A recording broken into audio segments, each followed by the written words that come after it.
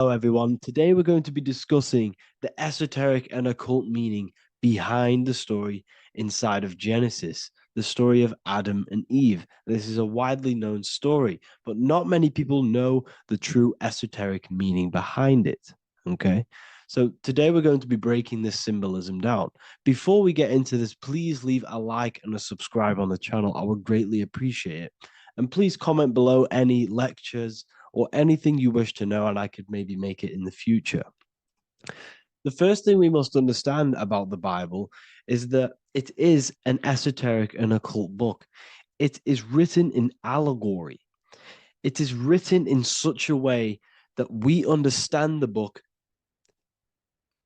compared to our level of perception. Now, what do I mean? If a child read the Bible, they would gain a standard meaning and story behind it. They would gain a normal interpretation of the book, of being good, praise God, and be a good person. However, me, who have studied the occult and esoteric and symbolism for a very long time, when I read the Bible, I see a deeper meaning. I can read between the lines of the allegories, which means the Bible is written in such a genius way that it speaks to your level of intelligence. Depending on how advanced you are mentally and with knowledge, will depend on how you decipher this book and how the parables inside the book can speak to you in your personal life. Okay. So the Bible is the greatest psychological book ever written in history. This is why it's known as the greatest story ever told. It's a story. What we must understand with the Bible is that the Bible creates on the surface a logical way of thinking, which is what we call religion.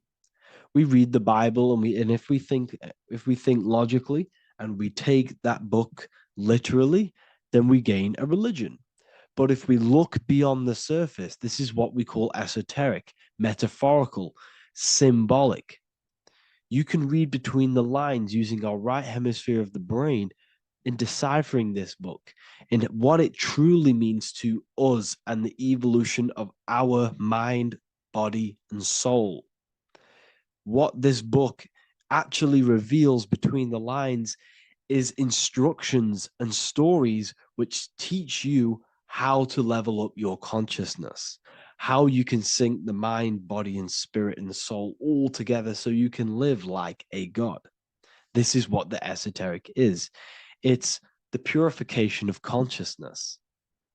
Now, when it comes to Adam and Eve, okay, what we must understand is that this is the beginning of creation.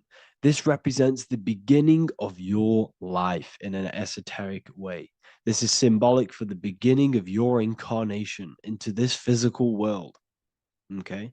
And we have Adam, masculine, Eve representing feminine. These are the two masculine and feminine energies which create the whole material universe, okay? And as we are born with a pure consciousness. We are born with pure consciousness. Well, now, what do I mean? As a baby, we have no knowledge. We are pure essence of the soul. You know, we don't gain the knowledge of good and evil. We are pure. Yes, we're not happy all the time as a baby, and we're not sad all the time, but we have no ego. This is what I mean. Our consciousness is not split. As a baby, you are whole. You have a whole consciousness. You are yourself. You have no false identifications, no limiting belief systems, nothing. You are pure awareness and the pure soul and the pure mind. Now, this is what Genesis is representing. As we grow older, the more experiences we gain, the more thoughts we start to think, the more knowledge we gain of this world, the more impure our mind, our heart, our soul, our spirit becomes, the more impure our body becomes. As we grow older, We're infected with negative beliefs, negative thoughts, and society norms. This is a big one. As we grow older, we are molded by society. We shut off areas of ourself and we push them away so that we fit in with society. We all know this. We all did this in school. We pushed away parts of ourselves to act cool or to fit in, whatever it may be. Whatever type of person you were in school, we all went through this because society and culture is programmed. So as we grow older, our consciousness splits. We gain a persona, an ego, and we gain a shadow self, the subconscious, and we gain an ego. Now, the ego is what you show to people.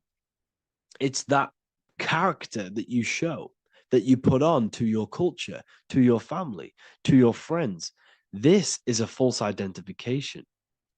And we also gain a shadow self. The shadow self is gained through experience. This is the subconscious. Our ego is created through experience.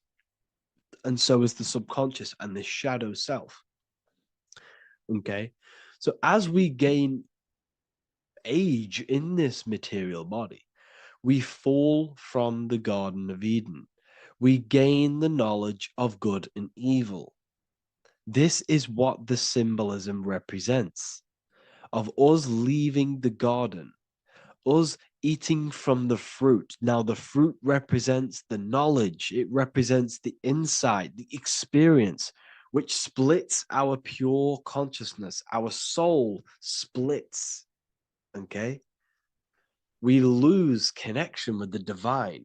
We lose connection with our pure self through material experiences. We may lose ourselves in material experiences. We may lose ourselves in lust and material gain, wealth, and all of these lovely things that the material world offers. We lose ourselves in this. Okay?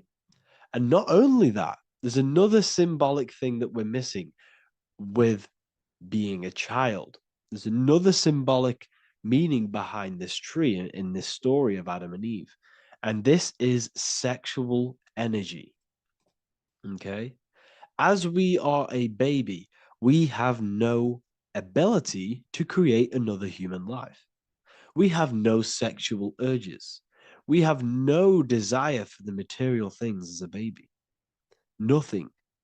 As we grow older, our sexual energy cultivates around the age of, it's like 10, maybe earlier for some people or later for some people. This is what we call puberty, when our sexual energy activates. This is when the masculine and feminine energies are present within the body. And we are now given the ability to create human life. We're now given the ability to bring in a soul into the material world. Now, this is what we believe and know in the esoteric world. That is what sex is. You're bringing a soul from the astral into the physical. Okay. So as you grow older, you gain this ability to use the power of creation. You gain this force within you that allows you to open a portal in the astral and bring in a soul to the material. Now, this power can be misused. This power is very powerful and should not be misused. In occult and esoteric teachings, we teach and learn sexual transmutation, how we transmute sexual energy into different areas of our life so we can grow and create. Because sexual energy is creative energy. It creates a whole new human being. So if we retain it, we can transmute it into creativity. So this energy is kind of corrupting us as well. And now I'm not saying growing up is evil, all this thing is evil. This is a natural cycle that we must go through. The soul of us must go through this cycle so that we learn, so that we overcome it, so that we gain mastery over ourselves, so that we expand ourselves. I recommend you watch the Evolution of Consciousness lecture that I did on my YouTube. An amazing lecture. talks about the evolution of consciousness and how we're on a never-ending cycle of life and death and expansion. So leaving the Garden of Eden is symbolic. You see, Eve represents emotion. She's feminine. Adam represents action. That's why he bit the apple. You see, Eve takes the apple and tempts Adam because she's the emotion. She's the sexual desire. And Adam eats it.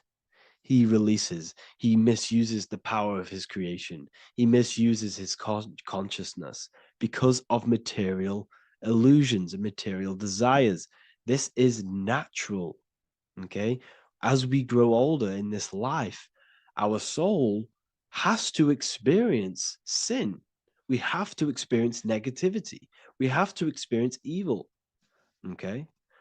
And we have to misuse this power within us to learn about it so we can overcome it and gain control over it. Now, this is why the Bible says in Genesis 3:6, for God doth know that in the day ye eat thereof, then your eyes shall be opened. Ye shall be as gods, knowing good and evil. This is very, very, very symbolic. We come into this world to experience a dualistic way of reality.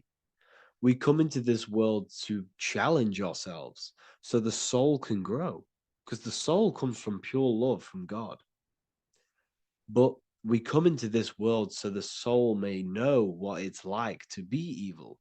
You see, we are like a seed. Our soul's like a seed. And when that seed grows, okay, and it's planted, them roots must grow to hell in order for the top of the tree and the roots to grow to heaven. In order for the soul to reach the highest states, it must descend down into the lowest states. Good and evil. This is the story of good and evil, okay? And this is the story, a psychological story of how the human mind has functioned in this life. This is what this story is representing of how our soul and mind is functioning, how our consciousness is splitting and growing up and evoluting. Okay. Like I said, snakes represent sexual energy. They represent, snake, when you've been snaked. This is why we say you've been snaked, because it represents a temptation of sexual energy. This is why the Kundalini is symbolized as a snake. This is the serpent within us that we can rise to activate dormant brain cells in our brain. Now that's called the Kundalini awakening. I'm not going to get into that into this video, but this is what it symbolizes, the tree and the knowledge of good and evil, because our body is the tree. Our central nervous system is the tree. The snake is our sexual urges and this false temptation that tempts us to interact with sin, the material world, okay, and go against our higher divine self. This is what it represents.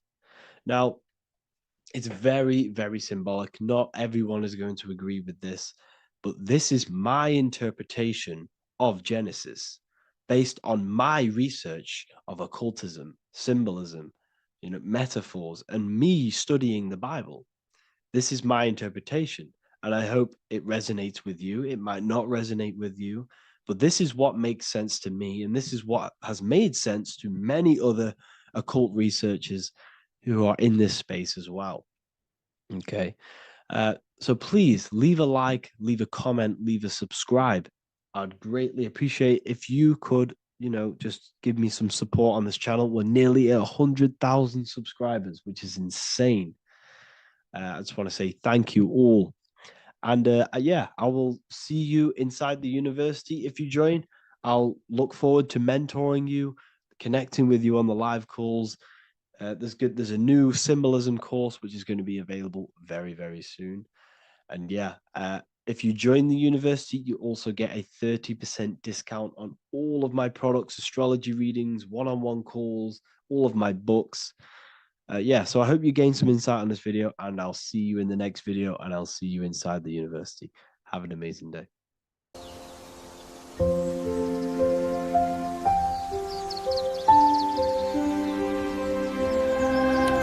wordofwisdom.com. Visit today.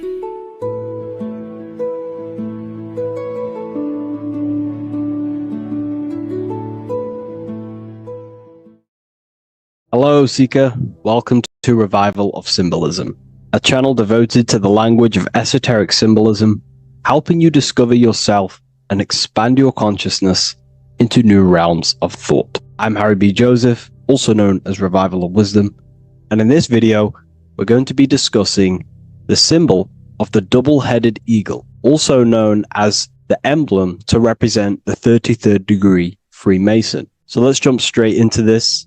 We have a piece of Masonic artwork here, which is what we call a complex symbol. A complex symbol is not just one symbol, but many different symbols in one piece of artwork coming together, forming a greater meaning. So we have many different symbols to break down here. And we're going to start off with a little bit of context so we can understand this symbol. This symbol represents the 33rd degree Freemason. Once you reach the 33rd degree of the York Scottish Rite Mason system. So once you reach this level, this symbolism corresponds to that individual. So therefore, this piece of artwork is representing the consciousness, the mindset, the ways of thinking, the ways of viewing the world of the 33rd degree Mason. It represents the consciousness of the 33rd degree Mason. And this is what esoteric symbolism is about. Esoteric symbolism is symbols and emblems representing states of consciousness and teachings within the forces of consciousness. So let's jump straight into this. The first thing that I see when I look at this piece of symbolism is the double-headed eagle, okay? The double-headed eagle. What is this eagle doing? So the thing with symbolism is that symbolism trains the mind to think in a subconscious way. Now, what do I mean? To the person who thinks in linear thought, straight line thought, A to B thought, they see an eagle. They see a piece of artwork. They just see a piece of artwork with no meaning. But to the person who is trained in the occult, these symbols are representing thought vibrations. One example would be in occult symbolism, what we're meant to do. These symbols represent thought forms in the mental plane, within the mind of the individual. Instead of me just giving you the answers, in the occult, they give you symbols. And what you're meant to do is look at these symbols, stare at these symbols, and see what kind of thought arises in your mind, and follow the chain of thought. This is how you unlock deeper levels of symbolism. This is what we call the chain of thought. Now, what do I mean by the chain of thought? If I look at the eagle, I see an eagle on a basic level thought. But then that thought leads to another connection, because this is how thought works. Whatever the character of the thought we think is, or whatever the vibration of that thought, for example, the character of the thought right now would be an eagle, then that leads to another thought. For example, flying. Then flying is connected like a chain to another thought, higher perspective. So we follow the chain of thoughts until we unlock the deeper levels of the meaning of the symbol. And this is what the occult seeks to do. Symbols make and force the individual to go inward. You look at the symbol, it's not a direct meaning, but you have to go inward and start to think and follow the chain of thought that this symbol is connected to until you find its deeper meaning that relates to the individual, to you, to a teaching or a force of consciousness or a state of consciousness, okay? It's very difficult to explain in words because symbols transcend the barrier of words, okay? So what we're looking at here is a eagle. And what does the eagle do? Well, the eagle has the ability to fly above the earth. It looks down upon the earth. In allegory and metaphor, this represents a higher perspective of reality, a higher perspective of the world, of the self. So this is representing the consciousness of the 33rd degree Mason. They have a higher perspective of themselves. Why? Because they studied the mysteries. They studied the Kabbalah. They understand consciousness. They understand the human psyche. They understand the origins of consciousness, the forces of consciousness. They understand how the material world is created through the forces of consciousness. So the eagle represents higher perspective because it can fly above the earth. And here you have the earth, this circle here, this sphere. So it's flying above, symbolizing a higher perspective of reality, a higher perspective of the physical world, the physical body, and the self. Because ultimately, this is what it's about. Freemasonry is about, of course, self-mastery, building a better self. That's what the craft is. But it's ultimately trying to figure out the mysteries of consciousness itself and the origins of reality. We gain this insight through Kabbalah, the study of the Kabbalah tree. So let's not get off track here. So the eagle ultimately represents a higher perspective of reality because it can fly. On a deeper level, it also represents the astral body, because the astral body can fly above the material plane. It has no connection, no limitation to the physical plane. It does have a connection to the physical plane because all of the dimensions, the mental, the astral, the etheric, the physical, are all interwoven to each other. However, it also represents the activation of the light body, hence why we see this light rays around it. But that's a bit too deep for now. Let's go a little bit deeper into about the basics of this symbol.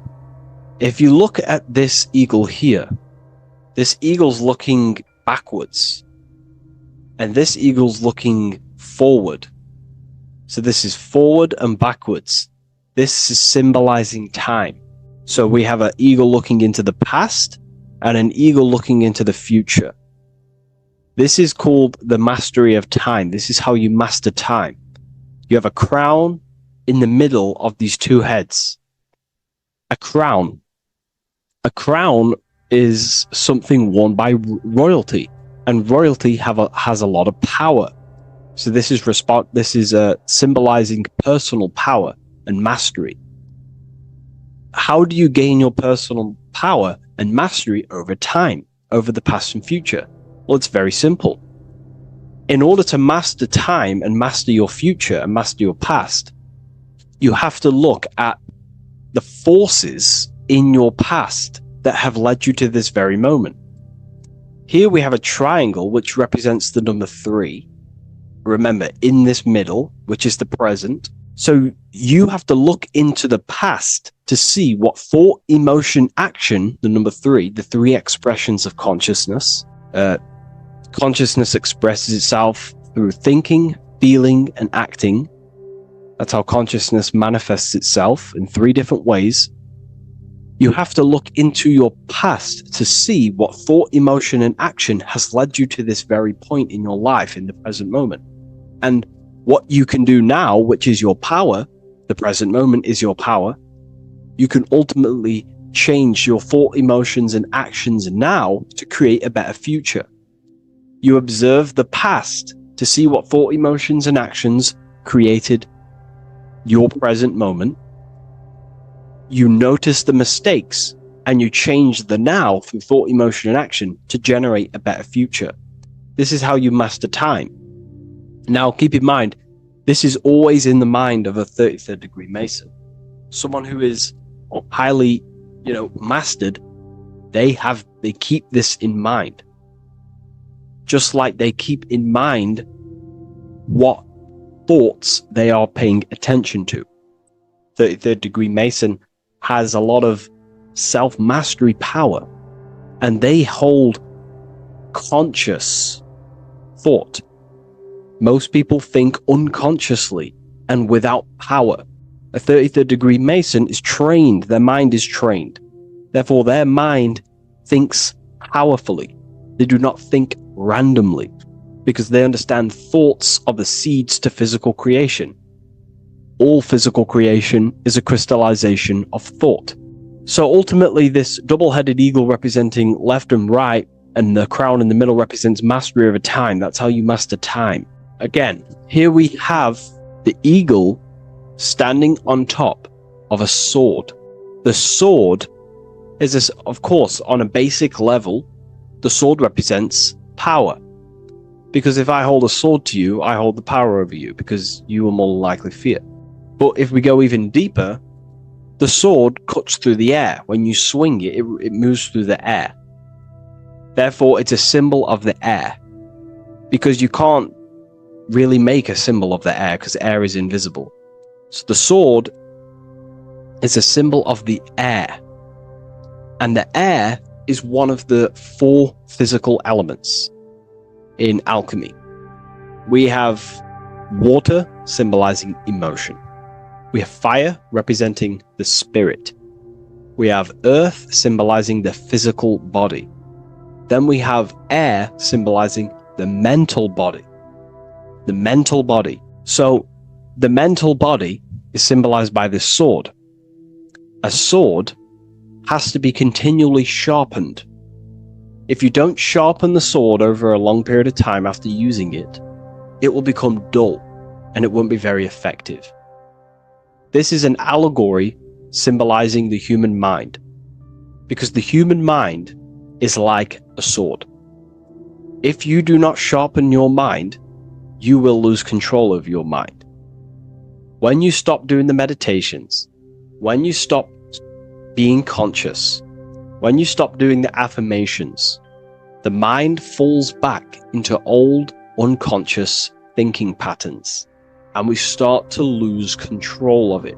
The mind is seen as a sword within the occult, because this is pretty much your tool. Your mind is your tool. This, just like the sword is a tool. Your mind is a tool to create reality. So we need to make sure this tool is always sharpened, that we stay on top of the mind, hence why the eagle is on top of the sword, symbolizing control over the sword, mastery over thought. This also goes into thought forms. In the occult, there's something called thought forms. Thought forms are basically taught to the individual and understood by the individual, who understands that the mind is not just in the brain. The mind is a part of a mental field.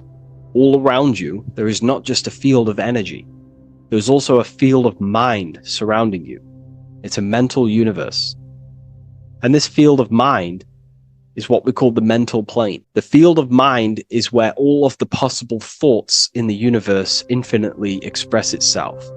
So each area has different thought forms. Each postcode, each place you go has different thought forms. This is why if you walk into a cathedral, for example, an ancient, amazing structure, your mind instantly becomes, you're amazed.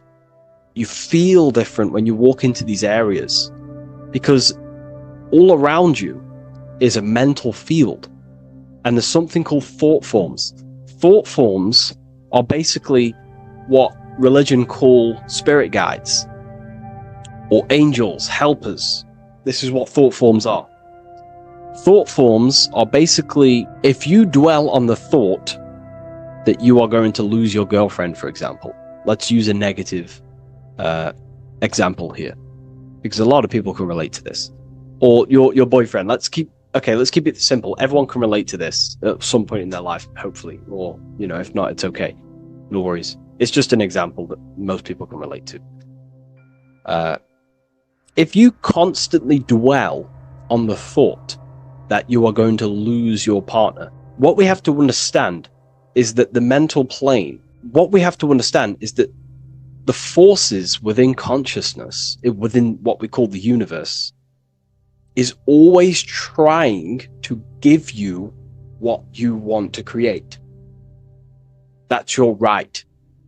The universe or mind or consciousness, whatever you want to call it, is always trying to unfold what you want to create. It doesn't know the difference between something you don't want to create or do want to create. Whatever you think about is ultimately what this power of consciousness or the universe will try and manifest.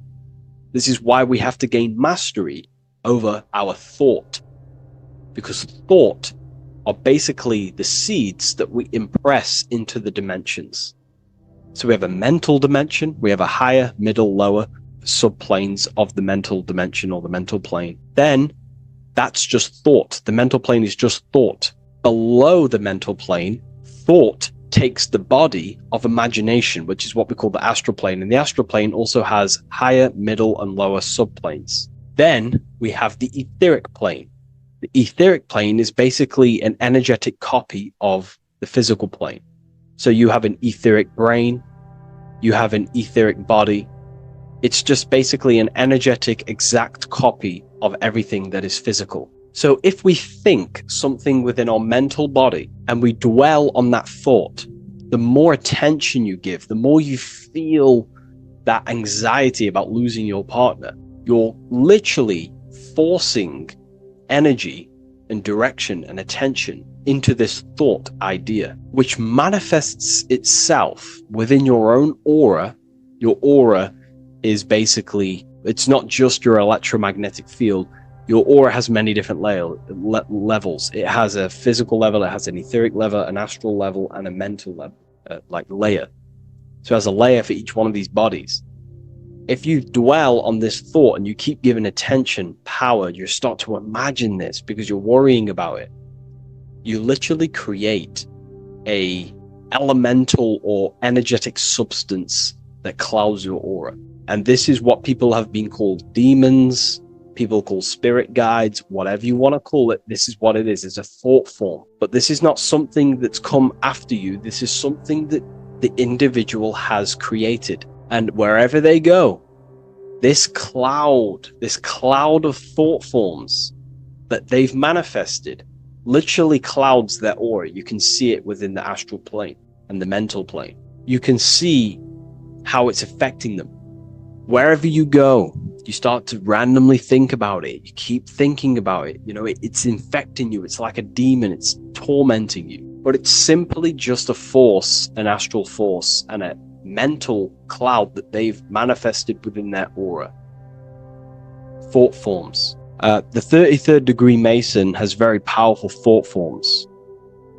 And this is, you know, if you're a Mason yourself, and you're not aware of this, this is why it's great to be around a 33rd degree Mason within your lodge, because they have very powerful thought forms, and you being in the present of them, you're also taking on his thought forms, and they can assist you. We're all affecting each other through thought transference through the mental field or the mental plane. Okay. Now I'm not going to go too deep into that because, you know, people can use that knowledge for really bad. But ultimately it represents thought forms also, symbolized by these clouds. Clouds are a symbol of thought forms, because they manifest themselves as basically like a cloud form energy within the aura of an individual. So this represents the mastery over the intellectual side of consciousness, of thought, sharpening the mind, gaining mastery. Then we have 33 in a triangle. A triangle in alchemy symbolizes, well, the upwards triangle, the upright facing triangle symbolizes the element of fire. The downright facing triangle represents the element of water. So an upright triangle represents fire.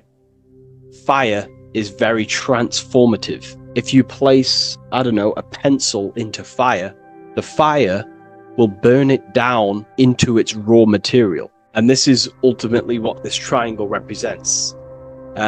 It represents the consciousness of the 33rd degree Mason, who has basically transformed themselves from ego consciousness, only dwelling within the limits of their ego, their old belief systems of thinking they were the body, only reacting to five sense thinking, linear thinking, low base consciousness, not knowing right from wrong. It's basically transforming themselves. They have burnt themselves down to their raw soul form, and they understand that they are a soul, and they've experienced this, by casting off all the attachments to consciousness. This is why there is the number 33 within this triangle, because 33 is the age that Jesus dies. It's also the number of the Kabbalah tree, because the Kabbalah tree has 10 Sephiroths, 22 pathways, and one hidden sphere called Dot, which all adds up to 33. And the Kabbalistic tree of life, just to give you a bit of context, basically is a blueprint of how God manifested the world, and you are an expression of God, so it's also representing how your soul fell into matter, how consciousness creates matter. And it's also a diagram of how reality is not fixed, but it's ever unfolding creation through these forces of consciousness. So the Kabbalah teaches a way back to source consciousness if you go from the bottom of the tree to the top. And in order to go to source consciousness, you have to die symbolically. It's the death of the self, the death of the ego, the death of the old self, the old belief systems that you had. That has to die. The old person has to die to give room to be spiritually reborn, so you can actually figure out who you actually are. Your ego has to die. Now, that's not saying ego death, but you have to basically give away all of your old belief systems to then be spiritually reborn. That's why Jesus dies at 33 and is resurrected. Ice melts from ice into water at 33rd degree. So it's symbolic of transforming. And again, the upright triangle is the fire element, symbolizing burning things to its base raw material.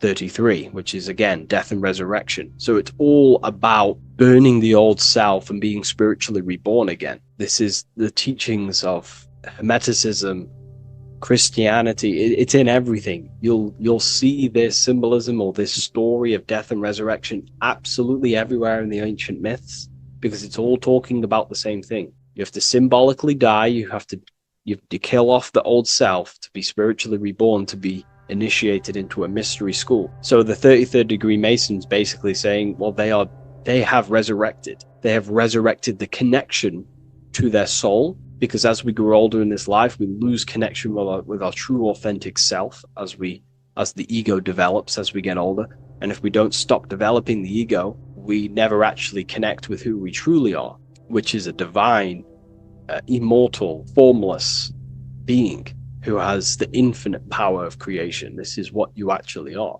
Okay, so it's also symbolizing the union of opposites, hence why we have a double-headed eagle here. It has opposites. Obviously, this is massive within the occult. You see this everywhere, union of opposites. Okay, so union of opposites goes from, basic teachings to the most advanced teachings that most minds are not ready for. Union of opposites is on a basic level, is union of the mind and the heart, going from mind consciousness, which is basically ego, the lower self. That's not to say the mind isn't powerful, but that is the house of the lower self. The ego. It's the house of the ego. So we have to learn how to use the mind for what its proper use. The mind's proper use is for the soul to create.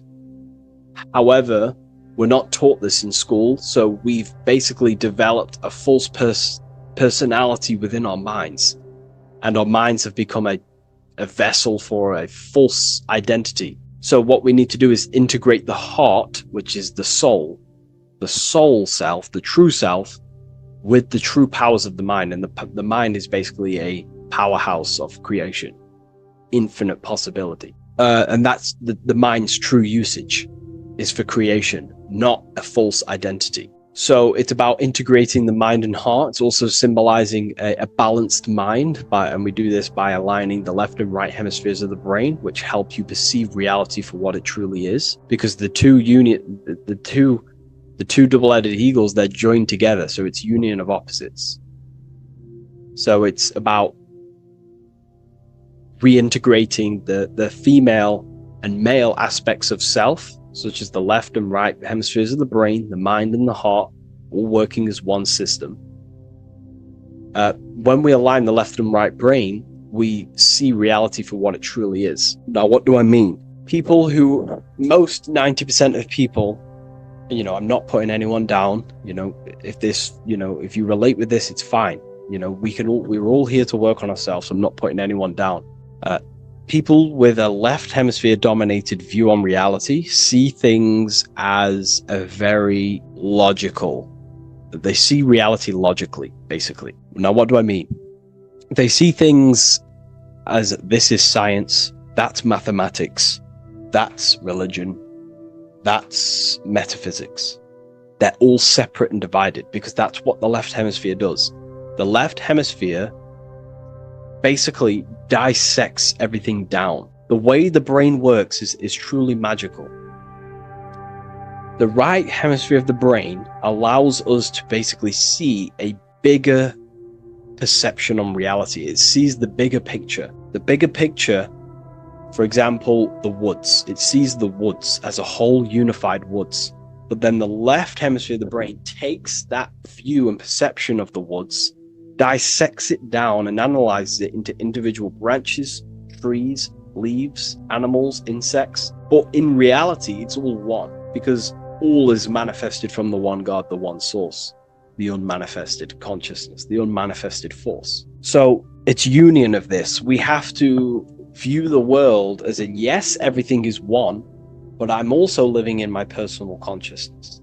Yes, there is a collective consciousness. We're all one consciousness, but I also have my personal consciousness.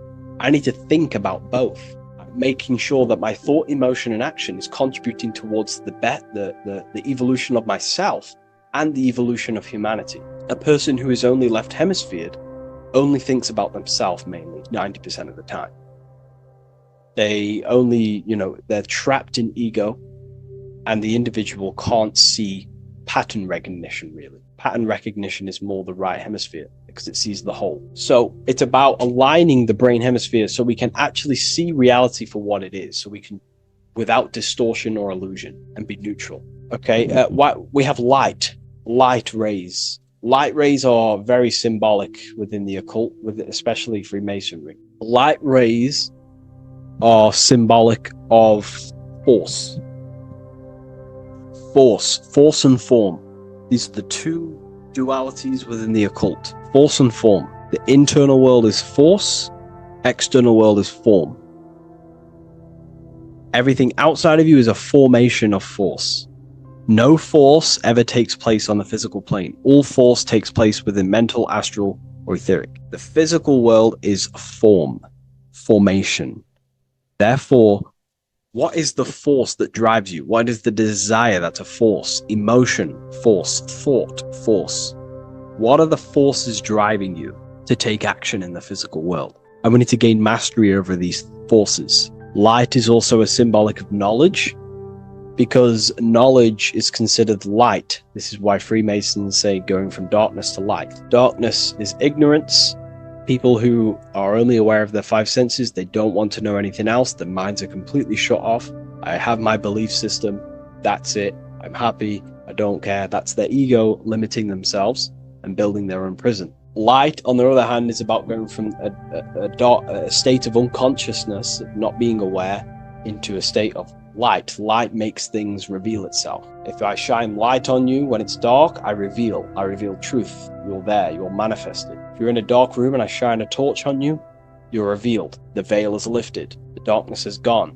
So this is symbolic of light revealing higher truths to yourself as you walk the path of self-realization and gnosis. So light is symbolic of this also. They have high amounts of intelligence, a 33rd degree Mason. They have a lot of light. They have a lot of knowledge. They've researched a lot of things. They're intelligent in many different areas of life, within speech, within grammar, the way they portray thought, their mastery, their level of mastery, their understanding of themselves is very advanced. They also know a lot about physiology, about the brain, about the body, life, consciousness, astrology. They know a lot. They have a lot of light. 33rd degree Mason. Me, myself, I'm not a part of Freemasonry, and if I ever do become a part of Freemasonry or any order, I will openly share it to all of you. This information has come from following the chains of thought through self-study and self-realization, and studying Freemasonry from an external view. You can gain a lot of insight just by studying symbolism itself. Masonry is about being a builder. That's what the word Mason is. Mason is about building. The word Mason means builder, and it's about building the self. We're all building either our prison of our soul, or we're building our freedom of our soul. Every single one of you. Every time you reject something that you were, if you reject where, if you did something wrong and you reject you being wrong, someone tells you were wrong, but you reject that, or they try to give you a piece of information and you reject it, you're building your mind's prison, stone by stone. But the person who has an open mind to all things is freeing their mind, freeing their soul. So we're all builders of our soul, and we're all builders of reality also. And we're all building Earth. This is the building project is Earth. We're all contributing towards it through our thoughts, emotions, and actions. These are our God-gifted powers: thought, emotion, action. These are our rights to operate in the world. These are your buttons to control the character in the game. So I hope this information has given you a lot of insight about this symbol. Please leave.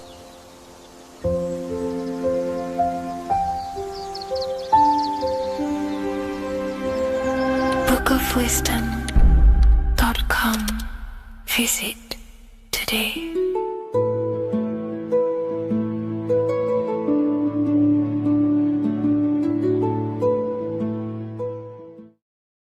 You're living in 4 planes of existence right now, but most people are only aware of one. And that's why they feel lost, disconnected, and stuck in cycles they can't explain.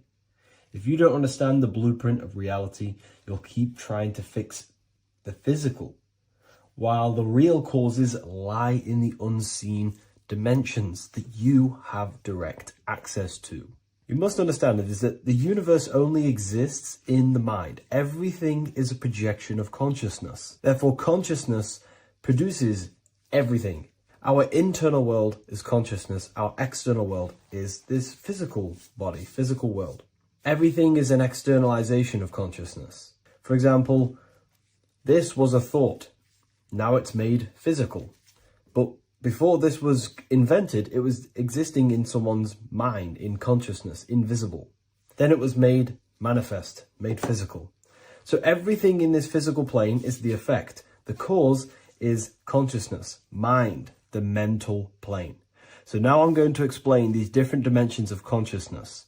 You don't just exist in this physical plane. The physical plane, in fact, is the lowest plane there is. It's the illusionary plane. So first of all, we have the Buddhic plane. This is the nothingness. So think of it like this: absolute nothingness. If you turn off thoughts, there is nothingness. This is the void. And out of the void springs infinite potential, which is the mental plane. Now, your mind has no limitation. It can think anything, be anywhere, anytime, any place. In the whole world, there is no limitation with the mind. This is the realm of infinite possibilities. This is the realm of thought. Thought is a dimension, information and thought. To go a little bit deeper on this, there are pockets of thoughts, what we call in the occult fields of thoughts. Your mind does not think thoughts, it receives them. Your mind is like a radio. Whatever the mind is tuning into, setting its mindset, setting your frequency or setting your mind, you will receive thoughts based on that set, whatever you set your mind to. So there are pockets of thoughts that we penetrate in the mental plane. The mind is the mental plane, the infinite possibilities. This is the spark of creation. This is where all things begin to manifest as an idea in the mind as a thought. So if you want to gain certain information, you need to meditate or do thought exercises where you are penetrating that dimension of thought, that pocket of thought. For example, if you want to find a way on how to make financial wealth, you would use your mind, set your mind on wealth and money, and think, close your eyes and think about that specific topic and see where your mind takes you. And you will expand your mind into different pockets of thought and gain information. So this is the mental plane. This is how you can use the mental plane. You can use the mental plane to do this. Then we have the astral plane. We have higher, middle, and lower astral plane. The astral plane is the body for thought. So every dimension, physical, etheric, astral, mental, Buddhic, is a body for a dimension above. Each dimension below is a product of the dimension above. So for example, the astral plane is imagination. This is the lucidic realm of imagination. This is where thoughts begin to manifest into some sort of form. It's not a physical form because this is physical, but imagination is a lucidic form. It's not really physical, but it's there. It's a projection of light. It's astral matter condensed by the willpower of the mind. So depending on the vibration of that thought will depend whether it manifests in the higher astral plane, middle astral plane, and lower astral plane. If you think about more material things and visualize material things, this will manifest on the lower astral plane because material matter is low vibration. Now, that does not mean it's evil. That does not mean it's bad, okay? It just means low vibration just means more material. But if you think and imagine more spiritual things, this manifests on the higher astral plane. So the astral plane is the screen in your mind that allows you to vision an apple, that allows you to vision anything. It's that mental projection that's inside of your mind. Now, this is what we call the third eye. It's an eye because the eye is the mind, and the mind can see into the astral plane. It perceives this spiritual world, this lucidic realm that we have access to. This is where also infinite potential takes place. This is the realm of spirits, demons, jinns, whatever you want to call them. Spiritual entities exist in this because this is where thought forms manifest into form. This is where thoughts create bodies. Think of it like this. The mental plane is a thought of a chair. The astral plane is the imagination of that chair and all of the different possible chairs that could possibly be.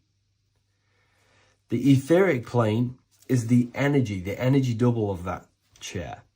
And the physical plane is the physical chair. So as you can see, the higher we go up, the more formless and lucidic it is.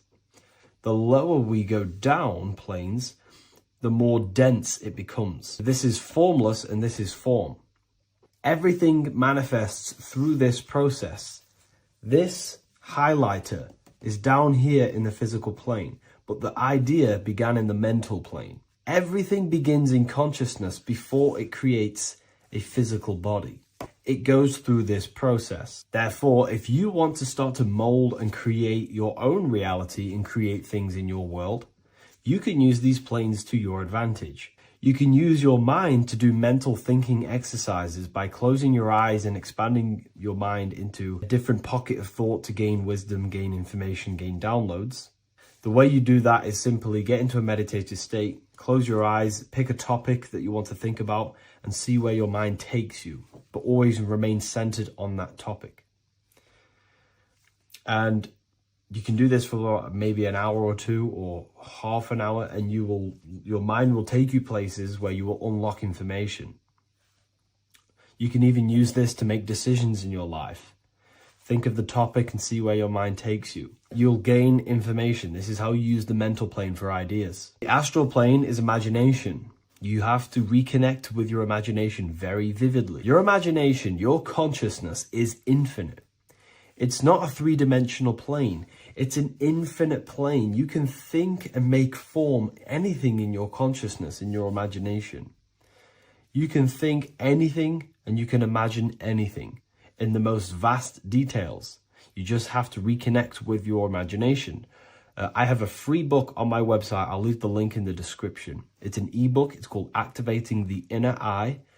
This is going to help you reconnect with your imagination. It's a practical guide on how to imagine. So once you know how to use the mental plane and astral plane, thought and imagination, you pretty much need to use the physical plane to take physical action with this physical body that you have and start to manifest these desires you have in the higher planes. Now, it's very important that we master the mind, because the mind is the very fabric of reality. We become what we think about.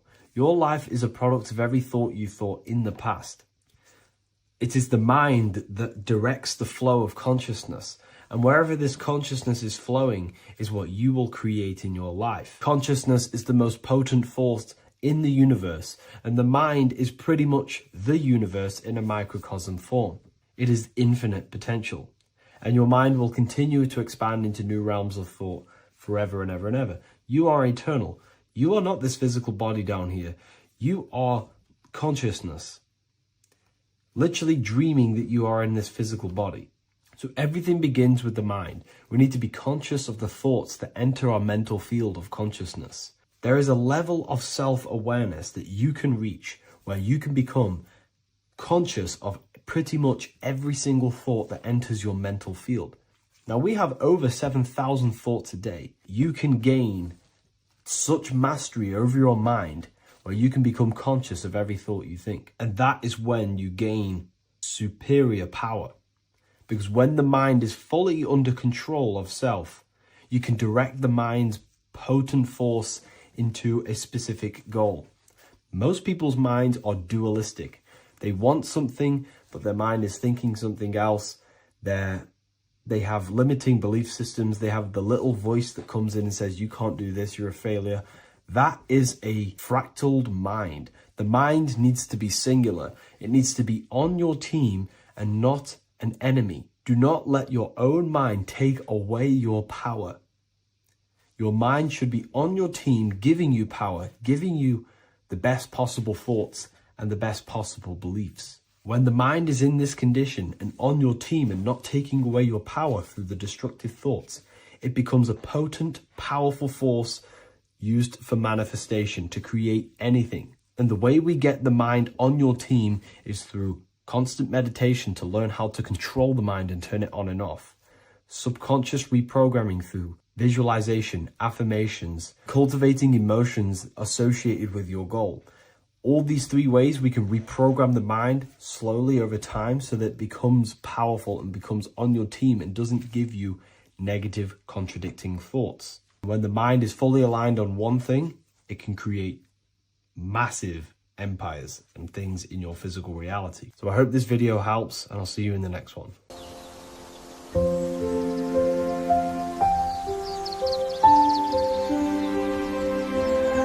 bookofwisdom.com. Visit today.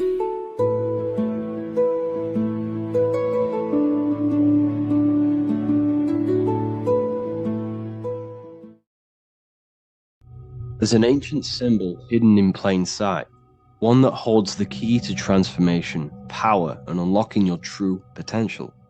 It's been used for centuries by mystics, rulers, and even modern science, but almost no one understands its true meaning. Once you do, it will change the way you see yourself and the world forever. Stay with me, because this could be the key to your own awakening. The symbol of the snake or the serpent is a very powerful symbol that refers to something within you, that we all are on this journey. So first of all, we see this symbol in ancient Egypt on the top of the pharaoh's head. We also see this with Buddha, with the snake on top of the Buddha's head and below. We also see this in Rome, with the Roman god Mercury holding the staff with the snake. We see this in Adam and Eve's story with the snake tempting Eve. We even see this today on the medical facility. But what does this mean? Why is this symbol being used for thousands and thousands and thousands of years? It has a very deep esoteric meaning. We see this in the Caduceus staff, and we even see the snake representing the Kundalini. What does the snake actually mean?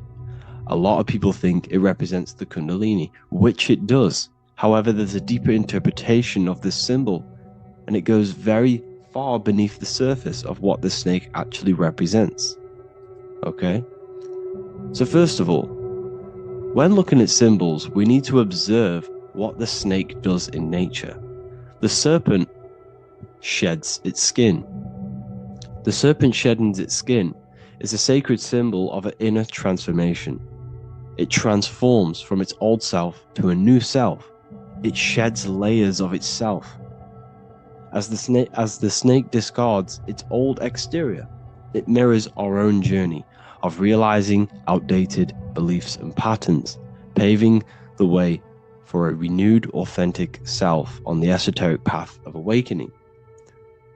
Essentially, it represents transformation, but not transformation of our physical bodies, transformation of our inner world. Now, this is where things get a little bit tricky and you may become a little bit confused, but I'm going to make this very clear for you. The snake symbol or any symbol can be used for different contexts. For example, the Kundalini. We see the snake representing the Kundalini. We all know that energy can't be destroyed, only transferred. Like I said, this is a transferring of energy. It's a changing, a transforming, shedding its skin. It represents transformation.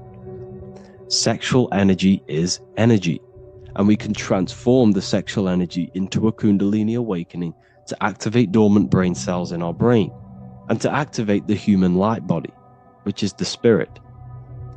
We can cultivate, save, and retain our sexual energy, transmute it up the spine to activate the brain. This is a symbol of transformation, of energy in this context. However, when we go to the emergency services, this does not mean the same thing as the Kundalini. The snake in this context represents transformation of health. When we are picked up by the emergency services, we are looking for a transformation. We are unwell and now we need to transform to well-being. This is why they use this symbol. It represents transformation, especially with the pole and the snake climbing. It's climbing, it's transforming from the bottom to the top, shedding its skin, shedding old layers, transformation.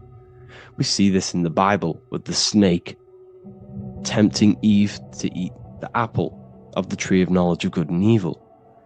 Well, what does this mean? Where's the transformation in this? Well, this is a very hidden one. The transformation takes place in Adam and Eve's consciousness and their mind. They go from a pure, whole state of consciousness, from being tempted by the snake, and they eat it and they transform into knowing the good and evil, into the dualistic ways of thinking and the dualistic meaning of this world. Let me rephrase that. They understand the dualism of this world, and they now understand the two good and bad ways of thinking. They know the knowledge of good and evil, of duality. They shifted from a whole state of consciousness into their consciousness being split into good and evil. This represents the journey of every single soul that incarnates into this world, including yourself. When you were a child, you were whole. You had no understanding of good and evil. But as you grew older, you eaten the fruit. You grew to understand the knowledge of good and evil. Your consciousness split from a whole into a separate and divided way of thinking and divided understanding of the world. We suppressed aspects of ourselves to fit in with society norms. And we just limited ourselves with limiting belief systems. We knew the knowledge of good and evil. Our consciousness split from a whole state. This is what Adam and Eve is symbolic of. We see this with the Roman god Mercury, with the snake. Mercury represents intellect, communication. He's always flying in the air, which represents the air, the mind, the intellect. He's holding the snake to represent transformation of the mind. This is what we call mental alchemy, turning base metals into gold, turning the unenlightened aspects of our mind into enlightened ones, turning our negativity into power and control. We see this with Buddha, and Buddha is all to do with transformation of the inner world, transformation of the mind and the soul and the emotions. and it also represents the Kundalini. We see this in ancient Egypt. We always see the snake on the head, representing the place where the third eye is, representing the intellect or the mind's eye, the third eye, whatever you want to call it. This is the place of the invisible intelligence within us. This is our mind or intellect. And this is the transmutation of the mind. This is why the snake is on the head, representing the transformation of the mind, going from the unenlightened into the enlightened, going from the uncontrolled to the controlled mind, so that we can control the very fabric of reality. I've kind of just given that away. Why is this important? Humans are creators. We're the architects of creation, endowed with the divine power to channel the fourth dimension, which is the imagination, into reality. Each thought and intention is a seed. When nurtured with focus and clarity, transforms the unseen into the tangible experience. This creative process bridges the gap between the ethereal and the material. Humans are creators. It's impossible for you not to create. Whether you're doing this consciously or subconsciously, you've been creating your whole life, turning non-physical thought into physical reality. We are creators. However, the mind cannot create in a state of chaos. The mind cannot create with limiting beliefs. The mind cannot create with thoughts that come and destruct our minds. The mind cannot create consciously and effectively if there are impulses within our mind and we have no control over the mind. So this is where self-transformation comes from within. This is where the snake comes in. The snake represents the transmutation of our mind from the uncontrolled to the controlled. In this context of the Egyptians with the snake on their head, it's all to do with mental alchemy. In the occult tradition, the mind is seen as a delicate instrument that demands constant vigilance. Left unchecked, it reverts to archaic and destructive thinking patterns. Like a finely honed blade, it must be continually sharpened through discipline and self-refinement.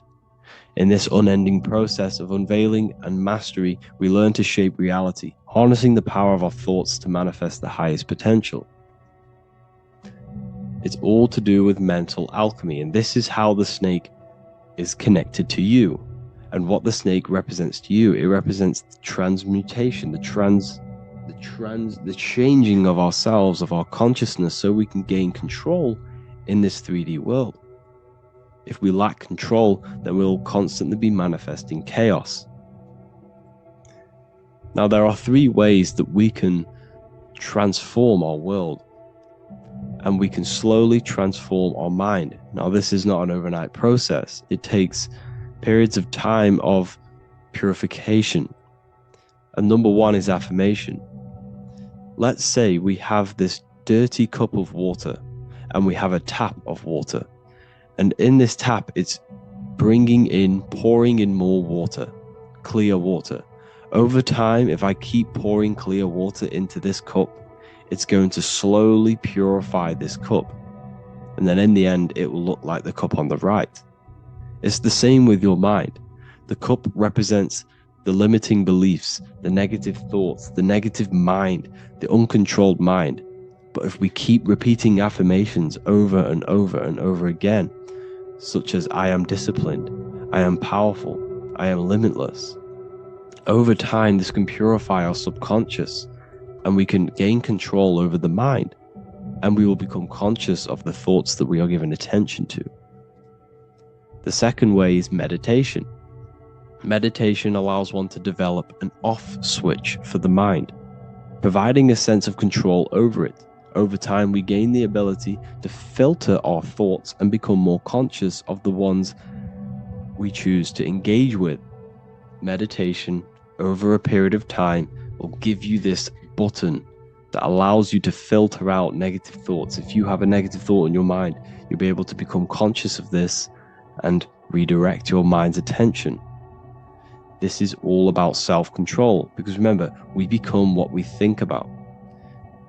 The snake represents the transmutation of the self. And another way is visualization. Visualization allows your subconscious mind to experience the reality you desire, accepting it as truth. As the subconscious becomes more immersed in this imagined reality, it works to manifest it into your conscious experience. Your visual eye, visual eye. You're using the mind's eye to see and mold your future. That's what imagination is for, to create in your future. You can become your future now in your imagination. And this can slowly purify your consciousness, slowly purify your mind, which will then, if you do all three of these over periods of time, you will see great transformation from the inside out. And your outer world will start to mirror your inner transformation, because it's as within, so without. You change your inner world of consciousness, of thought and emotion, you'll change your external reality and your circumstances. So I hope this lesson has gave you a great understanding of what the snake actually represents. And now that you see it, you will see this everywhere. Every time you see a snake, you know it represents the transformation. So please, if you can, leave a like, comment, and subscribe, and turn on the alerts to make sure you never miss a video. And if you have any video suggestions, feel free to make a comment and I can make a lecture on it. I appreciate you all watching this video today, and I'll see you all inside my university if you're inside, and I'll see you all in my Telegram if you join, and I'll see you in the next video, of course. Thank you and take care.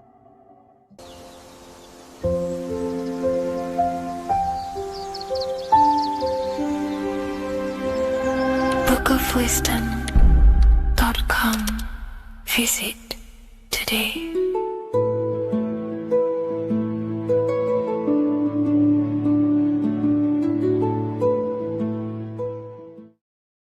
Welcome people, we're back with another video.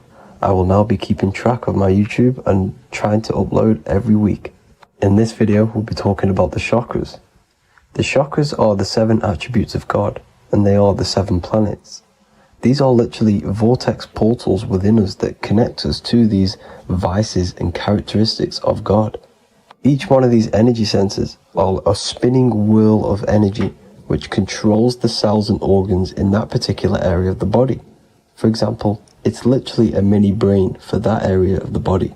Each chakra has a vice which you need to turn to a virtue in order to climb up through the system.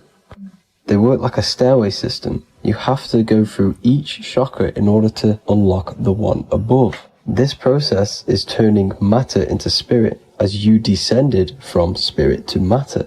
Saturn is Satan, that's why it's the lowest chakra, and that's why the devil is red, because red is the lowest vibrational color. When you are in these lower states of consciousness, you are in your animal nature. This is your physical side of your nature, and you are mainly being driven by your animal instincts, or your ego. Moving back to your higher self or your spirit self is not an easy process, it takes a while. However, with discipline, consistency, and motivation, you can achieve this, and this is what the ancients called Christ consciousness. Once you have achieved this, it is basically a state of mastery of the mind. You no longer lust for the lower animal nature things. Now let's start with the root chakra. This is located at the base of your spine, and you can feel this chakra by tensing your anus. This energy center is in control of your survival needs, your vitality, stability and security. Now, if this chakra is unbalanced, you will feel insecure, fear, anxiety, unstable, low self-esteem, anemia, over or underweight, and constipation. In order to balance this chakra, you need to feel grounded, embodied, stable, calm, centered, a sense of safety and trust in yourself and the world around you. The next chakra is the sacral chakra, which is located around the belly button area. You can feel this chakra just by sucking in your belly. This chakra is to do with relationships, self-worth, creativity, empathy, and most importantly, sexuality. This is the most important one in order to start to raise your vibration overall, is giving up the over-sexualized nature. In order to balance this chakra, you need to come into harmony with all the toxic relationships that you have. Get rid of the fear, the anxiety, the isolation, and 100% get rid of the over-sexualized nature. Lust is one of the most lowest vibrations you could possibly feel. It is literally manifesting hell. In order to work on this chakra, you need to feel self-worth. You need to do creative things, empathy, healthy relationships, and 100% being confident. The next chakra is the solar plexus. This is to do with personal power, will, metabolism, eating, happiness, and your self-esteem and self-identification. You can feel this chakra just above your belly, below your ribs, and you can suck in this area. If this chakra is blocked, you will feel lack of confidence, difficulty in manifesting your desires, low self-esteem, misuse of power, misuse of dominance, weak will, and shame in yourself. Biggest one for this chakra is overeating, as it's to do with metabolism. If you are overeating, you are literally unbalancing a lot of your lower chakras, not just the solar plexus.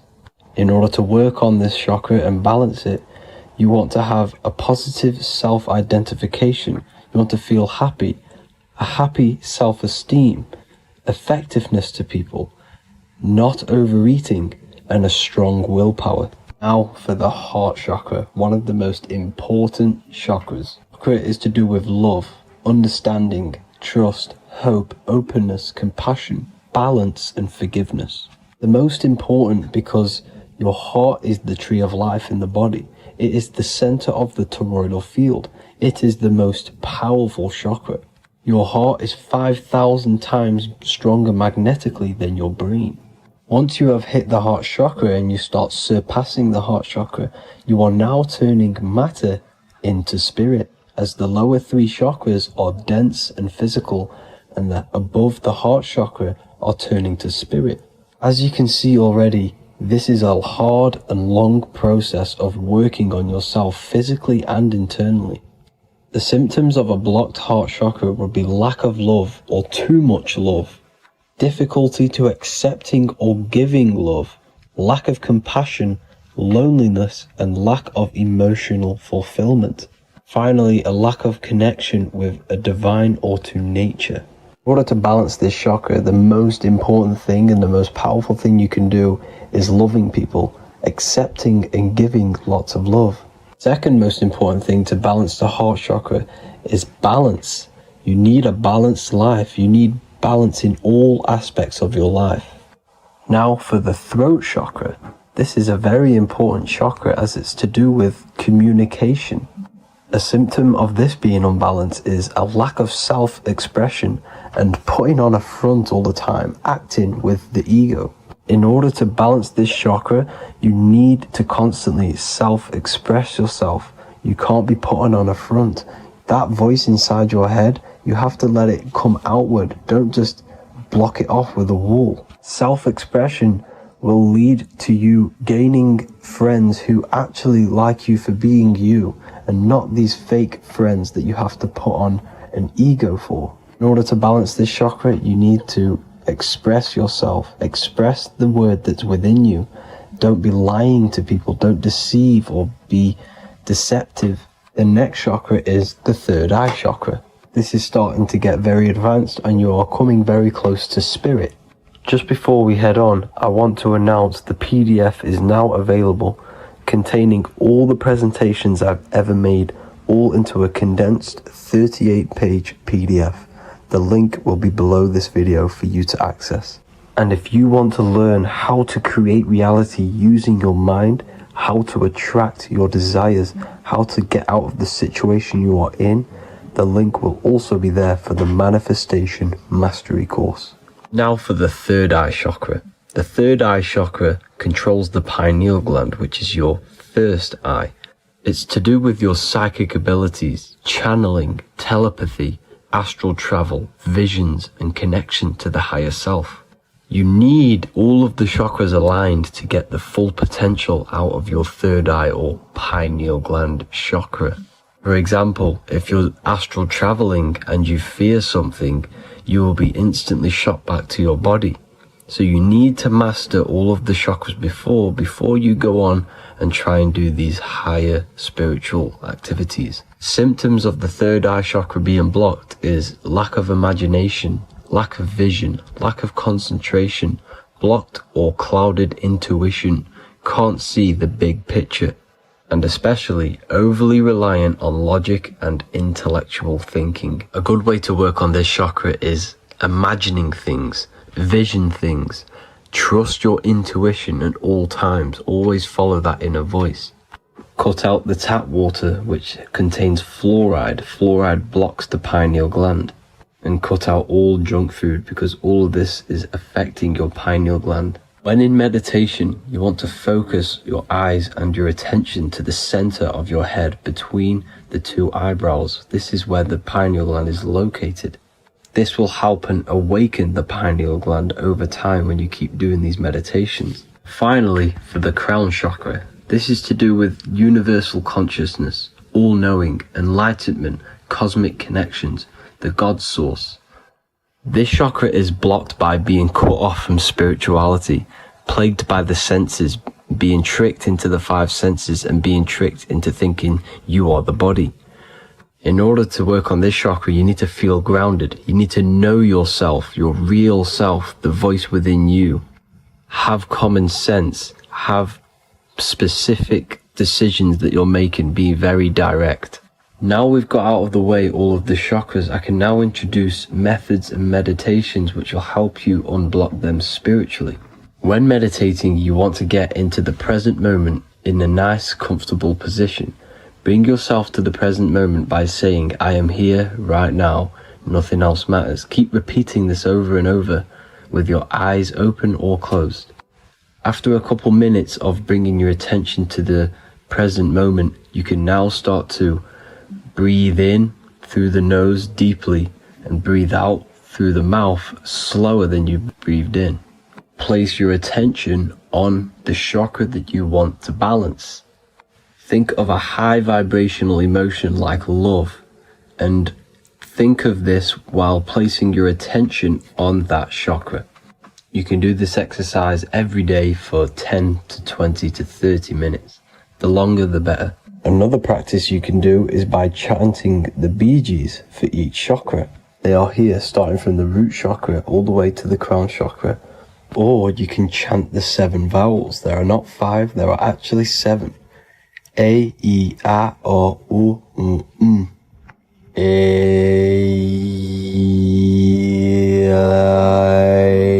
O. This is the proper way of pronouncing the 7 vowels.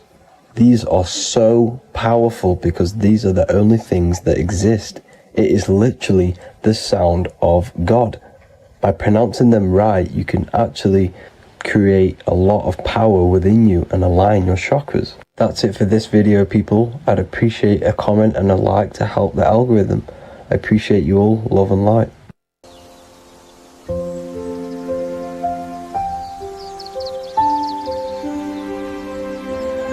bookofwisdom.com. Visit today.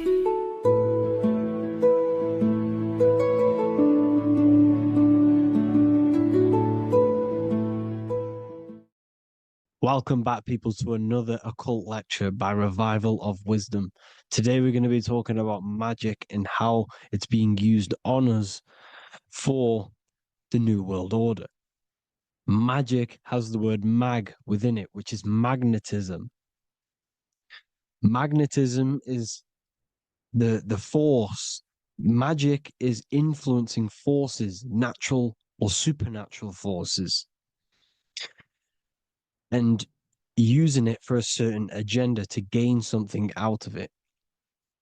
Now, magic is not what everyone's being thought. It's not some sort of fantasy thing. It's actually very common, and we all do it, whether you believe it or not. Magic is all to do with the mind.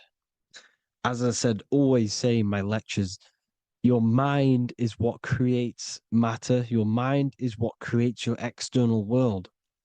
So it's all about manipulating and planting seeds within the mind, because your mind is a garden, and thoughts and words are seeds which are being planted in that garden. Your life, your physical life, the people you have in your life, your friends, your car you own, the job you have, is all a reflection of the thoughts that you've been thinking in the past. You are where you are in life because of the thoughts that you've been thinking. Therefore, your life is a direct reflection and manifestation of your mind, the garden, the Garden of Eden. Okay? The mind is what they are targeting. What you see, say, and hear has a direct effect on your mind. Me talking to you is influencing you. The words I'm saying is planting seeds within your mind. Now it's up to you to consciously act on these thoughts or these words, or to maintain these words. As above, so below. As within, so without. What's inside of me is outside of me. What comes into the storehouse comes out of the storehouse. You have the left, you have the right, you have the up, and you have the down. As above, so below. Whatever is in your mind will be expressed in some sort of way, consciously or subconsciously, spiritually or physically. The mind is what manifests everything. And this is what we need to understand. We need to understand is that the mind is not physical. All things spiritual manifest physical. All things seen come from the unseen. The words you're thinking, that everything you have is coming from the unseen. The actions that you do come from the unseen mind. Another expression for as above, so below is you are the universe itself. You are a universe, a mini universe. But just because you are mini does not mean you are the whole thing. If I take a little piece of infinite, let's say there's an infinite light source. Let's say I take a little chunk of that infinite light source. That little chunk I took is still infinite because it's been taken from infinite. You are the universe. Your awareness, your mind is the universe. It's information. You are the universe experiencing itself. This is why we say we are all God. As above, so below. What is in me is outside of me. The sun, the physical manifestation of the sun, is your soul. The 12 constellations are manifested in the physical body. The 5 elements are manifested in the physical body. They're manifested in the 5 fingers you have. As above, so below. This is manifested, well, this is a symbolized in Freemasonry and secret societies as the 2 pillars. The mirroring reflection, the reflection of reality, the mirror, as above, so below. What happens in the mind, what happens in the astral, happens in the physical. This is Aleister Crowley. This is all symbolism. This is the 2 pillars with the all-seeing eye and the triangle at the top. Aleister Crowley was a master magician, very powerful dark magician, black magician. There's 2 types of magic. You have white and black, just like the checkered board, the Masonic checkered board. You have white and black. You have good and evil. White magic is influencing natural forces to gain something that will help the collective consciousness, help the collective, help the earth, help other people. Black magic is something you manipulate something so you can get something personal out of it. Doesn't matter if it's good or bad. It's still considered as black magic because you're being selfish. Everything you do should be contributing towards the collective consciousness and helping others. And this is why the ancients lived in a system where everything was in unity. We understood that I am you and you are me. What I do to you happens to me because I am you and you are me. We are the same mind substance on the inside. We're all the same mind substance being expressed in different bodies. So what I do to your mind will have a ripple effect on my mind because all of our minds are connected within the mental plane. So this is why they know all this knowledge. To know all this knowledge. So yeah, this is the mirroring effect of reality, the two pillars, or symbolizes the number 11. The number 11. We'll go deeper into that. The technology we're using is magic. It's a form of magic. Television is tell a vision. They're telling a vision into your subconscious mind, into your memory. And when you turn on the television, you get a program because they're telling a vision to create a program within your subconscious mind. You see, the conscious mind is only 10% of your mind, which is to do with your, what you're aware of, your five senses. What are you consciously aware of? Well, I'm aware I'm here, I'm talking. I'm aware of what I'm wearing, the five senses, what I can hear, taste, smell, hear. What I'm wearing, I'm aware of what I think of. But the subconscious mind is the 90% of your mind. It's the hidden part of the mind, which is telling your heart to beat, telling your body to breathe. It's storing all of your emotions. It's storing everything you see, storing all the belief systems that you have. It has everything. It stores all of the habits you have, the values. It stores everyone's name that you know. All the words that I'm speaking right now is all coming out of the subconscious. Everything is subconscious. And it literally manipulates 90% of your daily basis behavior. Most people don't know this. What you did yesterday is what you will do today because of these beliefs and mental programs within the subconscious, stored within the subconscious. So the subconscious is what they're aiming at. They're trying to create programs within the subconscious because the subconscious manifests 90% of your thought patterns, 90% of your actions and words. They know all this stuff. So the subconscious mind is the most powerful part of the mind. Another way the subconscious manifests and influences your life is, let's say you were in a car crash years and years ago, 10 years ago. Let's say you're in this car crash, right? And you really hurt yourself. The emotion you felt in that time when you were injured in that car crash had a great impression on your subconscious mind. You see, the stronger you feel something emotionally, the stronger impact it has on the subconscious. You can remember and recall that moment and very vividly because of the impact it had on the subconscious. For example, you become that terrified of cars that it manifests into your life today, that you are wary to go in certain cars. You don't want to go in cars at all, maybe, because of that moment that stood within the subconscious. And it will manifest into anxiety. It will manifest into not going into cars. It will manifest into depression, maybe. These things, these emotional, very emotional, traumatic events have a great impression on our subconscious and they control your life. This is why you need to meditate and let go deep within yourself and let go of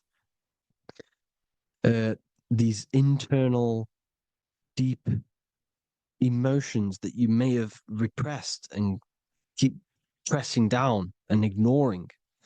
But you need to address it and let go of these subconscious impressions you have, which are controlling your life, like anxiety, depression. All of these things are stemming from things that are stored within your subconscious years and years ago, more than likely. Broadcasting. They're casting spells to a broad audience, to news, north, east, west, and south. They're casting spells. No, if you watch the news, everything's red. Breaking news in red writing or the red background, everything's red. Why? Because red's the root chakra, which is all to do with survival. They want to stimulate this root chakra because they want you down there in survival mode. They want you in survival mode because you're easier to control. They control out of fear.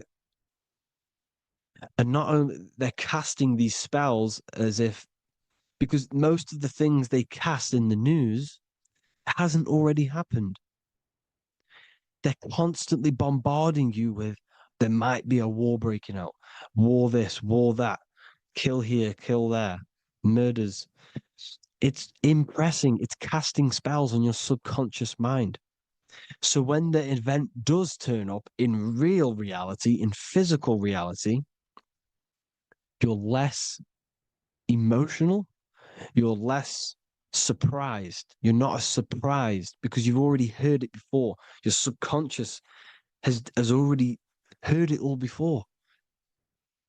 If you never heard of a war and then a war broke out, you'd be going crazy. So they subtly program your subconscious mind through the words, because the words they say is impressing your mind. It has an effect on your mind, which will have an effect on your behavior, your words, your conversations you have with people. They're casting spells to north, east, west, and south on the tell a vision. They're telling a vision by broadcasting, by saying spells. This is why we call it spelling. Even the word, listen, the words we say cast spells. Bless. Oh, bless you. That's be less. The subconscious mind only picks up literal things. You see, when I say bless you, your conscious mind picks that up as, oh, thank you, you're blessing me. But your subconscious picks up as be less. You see? Because the subconscious it has no filter. It's just, it is what it is. Everything is factual in the subconscious. Therefore, if I call you an idiot, your subconscious, my subconscious will think I'm talking to myself and calling myself an idiot, and it will take that as true. That is truth. Everything is truth within the subconscious. And the subconscious manifests your behavior. The devices this is the biggest one. Black scrying mirrors, device, the devil's vice, the device. Okay. Black scrying mirrors, black screen is scrying.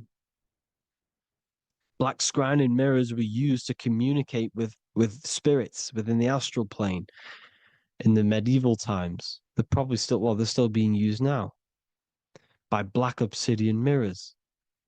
And look at your phone, it's a black mirror.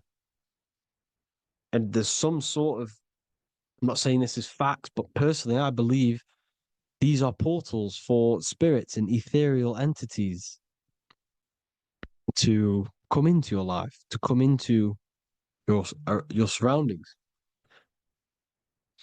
So this is the next big thing: the TVs, your iPhone, your iPod, all black mirrors, and mirrors are very, very powerful.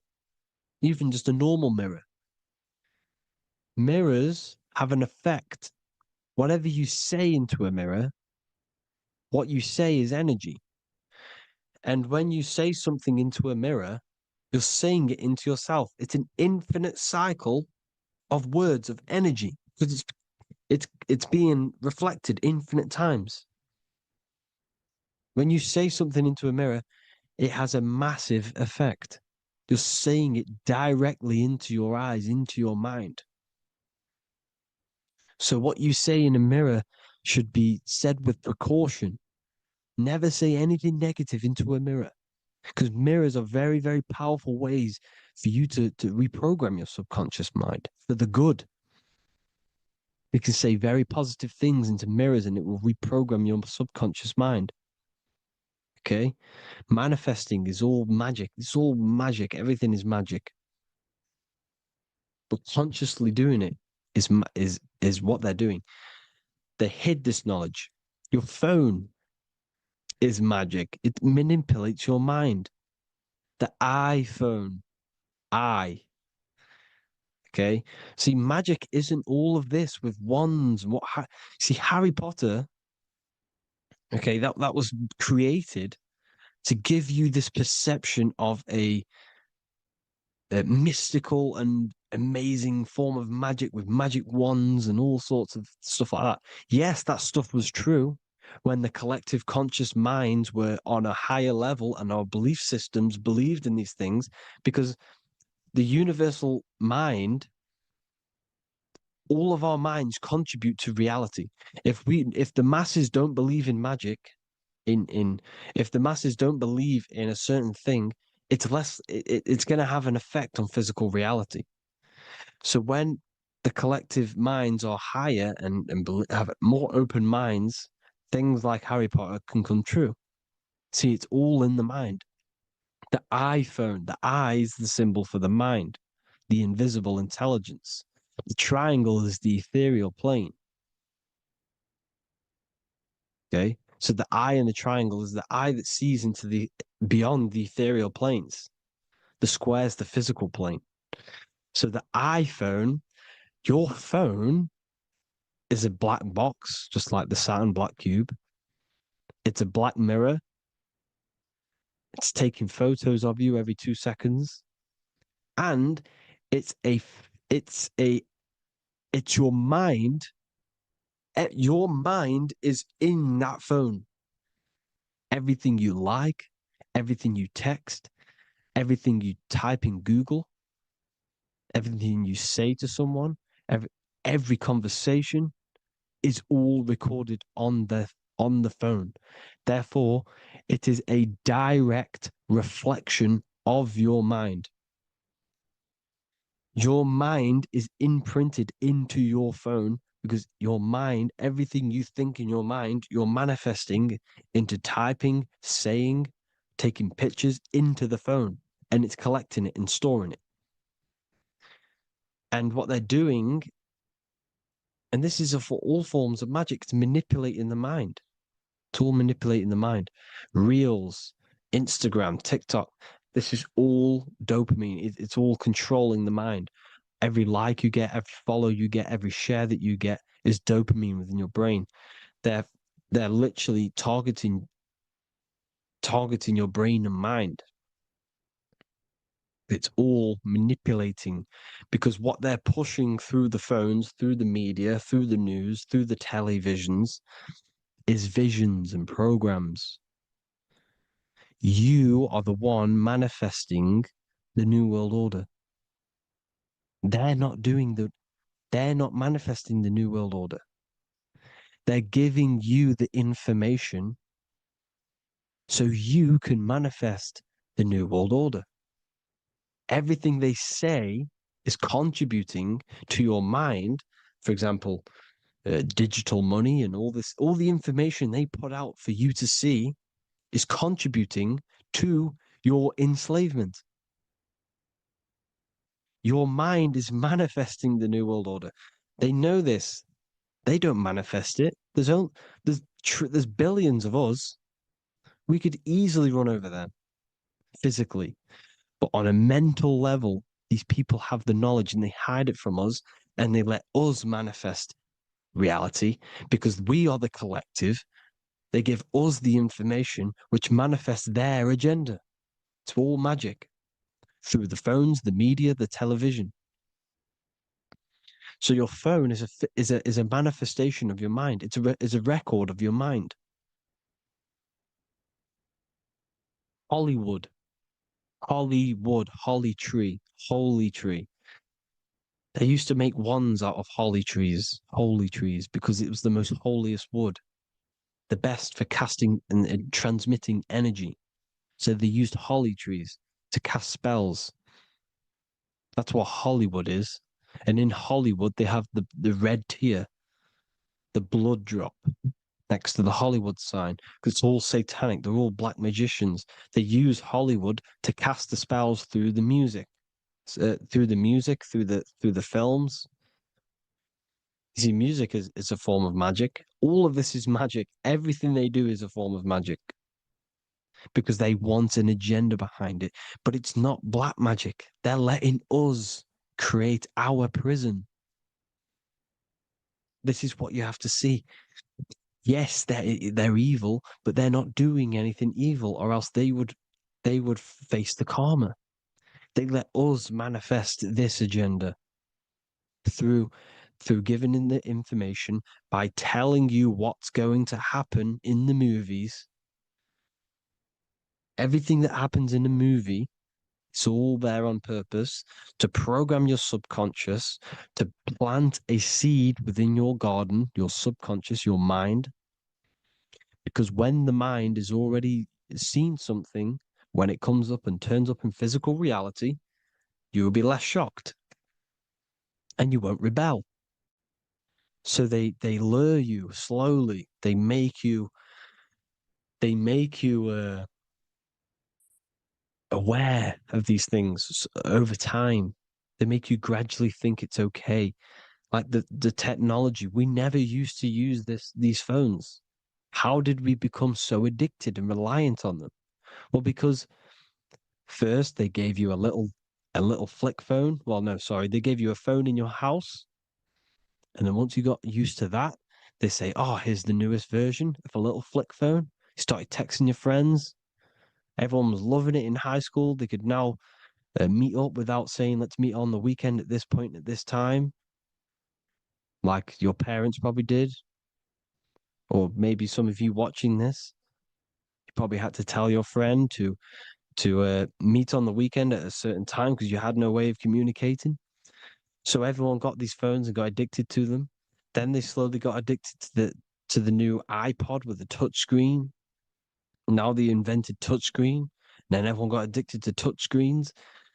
Then because all of this is producing dopamine in the brain, which creates you to become mentally addicted to things and physically addicted, chemically addicted. Because dopamine's a chemical. Your subconscious becomes a program within your subconscious, and your body becomes chemically addicted to these phones. And these phones are the enslavement of humanity, technology. Without this, we wouldn't be in this mess without technology. Because they're creating a hive mind. We're creating a hive mind. So back on track anyways, uh they program you. Look at the films, 9/11, 9/11, all produced by Hollywood. Here's the 11, like I said at the beginning, the two pillars which reflect reality. What happens in the mind happens in the physical. What happens in the astral happens in the physical. Okay, what happens in the physical happens in the mind. It's the two pillars, the mirrors. 9/11. 9 plus 1 is 11. Flight 11 was hijacked. New York is the 11th state. New York adds up to 111. This is not a coincidence. It's all a form of magic. It's a ritual, energy harvesting ritual, because your mind produces energy. Your mental attention produces energy, and they're feeding off this energy in the astral plane, these demons. Music is the most powerful. Personally, I think the music is one of the most powerful forms of magic they're using. Okay. Music is hypnosis. It puts your brain in a hypnotic state. It influences your electromagnetic field through vibrational energy. It reprograms your subconscious mind. Why do you think you remember the lyrics? You see, your subconscious stores all of the memories. Remember, the subconscious manifests 90% of your behavior. So therefore, The music you're listening to is manifesting your behavior. You wondered why some people wonder why they have drug addictions and they can't get out of violence and they can't get out of all this negative mind space. It's because the music they're listening to is creating a negative mind space. The words you listen to have plant seeds within your mind. So the reason you remember the lyrics is because that song created a program within your subconscious. Yes, that is what happens. You can use magic to reprogram your mind, but you can use music to reprogram your mind because it's all forms of magic. It's using natural mental energy forces to manipulate the physical reality. You manipulate your mind, you manipulate reality, physical reality. Okay. So the music, another very, very big one. When you turn on the radio, it's just all talks about alcohol, drugs, and sex because they want you down in the lower three chakras. They want your mind attached to matter when it's mind over matter. Your mind's not physical. You see, the word spirituality is the new trend. It's not about your spirit. It's not about your spirit. It's about your mind.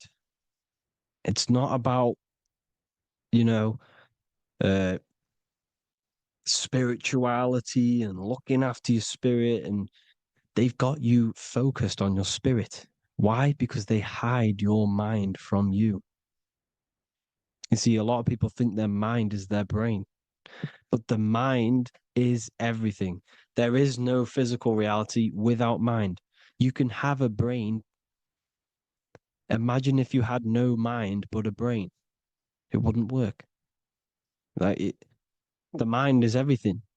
The mind controls your avatar. It begins in the mind before it happens in the brain. Then the brain manifests through the body. The brain's just an electrical computer. So that they've got people scared. Or do I have a soul or not? And all this stuff. Listen, if you have a mind, you have a soul, because you are not the mind. This is why everything is sort of an illusion, because beyond the mind is your soul. But what is the soul without a mind? You can't have a soul without the mind. But if the mind didn't exist, the soul doesn't exist. You are the person listening to your mind. I shouldn't say person because you're not the body.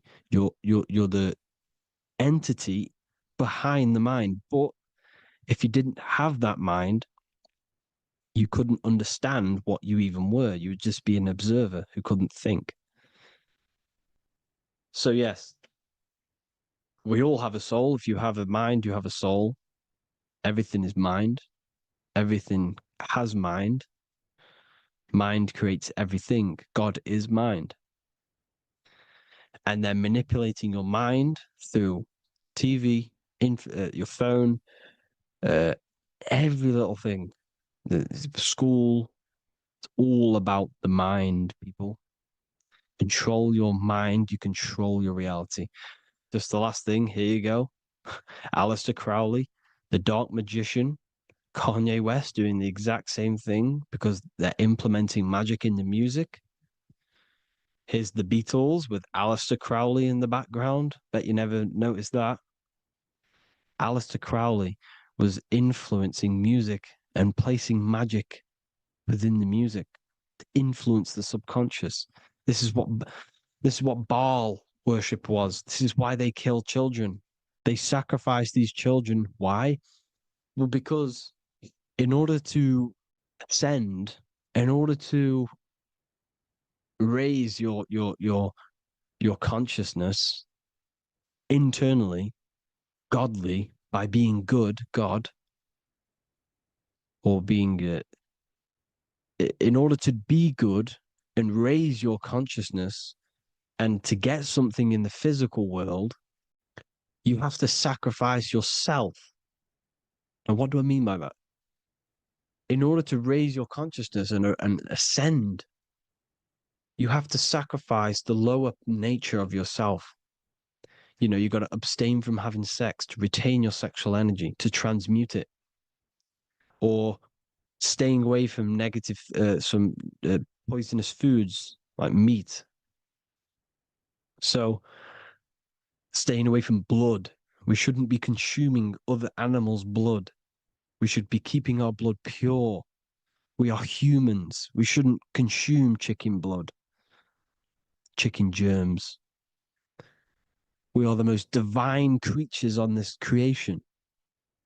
We are the most intellectual creatures in this creation. Therefore, we should keep our temples pure. We are not animals.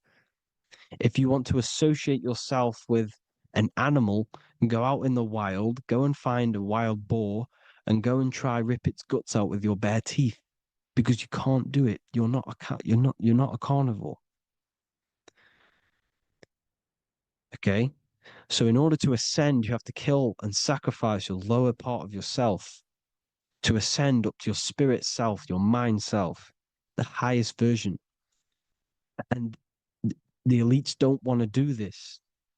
So they sacrifice other things like babies to kill them, to exchange their life over to the astral plane, so these demigods in the astral plane can give them something in return in physical.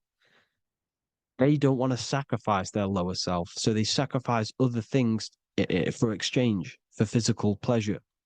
But the godly person sacrifices their lower self for their higher self to do good and ascend. So this is what all the Baal worship is, people, and this is why they're doing it. Hope you all had an amazing lecture. If you haven't already, go and get the Book of Wisdom for more information. I don't go into dark stuff in this book, because all I do is enlighten people in this book. You can get it in Spanish, English, German, Italian, and French. Worldwide shipping. You can get the PDF or paperback. Or there is also a new one called the Human Health Guide 2.0. It gives you a list of all the foods, grains, oils, and nuts, everything that's alkaline and positive for the body and not man-made and hybrid. It tells you all the products to stay away from, how to fast, how to improve vision, how to improve everything, literally. So the Human Health Guide has been released. If you want that, I'll pull all the links in the bottom of the description. Hope you all enjoyed the lecture, people. God bless you all.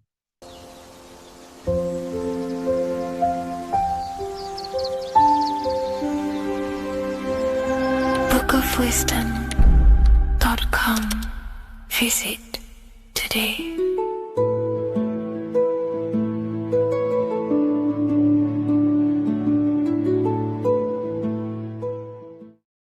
What if I told you the devil is closer than you think, and it's not actually a real person, force, or spiritual entity outside of you, but a being and an aspect of your own mind and psyche? In this video, you will learn exactly what the devil is and the true esoteric meaning of the devil. The first thing we need to understand is that the universe is a mental universe. Look around you. Every action, every building, everything you see around you was begun first as thought in the mind, then manifested. We use the mind to build and shape our reality. The universe, the world, only exists inside of our mind. Therefore, God and the devil exist inside of our own psyche. So first of all, the devil is not a literal being, but a symbol of the lower self. It represents the unmastered, ego-driven part of the human mind, a symbol of destructive thoughts, emotions, behaviors, lives in realms of chaos, fear, hatred, lust, and ignorance. This is why we see the devil as red, because red is the lowest vibrational color on the color spectrum. It also corresponds with the root chakra, which is all to do with survival instincts. Red represents chaotic and intense emotions like hatred and anger. When we are angry, our face turns red. The devil represents our animalistic fundamental needs, our instinctual needs, our survival state of consciousness. We have a survival state of consciousness and a godly state of consciousness. Our godly state of consciousness is creating, not just experiencing in the animal state, but consciously creating reality. This is why we see the devil with a goat head, an animalistic head, and the head is where the brain is. The animal head represents living off instinct, the part of our mind that lives on urges, impulses, and instincts, eating, sex, power, ego-driven actions, and ego-driven thoughts. Animals are only aware of themselves. Animals live on instinct. They have no ability to consciously create like humans. This is our lower desires for the material world. That's not to say the material world is evil. However, when our consciousness is only seeking material things, this leads us down a path of self-destruction, because nothing material can ever satisfy our soul. Everything material is temporary. Therefore, the devil represents the part of us that seeks only material desires, only material fulfillment, the ways of thinking where we only think about ourselves and ego-driven thoughts. It also represents the unchecked, unconscious self, where we have no mastery over our thoughts, over our emotional impulses, and no mastery over our actions. We are living in instinct and impulsive states, which causes chaos, selflessness, destruction, and keeps us bound to our lower material 3D state of consciousness. It's important to recognize that the word devil was never present in the earliest Gospels. Instead, what was mentioned was a spirit of evil. This distinction is crucial because it underscores that the idea of the devil, as popularly conceived, does not actually exist as an independent entity. Rather, it is a personification of the lower aspects of the human mind, a facet of our own consciousness. The term spirit of evil was not meant to denote a specific deity or being, but rather any force of negativity, whether it manifests as a destructive thought, emotion, or action. A spirit is a force, an energy, and we have three forces that create our reality: thoughts, emotions, and actions. We have full control over these three aspects which transform and mold reality. A destructive thought, a destructive emotion, a destructive action is a spirit of evil, and it originates from the darker aspects of the human psyche. So now, because we're on the topic of the devil, we have to look at the pentagram, which is obviously connected to the devil heavily. The upright pentagram represents spirit, air, water, earth, fire. Upright, which represents spirit, the most important element on top of the earthly elements, showing spiritual principles over material principles. As spiritual beings as we are, we have to put our spirit first, our higher self first, and material things second. Why? Because material things never satisfy us long term. Seeking material fulfillment will leave us feeling unfulfilled in the long run and very unhappy, and we can lose ourselves in illusions. We have to put our spiritual principles first. Seeking wisdom, knowledge, connection to the divine, and connection to our higher self is what gives us true fulfillment in our hearts and souls. But when we see this pentagram inverted, we now have spirit on the very bottom, which now represents earthly principles on top of the spiritual principles. We're putting our earthly elements on top of our spiritual element, which this inverted pentagram represents no longer caring about spirit, no longer caring about our invisible internal world, and only caring about this external body, food, sex, material things, cars, money, and all the things outside of us, the world outside of our mind. This is what true Satanism is. Satanism is not worshipping an external deity, but it is worshipping the self, only fulfilling the ego's desires. This is what true Satanism is, and we have all been conditioned to live in this state. Satanists want us to believe that there is an external deity called Satan or the devil, and the reason they do this is because they trick us, making us believe that we are not Satanists, while they are actually conditioning us to be self-seeking, ego-driven people, where we only care about sex, food, material things, and money, which is actually conditioning us to be Satanists. 80% of the population today are unknowingly involving themselves in Satanism, which is ego-driven thoughts, actions, and emotions, dwelling and living in this state, where we only care about ourselves. When we are spiritual, we realize we are all one. We are all one consciousness family, and we need to do things that help and contribute towards our collective experience, helping others, instead of seeking to serve only the self. The angel is depicted with wings, which represents elevation, higher self. The devil is represented with an animal horns, which is on the ground. A goat is on the ground, which represents the lower self. This is the elevated mind and the lower material mind. Horus, the bird, higher self. Set, the ground animal, lower self. Jesus and Satan. These are two forces, two characters that exist within the human psyche, not real entities. They are forces of our minds, and there is a battle between our higher self and lower self all the time within our own minds. There's always a part of us that's telling to do one thing and another thing, to do something bad and to do something good. There is this battle inside of our own consciousness. Here we have the human spinal column. The human spinal column is showing you the higher and the lower self. The higher self represents the head. The head is where the mind is. This is the creative essence of the universe. This is where all material things begin as a thought in the mind. We create with the skull, with the brain. This is our higher self, the heavens, connected to the heavens, the sky. And the lower end of the spinal column is where our reproductive organs are, where our gut is. Our reproductive organs and our gut is all to do with survival. The lower end of the spinal column, lower instinctual 3D based consciousness. The lower end of the spinal column is where our lower self dwells. Eating, consumption, power, and sex, lust. These are all emotional forces and instinctual based organs that are not inherently evil, but when we dwell and live off this lower end of the spinal cord, it keeps us in low states of consciousness. Our goal to raise to our higher mind is to balance this, not to overeat, not to abuse power, not to abuse sex and lust, but to master these organs and gain the ability to say no to these organs so that we can raise to our creative side of consciousness. Instead of dwelling in our instinctual nature, we can turn to our creative nature and consciously become a builder and constructor of reality. This is the true way of raising consciousness. This is the stairway to heaven, out of the animal consciousness to the higher consciousness. To wrap all of this up, it's all about gaining control over our instinctual lower nature and allowing our spirit to rule over our body and not our body ruling over our spirit or mind. The moment you let a thought become instantly an action is the moment you are an impulsive person. We are all trained to be this way. It is okay if you are in this state. The moment you let a thought turn straight into an action without questioning, that is the mind controlling you and you not controlling the mind. We need to gain control over the mind, and we do this through many different ways, through meditations,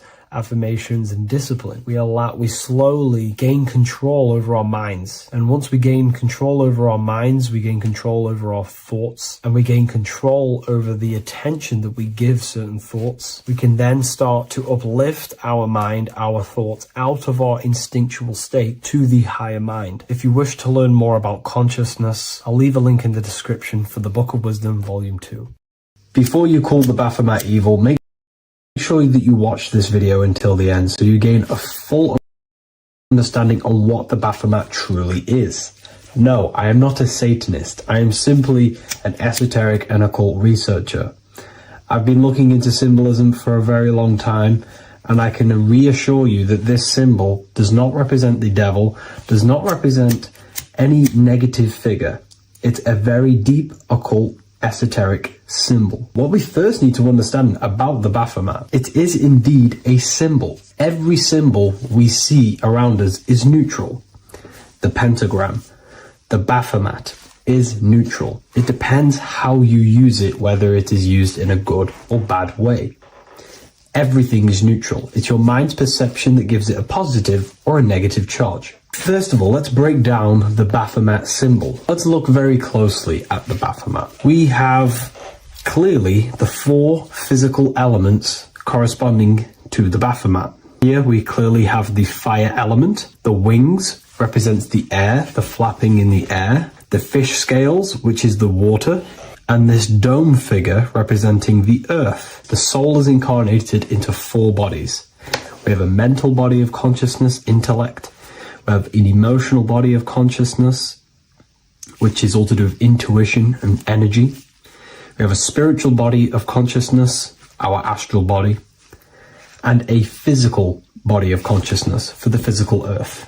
Earth corresponds with your body, air corresponds with your mind, fire corresponds with your spirit, water corresponds with your emotions. So the Baphomet is showing you the four elements of the soul, the four bodies of the soul that we are incarnated in. Now, let's look at this moon figure. we have the moon. The moon represents the internal world. It represents what we cannot see. The sun represents our conscious mind, what we can see, what we're aware of, the physical world. The moon represents what we are not aware of. It represents our internal world. Remember, we have two worlds. You're an individual. You have a dual nature. Individual. You have an internal world. When you close your eyes, you have an internal voice, an internal world of thought and emotion, and an external world of this material body. The moon represents the internal.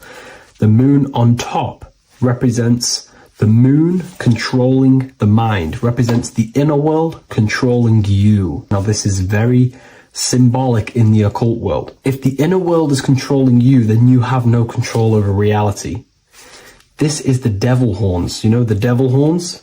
The moon crescent? This represents you are the devil. You're being controlled by your thoughts, by your emotions, by your psyche. Then we have the moon below, which represents control over the inner world. We have control over our thoughts, our emotions, our impulses. So you're either being controlled by thought and emotions, or you're controlling them and having self-mastery. In alchemy, we always see this symbol of the man or woman on top of the moon, representing emotional control and self-mastery of the internal world. The journey of the occultist is to gain full mastery over their consciousness. They want to be conscious of every single thought that enters their mental field of consciousness. We get over 7,000 thoughts a day. It is possible to achieve a certain level of mastery where you are conscious of every single thought that enters your mind. This is one of the end goals of self-mastery and occultism, as this gains your personal power. When one achieves this, they are then able to direct the mind in one place and one place only, becoming more effective in manifestation and creation, because we are microcosms of the divine. We are creators. This is the gesture of as above, so below. The inner world and the outer world are mirrors of each other. The inner produces the outer. Your physical life circumstances are a result of every thought you thought in the past. The inner projects the outer. If you want to produce a change in the outside world, you got to produce change in the inner world of consciousness first. As above, so below. As within, so without. This corresponds with absolutely everything in the universe. Now we have the goat head, which represents the animal self. This represents the lower carnal mind. Lower carnal mind, which is earthbound, because a goat is on the ground. It's not a bird, it's on the ground. It represents the lower self, the beastie nature, the one that tells us to hate, to steal, to eat all the time, to consume. It's the beast within us, the beastie side of our consciousness. It has a human body resembling this, the human in the beastie nature, or we have the spiritual nature, the higher self. In essence, this symbol of the Baphomet represents the higher and the lower self of human consciousness. It represents the higher and the lower. To conclude all of this, the Baphomet is a symbol that represents the two paths that one can take. We can take the beastie path and become an instinctual animal, our body, or we can take the divine path of reaching our higher self. It is a symbol that represents the higher and lower self and the four different bodies of consciousness. In essence, this does not represent Satan or the devil. The devil represents the lower aspect of our human psyche. The war between Jesus and Satan is symbolic and allegorical for the war that happens within our mental field of consciousness. The internal war between good thoughts and bad thoughts, positive emotions and negative emotions. It is the constant war inside the battlefield of your own mind.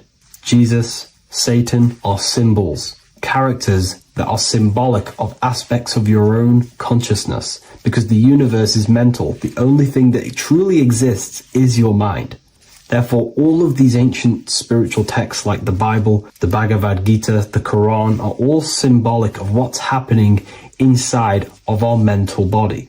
It is the inner chaos that can destroy our life, or when we create structure and restructure our inner world, we can live a peaceful life. If you are struggling from the internal world and you want to gain mastery of yourself while learning the occult secrets, join Ethereal University, a community of like-minded individuals who are all striving for the best versions of themselves. We host live calls and we have an abundance of lectures that you can watch.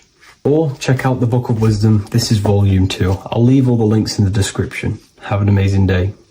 In this video, we're going to be decoding the symbol of the double-faced eagle, which is found on the Rothschild's family coat of arms. We see it in the Roman Empire, and we also see it in the 33rd degree of Scottish Rite Freemasonry. So let's get straight into this symbol and decode what this means. Freemasonry is considered a craft, and this craft is about reconstructing yourself. In fact, the word mason means builder, because every day we are building our mind's prison or our mind's freedom. Plus, you are a creator of reality. You are contributing towards the building project on the earth. You are a builder of yourself and reality, a creator. In Freemasonry, they use the allegory to teach the initiate a process of self-mastery. In Freemasonry, the allegory is that the Temple of Solomon is broken. And this broken Temple of Solomon needs to be reconstructed. But this is symbolic. The Temple of Solomon is yourself. You as an individual are the broken temple, as you have forgotten who you are, why you are here on this earth, and your mind has many limiting belief systems and restrictions on it. Therefore, we are the broken temple that needs to be rebuilt and reconstructed. The 33rd degree is the highest degree in the Scottish Rite system of Freemasonry. Therefore, this logo represents the state of consciousness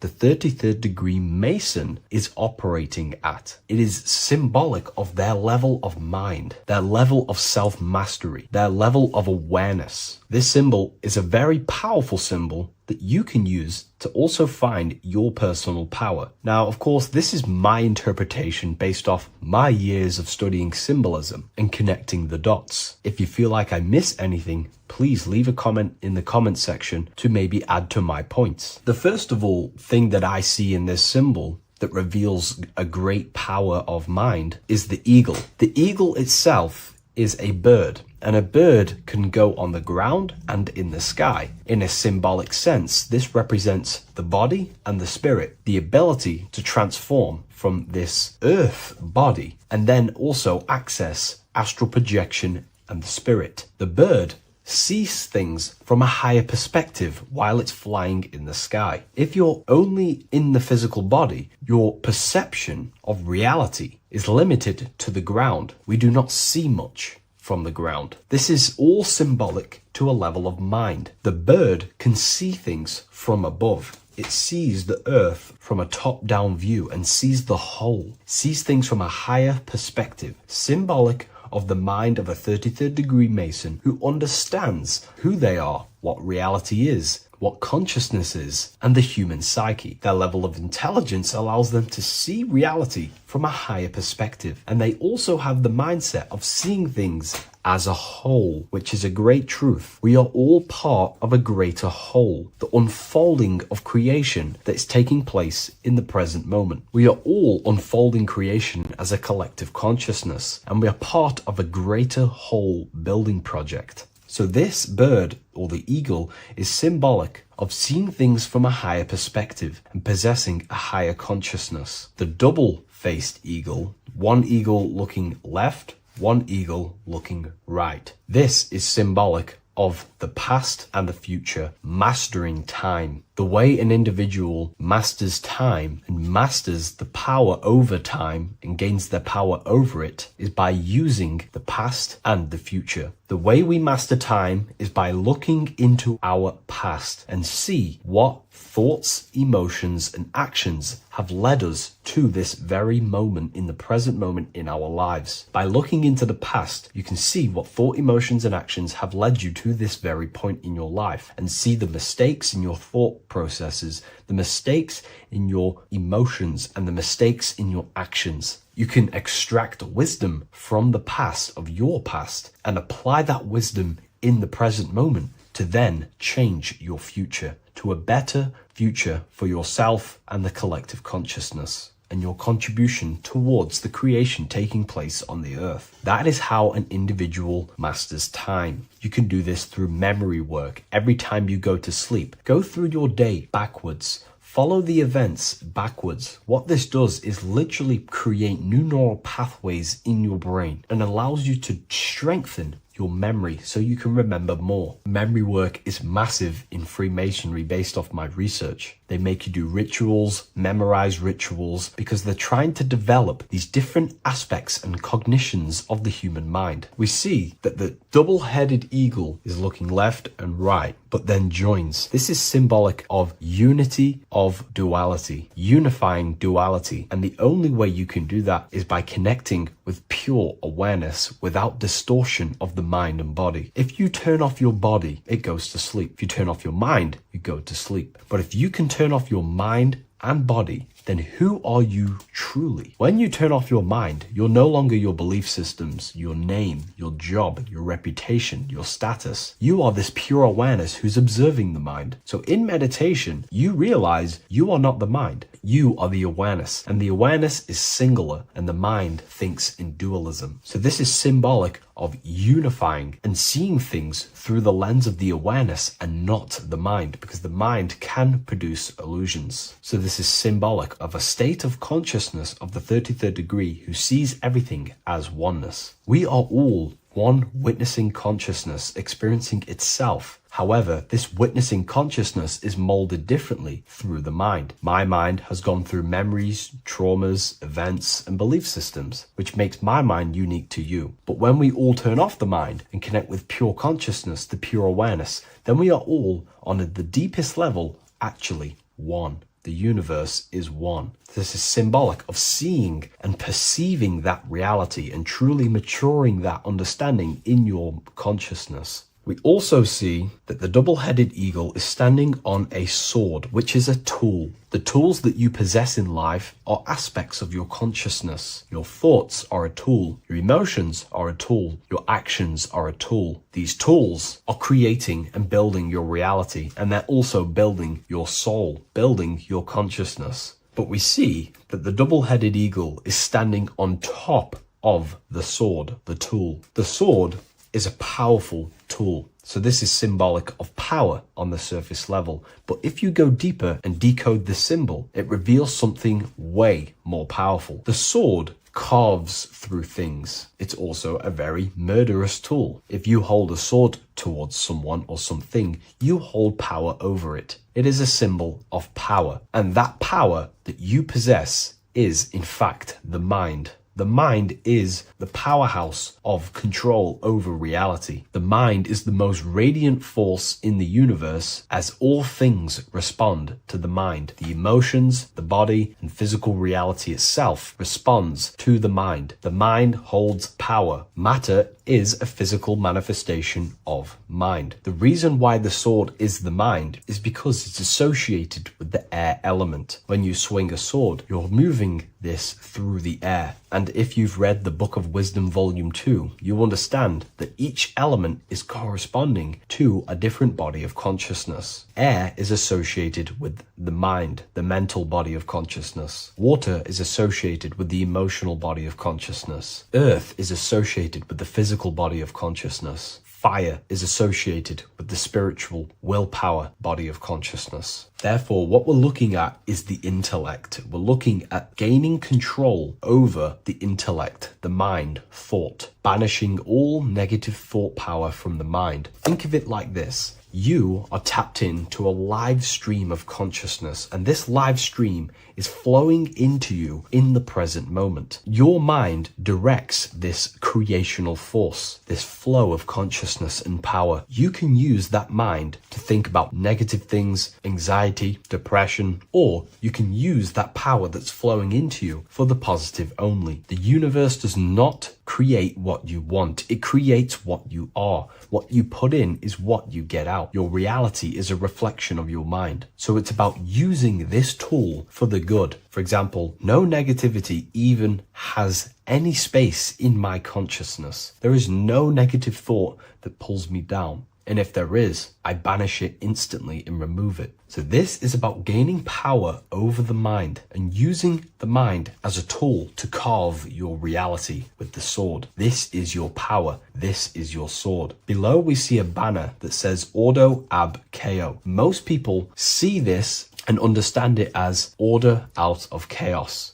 And yes, it is linked to, obviously, molding society, manipulation. However, on an internal understanding of order out of chaos, it's something much more powerful to the individual. Most people see order out of chaos and see the manipulation that takes place on human consciousness, which is very true. The ruling powers create chaos or a problem in society, then they produce an order and a solution to mold society towards their agenda. That's order out of chaos. However, to the individual, this represents something much more powerful that you can take advantage of. Ordo ab chao, order out of chaos. This is understanding that reality comes from chaos and physical creation is the order of that chaos. The mental plane is chaos. It's just simply pure thoughts, random thoughts. But the physical world is the order out of that chaos, the darkness coming into light. To you, for example, when you first start your journey of self-mastery and spiritual awakening, you are in chaos. My mind was in chaos. My mind had many limiting belief systems. My mind used to think random thoughts unconsciously. I used to take random actions, unknowingly create my reality, and produce chaos. That chaos needs to be ordered. So when there is chaos in ourselves, with different aspects of our minds and subconscious, we need to produce an order so that we can gain power over the mind and over our thoughts, emotions, and actions. The three forces you have 100% control over in your reality. If you try and control anything else other than your thoughts, emotions, and actions, then you are breaking natural law. The only things you have been given power over and to control is your thought, emotion, and action. Your mind, your heart, and your body. Order out of chaos is about transforming yourself. When you're in a chaotic state, you have to produce order to transform yourself and change your level of consciousness. If you have chaos in your life, you must produce order. And this is how self-transformation occurs through an individual. Order out of chaos. Now, yes, it is also linked to human manipulation, as this applies to everything as above, so below. Above, we see a triangle with the number 33 and light emanating around it. This triangle is highly symbolic of the element of fire. The upright triangle is fire. The downright facing triangle, the opposite to this triangle,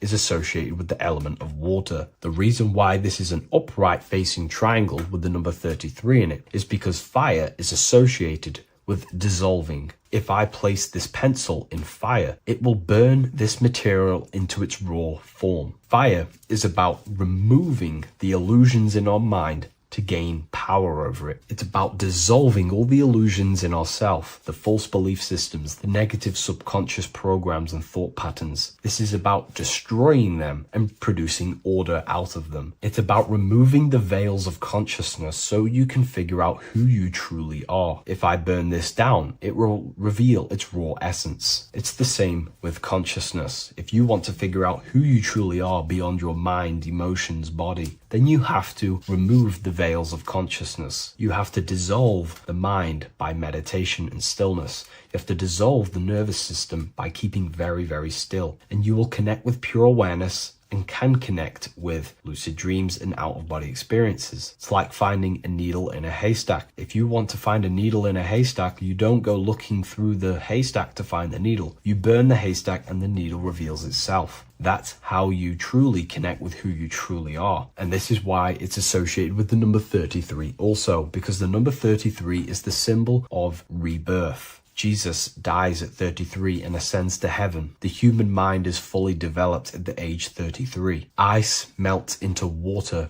at 33 degrees. It's symbolic of transforming states from death to rebirth, rebirthing the self. And this is how you rebirth yourself, by figuring out who you truly are. Because when you actually figure out and have an out-of-body experience, or you figure out who you truly are, you go through a mental rebirth. Everything you thought once was true has been completely burnt away, and now you are reborn into a new mind and a new perception of self and reality. So it's about being reborn again. At the 33rd degree, you are reborn again by the understandings that and experiences that you've had with yourself. And the crown is a symbol of mastery. People in position of power wear crowns. It is a symbol of power over something. This whole symbol reveals your own personal power, the level of power that the 33rd degree Mason has over themselves, not over other people, but themselves. But of course, once you gain your personal power, you understand how the mind works. You can use that against people. It's how you use the knowledge that determines whether you are bad or good. Again, if you think I've missed anything, leave a comment in the comment section. Please like, comment, and share if you love this content. I'll see you in the next one, and if you wish to get your hands on this book, I'll leave an Amazon link in the description.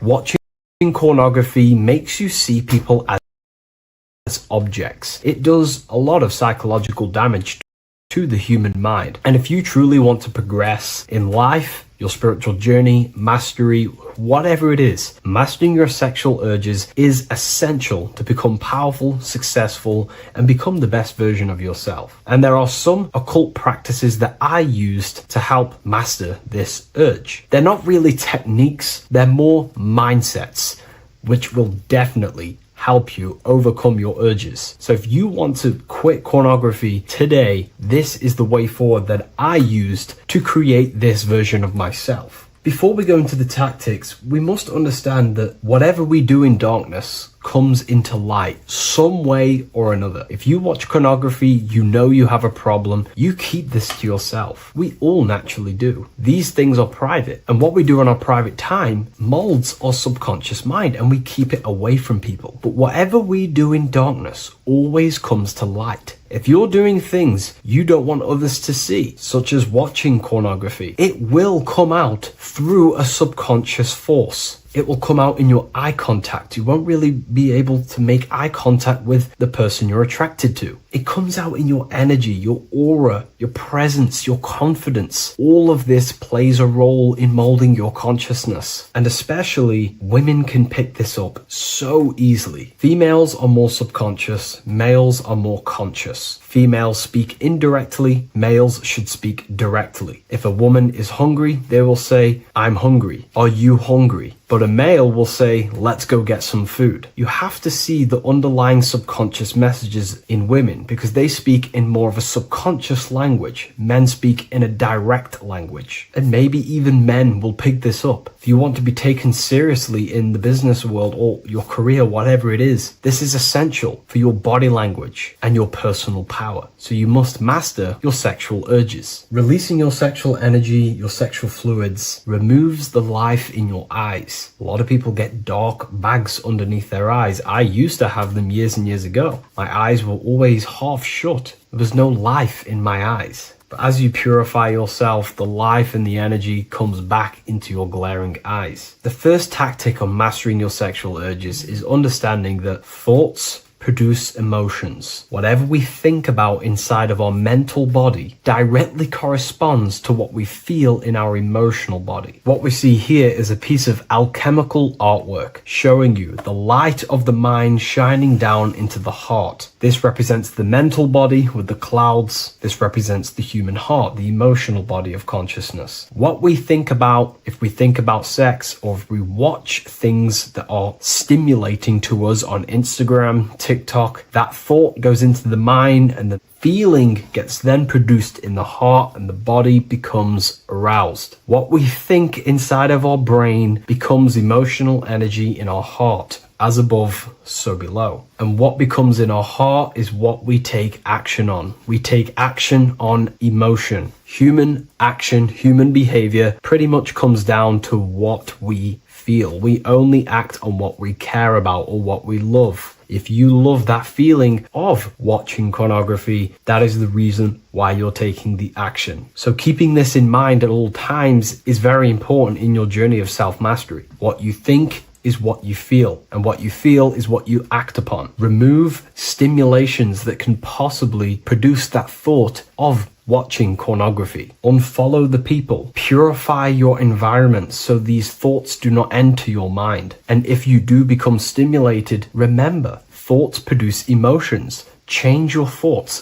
think about something else instantly. The more you think about it, the more you feel, and the easier it is to take action upon it. And the second tactic that I say to myself is that it's all mental. World, the universe, life is all mental. For example, unfortunately, my brother passed away recently. I've never gone through something like this in my life. It's tough. It's horrible. It's not nice losing a loved one. However, if I sit around and focus just on the negative side of that, yes, of course, I'm going to have my moments. But if I just sit there and focus on the negative, it will destroy my life. It will pull me down. The only thing that I can do to benefit from this situation is to become a better family person out of this. Become more loving. Spend more time with the people who mean a lot to you. You can always change and transmute the mindset of every situation in your reality. There's a famous saying I like to say, if you can change it, change it. But if you cannot change it, change the mental attitude towards it. Never just sit there focusing on the negative side of reality. This helped me with mastering myself watching pornography. It's all mental. You hold the power over the mind. And the next tactic is probably the best one ever. And I still use this today in everything in my life. Before I make any decision in life, I always say to myself, what is the effect of this cause? Is that effect going to push me towards who I want to be? Or is that effect going to pull me away of who I want to be and become and where I want to go in life? If the effect is not pushing me towards who I want to be, I will not take the action which is the cause. Consciousness cannot escape the law of cause and effect. It is an immutable,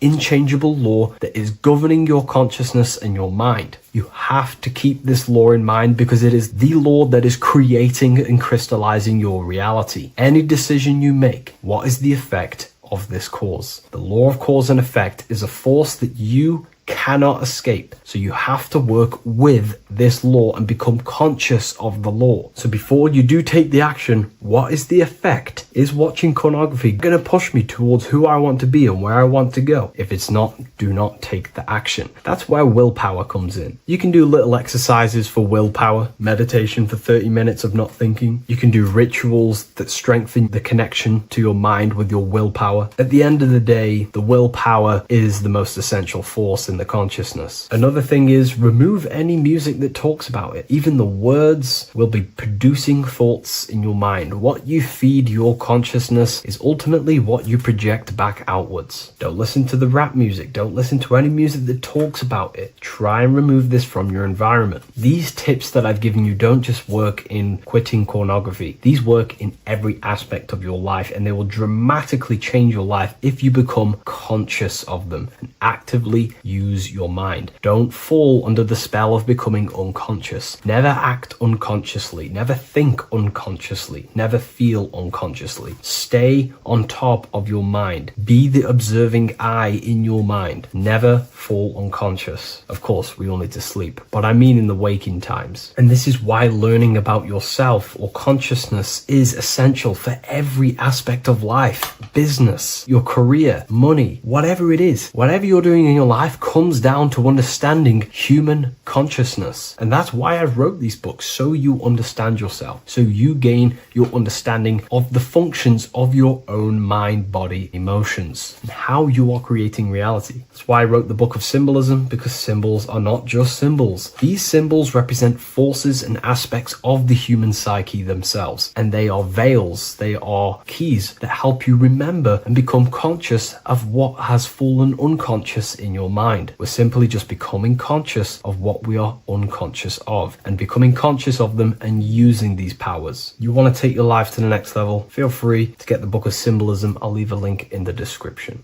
Take care, everyone. You're living in four planes of existence right now, but most people are only aware of one. And that's why they feel lost, disconnected, and stuck in cycles they can't explain. If you don't understand the blueprint of reality, you'll keep trying to fix the physical, while the real causes lie in the unseen dimensions that you have direct access to. You must understand that the universe only exists in the mind. Everything is a projection of consciousness. Therefore, consciousness produces everything. Our internal world is consciousness. Our external world is this physical body, physical world. Everything is an externalization of consciousness. For example, this was a thought. Now it's made physical. But before this was invented, it was existing in someone's mind, in consciousness, invisible. Then it was made manifest, made physical. So everything in this physical plane is the effect. The cause is consciousness, mind, the mental plane. So now I'm going to explain these different dimensions of consciousness. You don't just exist in this physical plane. The physical plane, in fact, is the lowest plane there is. It's the illusionary plane. So first of all, we have the Buddhic plane. This is the nothingness. So think of it like this. Absolute nothingness. If you turn off thoughts, there is nothingness. This is the void. And out of the void springs infinite potential, which is the mental plane. Now, your mind has no limitation. It can think anything, be anywhere, anytime, any place. In the whole world, there is no limitation with the mind. This is the realm of infinite possibilities. This is the realm of thought. Thought is a dimension, information and thought. To go a little bit deeper on this, there are pockets of thoughts, what we call in the occult fields of thoughts. Your mind does not think thoughts, it receives them. Your mind is like a radio. Whatever the mind is tuning into, setting its mindset, setting your frequency or setting your mind, you will receive thoughts based on that set, whatever you set your mind to. So there are pockets of thoughts that we penetrate in the mental plane. The mind is the mental plane, the infinite possibilities. This is the spark of creation. This is where all things begin to manifest as an idea in the mind as a thought. So if you want to gain certain information, you need to meditate or do thought exercises where you are penetrating that dimension of thought, that pocket of thought. For example, if you want to find a way on how to make financial wealth, you would use your mind, set your mind on wealth and money and think, close your eyes and think about that specific topic and see where your mind takes you. And you will expand your mind into different pockets of thought and gain information. So this is the mental plane. This is how you can use the mental plane. You can use the mental plane to do this. Then we have the astral plane. We have higher, middle, and lower astral plane. The astral plane is the body for thought. So every dimension, physical, etheric, astral, mental, Buddhic, is a body for a dimension above. Each dimension below is a product of the dimension above. So for example, the astral plane is imagination. This is the lucidic realm of imagination. This is where thoughts begin to manifest into some sort of form. It's not a physical form because this is physical, but imagination is a lucidic form. It's not really physical, but it's there. It's a projection of light. It's astral matter condensed by the willpower of the mind. So depending on the vibration of that thought will depend whether it manifests in the higher astral plane, middle astral plane, and lower astral plane. If you think about more material things and visualize material things, this will manifest on the lower astral plane because material matter is low vibration. Now, that does not mean it's evil. That does not mean it's bad. Okay? It just means low vibration just means more material. But if you think and imagine more spiritual things, this manifests on the higher astral plane. So the astral plane is the screen in your mind that allows you to vision an apple, that allows you to vision anything. It's that mental projection that's inside of your mind. Now, this is what we call the third eye. It's an eye because the eye is the mind, and the mind can see into the astral plane. It perceives this spiritual world, this lucidic realm that we have access to. This is where also infinite potential takes place. This is the realm of spirits, demons, jinns, whatever you want to call them. Spiritual entities exist in this. because this is where thought forms manifest into form. This is where thoughts create bodies. Think of it like this. The mental plane is a thought of a chair. The astral plane is the imagination of that chair and all of the different possible chairs that could possibly be. The etheric plane is the energy double of that chair. And the physical plane is the physical chair. So as you can see, the higher we go up, the more formless and lucidic it is. The lower we go down planes, the more dense it becomes. This is formless and this is form. Everything manifests through this process. This highlighter is down here in the physical plane, but the idea began in the mental plane. Everything begins in consciousness before it creates a physical body. It goes through this process. Therefore, if you want to start to mold and create your own reality and create things in your world, you can use these planes to your advantage. You can use your mind to do mental thinking exercises by closing your eyes and expanding your mind into a different pocket of thought to gain wisdom, gain information, gain downloads. The way you do that is simply get into a meditative state, close your eyes, pick a topic that you want to think about, and see where your mind takes you, but always remain centered on that topic. And you can do this for maybe an hour or two or half an hour, and your mind will take you places where you will unlock information. You can even use this to make decisions in your life. Think of the topic and see where your mind takes you. You'll gain information. This is how you use the mental plane for ideas. The astral plane is imagination. You have to reconnect with your imagination very vividly. Your imagination, your consciousness is infinite. It's not a three-dimensional plane. It's an infinite plane. You can think and make form anything in your consciousness, in your imagination. You can think anything and you can imagine anything in the most vast details. You just have to reconnect with your imagination. I have a free book on my website. I'll leave the link in the description. It's an ebook. It's called Activating the Inner Eye. This is going to help you reconnect with your imagination. It's a practical guide on how to imagine. So once you know how to use the mental plane and astral plane, thought and imagination, you pretty much need to use the physical plane to take physical action with this physical body that you have and start to manifest these desires you have in the higher planes. Now, it's very important that we master the mind, because the mind is the very fabric of reality. We become what we think about. Your life is a product of every thought you thought in the past. It is the mind that directs the flow of consciousness. And wherever this consciousness is flowing is what you will create in your life. Consciousness is the most potent force in the universe, and the mind is pretty much the universe in a microcosm form. It is infinite potential, and your mind will continue to expand into new realms of thought forever and ever and ever. You are eternal. You are not this physical body down here.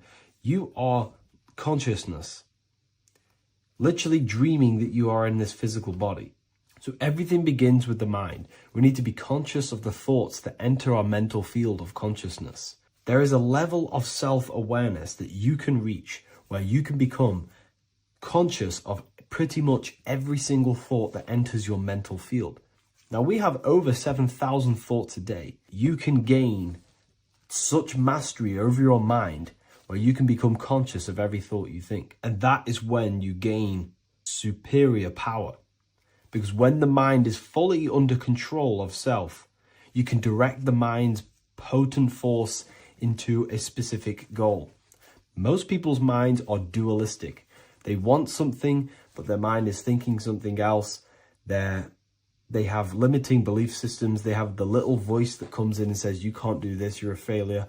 That is a fractaled mind. The mind needs to be singular. It needs to be on your team and not an enemy. Do not let your own mind take away your power. Your mind should be on your team, giving you power, giving you the best possible thoughts and the best possible beliefs. When the mind is in this condition and on your team and not taking away your power through the destructive thoughts, it becomes a potent, powerful force used for manifestation to create anything. And the way we get the mind on your team is through constant meditation to learn how to control the mind and turn it on and off. Subconscious reprogramming through visualization, affirmations, cultivating emotions associated with your goal. All these 3 ways we can reprogram the mind slowly over time so that it becomes powerful and becomes on your team and doesn't give you negative contradicting thoughts. When the mind is fully aligned on one thing, it can create massive empires and things in your physical reality. So I hope this video helps, and I'll see you in the next one. Creation demands destruction. Every time you release your sexual fluids, you're destroying a part of yourself to create an extension of yourself. For example, if you want to create a business, you have to destroy your time, attention, and energy in order to create the effect of the business. All creation demands some sort of sacrifice or destruction. This falls under the law of polarity in the universe. It's the same with your sexual fluids. Your sexual fluids, especially as a man, contains minerals, all the minerals in your body. It contains your vitality. It contains your DNA. It contains the blueprint of you, and it can create a whole new human being. You are literally playing with the power of creation if you are releasing your sexual fluids too much. Sexual fluids also extend beyond the physical plane. They contain astral forces because all physical creation is a mental creation. We live in a mental universe. Everything begins as a thought in the mind, then the thought takes the form and the body of imagination, which is an astral force. Imagination turns into etheric emotional energy. Then the etheric emotional energy turns into the physical action and the physical manifestation. We live in a mental universe. Therefore, these dimensions do not exist separately. They are permeating and mixing in with all. Your physical body has an astral body. Everything physical has astral forces behind it. Semen is known as the astral fluid of the soul. It feeds nerves, the channels of life force and consciousness within the body. And every time you release it, you're destroying a part of your vitality, your brain, your nerves, your energy levels, your creativity, and your DNA to create an extension of you. Therefore, it is a sacred fluid within your body and not something to be played with and to be released too much. Think about it. This is a very creative energy, your sexual fluids. It can create a whole new human being. This is how powerful it actually is. It is the power of creation, and the misuse of this power can destroy your own vitality and your life of your body, because that life you are giving in order to create an extension or a child is the same life you could keep inside of you and not waste to recycle and regenerate the body. Sexual energy has been for thousands of years associated with regenerating the body, longevity of life, and maintaining youth. Not only that, every time you release your sexual energy, it floods the brain with dopamine. Dopamine is the brain's reward system, created within the middle of the brain. It releases every time you've achieved something. However, sex or an orgasm is the most powerful feeling you can feel. It's the most amazing, intense feeling and release of dopamine you can possibly feel as a human. Therefore, if you flood your brain with this high amount of dopamine every single day, you are getting the epitome of human feelings every single day. Therefore, you will become numb to everything else in reality. You won't be able to enjoy the small things in life. And I know this firsthand because I experienced this myself. As soon as I stopped, this is when I started to enjoy the little things in life, seeing family, and I actually gained more energy, more ideas. We'll get into this a bit later. It is a creative energy. It creates a whole new human being. Therefore, if we maintain this energy, we can maintain our creative power within us, because that's what we are. We are all creative beings, moving energy from higher dimensions of consciousness, the mind, into lower dimensions of consciousness, the physical world. You hold the power to create. You are not in a world. The world is working through you. You do not possess a life. Life is working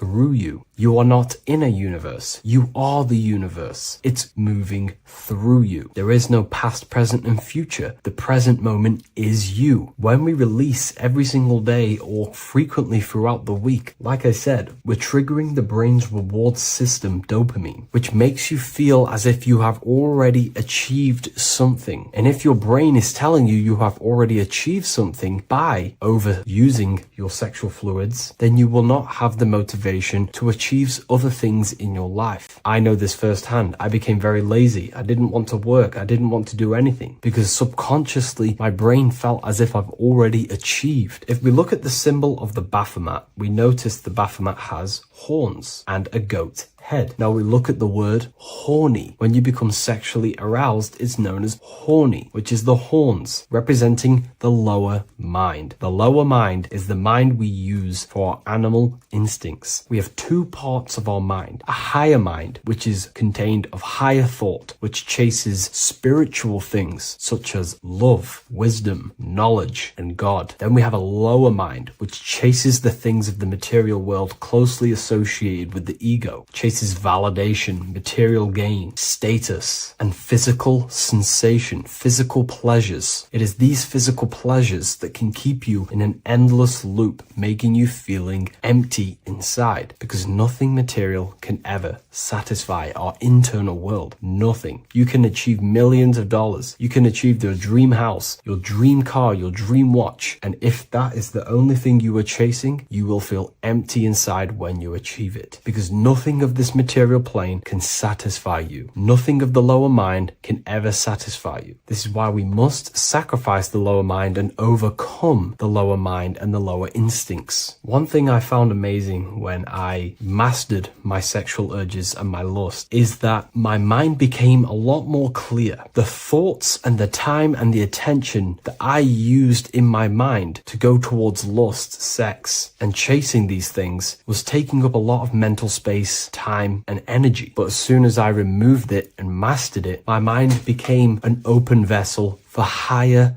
thoughts to be received from the higher mind. The mind is like a radio antenna. Whatever we attune it with, that's what we receive. If we're constantly thinking about lust and low-level pleasures, we're going to just receive low-level thoughts. But once we remove all of the lower mind and we conquer our physical body and physical urges, our mind becomes an open channel for divine thoughts and spiritual thoughts. This is what most people call today as downloads. You receive wisdom from your higher self. Not only do you receive more wisdom, you just receive more power to create. The male and the female come together to create a child. That's how you were created. Now, the law of correspondence teaches as above, so below. It refers to everything in the universe. Therefore, in order for you to create a reality, to give birth to something, you have to bring together the masculine and the feminine. Your masculine forces are willpower and actions. Your feminine forces are emotions and imagination. When you combine the willpower, action, emotions, and imagination and combine them together, you can give birth to reality. But it's important to only give birth to things that are spiritual, that are good,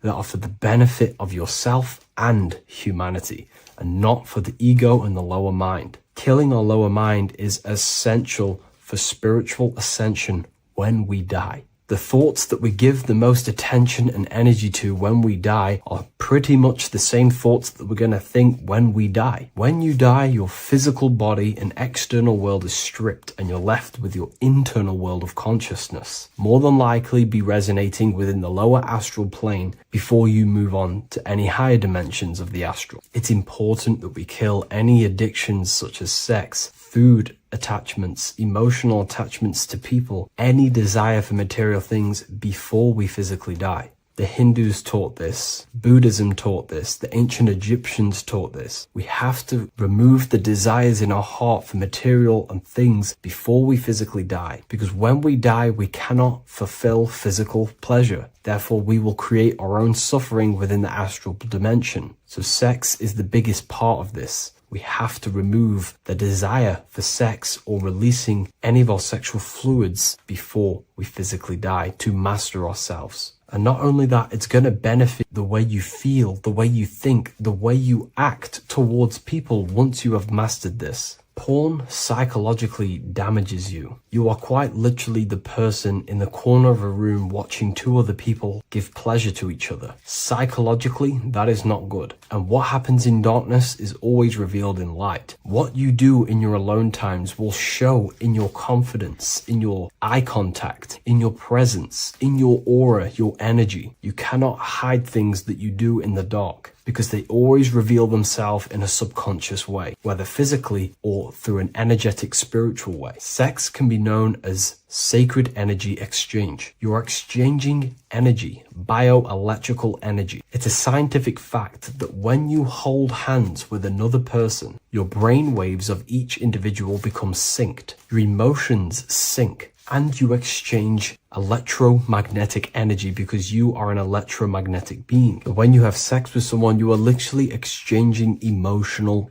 energy. Your aura is not just an electromagnetic field. It is literally a manifestation of your internal consciousness. Your consciousness contains your thoughts, your beliefs, your traumas, your emotional state. And this manifests externally through the vortex of your heart into an energy presence around your body. This is why you can feel sad when someone else is sad next to you, because their energy is merging with yours. When you have sex with someone, you are quite literally exchanging consciousness, beliefs, traumas, emotions, feelings, vibrations, and your consciousness merges with their consciousness. So be careful with just having casual sex. Now, I'm not here trying to say never release, never have sex with your partner. I'm not saying that. I'm saying take caution with these things. Take my teachings with a pinch of salt. If it benefits you, that's great. I'm not here to tell you how to live. I'm simply giving you my research and the things that have helped me in my life on my esoteric research, awakening, or spiritual path. I don't like calling it a spiritual path, because it's not spiritual. It's simply just life, the knowledge of consciousness and the self. So I hope this video helps. If you'd love to read this book, I'll leave a link in the description. This book I wrote myself called The Book of Wisdom, Volume 2.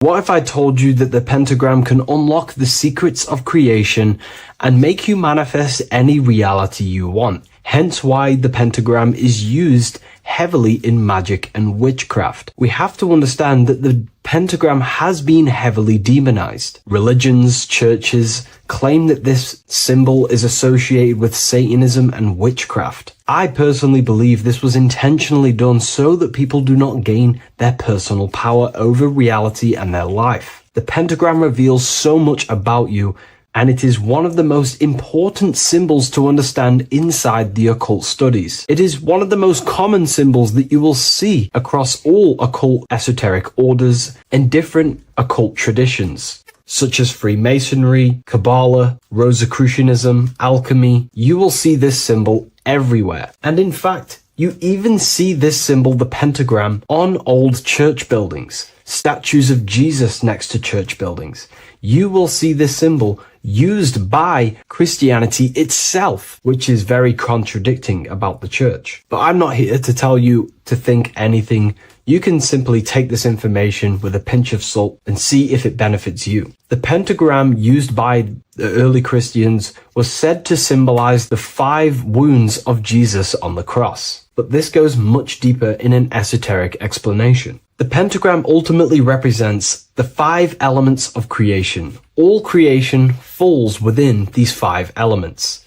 We have spirit on the very top, then you have air, water, earth, fire. This is the correct placement and order of the elements. Air is always on the left, water is always on the top right, earth very bottom left, fire bottom right, and spirit placed on the tip point of the pentagram. It's a 5-pointed star drawn with one continuous line. But this actually reveals much deeper things, and we're going to be going into how to use this symbol for magic and creating your reality towards the end of this video. But now we're going to give you a basic understanding of the pentagram. It's showing you the 4 physical elements symbolized as triangles and spirit symbolized as a circle. The 4 physical elements are made out of the base element, spirit, or what the ancients call ether. Ether is the underlying base of all physical matter. This is the substance that animates physical matter with life force. All physical matter has its origin in the etheric substance, or spirit, what we want to call it. It is simply the life force that animates the physical thing.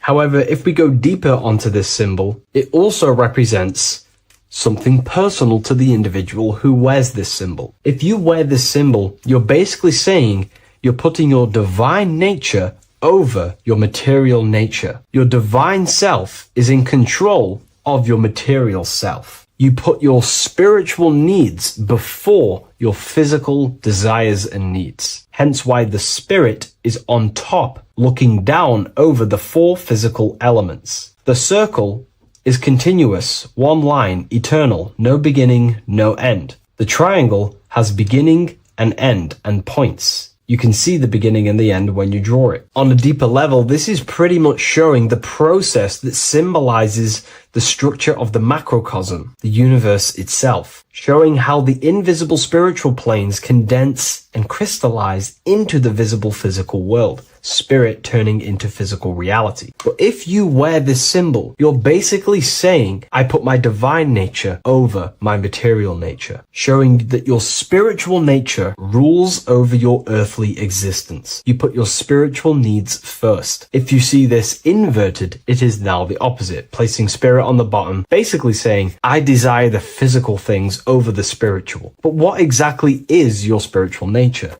Well, your spiritual nature is simply your internal self.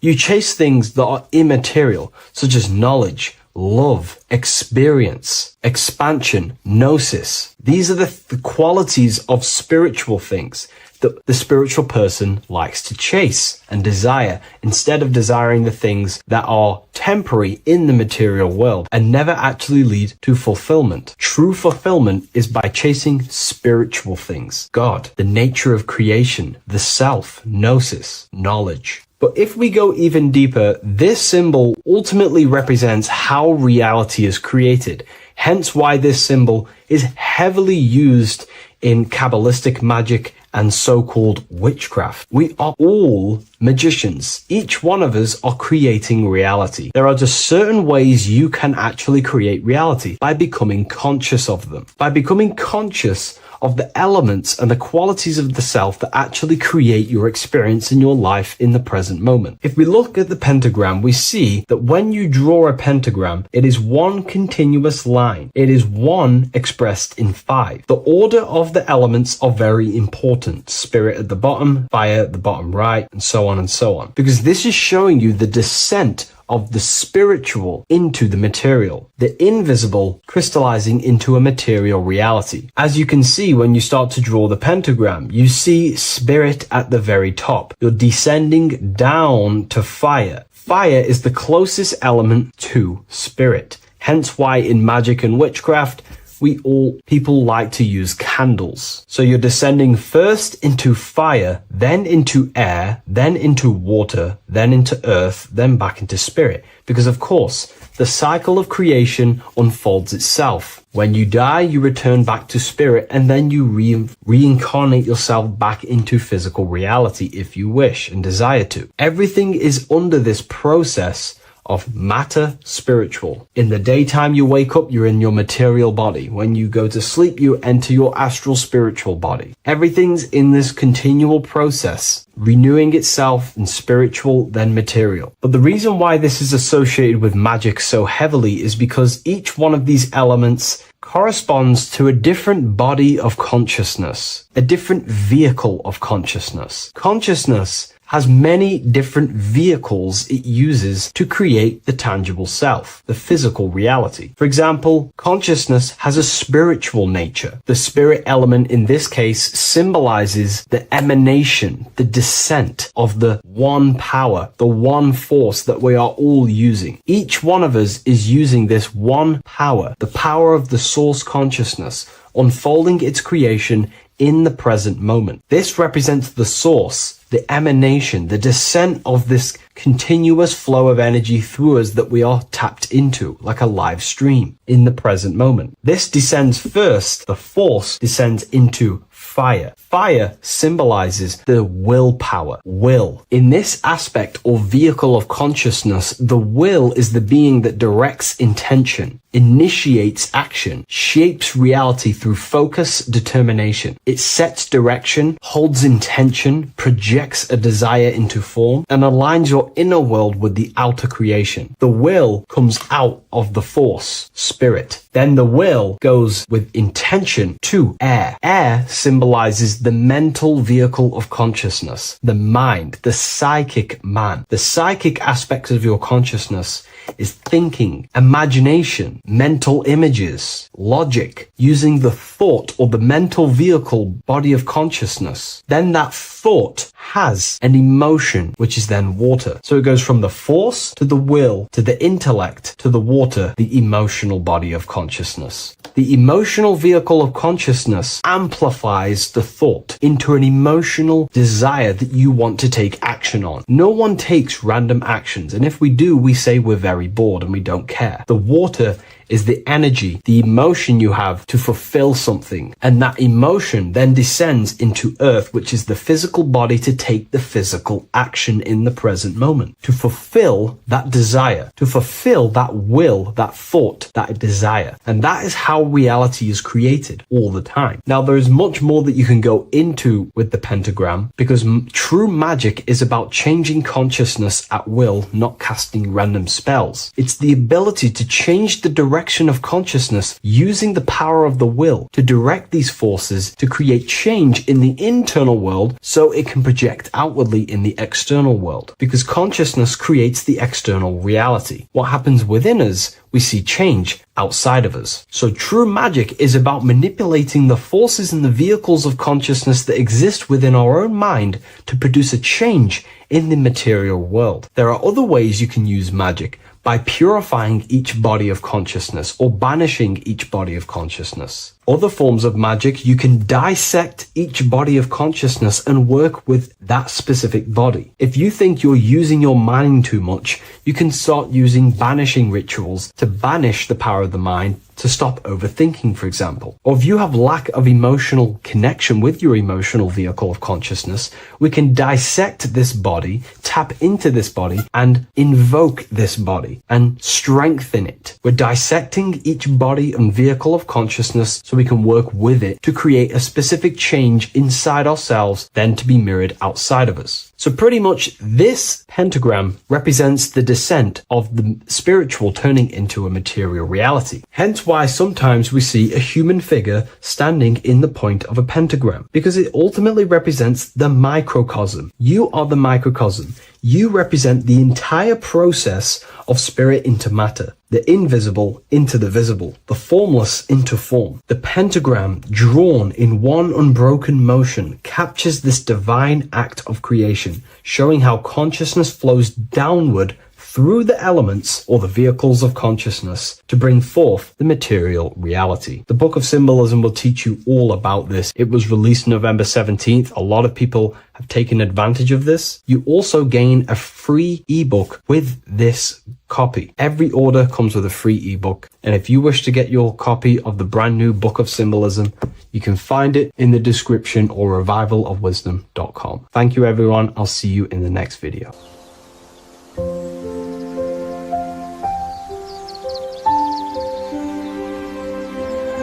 bookofwisdom.com. Visit today.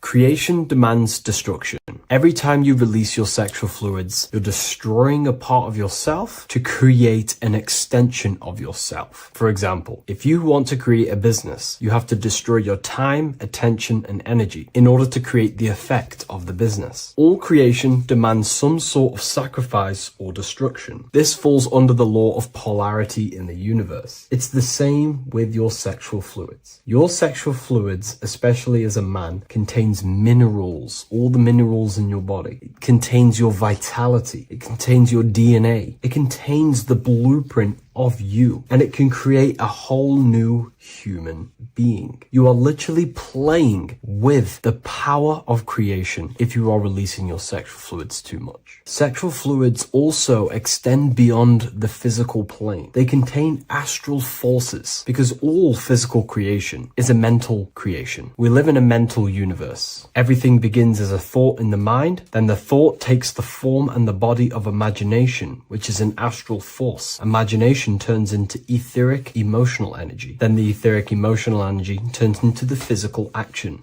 and the physical manifestation. We live in a mental universe. Therefore, these dimensions do not exist separately. They are permeating and mixing in with all. Your physical body has an astral body. Everything physical has astral forces behind it. Semen is known as the astral fluid of the soul. It feeds nerves, the channels of life force and consciousness within the body. And every time you release it, you're destroying a part of your vitality, your brain, your nerves, your energy levels, your creativity, and your DNA to create an extension of you. Therefore, it is a sacred fluid within your body and not something to be played with and to be released too much. Think about it. This is a very creative energy, your sexual fluids. It can create a whole new human being. This is how powerful it actually is. It is the power of creation, and the misuse of this power can destroy your own vitality and your life of your body, because that life you are giving in order to create an extension or a child is the same life you could keep inside of you and not waste to recycle and regenerate the body. Sexual energy has been for thousands of years associated with regenerating the body, longevity of life, and maintaining youth. Not only that, every time you release your sexual energy, it floods the brain with dopamine. Dopamine is the brain's reward system, created within the middle of the brain. It releases every time you've achieved something. However, sex or an orgasm is the most powerful feeling you can feel. It's the most amazing, intense feeling and release of dopamine you can possibly feel as a human. Therefore, if you flood your brain with this high amount of dopamine every single day, you are getting the epitome of human feelings every single day. Therefore, you will become numb to everything else in reality. You won't be able to enjoy the small things in life. And I know this firsthand because I experienced this myself. As soon as I stopped, this is when I started to enjoy the little things in life, seeing family, and I actually gained more energy, more ideas. We'll get into this a bit later. It is a creative energy. It creates a whole new human being. Therefore, if we maintain this energy, we can maintain our creative power within us, because that's what we are. We are all creative beings, moving energy from higher dimensions of consciousness, the mind, into lower dimensions of consciousness, the physical world. You hold the power to create. You are not in a world. The world is working through you. You do not possess a life. Life is working through you. You are not in a universe. You are the universe. It's moving through you. There is no past, present, and future. The present moment is you. When we release every single day or frequently throughout the week, like I said, we're triggering the brain's reward system, dopamine, which makes you feel as if you have already achieved something. And if your brain is telling you have already achieved something by overusing your sexual fluids, then you will not have the motivation to achieve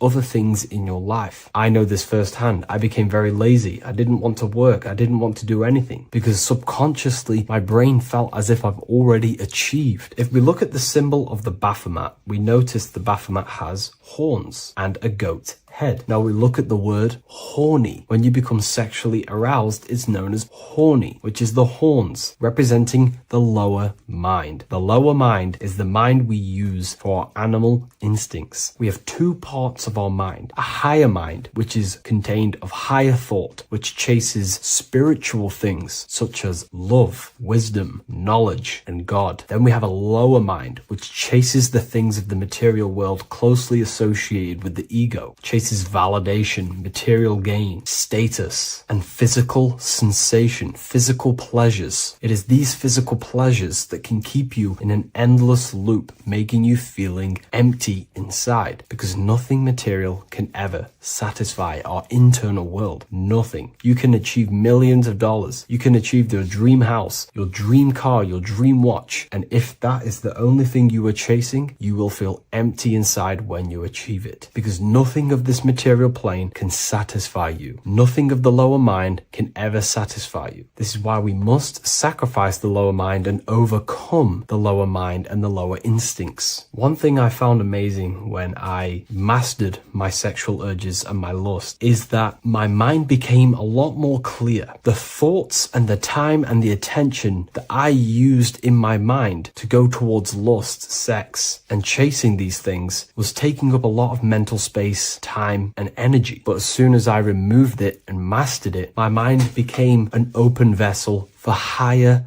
thoughts to be received from the higher mind. The mind is like a radio antenna. Whatever we attune it with, that's what we receive. If we're constantly thinking about lust and low-level pleasures, we're going to just receive low-level thoughts. But once we remove all of the lower mind and we conquer our physical body and physical urges, our mind becomes an open channel for divine thoughts and spiritual thoughts. This is what most people call today as downloads. You receive wisdom from your higher self. Not only do you receive more wisdom, you just receive more power to create. The male and the female come together to create a child. That's how you were created. Now, the law of correspondence teaches as above, so below. It refers to everything in the universe. Therefore, in order for you to create a reality, to give birth to something, you have to bring together the masculine and the feminine. Your masculine forces are willpower and actions. Your feminine forces are emotions and imagination. When you combine the willpower, action, emotions, and imagination and combine them together, you can give birth to reality. But it's important to only give birth to things that are spiritual, that are good, that are for the benefit of yourself and humanity, and not for the ego and the lower mind. Killing our lower mind is essential for spiritual ascension when we die. The thoughts that we give the most attention and energy to when we die are pretty much the same thoughts that we're going to think when we die. When you die, your physical body and external world is stripped and you're left with your internal world of consciousness, more than likely be resonating within the lower astral plane before you move on to any higher dimensions of the astral. It's important that we kill any addictions such as sex, food attachments, emotional attachments to people, any desire for material things before we physically die. The Hindus taught this, Buddhism taught this, the ancient Egyptians taught this. We have to remove the desires in our heart for material and things before we physically die, because when we die, we cannot fulfill physical pleasure. Therefore, we will create our own suffering within the astral dimension. So sex is the biggest part of this. We have to remove the desire for sex or releasing any of our sexual fluids before we physically die to master ourselves. And not only that, it's going to benefit the way you feel, the way you think, the way you act towards people once you have mastered this. Porn psychologically damages you. You are quite literally the person in the corner of a room watching two other people give pleasure to each other. Psychologically, that is not good. And what happens in darkness is always revealed in light. What you do in your alone times will show in your confidence, in your eye contact, in your presence, in your aura, your energy. You cannot hide things that you do in the dark, because they always reveal themselves in a subconscious way, whether physically or through an energetic spiritual way. Sex can be known as sacred energy exchange. You are exchanging energy, bioelectrical energy. It's a scientific fact that when you hold hands with another person, your brain waves of each individual become synced. Your emotions sync. And you exchange electromagnetic energy because you are an electromagnetic being. When you have sex with someone, you are literally exchanging emotional energy. Your aura is not just an electromagnetic field. It is literally a manifestation of your internal consciousness. Your consciousness contains your thoughts, your beliefs, your traumas, your emotional state. And this manifests externally through the vortex of your heart into an energy presence around your body. This is why you can feel sad when someone else is sad next to you, because their energy is merging with yours. When you have sex with someone, you are quite literally exchanging consciousness, beliefs, traumas, emotions, feelings, vibrations, and your consciousness merges with their consciousness. So be careful with just having casual sex. Now, I'm not here trying to say never release, never have sex with your partner. I'm not saying that. I'm saying take caution with these things. Take my teachings with a pinch of salt. If it benefits you, that's great. I'm not here to tell you how to live. I'm simply giving you my research and the things that have helped me in my life on my esoteric research, awakening, or spiritual path. I don't like calling it a spiritual path, because it's not spiritual. It's simply just life, the knowledge of consciousness and the self. So I hope this video helps. If you'd love to read this book, I'll leave a link in the description. This book I wrote myself called The Book of Wisdom, Volume 2.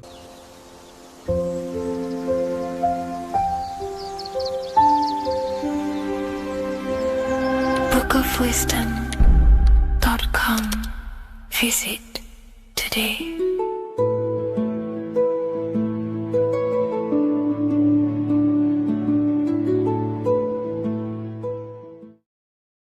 How are we doing, people? It's Revival of Wisdom. We're back today talking about sun worship. Okay? And please enjoy, sit back and enjoy the video. First thing we need to understand is that the sun is the risen savior. It's the light of the world.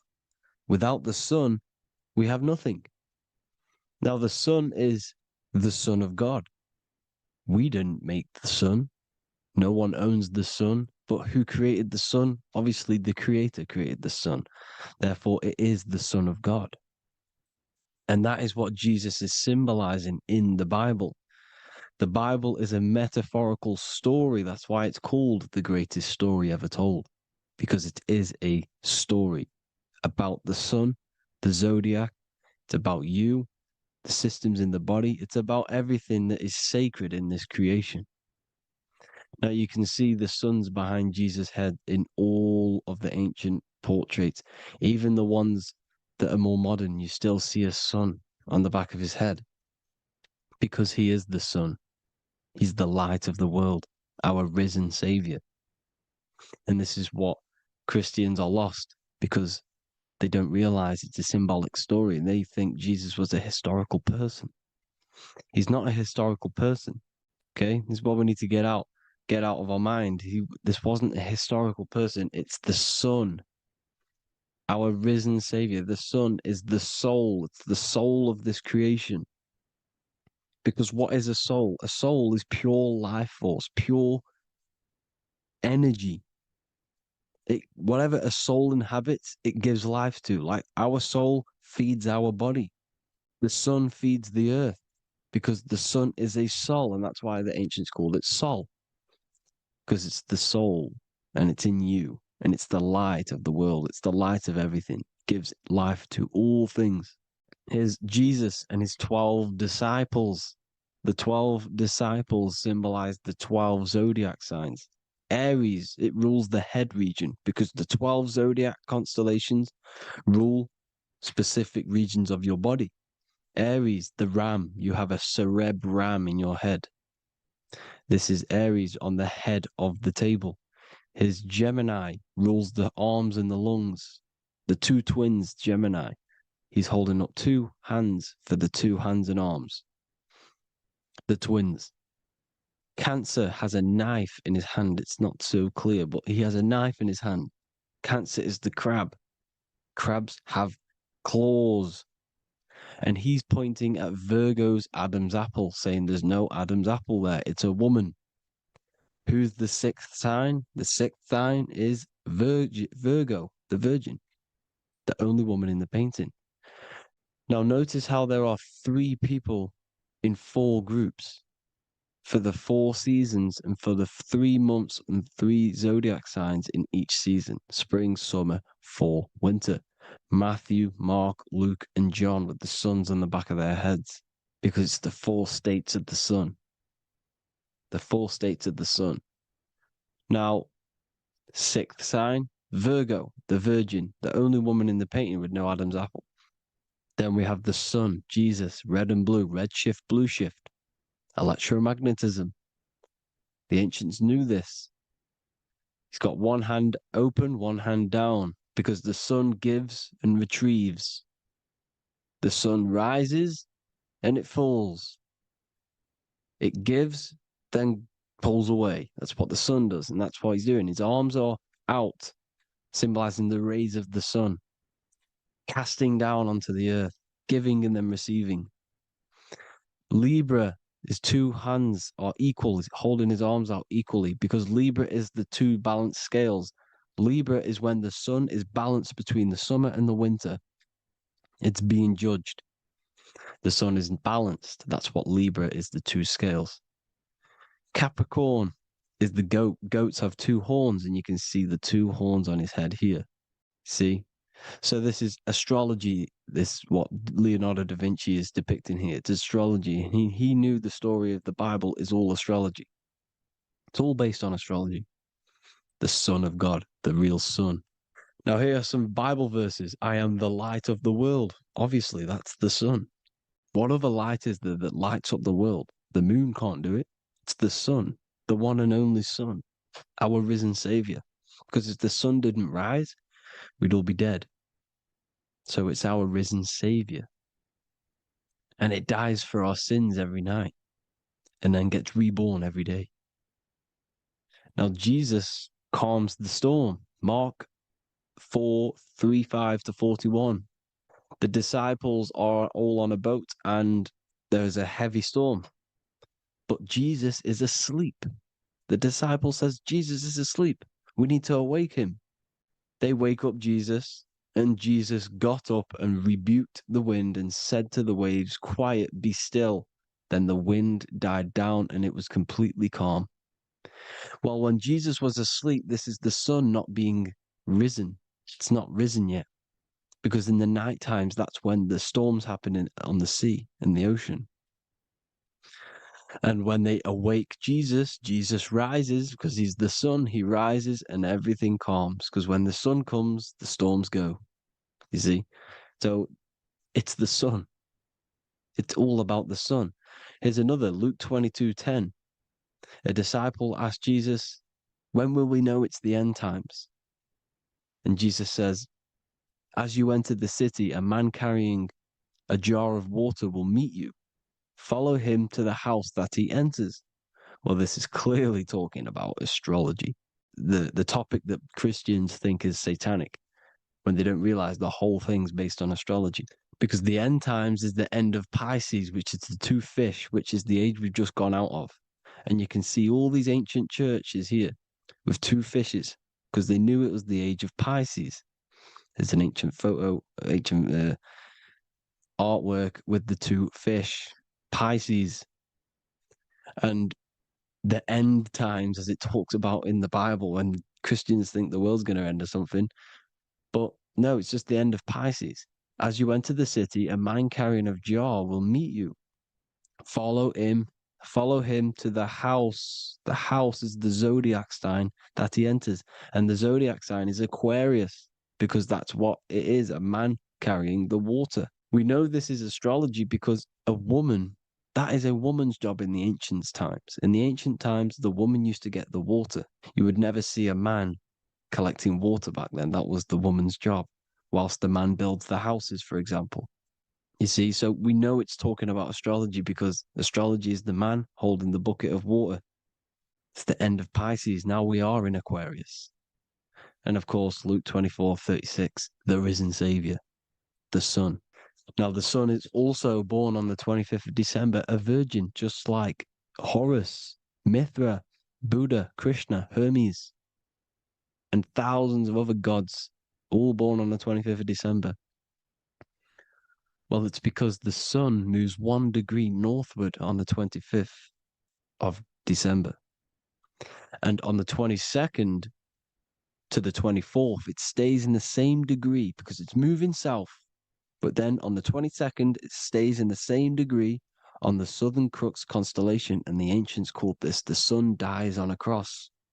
because the cross is the crux constellation, the Southern Cross. And it stays on that same degree for 3 days on the cross.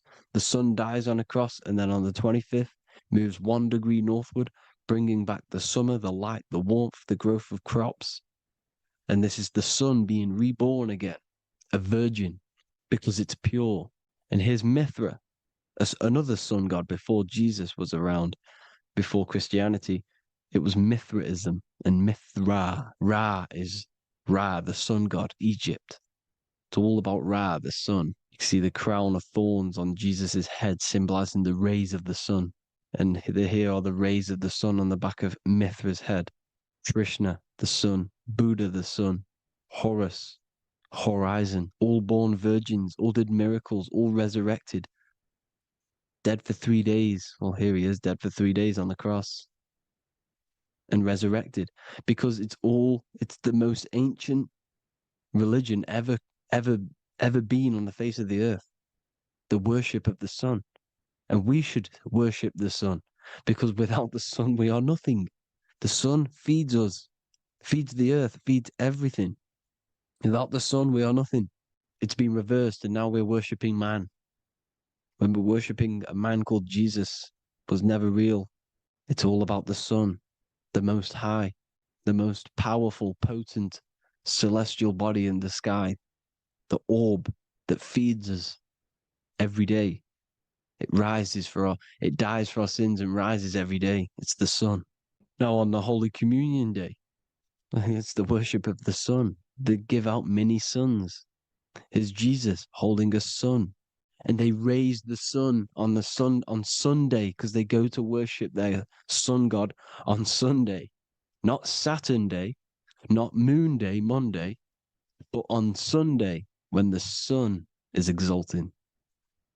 And they hold suns up above their heads because the sun rises. They're symbolizing the sun rising above their heads as Savior. It's the sun. It's the Holy Communion Day. And here's Jesus giving a piece of himself to the children. It's the sun, the light. Judas was known as a backbiter, a backstabber, because he stabbed Jesus in the back. He betrayed Jesus. Well, this is just another astrological story about the constellation Scorpio, because the Scorpio is the J, looks like a J. J for Judas, the scorpion, the backbiter. Scorpions backbite, they bite with their back. And what does Judas do? He betrays Jesus by kissing him to let the warriors know who they need to get. So he kisses Jesus, and Jesus gets stabbed in the back. Well, when you get stung or bit by a scorpion, they leave like a kiss. So Judas kisses him and gets betrayed. Well, this is because the sun, when it hits Libra, it's balanced. The sun is balanced because it comes through summer. Now the sun's starting to die. The sun's starting to die. It hits Libra. And then as soon as it hits the Scorpio, it gets betrayed, because now the sun has to fall to winter, and Saturn is there waiting to take over the darkness of the winter. So he gets stabbed in the back by Scorpio, Judas, the scorpion, the backstabber. You see, it's an astrological story. Here's Mary. Mary means marry, which means pure. The sun is pure. No one gave birth to the sun but the God. And it's born every day. It's born every day on every year. It's born pure. There was no controversy. There was no, activity for the sun to be born. It's pure. Now, the 7 metals come from the 7 planets. The sun gives you gold, and this is why the sun is golden. It looks gold.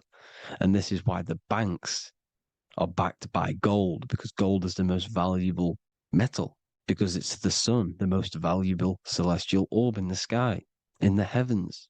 Well, here's Jesus, another ancient symbol of him being crucified on the cross with the big sun, the southern crux constellation. The sun dies on the cross constellation.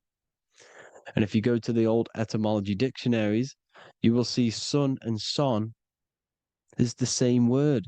They come from the same etymology roots.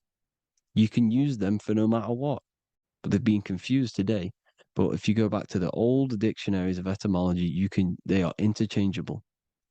You can use them. Son, sol, it's all the same thing.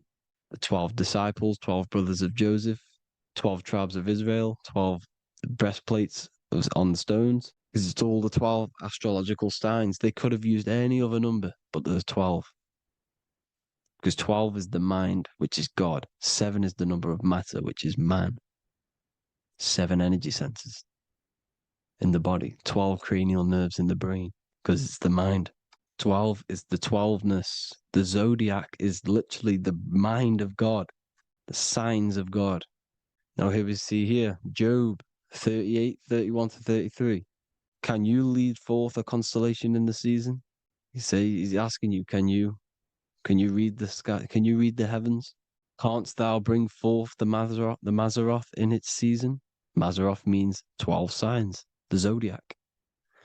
Why did they translated every single Hebrew word in the Bible into English, but they decided to leave out Mazzaroth? Why? It's because if that said zodiac, Christians would have a different view on the Bible, but they leave that out. But Mazzaroth actually means the 12 signs, the zodiac, and the stars means sign. The word stars means sign because the stars are signs, things to come, which is off in Hebrew, which means sign, things to come. You see a sign on the road, it's something coming. But God is saying, no, what does he say? To qualify as a director, a judge of man's life on earth, one must be able to govern the heavenly bodies that rule the earth. It's telling you to read the heavens. We need to read the heavens. Astrology, the 12 zodiac signs, the mind of God. It's telling you, read the Mazzaroth, read the zodiac, because they are things to come in your life. They are signs. It's not satanic, it's made by God. God said, let there be lights in the firmament of the heavens to divide the day from the night, and let them be for signs. Signs are things to come. The 12 zodiac signs. It's all about astrology. Here's Mary holding the sun. His son, her son. It's the sun in the sky. The one and only, the most high. The soul, the solo because it's on its own. The most powerful, Ra, radiance. Here's the Pope holding the sun. All 3 popes holding the sun because they're sun worshippers and they know the true meaning and origins behind Christianity. Sun worship. Here's the Vatican is a sundial. Yes, this is literally a clock. Your watch is a sundial. It's got 12 sections on it for the 12 zodiac signs. 12 hours, 12 Horuses. Now here you see Jesus walking on water. Well, it's the sun, and here's the beard of the sun. Here's the pyramid of the sun, the illuminated one, the all-seeing eye, the sun. Here's the Ankh. The sun creates these symbols. The ancients knew this. Now, when you see these headdresses, these are actually the days of precession of the sun. Aries, Cancer, Libra. It's all about the sun. Here's some more sun worship going back to Egypt. Ra, Horus, Osiris, and Set. Jesus and Satan is Horus and Set. The sun and Saturn. Saturn rules the winter, Satan. Jesus, the sun, the light of the world, rules the summer, rules the day. Satan's the night, Saturn's the night, the sun is the day. The evil brother, Satan. Well, Horus this is where we get the word hours from. There are 12 Horuses. The sun moves in 12 Horuses, 12 hours. Where's Horus? What hour is it? Where's Horus? His Ra, 12 noon, Ra, radiates, powerful, the most high sun. That's why he has a sun on the top of his head. These are the 4 states of the sun. Set, sunset. This is why we say sunset, because the sun is setting. His sunset, his Horus, horizon. The Horus is rising, Ra radiating, and the sunset. Then midnight is Osiris. Here's another ancient symbol for the sun, the scarab. Ra, the sun. Scarab. It's got the word Ra in it because it's the sun. And here's the sun on top of the scarab with the wings.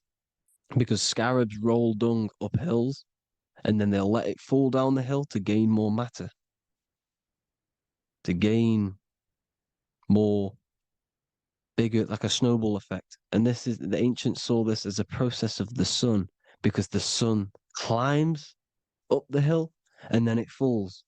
So they used the scarab to symbolize the process of the sun. The sun climbs and falls. Here's an ancient Egyptian cat cutting off the head of the serpent. Well, the cat is cutting off the head of the serpent, symbolizes the sun cutting off the nighttime. When the sun rises, it cuts off the nighttime. It cuts off the serpent. The serpents represent darkness or evil. Oh, there's some more symbology of the sun and the heavens, the arch, the royal arch, the firmament, the sun inside the firmament. These are all ancient churches, and they all depict the firmament with the sun inside. Is the ancient cosmology, you see, because it's all about the sun. Everything's about the sun because the sun is our orb made for us to sustain life and this inside of this creation, inside of this firmament, the royal arch of heaven. Here's the Freemasons depicting it. Here's the Masonic royal arch. But you can even see the zodiac signs. Here's Cancer, the checkered board. It's the royal arch of the firmament. Obviously, they don't want to tell you that. You live in space, apparently. Some more sun worship. Here's the beard of the sun on the water. They all have this long beard. And why do they say amen? Amen at the end of every prayer. Amen is a sun god, a creator god. It's all about the sun. So thank you all, people. Hope you all enjoyed. Hope you all gained some knowledge and insight. Please give me a follow, drop a comment, drop a like. Have a good day. Love you all.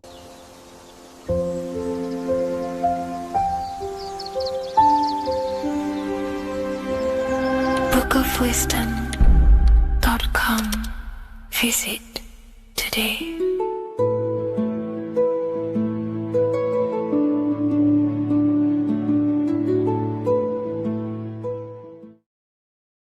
How are we all doing today, people? It's Revival of Wisdom, and today we're going to get real deep.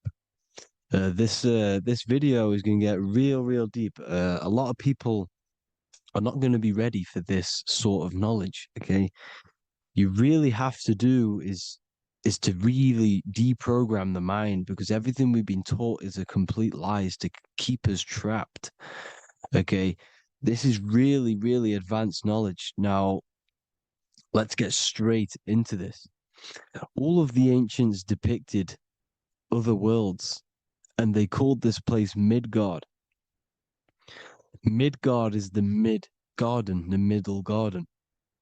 This is why the Masonic symbolism on the floor is always a black and white checkered board, symbolizing the polarity here, the good and bad, because we're in the middle garden, the heart. Earth rearranged spells heart because we're in the heart of this system of whatever it is, a super quantum computer, whatever you want to call it, simulation. Now, in the Quran, it talks about the 7 layers of heaven.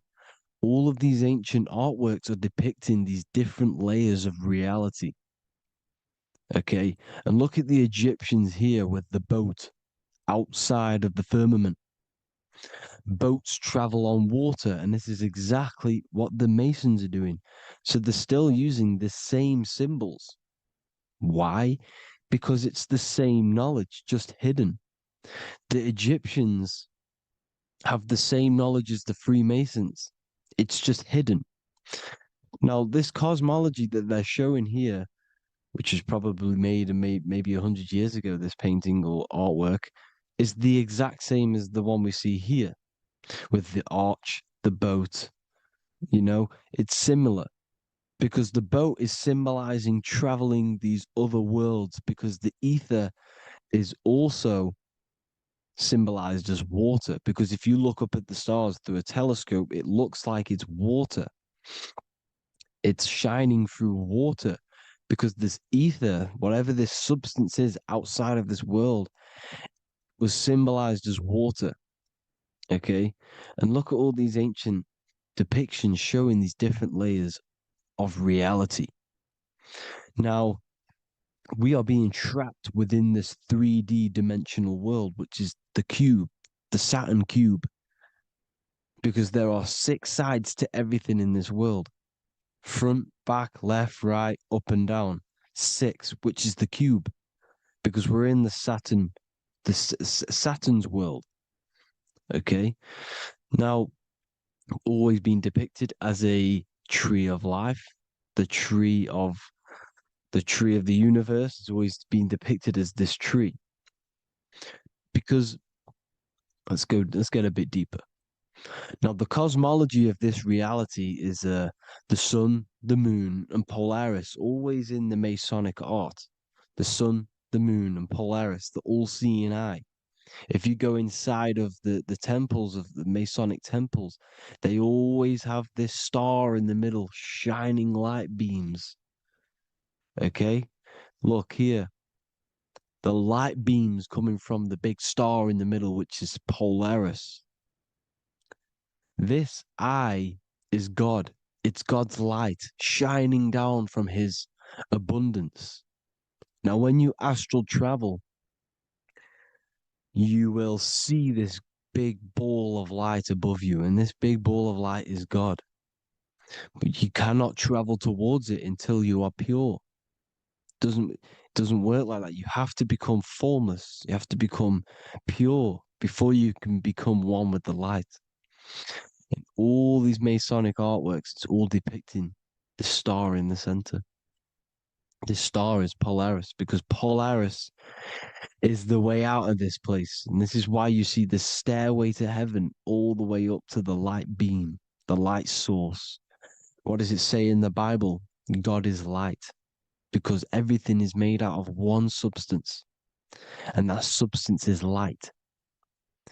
And it symbolizes the eye because God is an eye. All things that are alive have an eye. And we all say, I am. We all see these realities through eyes. God is an eye. He's the all-seeing eye. He sees all things at all times. And he is projecting this light. And this light comes down to create all the different levels of the worlds. And this is what the 2 pillars symbolize the number 11. 11, the number 1, is just a vertical line. It's the 1. It's a 1 point. 11 symbolizes the mirror nature of reality. Everything's mirrored. As above, so below. Now, the 11 also symbolizes openings, doorways. And as you can see here, an opening to the all-seeing eye. And you see here again, an opening to the stairway all the way up to the light. This light is the light of God in the astral worlds, beyond this world. Now, Polaris has also been symbolized as the UFO. They put the truth in plain sight. So, you know, in the films, how the UFOs suck people up. That's what Polaris is doing if you ascend beyond this world. If you do not ascend beyond this world, you will be reincarnated in this world. The whole thing is to outgrow this consciousness to the plane above. And I'm not just making this up. I'm going to be bringing in scriptures after this. But you can see with the Christmas tree, we always put a high, big star at the center, at the top, which is the star of Polaris, which is exactly what the Masons are doing here. The star at the top. and it's on top of our Christmas trees. And all of these symbolize the other stars because Polaris is the most high star. And all the other stars are wrapped around the firmament lower than Polaris. And that's exactly what the Christmas tree is. And it's a triangle. It's a triangle, just like light beams travel from one point in the triangle, just like the all-seeing eye. It's a triangle. The light is coming from one point and sending its rays downward. You see, it's kind of like you see here with the water. And the lower you go, the darker it gets, the more evil it becomes. And this is what the ancients would call hell. Now, this all-seeing eye is Polaris. And below Polaris is Mount Meru, the North Pole, the magnetic North Pole. The Tower of Babel, which is in the Bible. The etymology of the word Babel, Ba meaning spirit, which gives the ability to move the soul through the worlds, which is that's the ancient Egyptian description of the word Ba, meaning of the word Ba. You have the Ka, the Ba, the Ak, but the Ba is the one that gives the ability for the soul to move through the worlds. Your soul can't speak into a world without incarnating into it. Now, the Tower of Babel symbolizes Mount Meru because it's the word Ba is the spirit which gives the ability for the soul to move through the worlds. The Tower of Babel is the magnetic North Pole, Mount Meru, which gives the ability to move through these different worlds. And you can see the ancient Tibetans always showing this depiction of these different worlds coming from the center. Because we have to ascend our consciousness. It's not about how good you are to reach heaven. It's about how you expand your consciousness, you expand your mind. So they teach now that you have to be good in order to reach to heaven. It's about expanding the mind, expanding your consciousness to these different planes, these different realms. So that's what it's about. And Jesus was known as the fisher of man. Now, Jesus is a massive part of this. He was known as the fisher of man because he was fishing. He could have been fishing. He could have been one of these deities that had come down from these different higher realities and pull people up. So they would so they called Jesus the fisher of man. And he says unto them, follow me and I will make you fishers of men. So these deities that we see in the past, like Buddha, Krishna, Hermes, Thoth, Jesus, could all be these entities who were coming down to pick up the minds that were worthy enough to see the higher planes of reality. And this is why they called him the fisher of man. Now, when Jesus walks on water, there is a parable with Paul. And he says, but Jesus immediately said unto them, take courage, it is I, don't be afraid. He's talking about astral travel here. He's talking about leaving the body. Because when you leave the body in astral travel to see these alternative realities, you can't be afraid because fear is a bondage, which is what the Emerald Tablets talks about. Lord, if it's you, Peter replied, tell me to come to you on the water. The water. Come, he said. And Peter got down from the boat, walked on the water, and came towards Jesus. But when he saw the wind, he was afraid and began to sink. When you become afraid in astral travel, you sink back into your body. Lord, save me. So this is talking about Jesus pulling people up into different realities. And You can see the fish is the symbol of Jesus, is another symbol of Jesus, a fish. Because fish symbolize deep occult knowledge, because fish travel the depths of the ocean. And they symbolize us because we are fish underneath the ethers. And Jesus was pulling people up.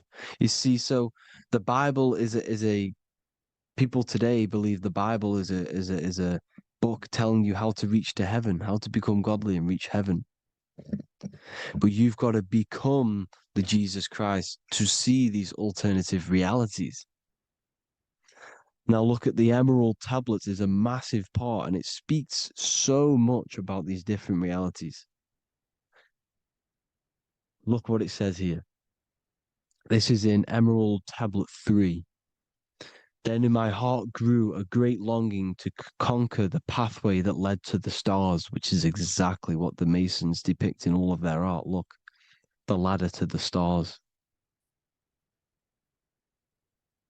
And then he goes on to say, years after years, I sought after wisdom, seeking new knowledge, following the way, until at last my soul, in great travail, broke from its bondage and bounded away, broke from the bondage of the body.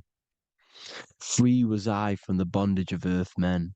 Free from the body, I flashed through the night. The stars.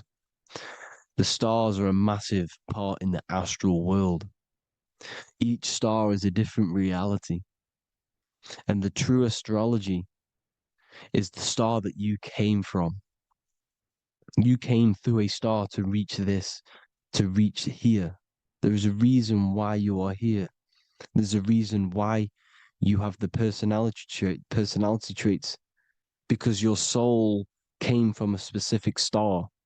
This is why we call them stargates, because they are gates in and out of this reality. And Polaris is the way out to the higher worlds. Now look, far into space, my soul traveled freely into the infinite circles of light. Beyond knowledge were some planets and great gigantic beyond dreams of men. Then he goes to say, lift up your flame from out of the darkness, fly from the night and ye shall be free. Lift up your flame. Your flame is your soul, because it has to be lifted up out of the darkness. This is the darkness, this world, this body's the darkness. Because it's a bondage. You need to break free. You need to learn how to astral travel, people. You have to learn this. If you want to get out of this world, you have to learn how to astral travel and see the other realities.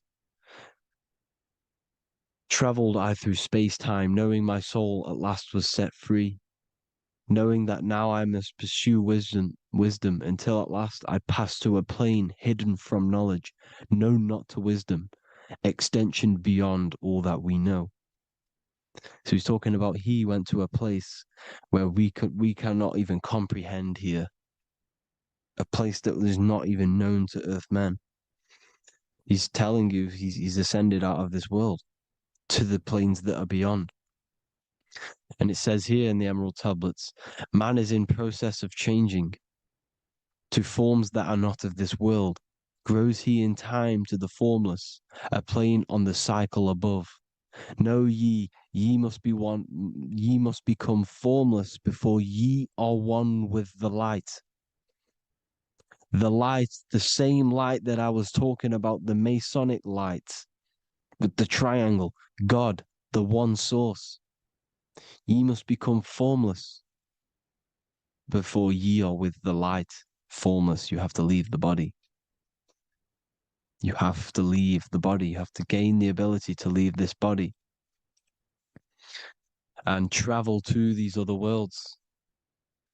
Now, it says here, not as man am I, for free have I become of dimensions and planes. In each I take on a new body. In each I change my form. Know I now that the formless is all there is of form. You see, all things created come from the things that, all things that you see come from the things that you cannot see. All of us have the same spark of consciousness, the same I am. Every dog, every animal, every human has this same I, this same thing which sees through the eye. It's formless. It it takes this formless entity is the same entity of us. We are all the same entity in different bodies. And this entity it was represented as the flame, the cosmic flame, which is inside of all of us. And this is why the Masons depicted your spine as a candle or the Holy Grail. You would either see this or a candle with a flame on the top, because the Holy Grail is your consciousness, which is on top of your spine, which is the candle. Now, Jesus, Thoth, Buddha were all these deities which were coming down to lift people up because they were fishermen of men. And he would lift you up to the higher worlds, out of this world, to the ones above. Now, Thoth, you can see him here, he's leading the way. He's holding someone and he's leading the way with knowledge and power. He was leading the way to other worlds, out of this world. There's no point trying to change this world. This world will stay the same. It will stay the same. You have to get out of this world. And that's what they're telling you. That's what they're keeping you from. They're keeping you stuck within this thin layer of reality. So what the Masons are doing, they have the ability to astral travel. They're living not stuck and bound to one reality, but living within the different layers of reality. And this is what Morpheus was doing in the Matrix. Morpheus was going into the Matrix to go and get Neo, which is exactly what Jesus was doing, pulling up people out of this world to the ones higher. And that's exactly what Morpheus is doing in the Matrix. If you haven't watched the Matrix, go and watch it. It will blow your mind. Everything I'm saying in this video, you will see it. Except that you don't need to use a machine to enter the Matrix. You just use your body. Well, you use your consciousness to leave this body. You see, Neo was also uploading himself into the simulation to pull people out of the simulation. And this is exactly what all of these gods were doing. The fisher of man. Look, he was pulling people up out of this reality with the knowledge. Now, Jesus was always depicted with the mushrooms. Look at all this mushroom art. Mushrooms were literally the origin of Christianity. You can see it everywhere. There's mushrooms in all of the ancient art. Every single one of these paintings you see here, there's mushrooms on them. Mushrooms have the ability to see alternative states of consciousness. Now, if you go and do them and you go to sleep, if you pop mushrooms, you go to sleep and you will wake up in another reality. You will wake up in another reality. Don't try it if you don't want to do it. But if you've got the heart to do it, do it. Eat them and go to sleep. You'll wake up in another reality. And Jesus was handing out mushrooms to the bright minds, to the minds that he wanted to fish out and pull up to the higher realities. He was giving them mushrooms to see themselves in an alternative state, in an alternative reality.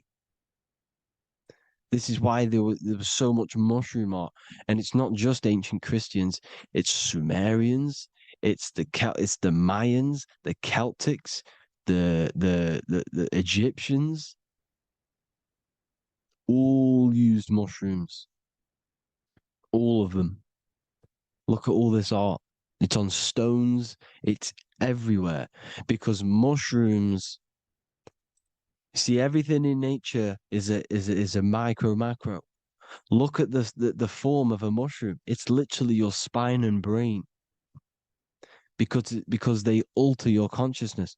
Your body is just a radio receiver. Everything that you're experiencing is a program being ran by the central nervous system, and your consciousness is experiencing this program, these electrical impulses of the nervous system, because it's all feeding back to one point, which is the pineal gland.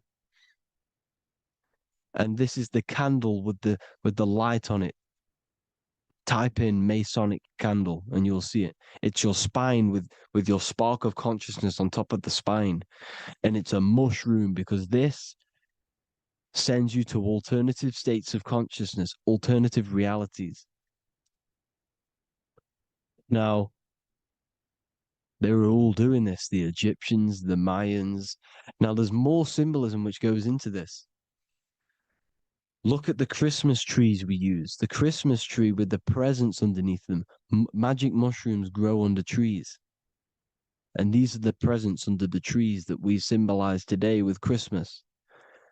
Santa's red and yellow for the red and yellow mushrooms. The same mushrooms Mario has to collect. And when he gets enough mushrooms, he levels up. And then what does he do when he go past the world?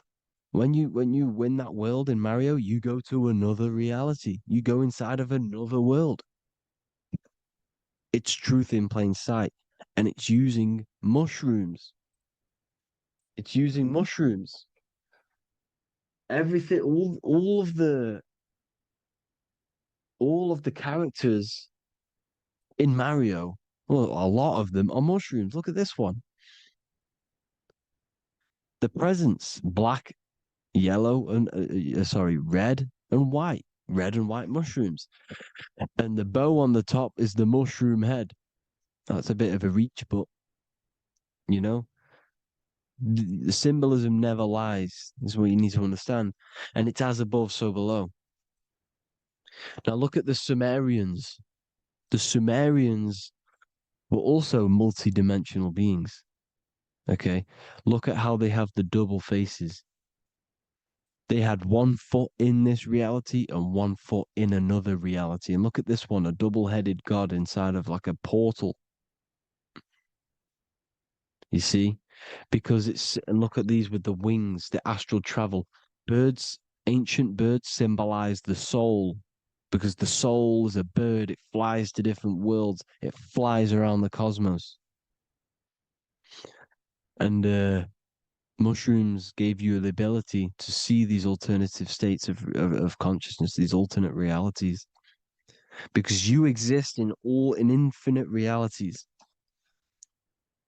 You exist in infinite realities. Now look at the 33rd degree Ordo Ab Chao badge. You get this badge when you become a 33rd degree Freemason, and it's a double-headed eagle. A double-headed eagle. And you can see this in Sumeria first. Sumeria have the same symbol, a double-headed, bird. You can see it here as well. And the Masons are still using this symbol today. And when you become a 33rd degree, 33 vertebrae on the back of your spine, above the vertebrae is your consciousness, and it's a double-headed eagle. One reality in one. You become a multi-dimensional being in the 33rd degree. And I've heard many interviews of Masons say it becomes Luciferian. You see, they speak in code. These Masons can't tell you about what they learn about, but they will speak in code. They said it becomes Luciferian. The word Luciferian is lucid. The root word of Luciferian is lucid, and lucid is lucid dreaming, alternative realities, dream worlds. You become a god. Luciferian means you're becoming your own god, pretty much. because you are becoming a multi-dimensional being living in between the different layers of reality at the 33rd degree of Freemasonry. And look at the double-headed eagle, because the birds symbolize the soul. And they reach high, they fly high, just like the soul wants to fly high to the light, to become one with the light, like the Emerald Tablet says. Now look at Janus. Janus was another god, and he's known as the god of doorways. Janus always depicted with a double head. Janus is why we say janitor or January. And January is entering a new year. Janus is known as the god of doorways with keys, always got a key, because keys open doors. That's why the janitor holds all the keys. And Janus always has double heads, because he had one foot in this reality, one foot in another. He was a multi-dimensional being, a Luciferian, living between the different layers of reality, instead of being stuck in one like we are. Well, a lot of people. And that's the whole point. You see, all of this stuff is about like changing the world and stuff like that. This world will probably never ever change. It's probably been like this forever. Well, forever, for a long time. But it's about moving out of this reality to the higher states. And the Masons always depict the ladder to the luminaries, the stars, with a key, the same key of Janus. The Vatican is a key, and it's in charge of all the religions. Why is it a key? Because they're holding back the key. They're keeping you stuck within this reality, keeping you stuck as identifying yourself with the body, identifying yourself with this world. You are not in the world is within you. This is a program being ran by your central nervous system, and your consciousness is experiencing this reality. Now, this is going to be a mind-blowing video for some people. You have to have an open mind. You have to let go of all the programs. I'm repeating what the ancients are talking about and the ancient symbolism. Look at Janus with the double-headed god. He was just another god coming down, giving keys to people who had the worthy mind to be pulled up out of this reality, to be pulled up to heaven, just like Jesus was teaching how to reach heaven. But really, it's an encoded scripture. But anyways, hope you all gained some insight on this video. Have an amazing day. Please like, share, comment. All the links are in the bio for the PDF, for the Manifestation Mastery course, and all the other amazing stuff. And if you want to support the channel, I'd greatly appreciate if you became a Patreon member. Hope you'll have an amazing day, people. God.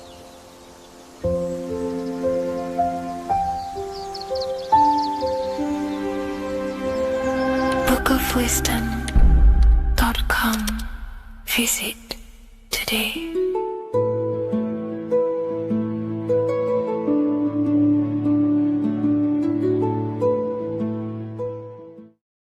By the end of this video, you will understand the 3 expressions of consciousness, how to use them to create the life you truly want. You'll discover the hidden meaning of the word God, the secret power of the number 3, and how consciousness itself is the key to your reality. We have 3 main expressions of consciousness. We think, we feel, and we act. God is 3-fold. It stands for generator, operator, destroyer. The generator is the mind. This is what thinks, generates ideas. This is the beginning of all creation. This is the first expression of consciousness. It is the first form of consciousness, not a physical form, but a spiritual form. Then we have the operator, which is emotion. When we think something, if we have care or any emotion towards it, then we take physical action. The body, the destroyer. We think, we care, we act. Thoughts and emotions are the two spiritual forces which merge together and give birth to actions. Think about it. Why are you watching this video? Because you had a care to watch the video. Therefore, the reality in front of you is because you had a thought, you had a care, you took action to express that reality. Everything goes through this threefold process. This is why we say follow your heart, because the body does follow the heart. We think something in the mind, we feel something in the heart, and the body takes action towards it. Everything operates on the care energy of the heart. The body follows the heart. If you do not care about something, then you do not act towards it. It is the care energy that guides our actions in this world. Going back to the generator, the mind is a part of the mental plane, the infinite dimension of infinite information. There is no limitations in the mind. Everything already exists as a piece of information or a thought. This is the beginning of all creation, the spark of creation itself, thought, the mental plane. And our mind exists like a radio, our conscious mind. This is why we call it a mindset. What we set our mind onto through attention, mental attention, whatever we set it on, we receive thoughts that are very similar to what we set it on. The mind is like a radio, and whatever we tune that radio to, we receive that frequency and play that song. So if we purify our minds through ritual work, meditation, and affirmations, the mind can become a temple to receive higher thoughts, higher ideas, and better genius ideas. Going back to operator, this is the Holy Spirit. This is what we care about, our emotion. This is the feminine side of consciousness. Thoughts is masculine, the Father. Emotion is the Holy Spirit, which is feminine. And these two create a child, which is Jesus, the Son, which is actions. When thoughts and emotions merge together, you have a physical action, which is a masculine force, which is why it's a son. The Holy Spirit represents a purified heart, love consciousness, holding love in the heart. And when we purify our minds, we have an effect and purify our hearts. And the reason why I say that is because whatever we think in the mind directly corresponds to what we feel in the heart. As above, so below. Thoughts create emotions. If we think something and our heart tells us that is bad, we have a feeling that that is wrong, then we should not take physical action towards it. And if we do take physical action against the feeling of knowing it's bad, then you are going against the spirit. That's what the word Satan means, or Satan. The Hebrew word for Satan is Satan. It means adversary or opposer. You're opposing the Holy Spirit. You're opposing what you know is good. You're taking a sin against the Spirit, against the guidance from your soul, the knowingness of good. So when we do purify our mind, we purify our hearts. And when we cultivate love for the self and one another's in our hearts, we gain the Holy Spirit, which is love consciousness. And when we think in our mind with the love of the heart and we merge our thoughts with love, it gives birth to perfect actions. This is what the true Christ consciousness is. We think with the love of the heart and it gives birth to perfect actions. And if everyone did this in the world, we would live heaven on earth. Everyone would be balanced within themselves and the world as a whole would be balanced. So we need to gain full mastery over these three aspects of our consciousness, over what we give mental attention to, gaining love for ourselves and the collective in our hearts, and gaining a strong disciplined willpower for our physical actions. And if you can gain full control over these three-step process, you can gain full control over your reality. The number 3 represents this 3 aspects of creation or transformation. This is a transformative process from going invisible to the visible. This is also why Jesus dies in a cave for 3 days. It's all about transforming the self. Transformation is the number 3. Me personally, I think the Holy Spirit has been replaced for the sacred feminine aspect of consciousness. They do not want us connecting to our feminine side of consciousness because then we will cultivate love in our hearts for the self and one another. And love is the most potent force there is in the whole universe. It is what unifies everything. It nurtures everything. It allows things to grow. Think about it. When you hold love or care for someone, you grow relationships. The sun is the perfect symbol and representation of love energy. The sun gives abundantly, expecting nothing back, and allows everything on the earth to grow. It's a caring, nurturing, feminine force that allows things to grow and unify and come together. In today's world, we mainly have thinking and acting without emotion, without care, without the judge of our hearts. It's all about gaining unity consciousness. We think, we care, true care for one another and the self, and we act. And if you align these three forces towards something, your business, whatever you're trying to create, you will fully create that reality, because these are the three forces that you can use to generate a reality. You can do ritual work to create care in your heart about something, and then you will take more action towards it. The book I'm using here is the Book of Wisdom, Volume 1. You can get this paperback or PDF on my website. So I hope this video has helped you. Please leave a like, comment, and a subscribe on the channel if you like the content. Let me know what you think about the Holy Spirit and if it is covering up the feminine side of consciousness in the comments section. Hello, Seeker. Welcome to Revival of Symbolism, a channel devoted to the language of esoteric symbolism, helping you discover yourself and expand your consciousness into new realms of thought. I'm Harry B. Joseph, also known as Revival of Wisdom. In this video, we're going to be breaking down the occult and esoteric meaning of the tarot card, the Magician. This contains many layers of symbolism. Let's get straight into this. So if we look at the card of the Magician, the first thing we notice is this gesture, his hands. We have one hand up, one hand down. This corresponds to the teaching and the principle of the universe called the law of correspondence, also known as above, so below. As above, so below pretty much corresponds with everything in the whole world and life. Everything functions underneath this law. It teaches that everything below in the material plane does not exist on its own. Physical life does not create itself. It is not independent.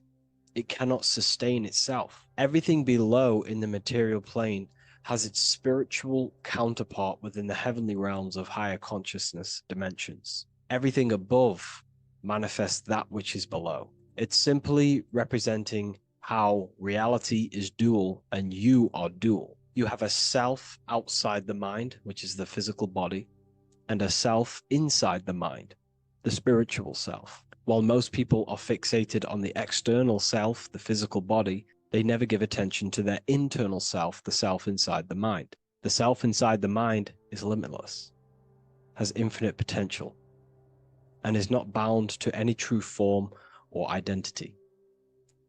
The internal self is the immortal self, the higher self. It is the self that can turn anything, any thought, into a form within the realm of imagination. This is what we call the astral plane. The astral plane being a plane or a dimension that sits just above the physical plane, and it's the realm of imagination, emotion, and desire. Because in order for us to imagine something, we have some sort of emotion or desire to create it. Therefore, it is the astral energy, the desire and the imagination of something above in the higher realms and dimensions of consciousness that make it possible and physically created within the material realm. It is the astral forces of desire manifesting the actions of the physical body, because the physical body only moves to what we care about or we have a passion or desire. These forces, what we call passion and desire, are not just chemical reactions in your body. They are astral forces directly coming from your astral body. We think with thought. This is the beginning of all creation. We think, we imagine, we desire, then we act. It is the higher realms first, then the external realm, the material. Higher dimensions over the lower dimensions. This fits in perfect with the magician, because a magician is not someone like Harry Potter shows you with wands casting spells. This is fantasy. The real magic is about changing consciousness at will, because consciousness above creates that which is below, the material, as within, so without. Reality is created from the inside out. So the magician understands that by changing consciousness, we change our external circumstances. You see this reflected in your life, and I've seen this reflected in my life. When you change your consciousness, for example, you start to spiritually awaken. You start to think differently, see the world differently. What happens to your external reality? Notice your friends start to say you've changed. You may not fit in with your current friendship circle. Your friends will change and you will outgrow them, and you will have to seek to find new friends that fit with your new internal state of consciousness. This is teaching that the internal world rearranges the external world. While most people stay in a cycle of trying to change the external world, not realizing that they must first change the internal. This is what magic is about. Magic is about changing consciousness at will. Because when a magician holds the ability to direct all forces of their consciousness to a specific reality within them, to create that form and reality within the internal self, they can actually start to produce change in the external reality. We have masculine forces of consciousness, feminine forces of consciousness. The feminine forces of consciousness are imagination, intuition, emotion. The active masculine forces of consciousness are willpower, actions, and intellect, thinking. When we combine the imagination, seeing the reality within our mind, forming the reality within our spiritual vision, the internal vision of the soul, because imagination is the expression of the soul. It is creating with astral light, astral vision. Freemasons, occultists call imagination spirit vision. When we see that reality with our spiritual vision, this is why we have to increase our ability to vividly see within our imagination or the astral plane. If we do not develop these faculties of consciousness, we will struggle. This is what the esoteric is about. We have to increase and develop every part of our consciousness to develop spiritually, to try and reconnect with the internal world, while our whole past life we've been focusing on the external. When we combine the soul's vision of imagination with a feeling and a desire of creating that reality, that's then the internal world pretty much sorted. Then we have to combine that with willpower and actions. The masculine and feminine come together to give birth to a child. The masculine and feminine come together in your consciousness to give birth to a reality. It's about changing what's inside the self to produce change below. This is what true magic is. Look at the word magic, magi, and the word imagination, imagination. Imagination is about working with the forces of the soul and the forces of consciousness, producing change in consciousness at will to produce change in the external. This is what this represents. Changing above so we can change below. No point trying to change the external world, because the external world is already formed. It is a form, it is an effect. So to produce true change in the external world that lasts long term, we must first gain control over ourselves and produce change internally. This is why the magician is called to gain mastery in every element of their being. They have to gain control over every aspect of consciousness and develop every faculty of the soul. This includes developing strong imagination, developing a very strong willpower. We can do this through exercises such as imagination exercises, holding one specific vision for a long period of time, meditation, thinking on one specific thing for a very long period of time.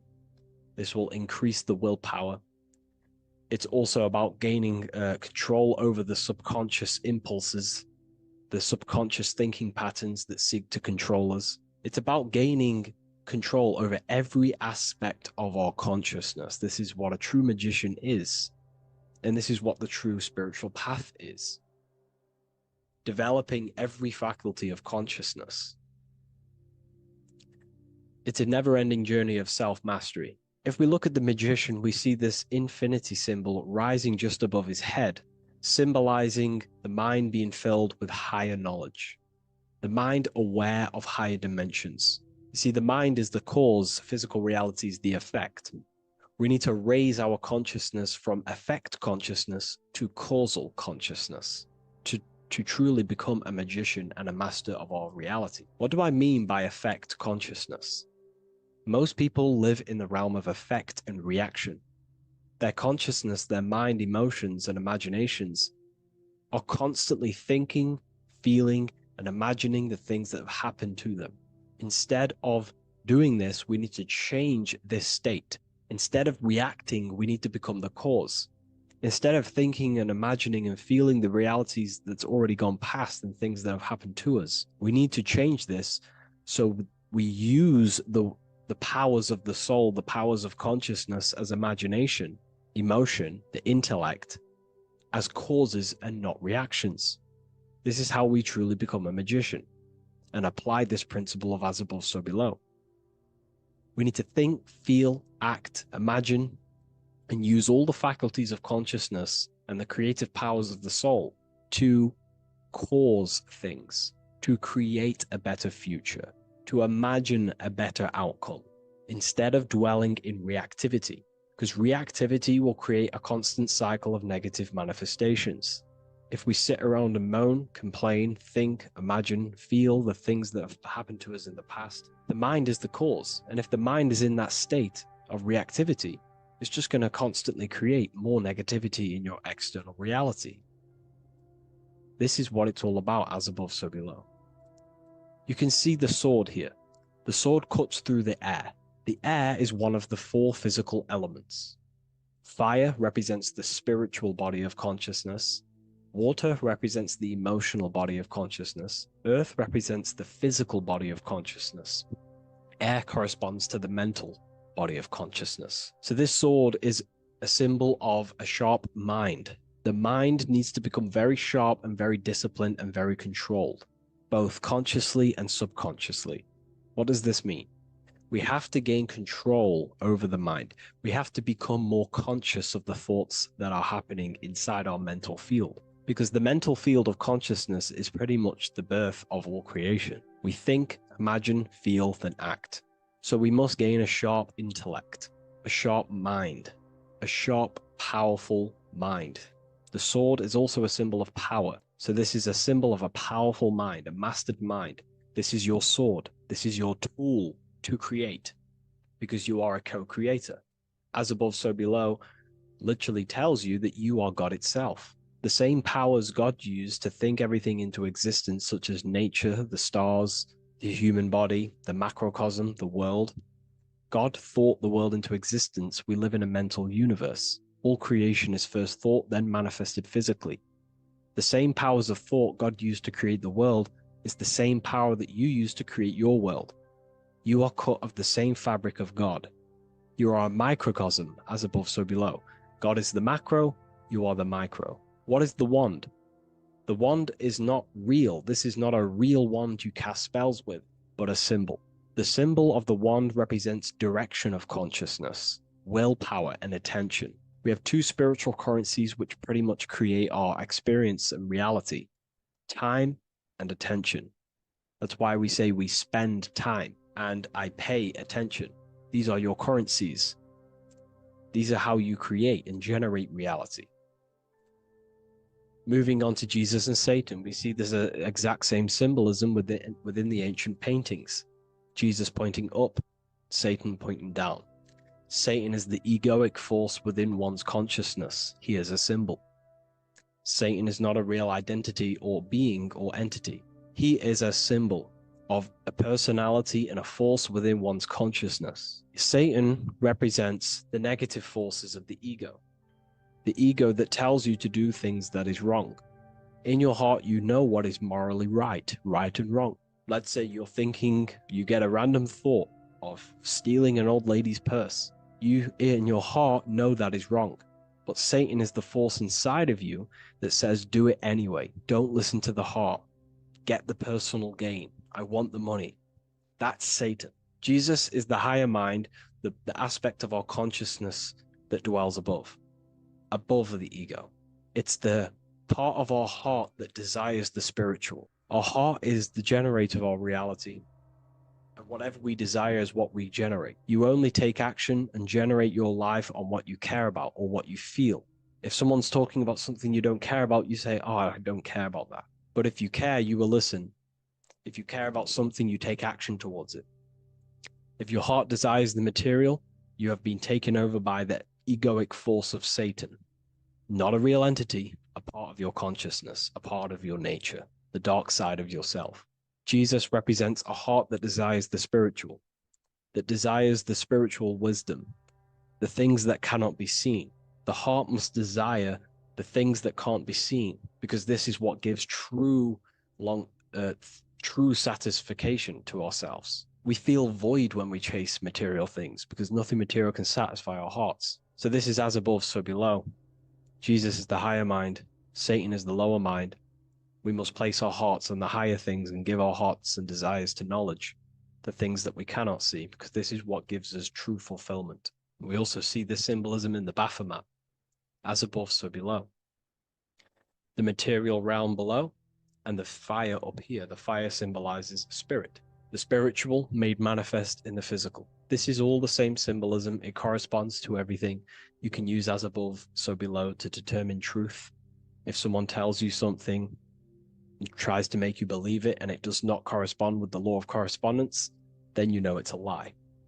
You can use as above, so below to manifest things. You can use as above, so below to see the world as a reflection of God. We are in God's kingdom. This is God's world, and you are creating in the world through the same powers of God, thought. You are a small version of God, co-creating a world and reality in earth. You yourself are an earth.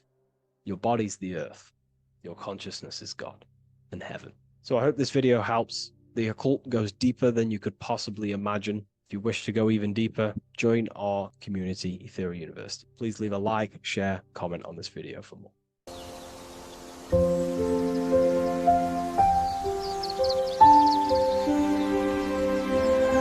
bookofwisdom.com. Visit today.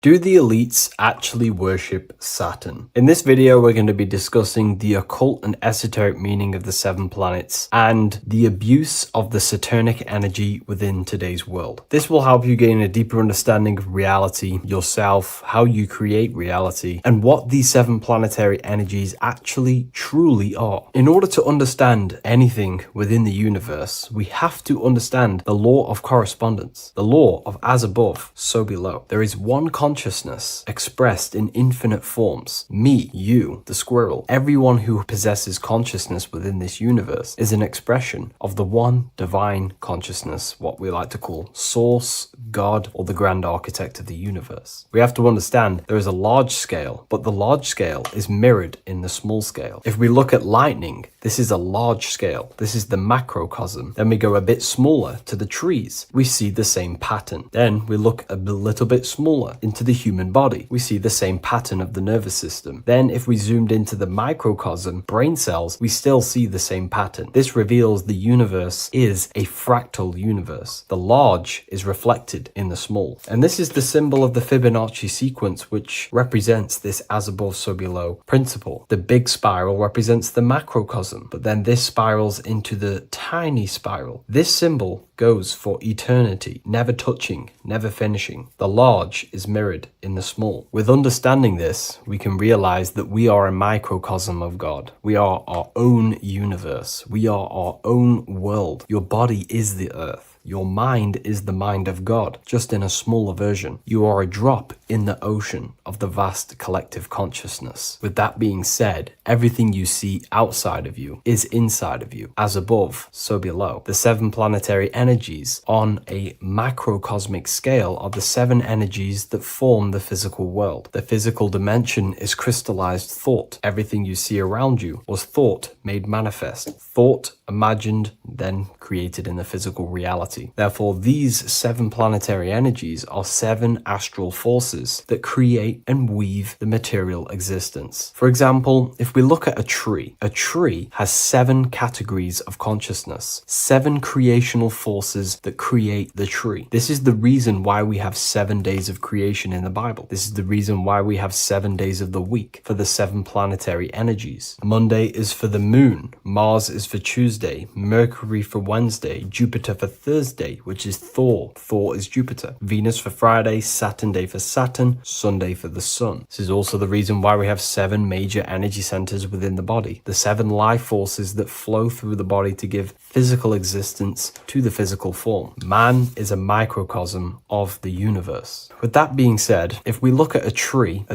is nature, and nature is the macrocosm, the creation of God's mind. And if we look at the tree, we can see 7 creational categories that go into create the tree. For example, the stem of the tree, the trunk, represents the sun. The root system, the base of the tree, where the tree grows out of, is Saturn. If we look at the fruit of the tree, that represents Jupiter. The smell, the look, the colors of the tree, that's Venus. How the tree communicates with other trees through the root system is Mercury, the intellect, the intelligence, the communication. The leaves of the tree is the moon. The defense mechanism of the tree, how it defends itself from infections and other territories, is Mars. So we can see all physical matter, all physical creation demands these 7 categories of consciousness, these 7 planetary forces. But again, that is the macrocosmic scale. The macrocosm is reflected in the microcosm, which means you have access to these forces, these 7 planetary energies, and you use them to create anything in reality. You've been using them maybe unconsciously your whole life. For example, this book that I've created, the Book of Wisdom Volume 2, you can find it in the bio if you're interested in reading it. It has the 7 planetary forces that go into this tree, into this book. I used the sun, which is my passion and my drive to take actions. I used Mercury, which is my intellect, my thinking, my communication. I used Venus, the layout, the look of the book. I use Mars, my defense of my work, my trademark, my copyright. I use Saturn. Saturn is my time, my discipline, my attention. I use Jupiter, which is the why, the reason why I created it. I used the moon, which is my care. My care is the generative force. Whatever you create in your reality is because you care. You care about keeping a house above your head. Therefore, you go to work and earn money. Care is the driving force to create anything in reality. What you see right now watching this video is because you care about watching this video. If you lose care about watching the video, you will turn it off and continue to do something else. All creation demands these 7 forces, hence why we have here a midsection. Sometimes we see the symbol of the earth, which is a circle and a cross in the middle, because these 7 forces create earth. But again, this video is specifically aimed to Saturn. We're going to be discussing Saturn's Saturnic energy because there is a lot of misunderstanding in today's world, and I'm going to give my perspective and my research on the energy of Saturn and how we use it and how it's being abused in today's world. Saturn externally, because remember, we have an external world, an internal world, a macro and a micro. Saturn externally in the material plane governs the foundational and enduring aspects of existence, such as the roots of plants, the bones of our body, even the insects that dwell beneath the ground. It represents the dull, hard, unyielding forces of life, symbolizing structure, limitation, and conditioning. Under Saturn's influence, things become rigid, bound by the god of time, bound by restriction and boundaries. In Roman mythology, Saturn is revered as the god of time, ruling over the cycles, beginnings, and endings. This connection with this emphasizes Saturn's role in marking the passages of life, aging,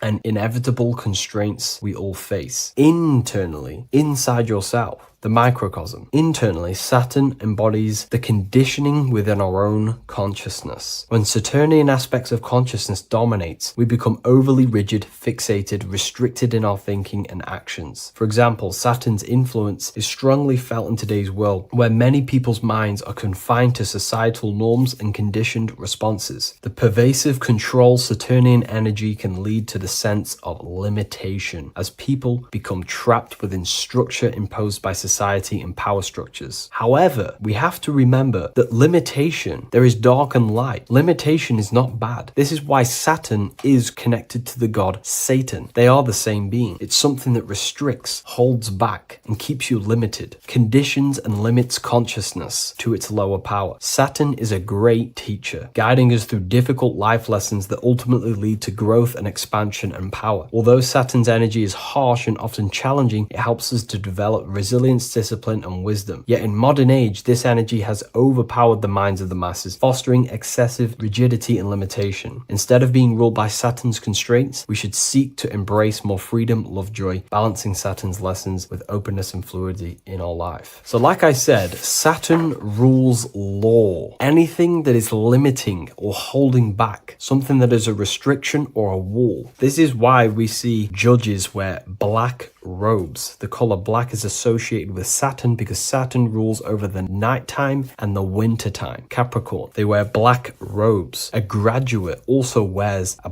black robe with a black square cap on its head because black is associated with Saturn, restriction, limitation. University graduates wear this. Personally, not to offend anyone, these educational systems that we have in today's world are not here to give you power, to find you the power of consciousness or yourself. They are simply to restrict you, to keep the mind limited in a certain belief system. That's not to say the things in university are completely useless, but what I'm saying is it is a conditioning by the educational system. And if we actually look at the top of the hat, it's a square over a circle. And in Freemasonry, we see the compass on top of the square. In Freemasonry, we see the square underneath the compass on top of the square. The square creates squares and the compass creates circles. So this is symbolizing the square, which is matter, the circle, which is spirit, matter over spirit when it needs to be spirit over matter. This is a symbol of conditioning, limiting the mind into being locked in the five senses and base consciousness. Saturn's energy is keeping people restricted. This is why there is so much Saturn symbolism in today's world, because Saturn is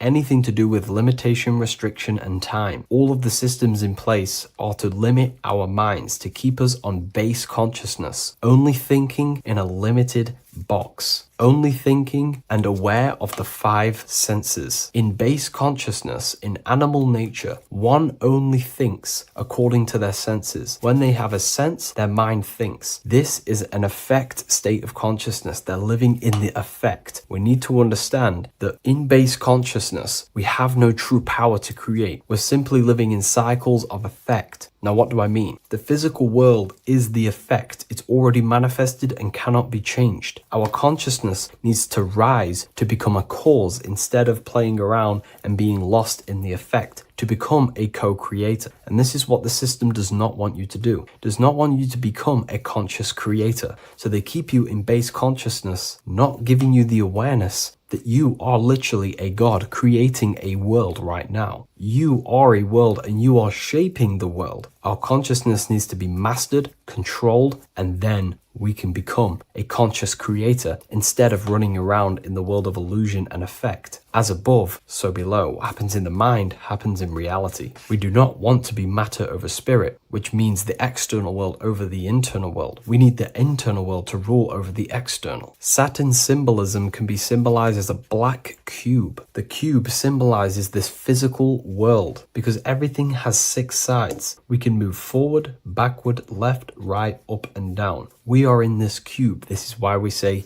think outside the box. Thinking outside the box means to become a cause and not an effect. The mind needs to be a cause, an instruction center, and not just thoughts that are reinforcing the effect and lost in the effects of the material world. Instead of reacting, we need to become a commander. This is a symbol of conditioning and the physical plane. Black is dull, lifeless. The physical world is lifeless. It has no power to create. It has no power to do anything. It is simply a projection and an effect. You, the mind, consciousness, are the cause. You can create the effect. In today's system, Saturn's energy is heavily relied on, which is just simply man-made laws, restrictions, time wasting, and keeping people in base consciousness, only aware of the physical five senses. Let's get something straight about the elites. They do not worship Saturn. There is nothing to worship. They simply use the energy of Saturn to keep people limited. They're not using the planet Saturn, but they're limiting people in their belief systems and physically where they can go, restricting boundaries, countries, restricting people's minds through mass media, which is all symbolism of limitation and restriction of Saturn. They're not worshipping it, they're using it and abusing it. Saturn could be anything in your mind that keeps you limited. If you have a limited thought that does not allow you to take action on something, that is a Saturnic energy within your own mind. Anything that is indoctrination, anything that is boundaries on you, that is a Saturnic energy. Some people say that the Saturn and the moon are working together to trap our soul. This is highly symbolic. Saturn and the moon are not forming a matrix to trap your soul and keep you reincarnated. Again, this is symbolic, and in the esoteric version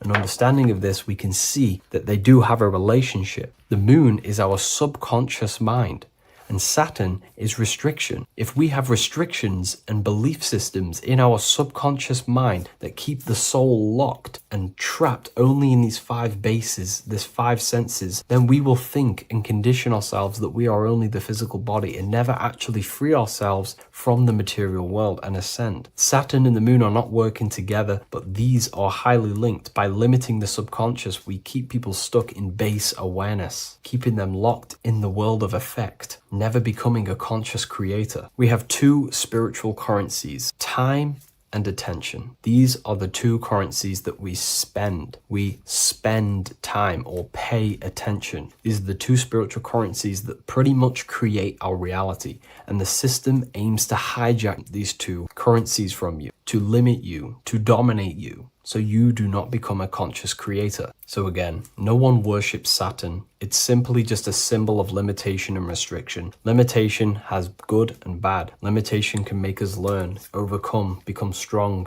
disciplined, but when it's abused, it can keep people locked in base consciousness and stuck in their lower nature, never figuring out how powerful they are. You hold the power to shape a world. That's how powerful you are, to turn thoughts into physical existence. I'll see you in the next video. Please leave a like, comment, and a subscribe.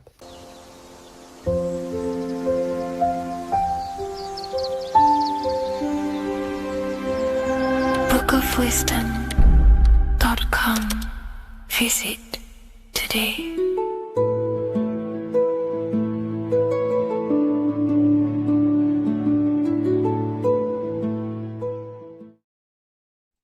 Today's topic is the binary code behind the universe. You will learn the fundamentals of the binary code, deeper understanding of reality, which will give you more of a connection to the universe, evidence supporting the existence of this code, and how to use the binary code to shape your reality. Now, this is an important one. We have 0 and 1. This is the binary code of the universe. It underlies everything. It is the source of all creation. The universe is binary in nature, meaning it exists as both something and nothing, on and off, male and female, light and dark. Everything has its polar opposite. At its core, all that exists is 0, representing nothingness, infinite potential, and 1, representing something, order. 0 represents the feminine, vast, formless, and infinite potential. It is the space from which all things emerge, the womb of creation, the receptive and expansive force. 1 represents the masculine, structure, form, and order. It is the active principle, the initiator, the force that defines and shapes reality. Together, they create the fundamental duality that underlines existence, the balance between chaos and order, the void and creation, yin and yang. We see this in the masculine and feminine bodies. This is deeply encoded into the fabric of reality. And once you see this, you will never unsee this. So please leave a like on this video if you love my content and you love the wisdom that I share with the world. So we see this with the masculine genital areas. Remember, this is the genital area. This is all to do with creation. These are the generative principles, the generative organs in the body that allow creation to continually outfold into new life. The genital areas are all to do with the code. The male is the one, the action. He's the initiator. The feminine is the zero, which is the infinite potential, the womb of creation. 0 and 1. This is why we have 10 numbers. 0 and 1. Masculine and feminine. We even see this in the bodies. The feminine body is made out of curves, which is 0, curves. And the masculine body is made out of lines. So please leave a like and comment if you love this. And if you have any lecture ideas, feel free and I can make a lecture on any suggestions that you have. So look at the word masculine. Masculine, line. Line is just one line, which represents order. 1. Feminine. 9. 1 and 9 equals 10. 0 and 1. The binary code of all creation. Why is feminine? Why the number 9 for feminine? Because the moon has to go around 9 times to create a human in the feminine's womb. And look at this image of nature. All nature is zeros and ones. Now you can tell the stick is a one. It's a line, and here we have curves. It's curves and lines. Curves and lines create reality, creates matter. Everything is 0 and 1. We even see this with the sky. The sky represents zeros. They represent curves, the heavens, the heavenly bodies, the sun. These are circles, the moon, circles, the planets, circles. Down here is matter, representing the square. We have the Freemasonic square and compass, representing lines and circles, masculine and feminine. We see this with Leonardo da Vinci, with the circle representing the spirit, the void, the womb of creation, and matter, which is the body. This is the soul in matter, infinite potential in matter. This represents spirit over matter. This represents the architect of reality, zeros and ones, spirit and matter. This is all the same thing. Understanding this binary nature of the universe, where 0 feminine represents the infinite potential and 1 masculine symbolizes order and structure, can benefit you in several ways. Manifestation and creation is the first way it can benefit you. Now that you understand this, you understand that everything comes out of infinite potential. 0, infinite potential. 1, action equals manifestation equals creation. So you must pull things out of infinite potential. If you have ideas but don't take action, too much 0, nothing materializes. You'll never materialize if you sit there imagining all day, visualizing all day. You have to take action. They both come hand in hand. If you only take action without tapping into intuition and creativity, too much 1, your actions may feel hollow and misdirected. Using both effectively leads to greater success in life, work, and relationships.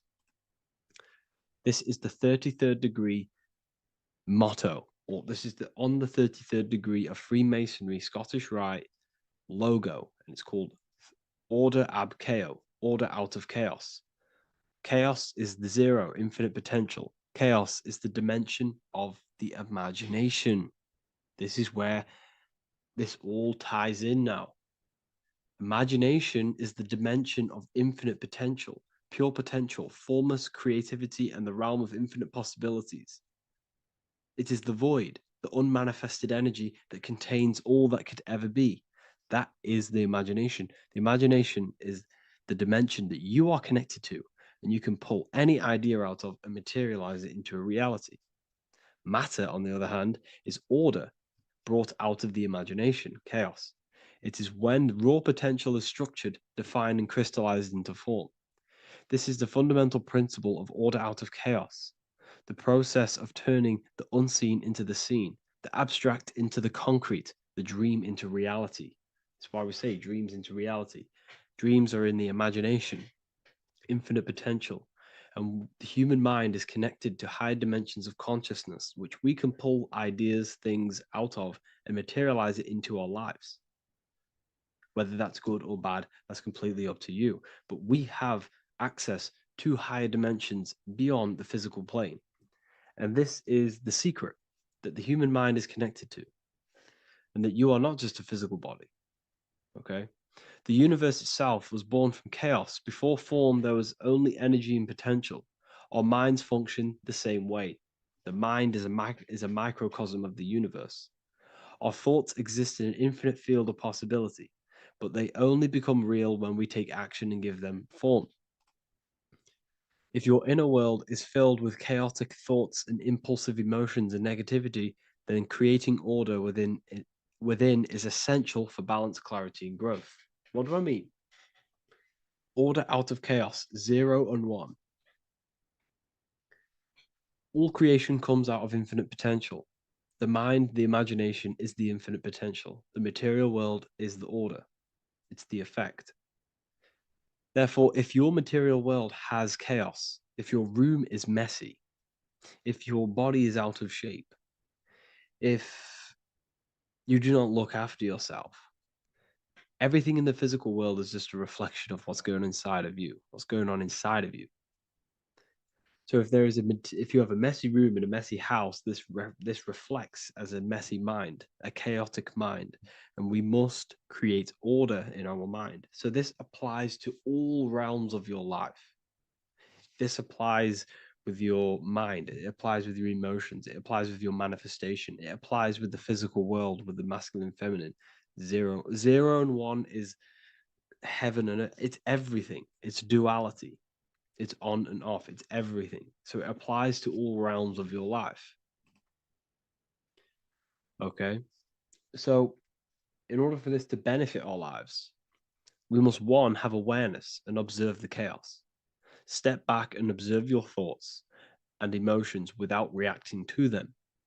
Recognize that you are not your thoughts. You are the observer of them. You are the soul. You are in between them. You are the midpoint between the left and the right, the 0 and the 1. You are the soul.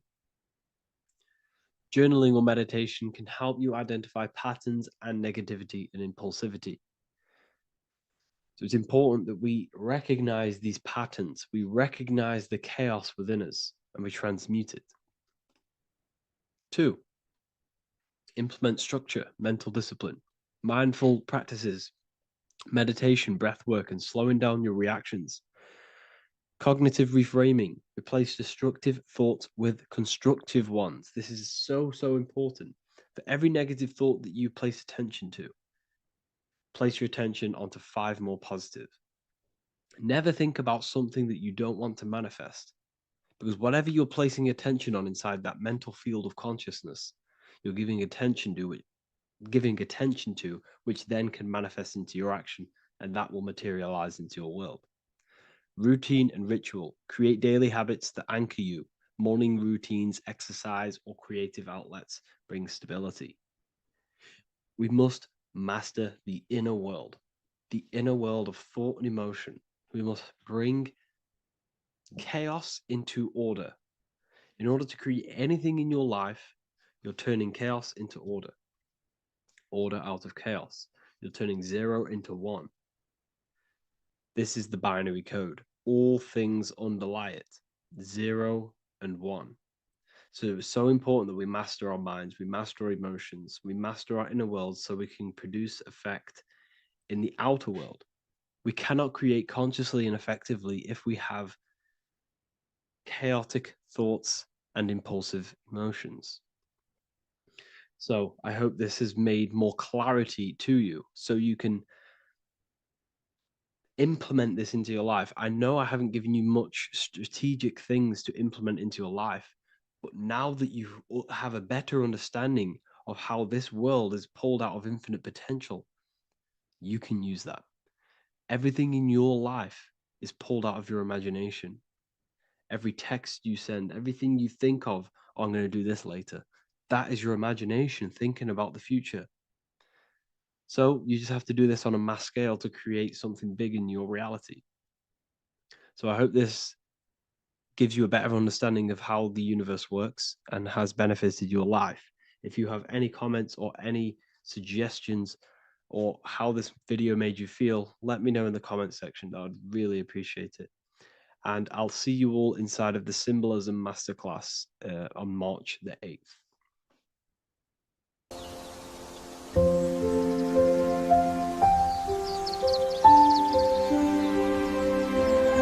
bookofwisdom.com. Visit today.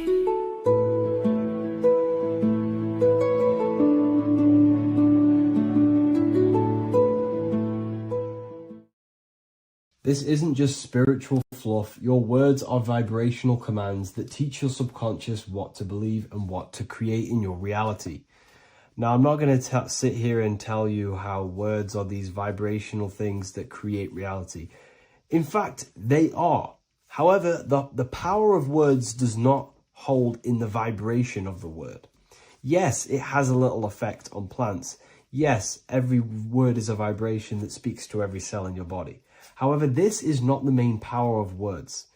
The main power of words is restructuring your consciousness and invoking energy inside of your own consciousness. I'm going to go over these two in detail for you. Your life is an externalization of your consciousness. Your belief system, your internal world, are building blocks to create your external world. What you believe in is how you see reality. It is the filter that you see to see reality. If you want to change reality, you have to change your consciousness first. There's no point trying to create a change, a manipulation in the external world, because it won't last very long.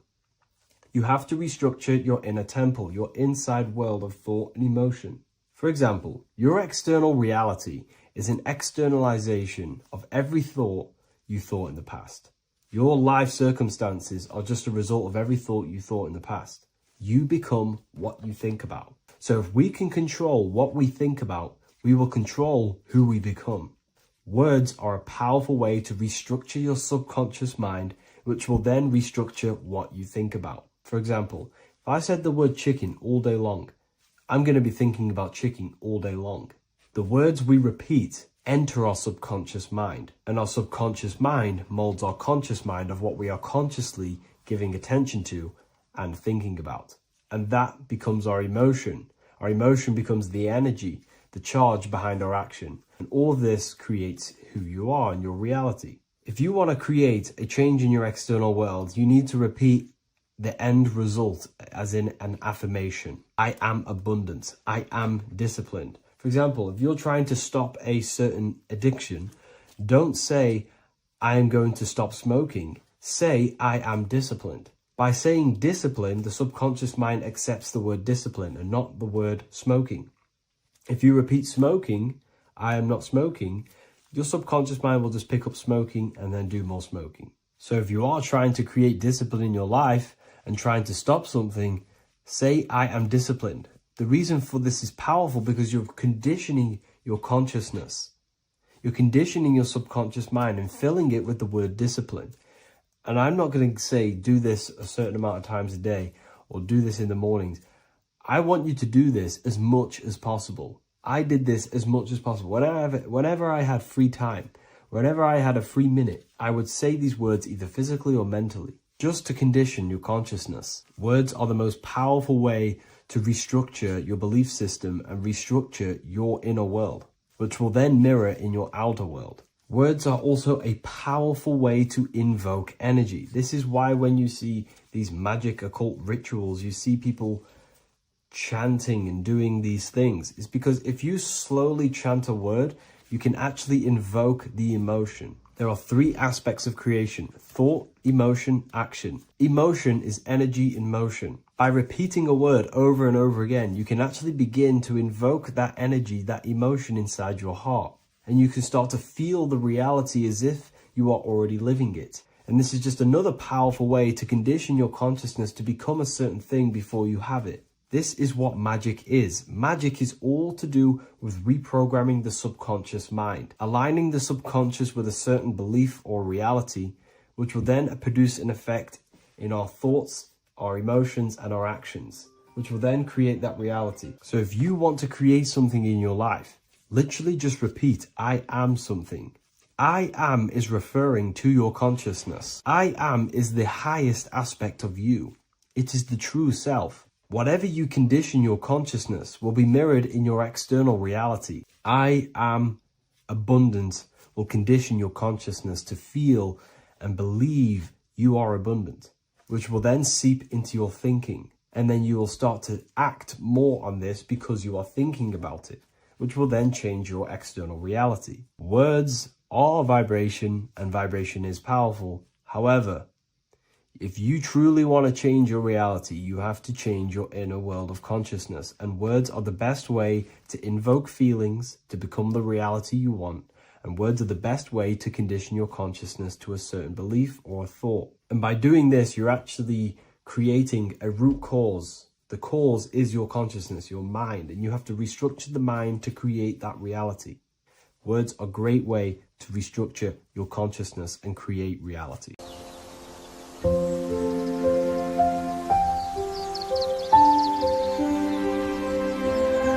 bookofwisdom.com. Visit today.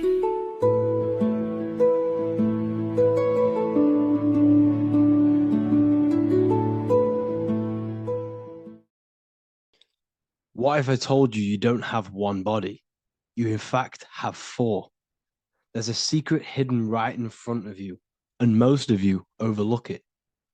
And by learning these teachings today, this will change your perspective on life, on yourself, and completely change the conception of yourself. This is the key to your highest potential. If you stay with me today, you will find secrets about yourself that will change your life. But I warn you, once you step this path of esoteric knowledge, there's no going back. Once you see, you can't unsee.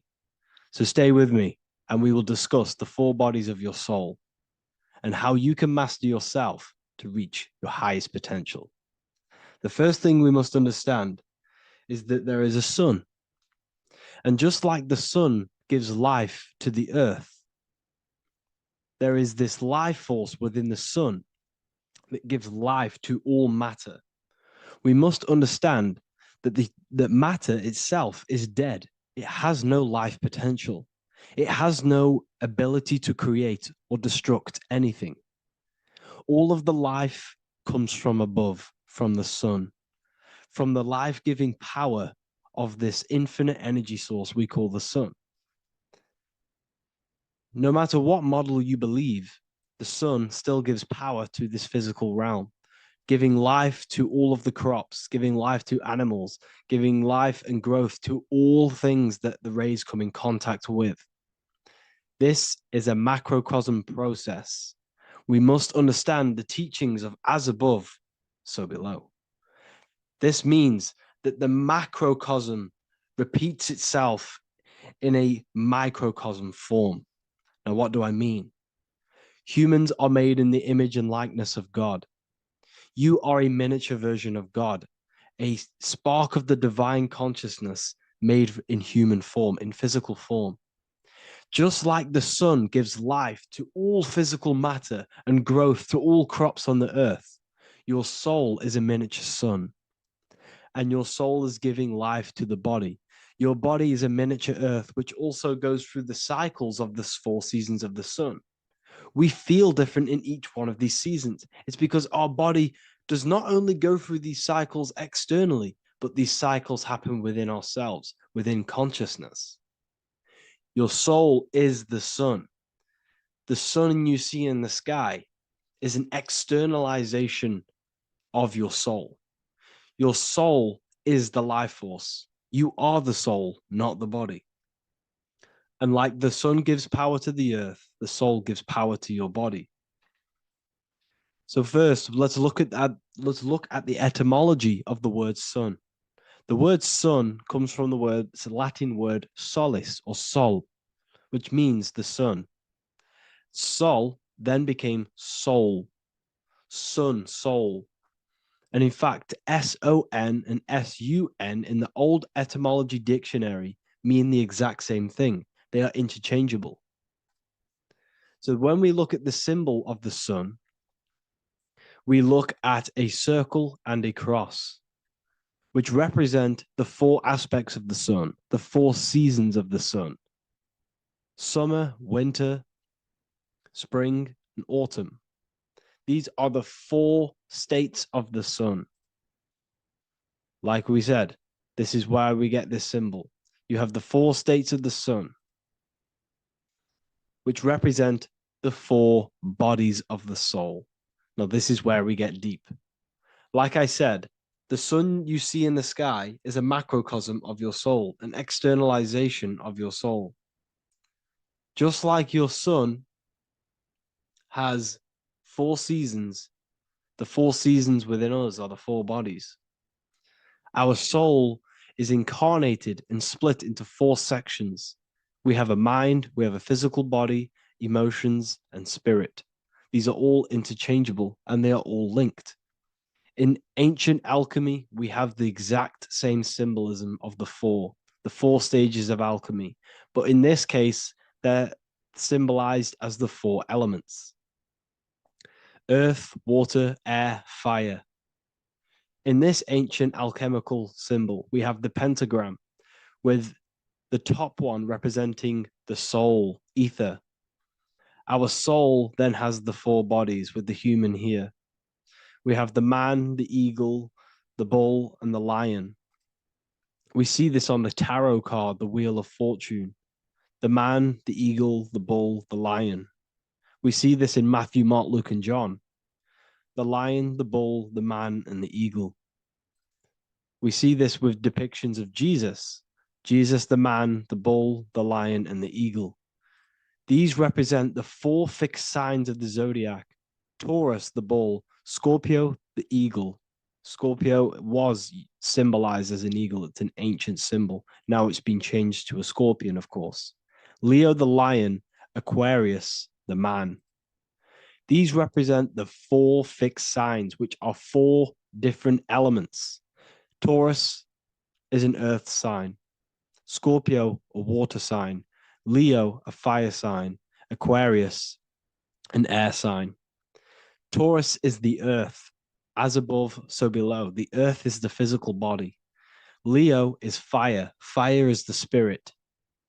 Scorpio is water, which is the emotions. Aquarius is the mind, which is an air symbol. Air is the mind. That's why we call people airheads. Okay? So what we're actually looking at here are the four aspects of our soul. We have the sun in the middle and the four bodies of the soul. This is what Jesus is symbolizing. Jesus represents you. God made flesh with the four aspects of the soul. The four gospels are all depicting Jesus in four different ways according to the different body of consciousness. The Wheel of Fortune are representing the four bodies of the soul. This represents the four bodies. Now, how are they four bodies? They are four dimensions of consciousness. The mind is not made of the same substance of the emotion. The emotion is not made of the same substance of the physical body. The spirit is not made of the same substance as the physical body also. They exist in four dimensions of consciousness. They are four bodies of our soul.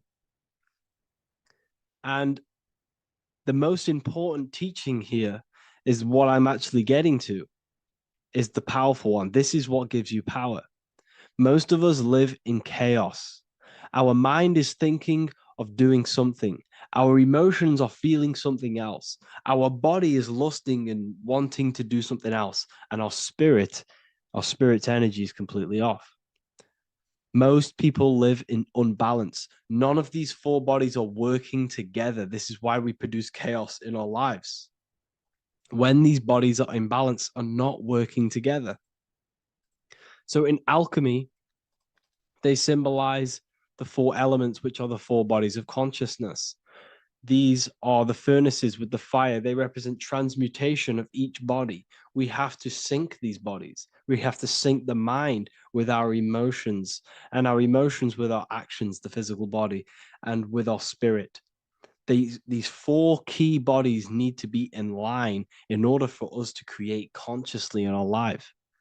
Because each one of us is a creator, a miniature version of God, creating our own earth, creating our own material reality. And in order for us to create consciously and with effect and power, we must have these bodies unified so that we can create consciously and not create chaos. So this is very, very important. And this is a secret teaching found in all ancient societies. But this is what the hidden symbolism of astrology actually is. The sun is our soul, and the 12 zodiacs are 12 aspects of our soul. And we have the four aspects of the four main bodies. This is what we're looking at. We're not looking at the sky. We're actually looking at aspects of ourselves, aspects of our soul that we must master and transmute in order to become our highest potential. So I hope this makes sense. And it may take a while for you to fully understand this, but the key knowledge in order for you to understand any of these teachings that I've gone through today is the major, major teaching of as above, so below. What is above is below. What is within is without. Your inner reality projects the outer reality. What is inside of you is outside of you in some form or way. Whatever trees, whatever roots that go down will always shoot up. When you throw a bouncing ball, you shoot it down, it will go up. As above, so below. As within, so without. God did not make a creation separate from himself. We are all extensions of the divine made in physical form. And we are incarnated into four sections. Our soul is separated into four sections. These are the four corners of reality. These are the four pillars of reality that we must control. So in order to access our soul in meditation, we must turn off these four things. Turn off the mind, the emotion, the spirit, and the body. And then we access the soul. So I hope this video helps today. And you can learn all about this in the Book of Wisdom, Volume 2. This book is a revolution in consciousness. I do not recommend everyone reads this book. This book is only for people who are serious and want to transform their lives. This book is a book that will change the scope you see reality. It will change your perspective on yourself because you will resonate with this. This book does not just give you information. It gives you a sense of well-being. It gives you truth, and you will find your power from this information. This information is not just information, it's a key to your path of enlightenment and transformation. So you can find this book in the description of this video. And if you are part of the university, I will see you on the live calls. Thank you, everyone. Please leave a like, subscribe, and a comment, and let me know whatever videos you want me to make next.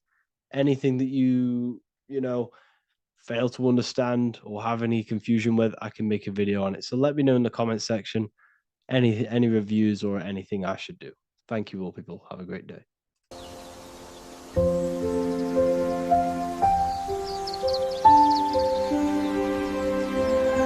bookofwisdom.com.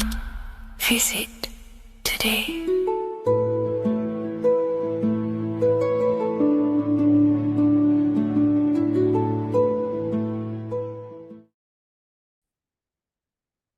Hello, Seeker. Welcome to Revival of Symbolism, a channel devoted to the language of esoteric symbolism, guiding you to discover yourself and expand your consciousness into deeper realms of thought.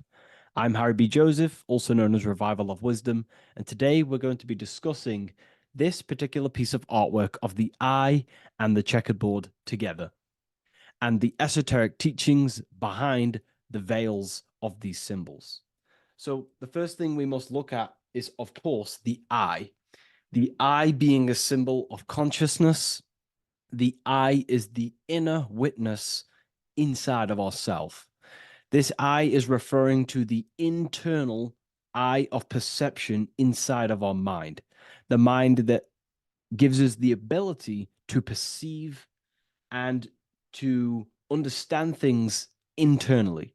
This is also the eye we use to vision things through our internal vision, what we like to call imagination. The screen in our mind that allows thoughts to be projected into a particular form. So this eye is talking about the internal eye of perception inside every single individual and form of life. Dogs, cats, squirrels, humans. Every single form of life has this internal dialogue, the inner being that no one else can listen to but themselves. This is a symbol of consciousness. And together, these two symbols reveal a grand teaching and understanding of the world and the universe, of how the universe is one consciousness, one observer. This is symbolizing the observer witness consciousness. Consciousness holds many vehicles and many dimensions that it exists in. As I've talked about previously in my previous lectures, we have a physical vehicle of consciousness, which expresses physical actions through the physical body. We have an emotional vehicle of consciousness, which is our emotional body or the astral plane. We have a mental vehicle of consciousness to express thoughts inside of, the thought body of consciousness. We also have a witness side of our consciousness. This internal witness, like who is the one seeing the screen of your reality right now? Who is the one seeing it? Not looking, who's perceiving the screen of reality through your eyes? Well, that would be the inner witness. And that inner witness is also perceiving your thoughts. A lot of people become identified with their thoughts, and they let the changes, the ever coming, unfolding changes in their mind, world, become a part of who they are. And they get caught up in the world and the changes that happens to them. And a great teaching that I've come across this last year is to never identify with the ever-changing circumstances that happen in life. When things are tough, when things are bad, always remind yourself that you are the witness of your thoughts and you are the witness of this reality. You are the one witnessing your thoughts, emotions, and actions. You are the one behind them. So when things get tough, try not to get too indulged in these negative things. The eye is the witness. Connect with the witness. And this is the same eye that sees the screen of your reality, and it also sees the screen of your dreams. So this witness consciousness is transcending your physical day life and reality, and it's also witnessing your dreams. It's the same observer who's observing your reality now, but also observing your dreams. So this witness consciousness transcends all forms of bodies of consciousness. It is essentially the highest aspect of ourselves. And it is literally the thought voice, the inner thinker, because you are not the external body. You are not the being outside your mind. You are the being inside your mind who is actively thinking. I like to call what you are, what we are as consciousness is consciousness in action. We are the thinking inner thinker, the inner being. And it's about becoming into contact with that inner being again to unveil who we truly are. You know, if we sit back and truly have a thinking session of, closing your eyes and going inside yourself, and you ask yourself, who am I truly?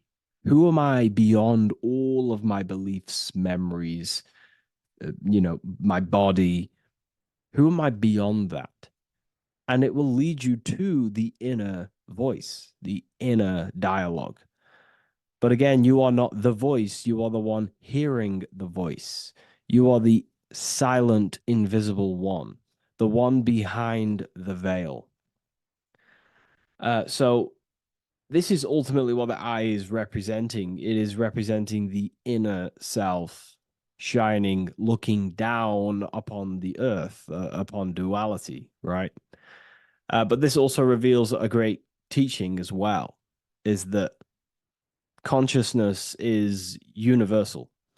It is not something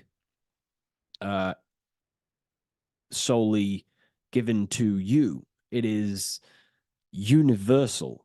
It is a part of a greater whole. Consciousness is personal and also impersonal. We have our personal sense of self.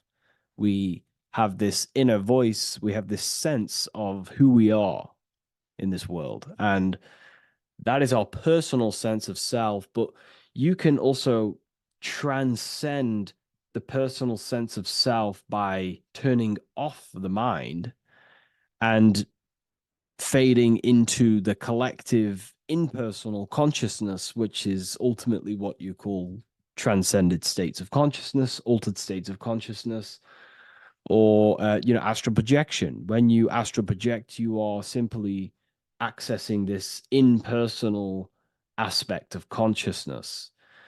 And this is ultimately what the symbol is representing with the checkered board floor, because the checkered board floor is duality, division. There is many, many different forms, but the I is singular. This is representing how the universe is one witness being, one consciousness expressing itself in infinite life forms and into division. But ultimately, division is an illusion.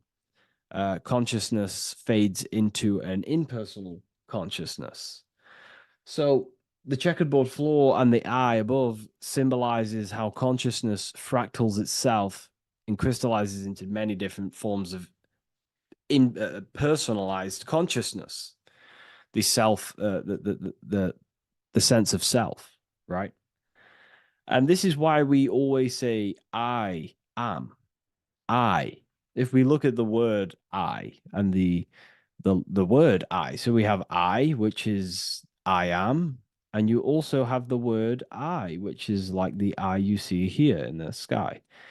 The I, and if you look at the beginning of some words, you have inside. You also have internal, intelligence. All things to do with the inner self. Most words begin with an I, which is, I find, is a great connection because it's referring to the inner intelligence, the inner being, the inner sense of self.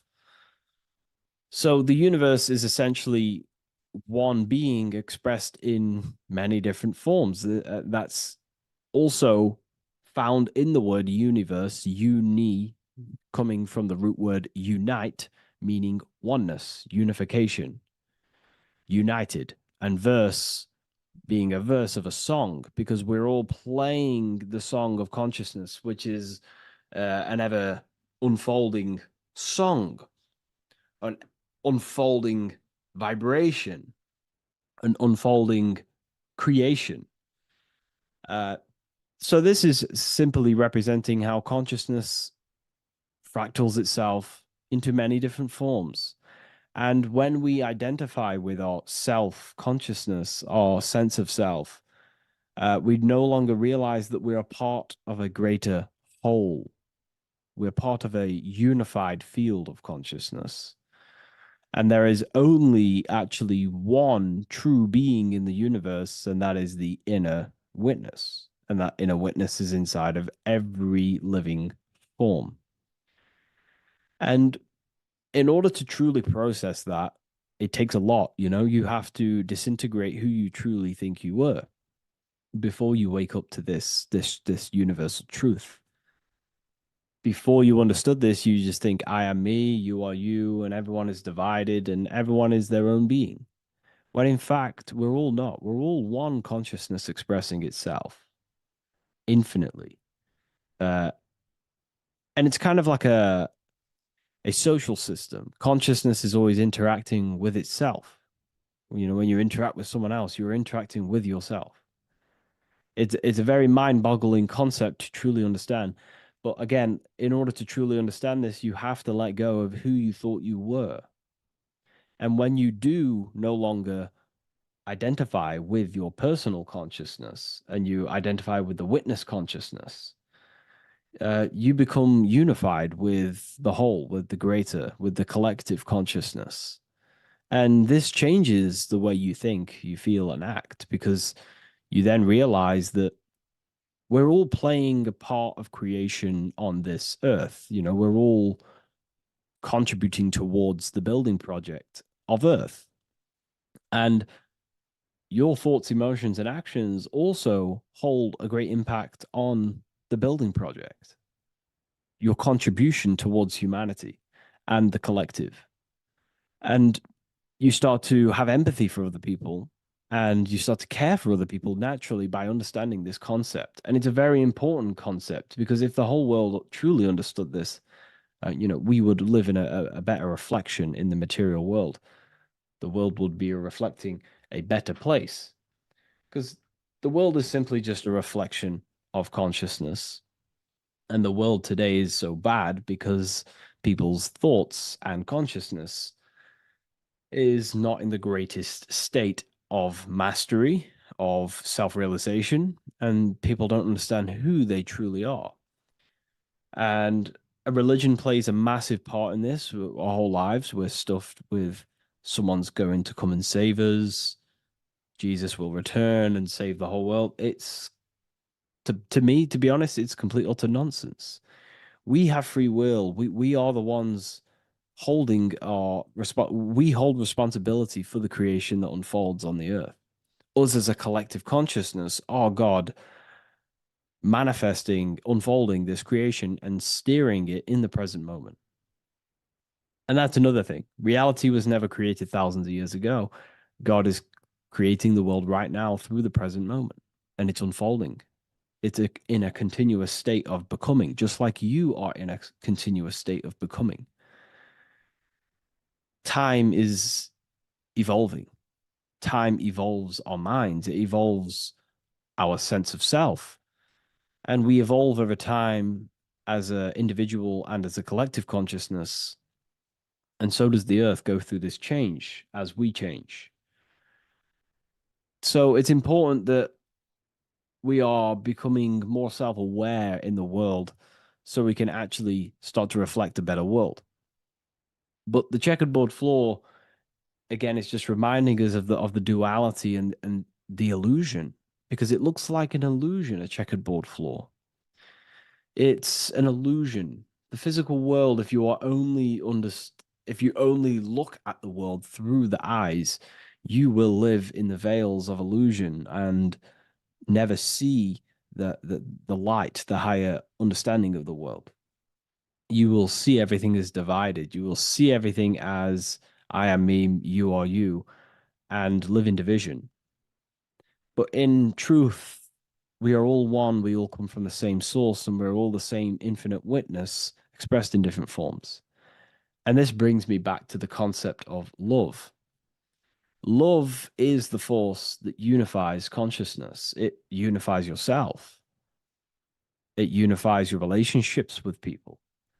If you love your partner, you love your brother, your sister, your whoever it is in your life, it unifies. If you have a care for someone, it brings you two together and you grow the relationship by expressing care into the other person and it grows.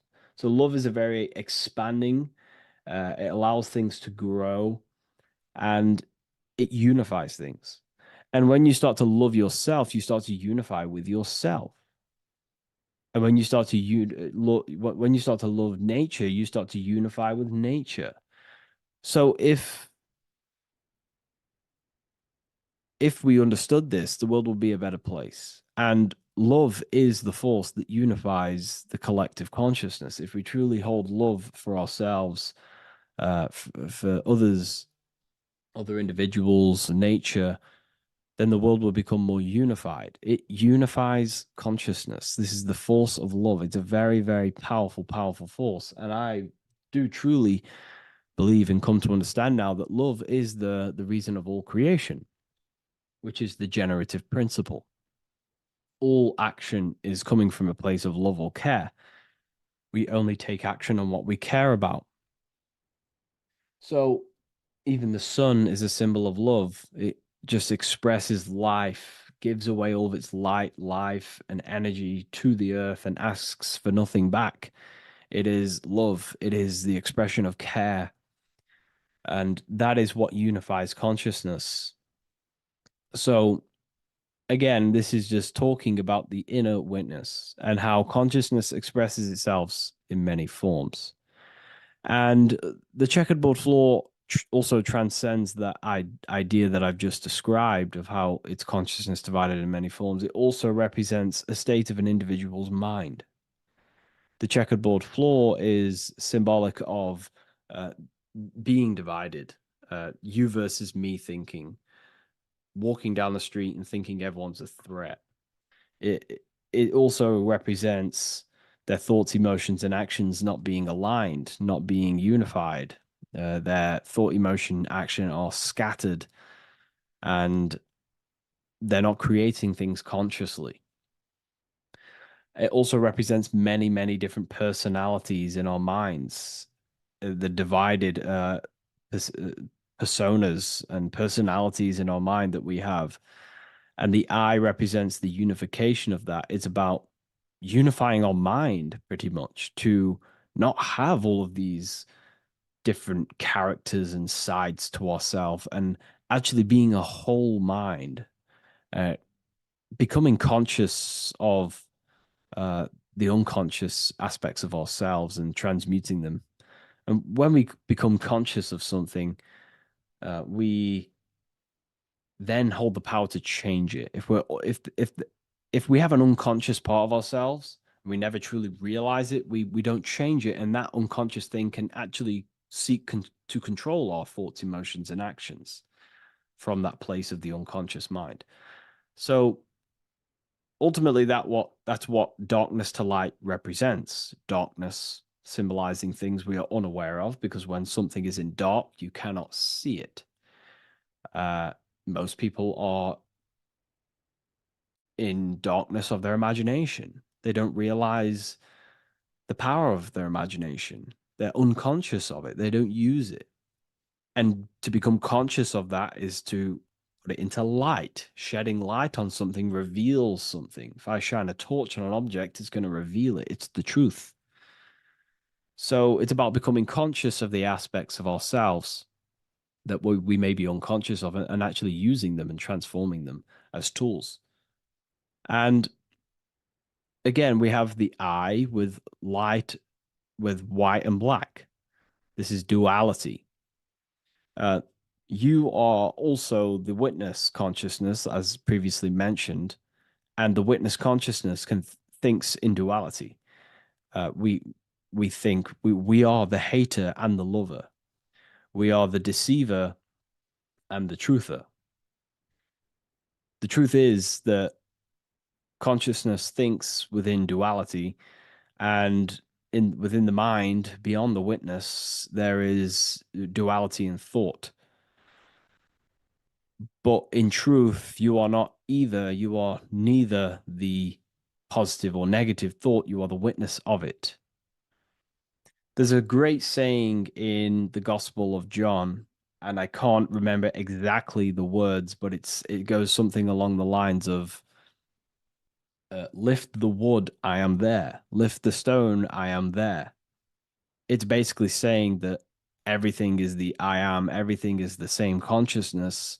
No matter where you go in the universe, you're talking to self, you're talking to the same thing, you're seeing the same thing. It is the same consciousness that is everywhere. So consciousness thinks within duality, and it is the light and the dark, and we have the ability to transform between them. And some people think that, darkness is all evil. Darkness is not inherently evil. Darkness is not inherently evil. There are dark aspects of the world that help you actually progress into the light. Without the darkness, consciousness can't move into the light, into knowingness. Without bad, there is no evil. They are needed. Both of them are needed. So, in order to understand the light, you have to understand darkness. And there are some forces of some forces of darkness in the universe that are purposely there to cause certain things to then push you and activate the good or the light.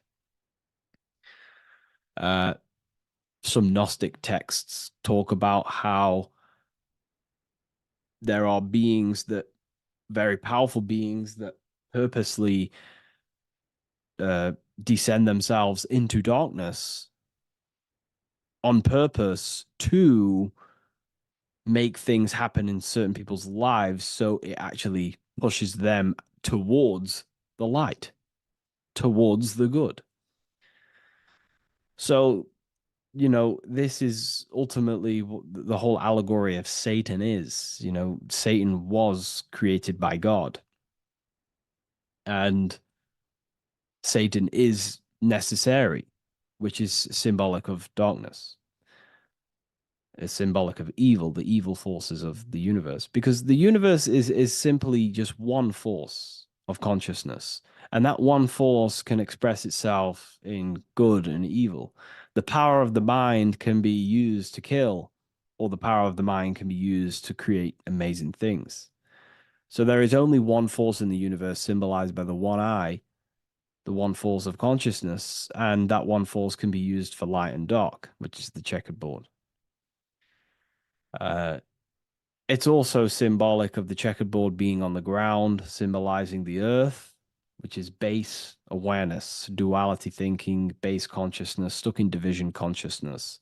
And the one eye symbolizes unification of the mind, a balanced internal perception. We're rising from the ground to the sky, symbolizing from heavy to the light, from darkness to light. The eye is also symbolizing perception, what we perceive. And this is ultimately the end goal of all occult and esoteric research, is to gain more light, to gain a higher perception of the self, to gain a higher eye, a higher perception. That's why the eye is always raised above, symbolizing you're chasing the eye, you're chasing a higher perception of yourself and reality and the universe. It also reveals the teachings of the eye that is always watching you. There is an eye always watching you, and then that eye is the laws that governs consciousness. Consciousness, or your mind, is governed by certain laws that your mind cannot escape, such as cause and effect, vibration, mentalism, correspondence, rhythm. The 8 universal principles that pretty much crystallize consciousness into a reality. Your mind cannot escape the law of cause and effect. That force is too powerful to escape. Therefore, this is the eye watching you. This is the eye that has governance over you. It is the laws. But then again, on a negative context of the eye can then become a symbol of surveillance. Hence why certain organizations and companies in the world use the symbol of the eye, symbolizing surveillance, gaining, manipulation and surveillance over humanity and certain things and data. So there's light and dark of every symbol. It's just depending on how you use it. But ultimately, that is the teachings of the checkered board and the eye in the sky. If you wish to learn more about yourself, because that is the only thing that matters in the world, learning about yourself.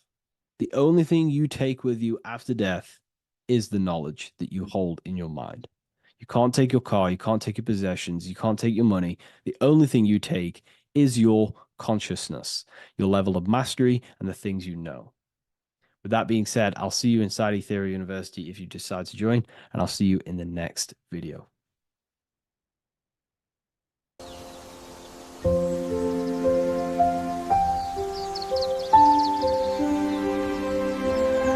bookofwisdom.com. Visit today.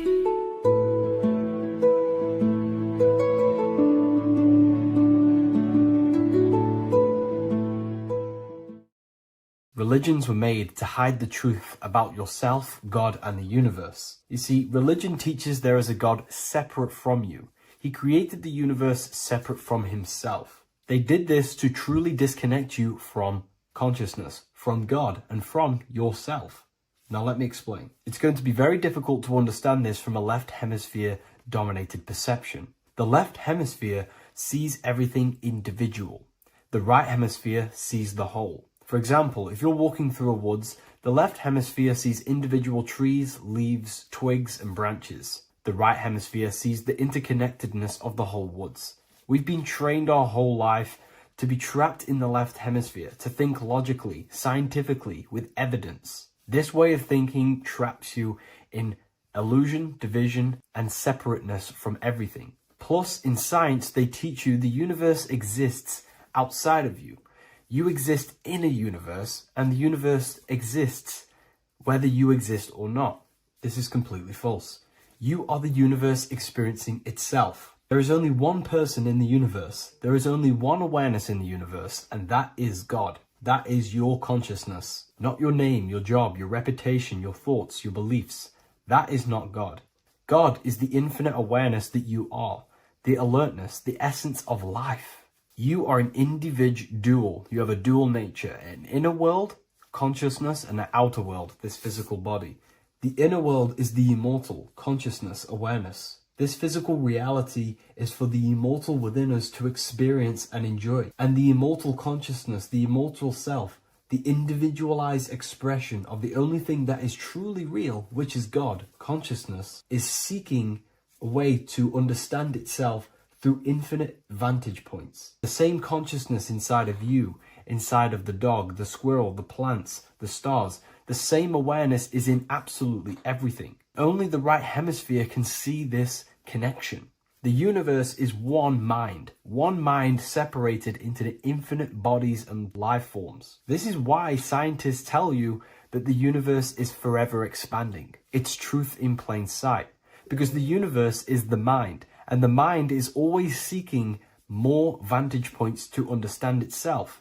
And the mind is always expanding into new realms of thought. The mind cannot be filled up. It does not exist in space. However, human awareness, human consciousness is very sacred. And the reason why I say that is because humans possess a two-way consciousness, unlike a dog, an animal, or a squirrel, for example. The dog looks in the mirror. It is not aware of itself. It doesn't look in the mirror and see that it needs to improve something. However, humans, we can look in the mirror and say, who am I? Where do I come from? And I need to change this aspect of me. I'm lacking in this area. Dogs do not have this awareness. They function only on their immediate surroundings, on survival and instinct. Human awareness is special because we have the ability to reflect on the self. We can question our consciousness. We can question, who am I? Where do I come from? And where am I going after this? The human mind has no limitation. We can surpass our animal nature and rise to a godly nature. This is the whole purpose of reaching Christ consciousness, which is just an ideal consciousness where we have control over self and we know who we truly are. Humans have been given the tools to awaken. Our five senses are locked only to perceive the physical world. But the mind holds the gateway to understand the unseen aspects of reality. The mind holds the secrets to the universe and consciousness. We just have to study ourselves to understand God. We are all individualized aspects of consciousness. There is only one pure consciousness in the universe, but we're fractaled into infinite life forms, experiencing this consciousness in a different form, molding this consciousness into individual egos and individualized consciousness. Me and you are made of the same fabric. However, I have thought different things, believed different things, experienced different things, which has conditioned my consciousness to be my own individualized aspect of God. And that's what makes me, me, and you, you. God is the creative power within us to turn thoughts into physical reality, to create things. We are a creator. Each one of us is a miniature earth, creating and building in this physical 3D reality. Our consciousness holds power over the 3D reality. We can mold it and create anything we wish. However, we have been conditioned to live like an animal, living in our animal nature, eating, surviving, lusting, and these low-level desires keep us trapped from figuring out our creative power. This is why the ancients always depicted God inside of the brain. Even in ancient Christian artwork, William Blake, Anton Raphael, all depict God inside of the brain. Why is this? Because God is our creative power.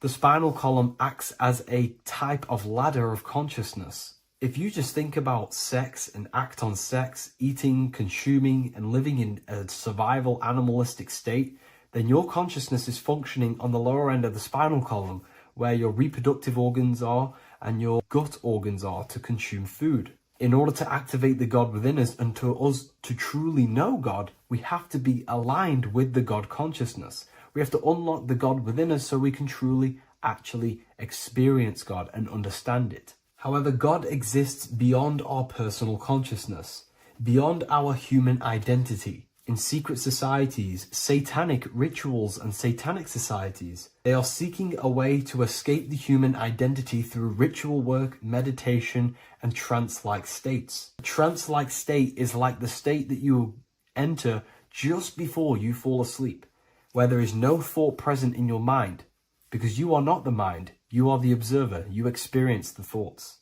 And when we escape the human identity through rituals, meditation, or trance-like states, we can actually experience beyond the veil of this material world. However, satanic rituals do this in a negative way. Satanic rituals include ways to make the human mind tap out by pushing the human minds to the limit through pain, suffering, and even torture, to allow the mind to pass out so you can temporarily pass on the veil of the physical world and escape the limitations of the human identity and the human thinking mind. Now, you do not have to do it this way. You can experience the divine and beyond your human identity through many different ways, such as deep, deep meditation, rising above your thoughts, and setting 3 alarms, one for 6 a.m., one for 6:30, and one for 7:30. And when you wake up at these times, what you need to do each time you wake up is allow your mind to stay awake but your body to fall asleep. And you will enter this trance-like state. And you can gain ideas, experience lucid dreams, and maybe even astral project. All of these rituals in secret societies and satanic societies is all about escaping the human identity and experiencing the divine planes beyond the physical. To wrap all of this up, this is all about consciousness. Consciousness is the infinite awareness of the universe, just fractaled into separate bodies. And this consciousness is seeking a way to understand itself in infinite angles and vantage points.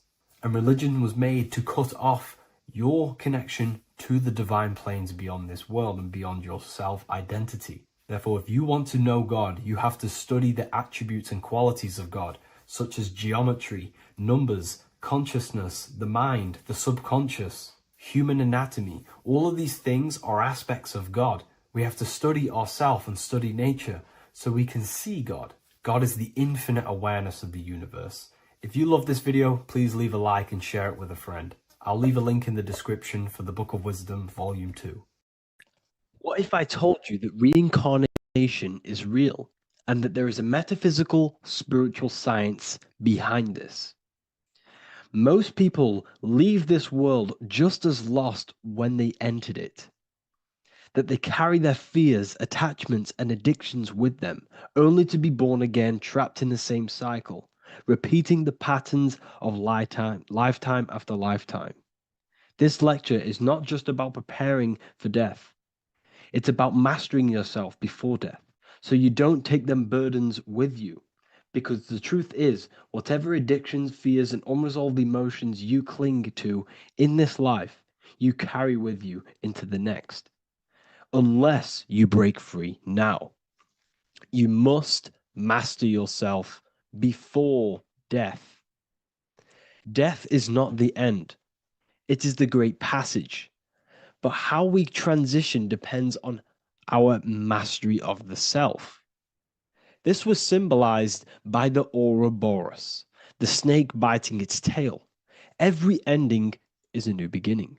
It's an infinite cycle of consciousness. Now, your human body is basically an antenna tapped in to a stream of consciousness. Just like a radio is tapped into a specific frequency to play that radio. Your body is basically an antenna, a crystal picking up the consciousness of God. You are on an ever-ending journey, a journey of learning and expansion of the mind into new fields of thought. This was symbolized as the Ouroboros. When you die, it is a new beginning. It's a transitioning, not an ending.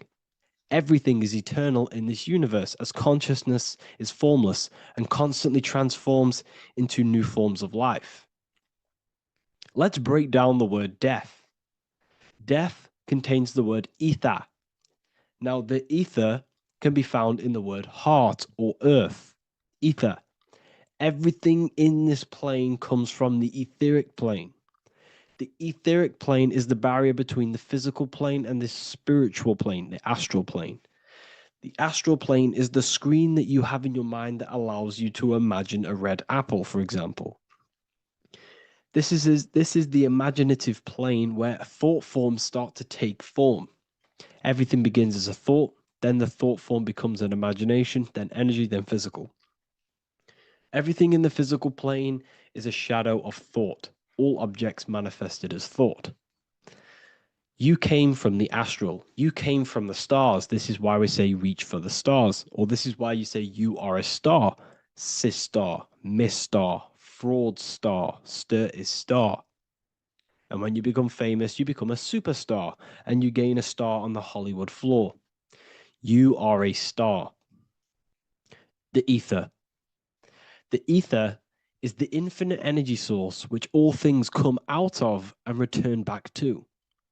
This is the cycle of life and death, summer and winter, day and night, sleep and awake. The ether is the infinite energy source which all things come from and will return back to. Okay, sorry about that little error. The ether is the boundless source of energy from which all things emerge, to which all things return to. We can see this in the cycle of the sun. The sun does this wave of creation. It rises and it falls. We have the day and the night. The daytime represents our conscious mind when we are alert. The nighttime represents our subconscious mind when we are inside the spiritual realms. The nighttime is spirit, the daytime is matter, spirit and matter, awake and asleep, conscious and subconscious. We see this in the yearly cycle. Summer is life, winter is death. Spring is the morning, summer is midday, autumn is evening, winter is the night. Everything is a macro and a micro cycle of being born out of the ether and returning back from life and death. Life and death is manifested within the cycles of the sun and everything outside of you, as within, so without. This is why we say sleep is the cousin of death. The macrocosm is death, the microcosm is sleep. Every time you go to sleep, you are essentially it's a miniature death. You're entering into spirit and then returning back into matter in the morning when the sun rises. Everything is a reflection of the macrocosm cycles. Preparation for death. The first thing we must do in order to prepare for death, for life after death, in order to stop being reincarnated in this cycle of materialism, in order to progress as a soul, because remember, you are a soul in a body. Just like the sun gives power and life to the earth, your soul gives power and life to your body. When you say I, you're referring to the soul. And your soul can be stuck underneath layers of false identifications. Who you believe yourself to be is merely a collection of subconscious programs running within your mind. Now, that's very deep. That is very, very deep. Who you think you are is a part of your thinking mind. Your name, your job, your reputation, your family, your friends. These things are not you. They're all aspects of the thinking mind. What happens if you meditate and you turn off the mind? Then all these things do not exist. You're left with the pure soul, the pure awareness, the pure observation. If you turn off the thinking mind, you're no longer your body, you're no longer your reputation, you're no longer your friends, you're no longer your job and your labels. You are the soul. That's the true you, the observation of the mind, not the thinking mind. The ego is the echo. It's an echo of your true self. The ego is your mind's perception of itself, shaped by experiences, trauma, emotions, and beliefs. It is merely an echo of your true soul self. The ego is not you. Your mind is not you. You are the soul. And this is the true self that we must express within our life and we must connect with before we die. Because when we die under the echo, under these false layers of the emotions, the traumas, the experiences, the addictions, the emotional attachments, when we die underneath all of this, when we don't know our true self, the soul is still hidden. The true you is hidden underneath these layers of false identification. We must remove these layers of false identifications. We must remove them.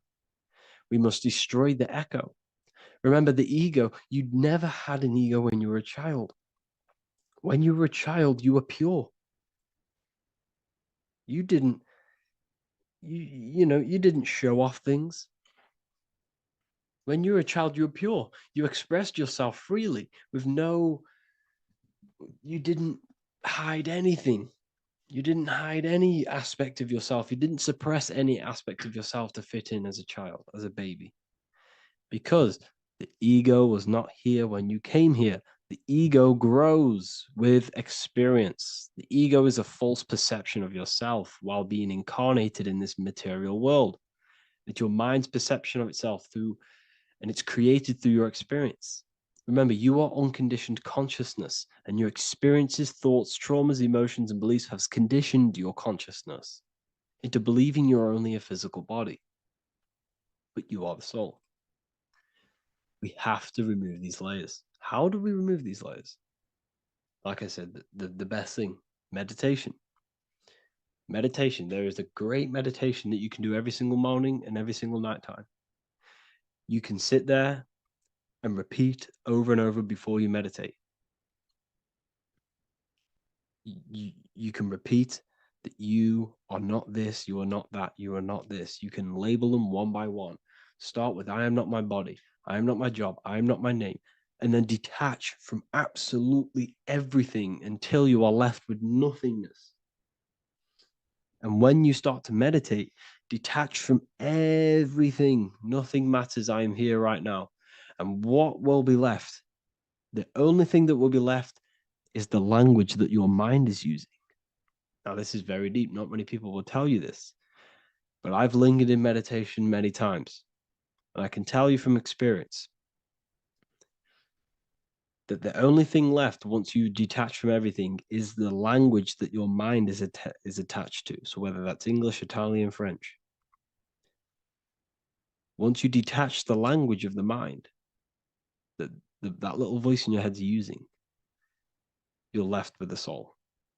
Once the mind is switched off, you're left with the soul, and you have detached from all of these external things.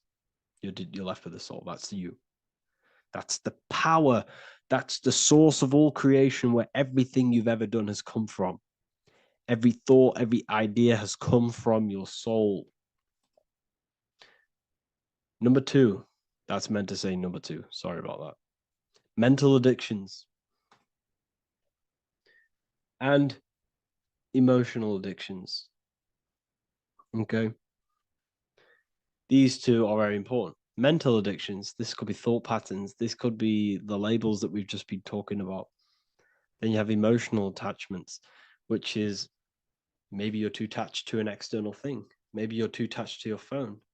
Maybe you're too attached to family. Maybe you're too attached to loved ones. Yes, I'm not saying don't love them, but what I'm saying is do not rely on anything in this world to make you happy, to fulfill your emotional needs. Everything is found within you. You must look within, and if you're looking without, if you're trying to find yourself in the outer world, you'll never find yourself. You'll constantly be looking around in loops. Because nothing, you cannot find yourself in the outer world. Nothing will long term give you long term validation. Seeking validation in the outer world will leave you soulless, leave you feeling empty inside and sad and depressed.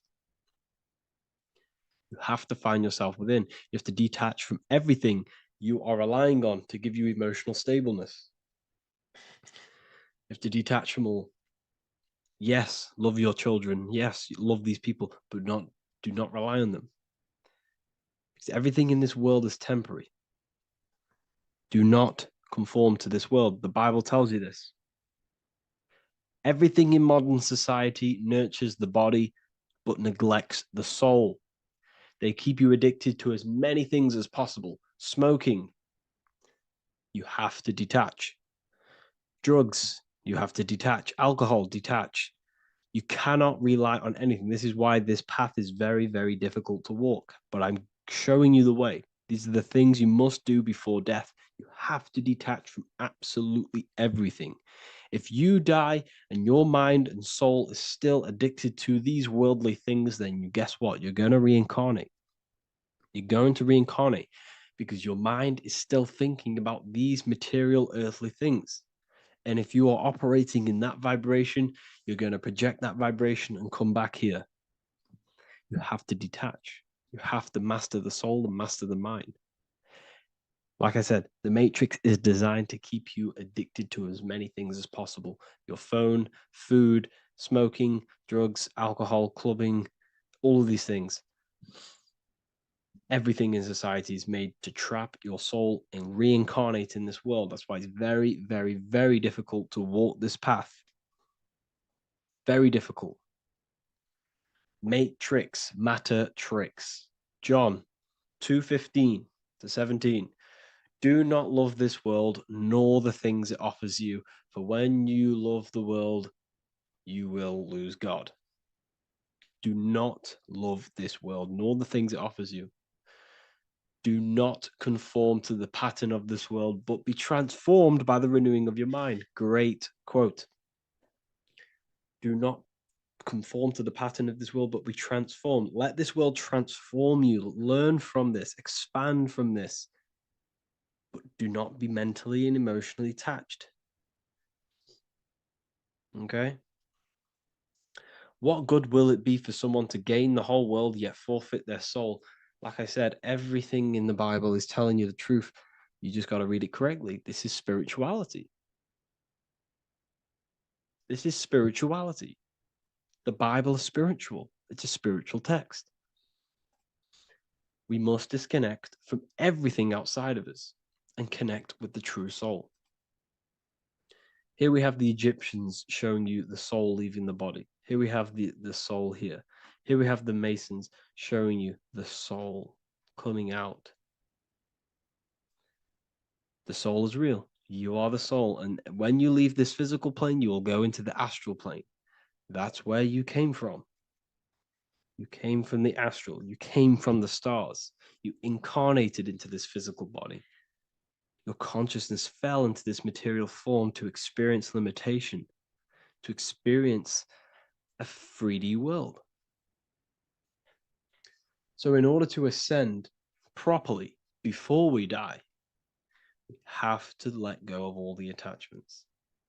Every addiction you have, write them down. And one by one, tackle them. Before you die, you have to, or else you will reincarnate. This is the teachings of Egyptians. This is the teachings of Masonry. All of these addictions contribute towards life after death. Everything must be controlled, and we must be attached to the soul. I'm not saying I'm perfect. I'm not saying I'm perfect, people. We're all not perfect. We're all under psychological operation by the government. We're all in a very difficult situation with this awakening. I'm simply pointing out what I know from my journey and what I've been learning through occultism and research and reading lots of books and many different things. I'm on this journey just as you are. Maybe I'm further. Maybe you're ahead of me. We don't know. But this is what I'm sharing with the world. This is what I'm sharing with my research. And this is what makes sense. It's common sense. Look at everything around you. Everything's made to feed the body, not the soul. So my beautiful watchers and fans and supporters, I appreciate every single one of you, and I hope this video has supported your journey. If you're feeling lost in life, if you're searching for deeper answers, whether you're seeking clarity, looking to expand your studies, or ready for personalized mentoring, this is your chance to connect with me live and receive insights tailored just for you. Start your path to self-mastery and enlightenment inside the world's best esoteric school. Your journey starts now. Tap the link in the description if you want to join Ethereal University, or feel free to check out my books. I thank you all, and I really appreciate for 100,000 subscribers on YouTube. I love every single one of you. Make sure to drop a like, a comment, and subscribe to the channel if you're new. Let me know some ideas for, lectures, anything that you want to know. I can make lectures on them. Just drop it in the comments. I appreciate every single one of you. Take care.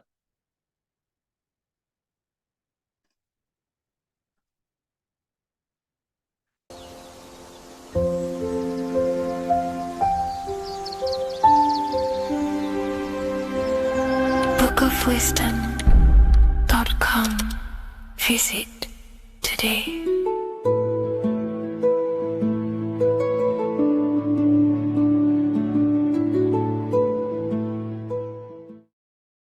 The Freemasonic square and compass is not just a symbol that represents Freemasonry, a lodge, or a secret society. It is a symbol of gaining your own personal power. Now, in this video, I'm going to be breaking down this symbol in the most detail I can possibly go into. Most people live in a state of illusion. They live their life impulsively, acting based on their five senses, tasting. They want to feel a certain thing like an orgasm, or they're basically just slaves to external things and their five senses, which leads to a very dark path where you'll never actually become a conscious creator and you'll never actually be internally happy. The Freemasonic square and compass reveals some deep wisdom about this. Now let me break this down. If you want to gain your personal power, listen up. The Freemasonic square and compass is a compass which is used to create circles. Now, if you notice something about the circle, they have no beginning, no end. You can't tell where it begins and ends. It's eternal, which means this represents consciousness. Now, if you don't know what consciousness is, if you close your eyes, you have an internal world. You have thoughts, emotion, visualization. This is all consciousness, spiritual. Then we have the square. The square creates squares or lines, which represents matter. It has a beginning and an end. You can quite see where the beginning of the end is, right? So we can even link this to Leonardo da Vinci, the Vitruvian Man. We see the man in the square with the circle. The circle is the eternal consciousness, and the man is the square, limited to the physical world. But consciousness is not limited. That's why it's outside the square. This is eternal. The body is mortal. The body will die. consciousness will never die. If we look even closer at the symbol, we notice in this particular symbol, we have the compass overlapping the square.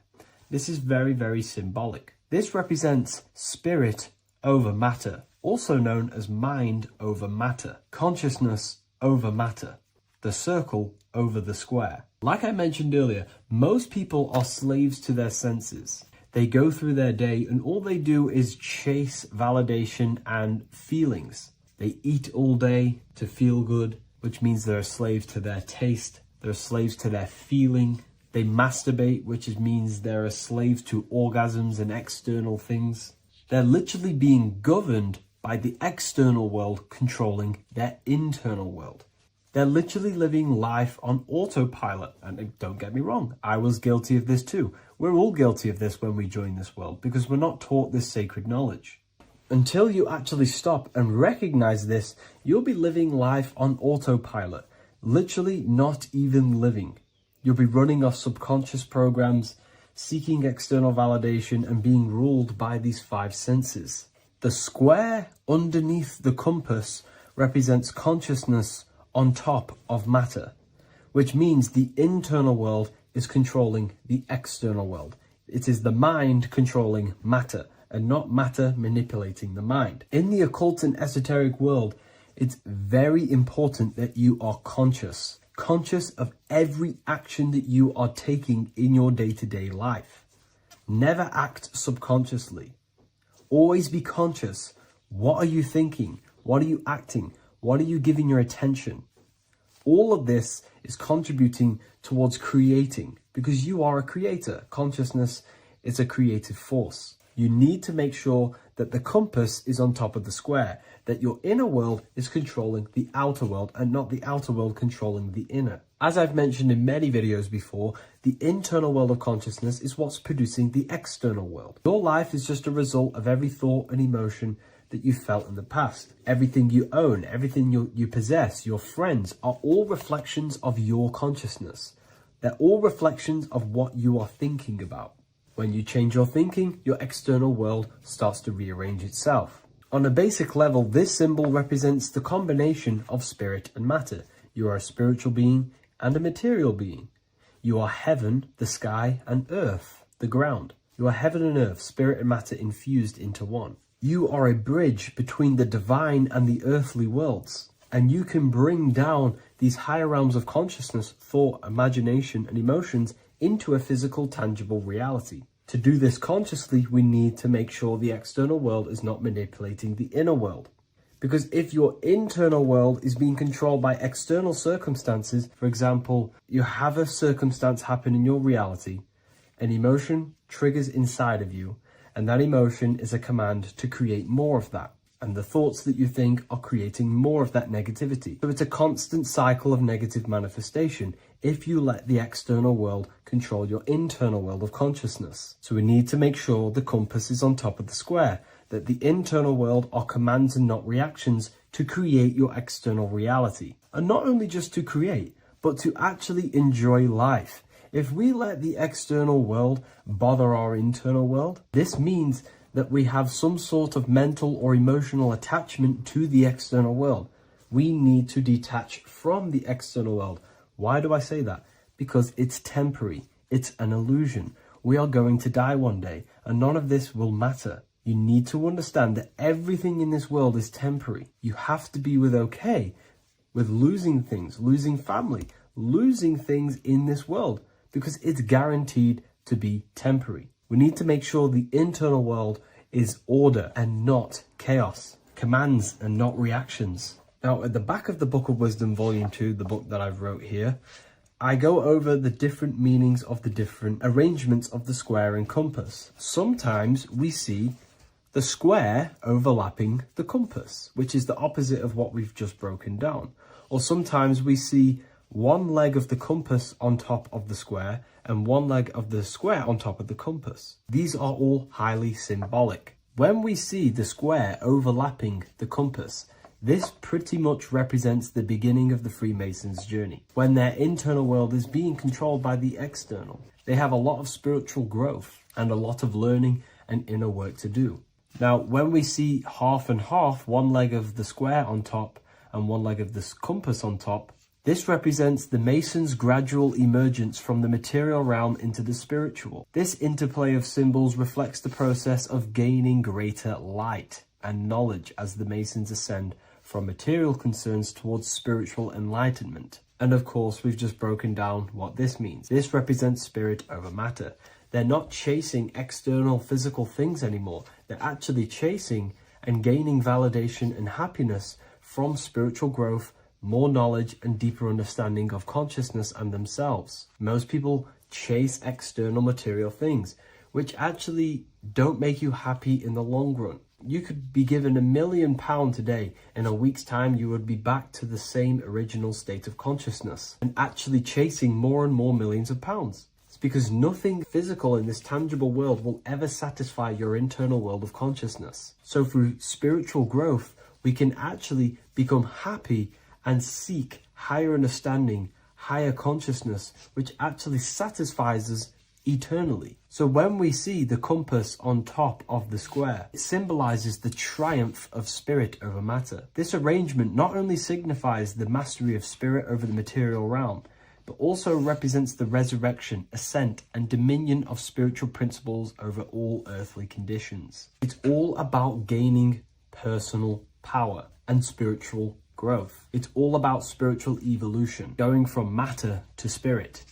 The external world controlling the internal world, to the internal world ruling over the external world, where the mind becomes a powerful tool to actually create and command reality. The mind cannot create and command reality if it's being governed and tossed all over the place by external circumstances and thoughts. Here's a quick tip on how to know if your mind is controlling you. If your phone notification goes off and you're working on something and you instantly go to reach and pick up the phone as soon as the notification goes off, that is an indication that your mind is controlling you and you are not controlling it. The mind is the direction of consciousness. It directs the flow of your attention, your energy, your consciousness. So to practice to gain mind over matter, simply just meditation, allowing the mind to sit still and focus on one thing for long periods of time. And over time, this will gain mastery over your attention and your mind. If you are on your spiritual path, this should be your goal. Your internal world becoming the master. The mind becoming a vessel for you and not a vessel controlling you. It needs to become a command center and not a reaction. Please like, share this with a friend, and subscribe to the channel if you're new. Leave a link in the description for the Book of Wisdom Volume 2.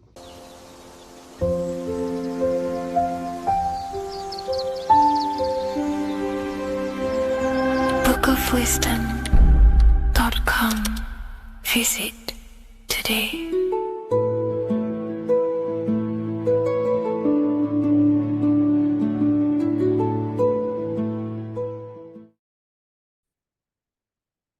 Hello and welcome to another video and another lecture from Ethereal University. Today we're going to be breaking down in detail the Freemasonic 33rd degree symbol. Now, of course, this is a complex symbol and it's composed of many symbols put together to create a greater meaning. So, as you should know from my previous videos, a bit of context behind Freemasonry, what it particularly is, and I will give you a brief overview before we go into this. It's definitely important to know what Freemasonry is before we break down this symbol, okay? Because without the knowledge of Masonry and what it is, it's difficult to understand what the symbol truly means. So Freemasonry is all about building. The word Mason means to build. And we're either building with light or we're building with darkness. So that we have good Freemasonry, we have good Masons, people who want to spread the truth, people who want to help people awaken their mind and liberate them and bring them up to higher consciousness. Or we have Masons who want to divide, keep the knowledge to themselves, create walls, build walls in people's minds, construct illusions in people's minds for their own personal gain. Okay? So we're either building with light or you're building with darkness. You're either building with light or bricks, spirit or matter. God and the devil, same thing. You're either uplifting people or dividing people. Each and every single one of you is a Freemason. Well, a Mason. Not a Freemason, but a Mason. You are a builder. And you're either constructing division in you and other people, or you're either creating oneness. Everyone is doing this. Everyone is building. Everyone is contributing towards the world and building our reality. So Masonry is a craft, and that craft is to craft a better mind and heart, a higher consciousness, a higher understanding of the self, building a higher perception of yourself, getting to know who you actually are, why you are here. Every action, behind every single action, behind every single cause is choice. You chose to be here. Whether you know why you are here or whether you do not know. You chose to be here in this time, in this period of life on the earth, on this physical dimension. You chose, the mind of yours chose to be here in this body at this specific time. You are playing a role, you are building in this world at this specific time. So Masonry is all about getting to know the self, to know what you actually are through gnosis. Gnosis is direct knowledge obtained and extracted from direct experience. Knowledge extracted from direct experience. Knowingness. You know you have hands. You don't believe you have hands. You know you have hands. That's what knowing thyself truly means. To go within the self. To dwell in meditation for long periods of time. Not even meditation.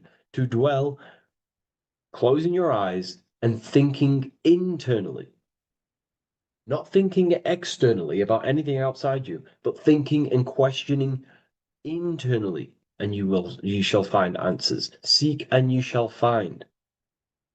If your heart is truly set on knowing, on getting to know true knowledge and knowing yourself, then you will find it.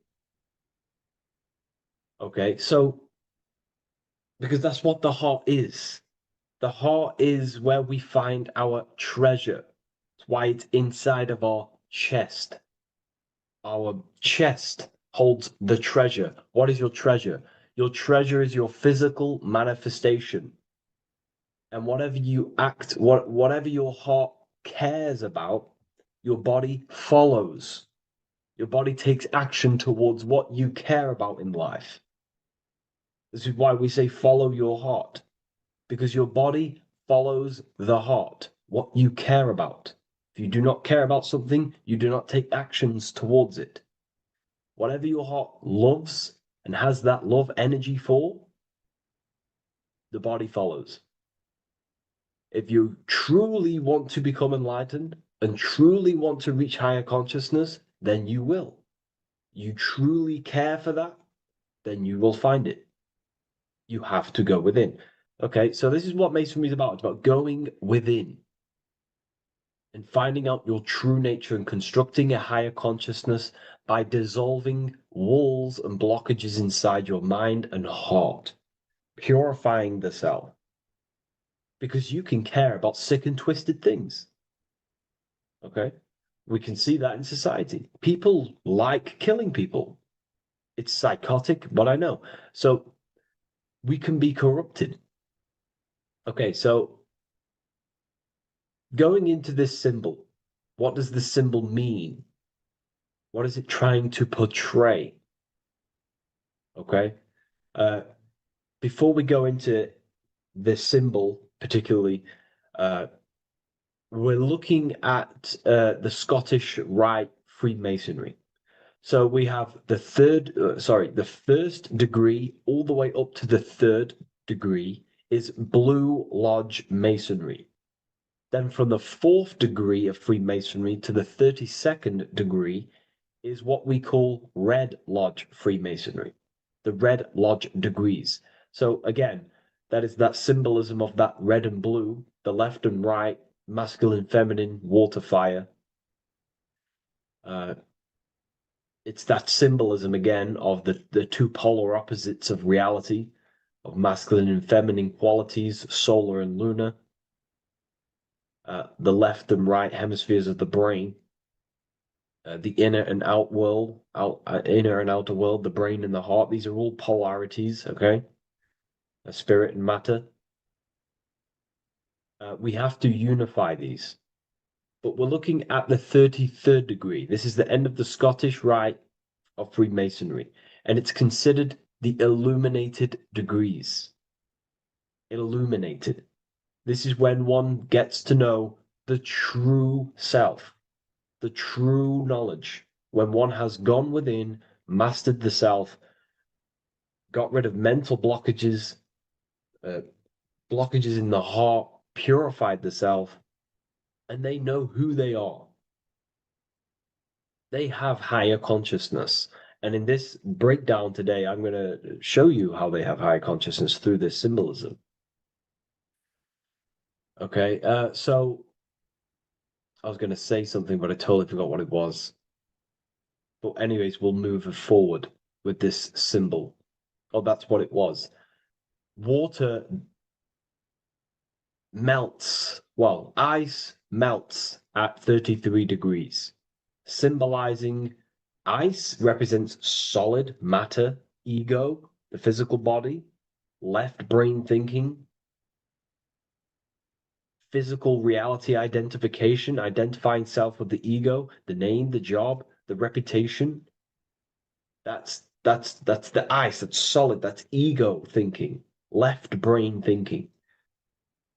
When we identify ourselves with the body, our ego, our name, our job, our reputation, our family, that is ego. That is pure earthly survival base level consciousness.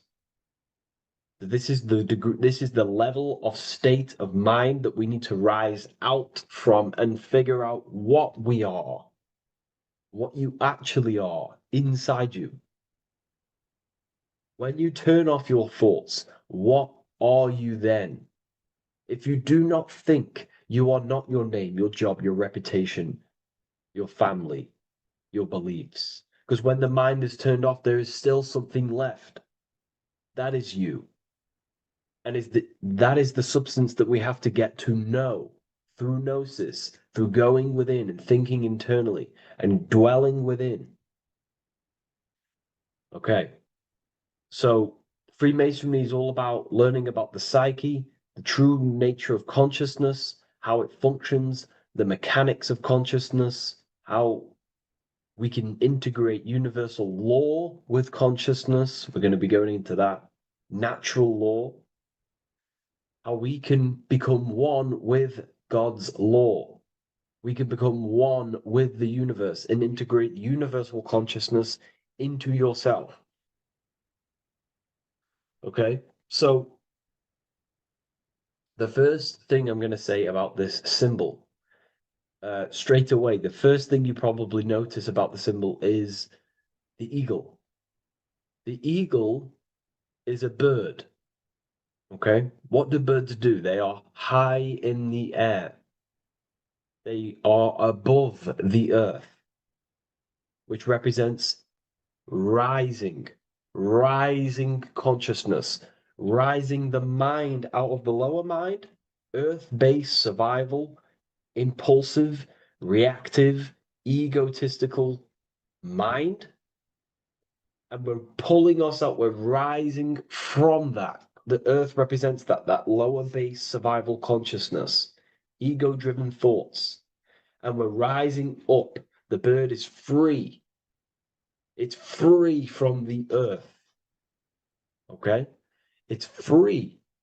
It's elevated. It looks down upon the earth.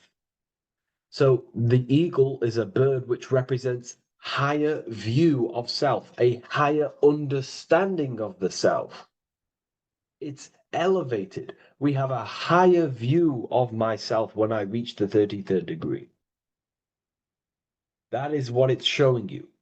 That is what it's symbolizing. Okay?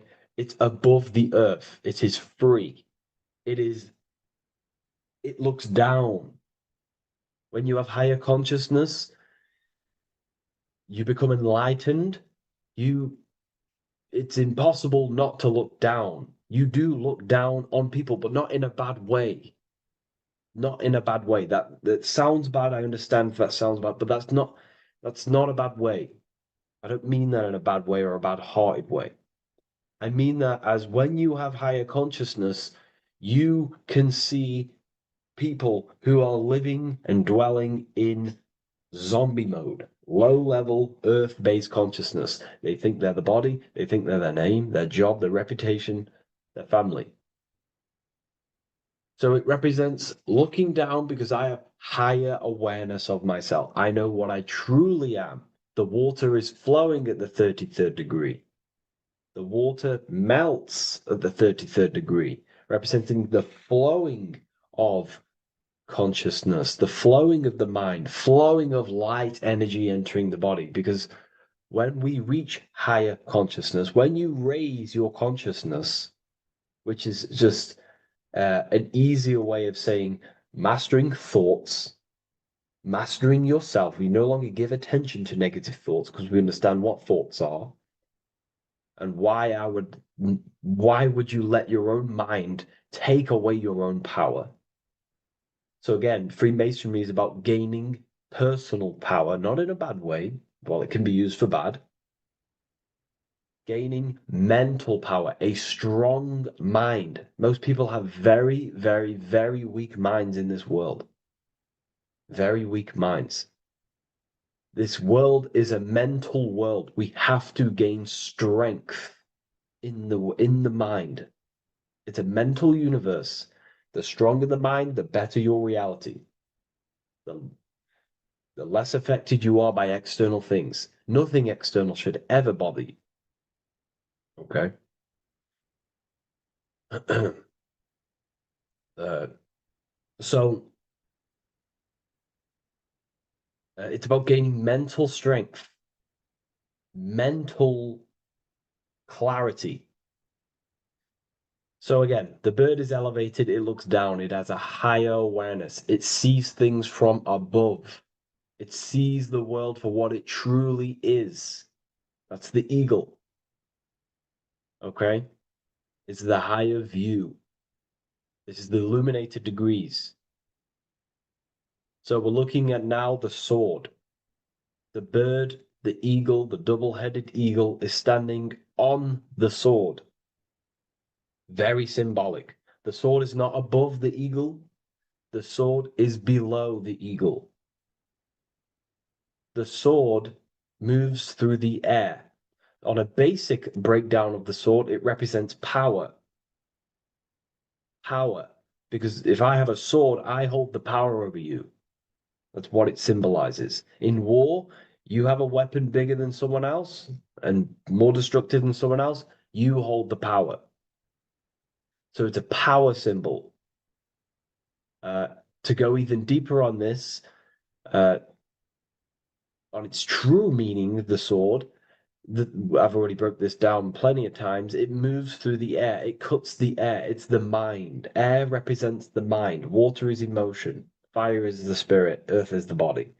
So we're looking at the mind, the power of the mind. And the eagle is standing on top of this, representing, I am conquering my own mind. I am conquering my mind. My mind does not conquer me. My mind is truly mine. I hold the power over it. I stand on top of my mind. The mind does not rule me. Thoughts do not enter my mind that take away my power. I think it, I feel it, I act towards it. It's unity. My mind is the monarch. It is the command center. It is mine. I'm above the mind. That's what it's showing here. I hold full control over this mind. I hold the power. Okay? And I have an elevated view of the mind. The eagle is elevated. It looks at the earth from above. It's the higher perception of the mind. The mind has a higher view of the self. It is conscious. Most people are not conscious. Okay? Most people walk around, they act unknowingly, they don't even know they exist. They don't realize they have consciousness. They think they grew from a monkey. They're born on a spinning ball in the middle of space, and they think they're the body. That is the level of earth-based consciousness. And it's saying, I hold the power. I hold my mind to what I want to direct the mind's forces to. I create with my mind. I carve reality. I shape my reality with my mind and thoughts and my intellect, my communication. Okay? That is what we're looking at here with the sword.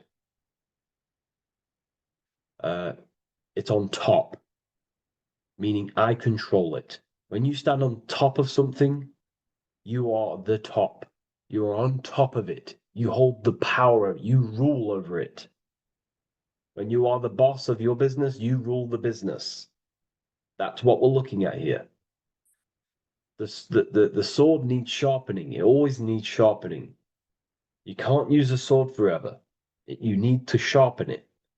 The mind will not stay powerful and strong and and aligned with what you actually want unless you continuously refine the sword. The mind needs to be refined or reminded. If you stop doing affirmations, the mind will fall back to old ways of thinking. If you constantly meditate, you constantly implant the messages into your subconscious mind, you constantly visualize, you are keeping the mind sharpened with what you want in life, what you are trying to create. And the mind will continue to think with that power, with them words, with them visualizations. If you fall off, if you stop meditating, you will lose control of your own mind. Okay? This is symbolizing you have to keep on top of the mind. You have to keep control. This is what the world is. The world is like Minecraft. You ever played Minecraft? You're a builder. Okay? What do? You control the man in the world. That's what you are. You need to control this body in the world. It's all about control. You are in a game. It's like Grand Theft Auto. You don't know how to use the buttons. You're going to create chaos, and you're not going to have that much fun in the world in GTA if you don't know how to work the buttons. Same with this world. You are in a world, and you need to learn the buttons of the body, the mind, the soul, the heart. How will these things function so you can actually live a better life and create what you want in the world? Aligned with natural law, of course, unless you want to walk down the path of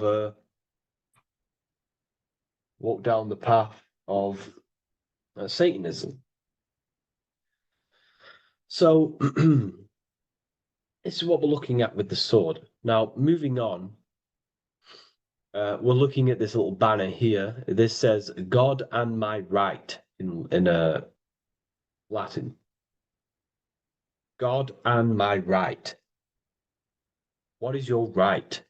Natural law is your right. What is natural law? You already know the natural laws. We all intuitively know the natural law. What is natural law? Do good. We all subconsciously, on a soul level, we know to do good. We know to do right. It is wrong to hurt people. It is wrong to control people. What is your natural law? What are the forces that you hold power over, that you have full control over? You have full control over what you think, what you feel, what you act. Thought, emotion, action. If you start to try and control things outside of them three forces, that is now you breaking natural law. If I try to control and manipulate someone else, that is now breaking natural law. I'm going against my inner law. My soul tells me what is right and wrong through emotion. So it's about aligning the self, my actions, my thoughts with my emotion, my intuition, my natural law. These are your rights. Your rights is to think, feel, and act with the law, with good, with God, with love, with care for one another. Am I building with light to bring good things to the collective? You see, most people are stuck in their left brain, and the left brain only sees me, me, ego-driven thinking. That's why they trap us in our left brain. They train us to be left brain. They tell us to write with our right hand to strengthen the left brain. They call it writing. Everything in this matrix is to activate your your left brain. Why? They need you in ego consciousness so you can be controlled and manipulated. So you do not recognize patterns. That's the right brain. The right brain recognizes patterns, symbolism, metaphors. They don't want you reading between the lines. They want you logical. They want you divided because the right brain sees the whole. The right brain sees the woods. The left brain sees the trees. And that tree is your ego. And the woods is the collective consciousness. They want you only thinking about you. Because that way you are divided from the collective consciousness. And we're all one consciousness family. We're all God. We're all God experiencing himself. And we are all building this world. So it's about aligning the self with my right, with God, with natural law. It's what Freemasonry is about. True Freemasonry, light Freemasonry, not dark Masonry or evil Freemasonry, whatever you want to call it. The crown, royalty. Royalty wear crowns. And what do the royalty have? Again, this is another power symbol. They hold control. Yes, royalty hold control. And that's why this crown is at the top of the image, not at the bottom of the image. It's at the top, representing I control the left, I control the right. I control my left brain and my right brain, the two eagle heads, the two views. The eagle has one eye on each side. It's looking, it's seeing. And that's symbolic of the left and right brain. We see, not physically see, but I mean perceive. We perceive reality with the left brain and we perceive reality with the right brain. And it's about unifying these two brains so we can see and perceive reality from a true lens. Because if we see reality only from the left brain, and a left brain dominated brain, we see everything as divided. But if we see everything from a right brain perspective, we see everything as whole. When everything is in the middle, you need to see reality from the middle. Yes, I have my own personal consciousness, and yes, there is a collective consciousness. So I need to balance between that.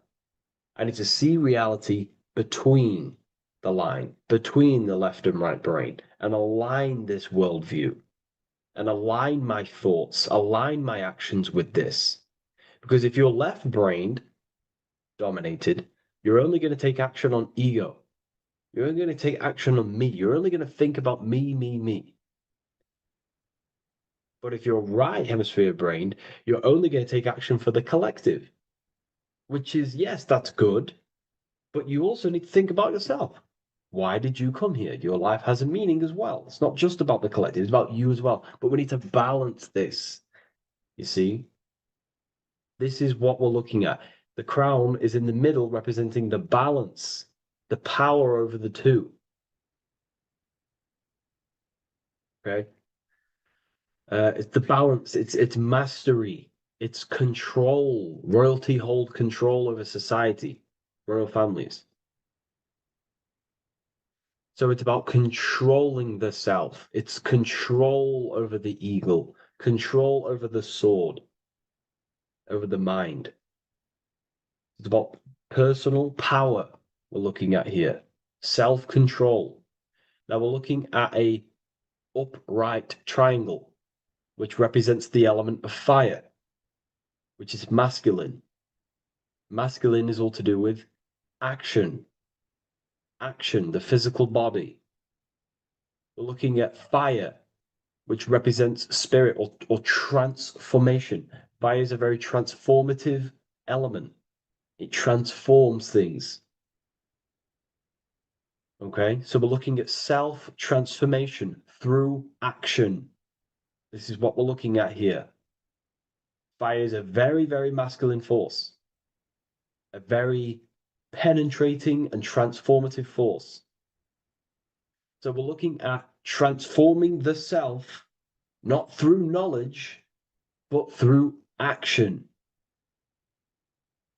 We have transformed the self, 33rd degree. I've reached the 33rd degree and I have now fully transformed. Now, there are higher degrees than 33rd degree, but we're just breaking down the symbol. That's a whole of a lecture.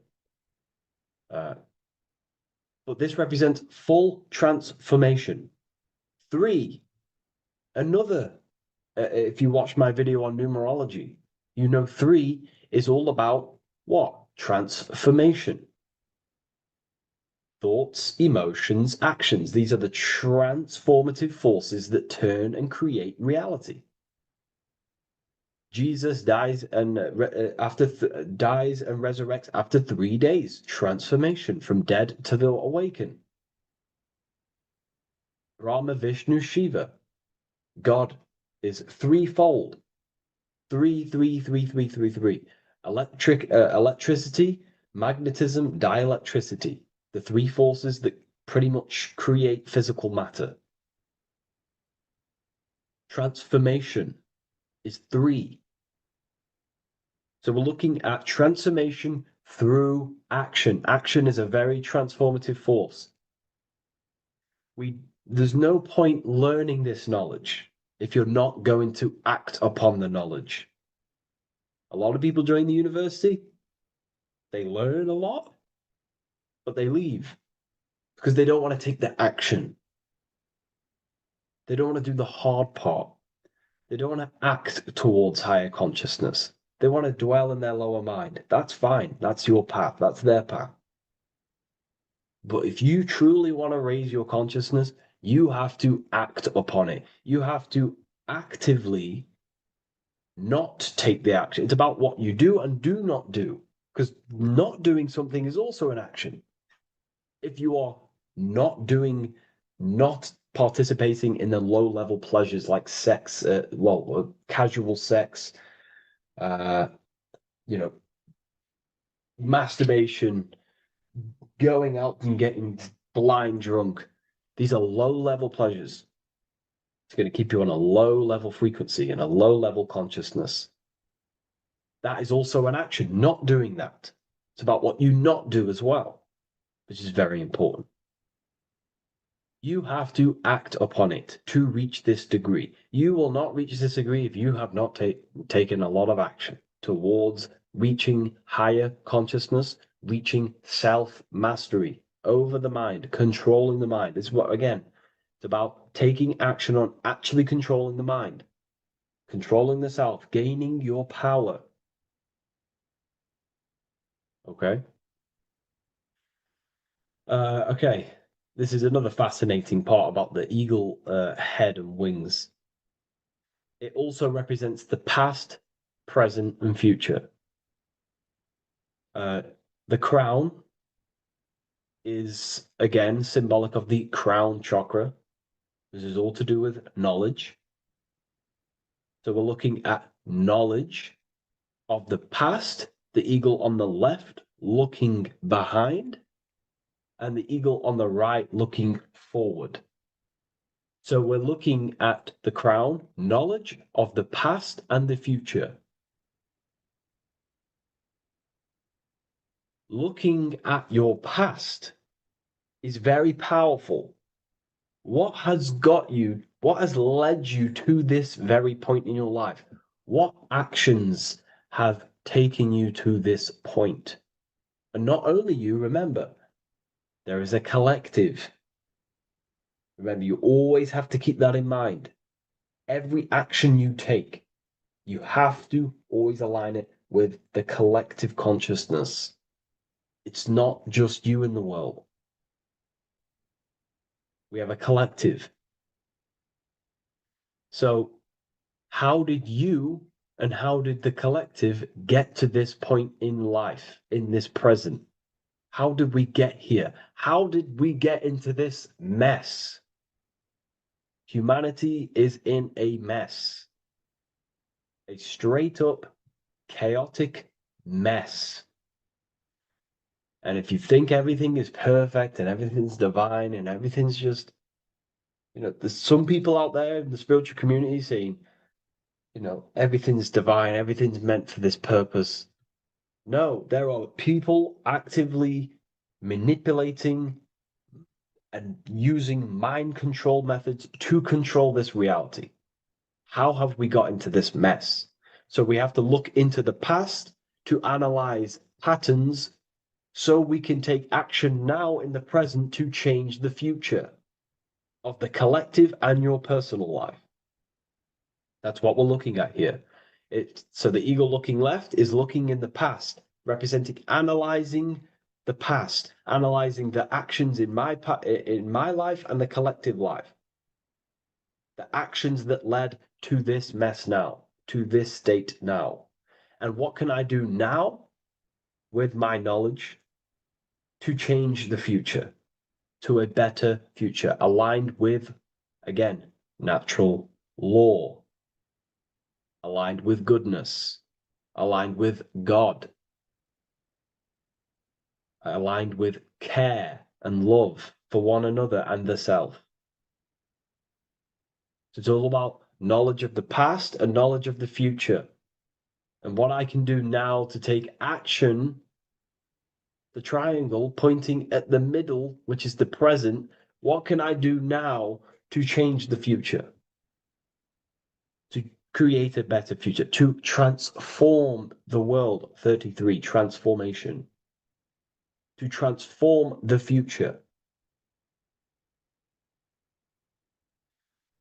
Okay, this is what we're looking at here with the two double-headed eagles as well. Again, this is more art. This is a lot more complex symbolism here. But again, we have the Earth hemisphere here. And what? The eagle above. It is raised above the earth, above material pleasures, above the material thinking self, above the ego.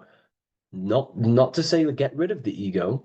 We need the ego, but balancing, control, power over the ego, power over the two hemispheres of the brain, power over my past and my future, power over time. What am I using my time towards? Time is your spiritual currency. Okay? It's elevated. It sees things from a higher perspective. It is higher consciousness. We're also looking at the astral body. Birds on a deeper level represent the astral body. So symbols have layers of meaning. The deeper you get into the occult. So when you join the first degree, you get, a good interpretation, and the higher degree you go, the more deeper the symbol reveals, as the more deeper you know yourself. So we're looking also at the astral body, the light. What is the light? Light is a massive symbol in Freemasonry. It's knowledge, gnosis. When you're very intelligent, you call someone, they're a bright child. They have enlightenment, light in the mind. Looking at light, a lot of knowledge, a lot of self-knowledge of the self, of the psyche, how I function, what I am, knowledge of the astral body, rising above the earth, astral projection, exploring your true nature, exploring consciousness. This is what we're looking at here. And in order to explore your astral body and explore the astral realm, you have to control the sword, the mind. And you can then explore. You are free like a bird to fly. This is all symbolic of rising consciousness. All symbolic. So I hope this video has gained a bit more clarity on this symbol and given you some insights. And I will see you in the next one. Thank you for tuning in today.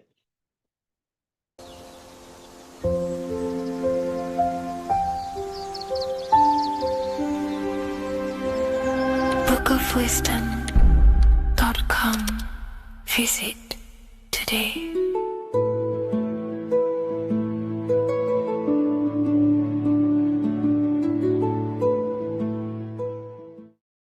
Welcome to Revival of Wisdom. Today, we're going to be talking about portal symbolism, what portals are, okay, and how they show them to us, because they have to tell you the truth, guys. This is the thing with the universal law. They have to tell you the truth. And they tell you through symbols, they tell you through movies, and different things like that. But let's jump straight into this. So first, I want to talk about the Freemasonry symbols. Okay, so first we got, obviously this is some Freemasonry art, but notice how you've got the ladder with a key. Okay, so this is ladder symbolism with a key. So maybe this is talking about ascending. Okay, because look, because this is ascending into the heavens, because it's a ladder with humans going up it with a key. In order to ascend, you must have the key. Okay, so what else do we have with a key? Well, the Netflix show Lock and Key, which is all about portals and keys. Because what the keys do, they open doors, gateways. Okay. So what's interesting about this is that they've got this key here, which represents the Kundalini energy rising up the spine. Okay, but we'll come back to this.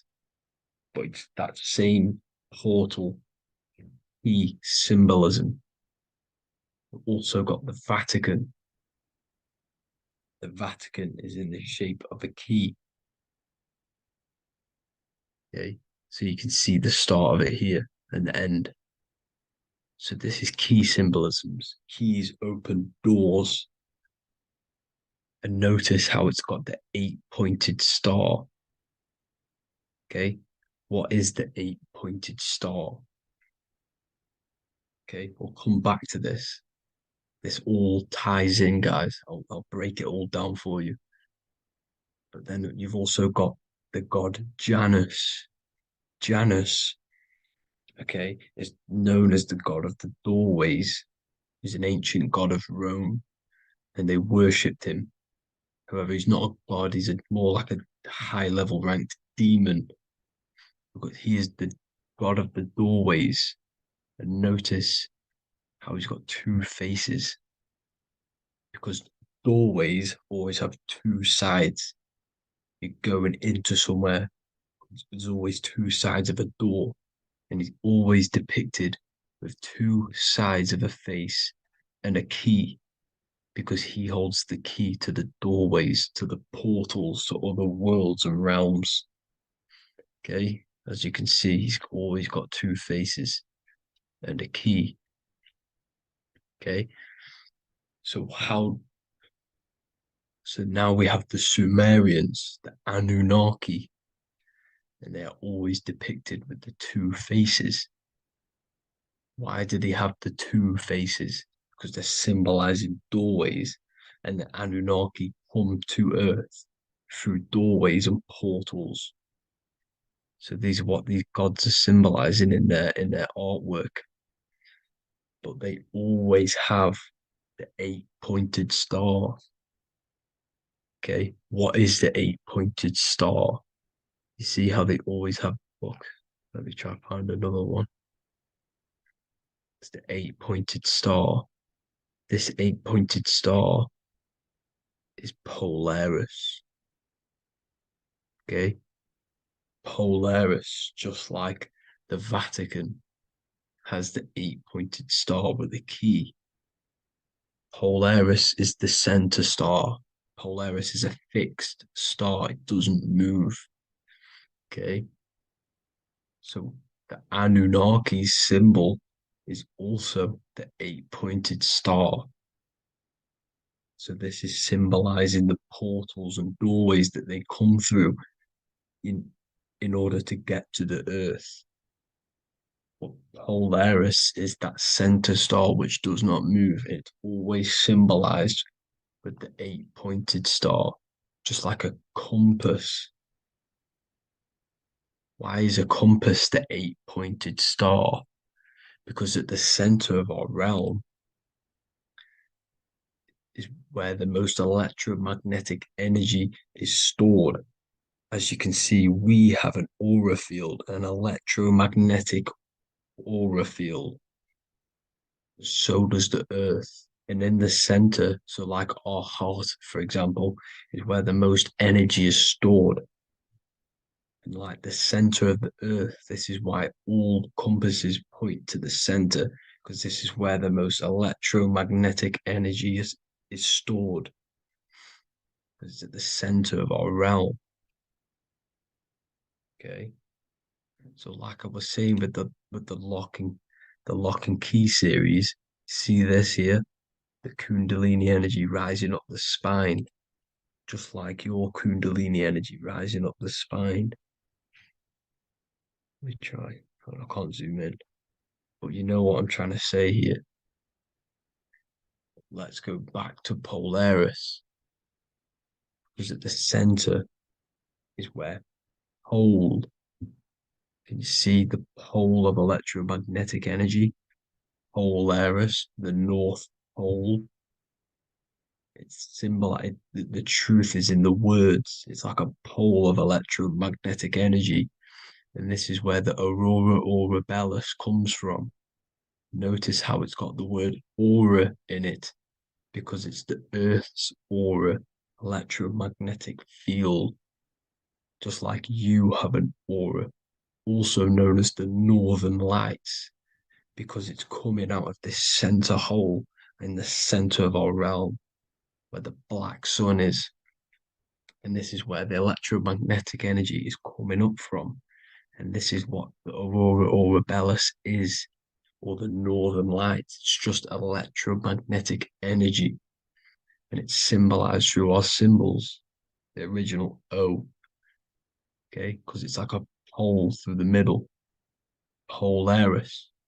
So this Polaris is the sky vault. It's the portal into this realm, because this is what the Anunnaki are always talking about, always symbolizing with the eight-pointed star. And just like a compass is the eight-pointed star, pointed to the center, to Polaris. Okay. – See here on the on the Sumerian tablets with the 8-pointed star again. And how we know it's talking about portals with this 8-pointed star is because CERN 666 are opening up portals to the underworld, letting in demonic entities into this realm. How do we know it's a portal? Because their Hydro Collider has 8 points, just like the 8-pointed star. So they are creating synthetic portals to the underworld to let these demonic entities into our realm. But what is the key? Because if we're talking about ascending through Polaris, notice how here on the masonry art, this luminary here, so this is the sun, that's the moon. This is Polaris because it's a luminary with what? 1, 2, 3, 4, 5, 6, 7, 8 beams coming off the luminary, just like the 8-pointed star. So you see the ladder with the key going up to Polaris. It's symbolizing ascending out of Earth. So what is this key that they're keeping from us? Because it's a human holding a key going up the ladder to Polaris. Well, chakras. We have 7 chakras. Okay, so this is what they are telling us in the lock and key symbolism. The Kundalini energy rising up the spine. Okay, just like they have 33 vertebrae on the back of your spine. Okay, this represents the Kundalini energy going up your 33 vertebrae, just like in masonry has 33rd degrees. Okay, so what is the key? Your chakras. Your chakras have to be unlocked. Okay, you have to unlock your chakras, and you can't unlock this one without going through this one. You have to go through them all. It's like a ladder, just like Jacob's ladder. You can't go from the bottom to the top. You have to unlock each one. Okay, just like you have 7 chakras, you have 7 layers of your aura. Okay, you have to unlock your chakras to the highest point in order to reach Christ consciousness. And this is the key that they're talking about. They're symbolizing the organic portal within each and every one of us to ascend out of this realm. Okay, so this is the key that they're talking about, and they're holding back this knowledge to keep us trapped in this 3D realm. Okay, so like I was saying with the 33 vertebrae and the Kundalini energy coming up the spine, 33 vertebrae, you can see this sort of symbolism going up to the light, because it's the light you see here. Your crown chakra turns on and becomes enlightened, just like the Illuminati symbol. Can you see it? But also, Jesus also died at 33. So this is symbolizing, okay, they're symbolizing the death of the ego, the body. So once you open up your chakras and reach Christ consciousness, which is your 33rd vertebrae, once your Kundalini energy goes up your 33rd vertebrae, your body technically, not physically, but spiritually dies, because you then become formless. You reach Christ consciousness.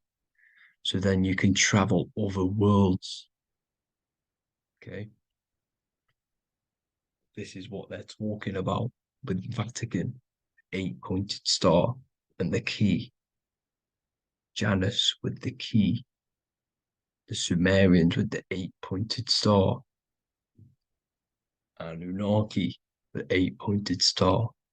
Polaris, 8-pointed star. So Polaris is the way out of this realm, which is at the center.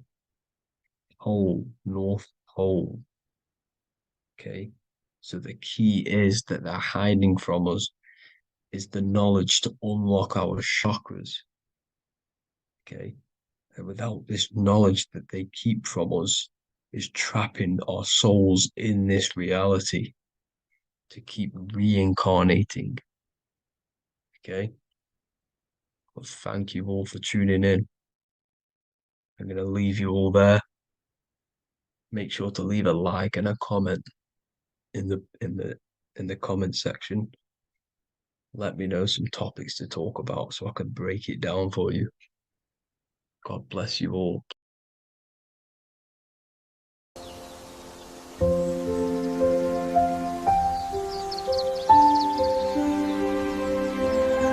bookofwisdom.com. Visit today.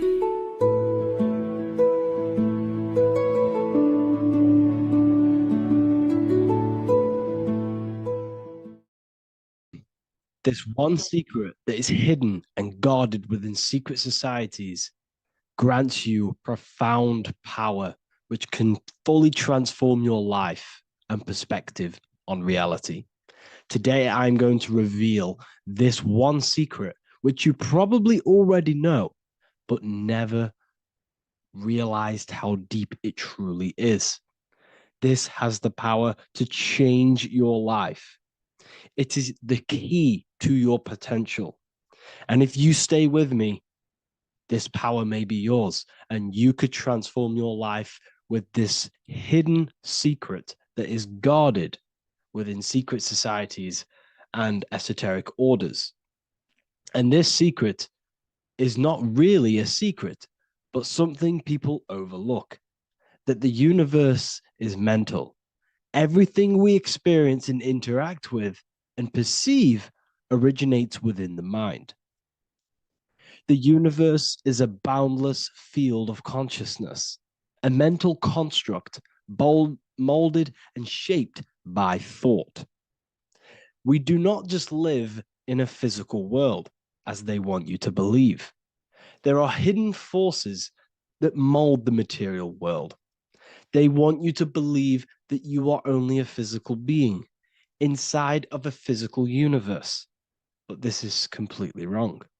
You are the architecture of the universe. Your consciousness is the very fabric of reality, and you create your own universe. The universe is an infinite field of consciousness, a vast and limitless mental construct, intricately woven and shaped by the power of thought.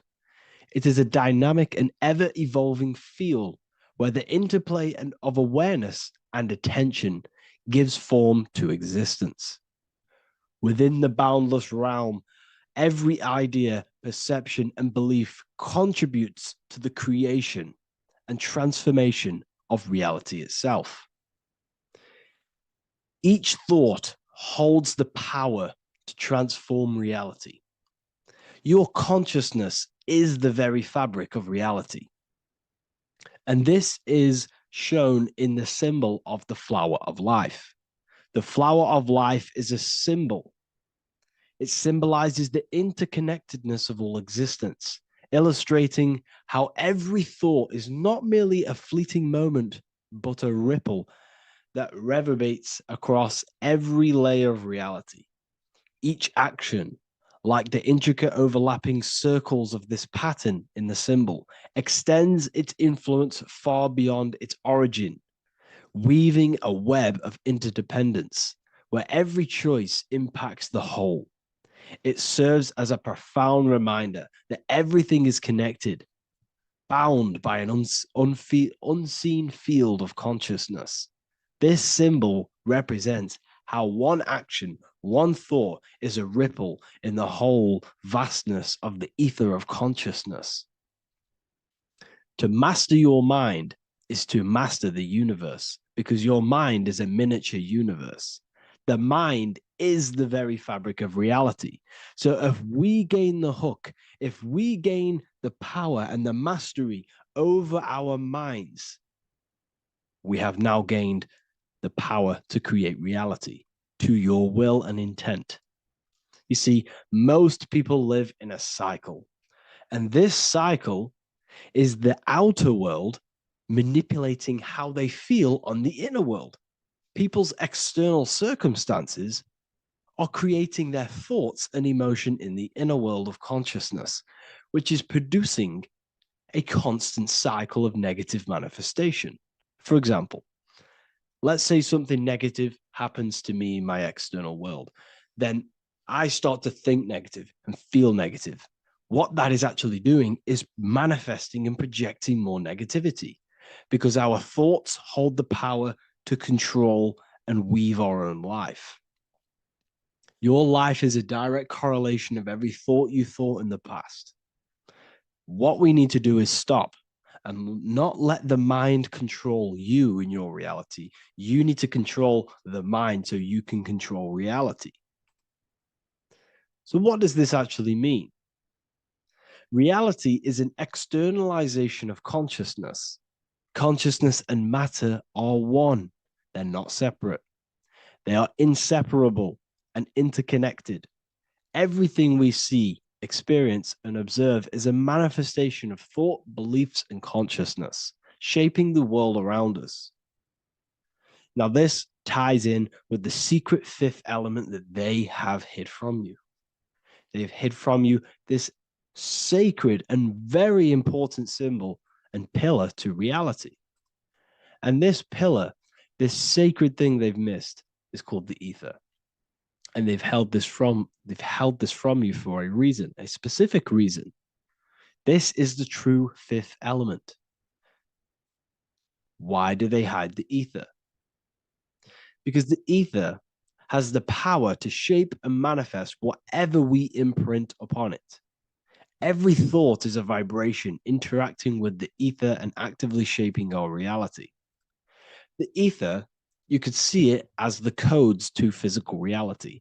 It's like an energetic blueprint which surrounds all physical objects. It is the life force that gives life to all things. All energy comes out of the ether and returns back to the ether. Energy, it's 0 point energy, and it is an infinite source of energy. So this is why they hide the ether, because whatever our mind can imprint onto the ether, we can create into a reality.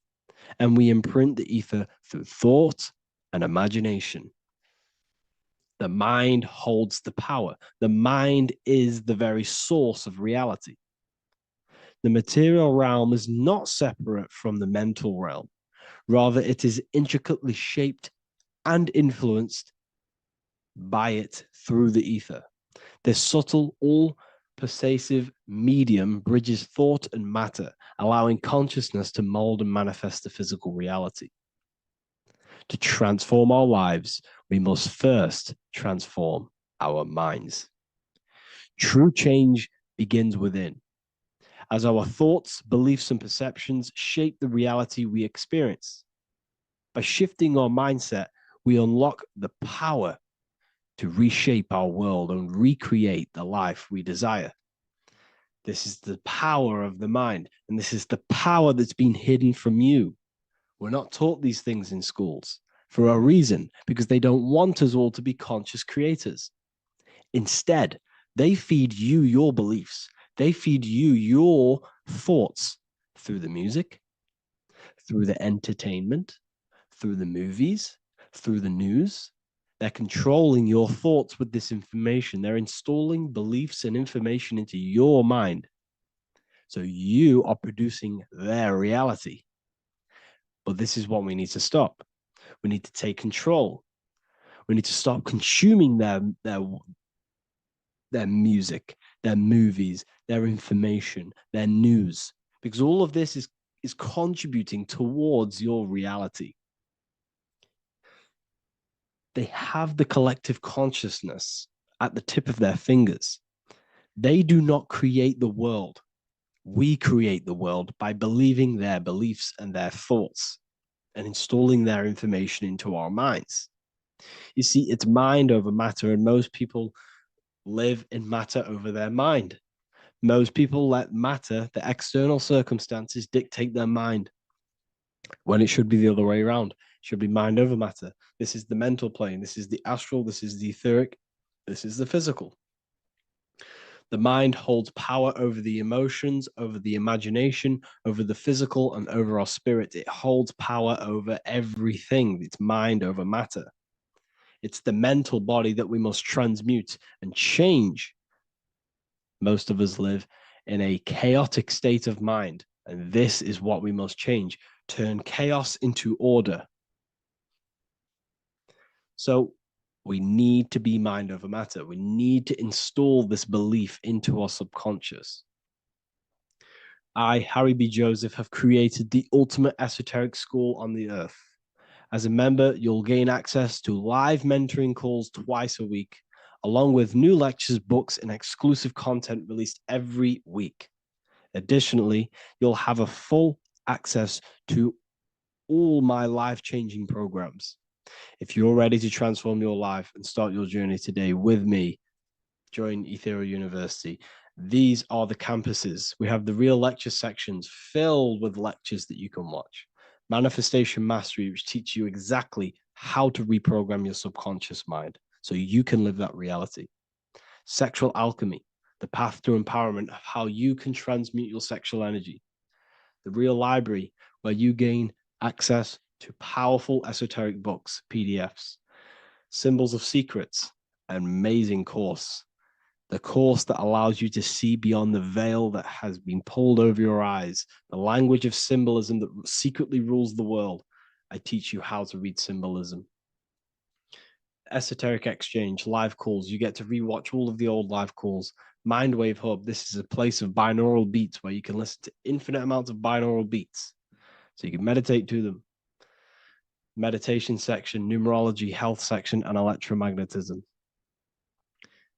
This is a life-changing place. And if you are serious, we only accept serious about changing your life and studying the occult and esoteric, this is the place for you. I've been there.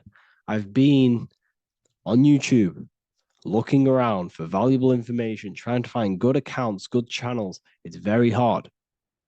I had to go through years of trying to find good information on YouTube. But what I've done is, instead of you searching around everywhere for bits of information and connecting the dots, I've put it all into one big place. You get your binaural beats, you get all the programs you need to walk the path of enlightenment to transform your life. I will connect with you on the inside, and I hope this lesson, this lecture, you gained some information, you gained some power from it. Please like and comment, or don't. It's up to you. If you have any reviews, if you have any ideas of lectures that if you don't understand certain things, make sure to leave a comment and I can make a lecture about it. I can make a video about it for sure. I don't mind taking recommendations for videos. So I thank you all, people. Have an amazing day.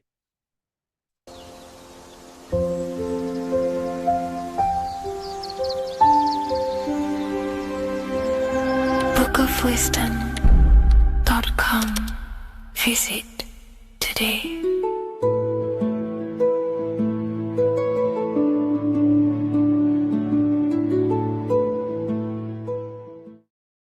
What if I told you that the seasons don't just change the external world, they also change your internal world? They have a psychological and a spiritual effect on your consciousness. If you're new to esotericism, you may not really understand this, but if you have some deep understanding of as above, so below, you already know this. But today we're going to be explaining it in great detail. So tune in, take a pen and paper, maybe make some notes. So we have 4 seasons. The sun is the main source of life on the earth, and it changes the circumstances on the earth in 4 different ways. Of course, we have spring, summer, winter, and autumn. These are the 4 states of the earth due to the sun's cycle. Not only do they take place on the earth, they also take place on you, your body, your mind, your spirit, your consciousness. They change things internally and externally. The first thing we need to understand is that we have a dual nature. We have a mind, and in that mind, we have an internal self. That's what we call the spiritual self. It is the individual that exists within their own mind, within their own consciousness. It is the self that imagines, thinks, feels. That's the spiritual self. And internally, that self is the true self.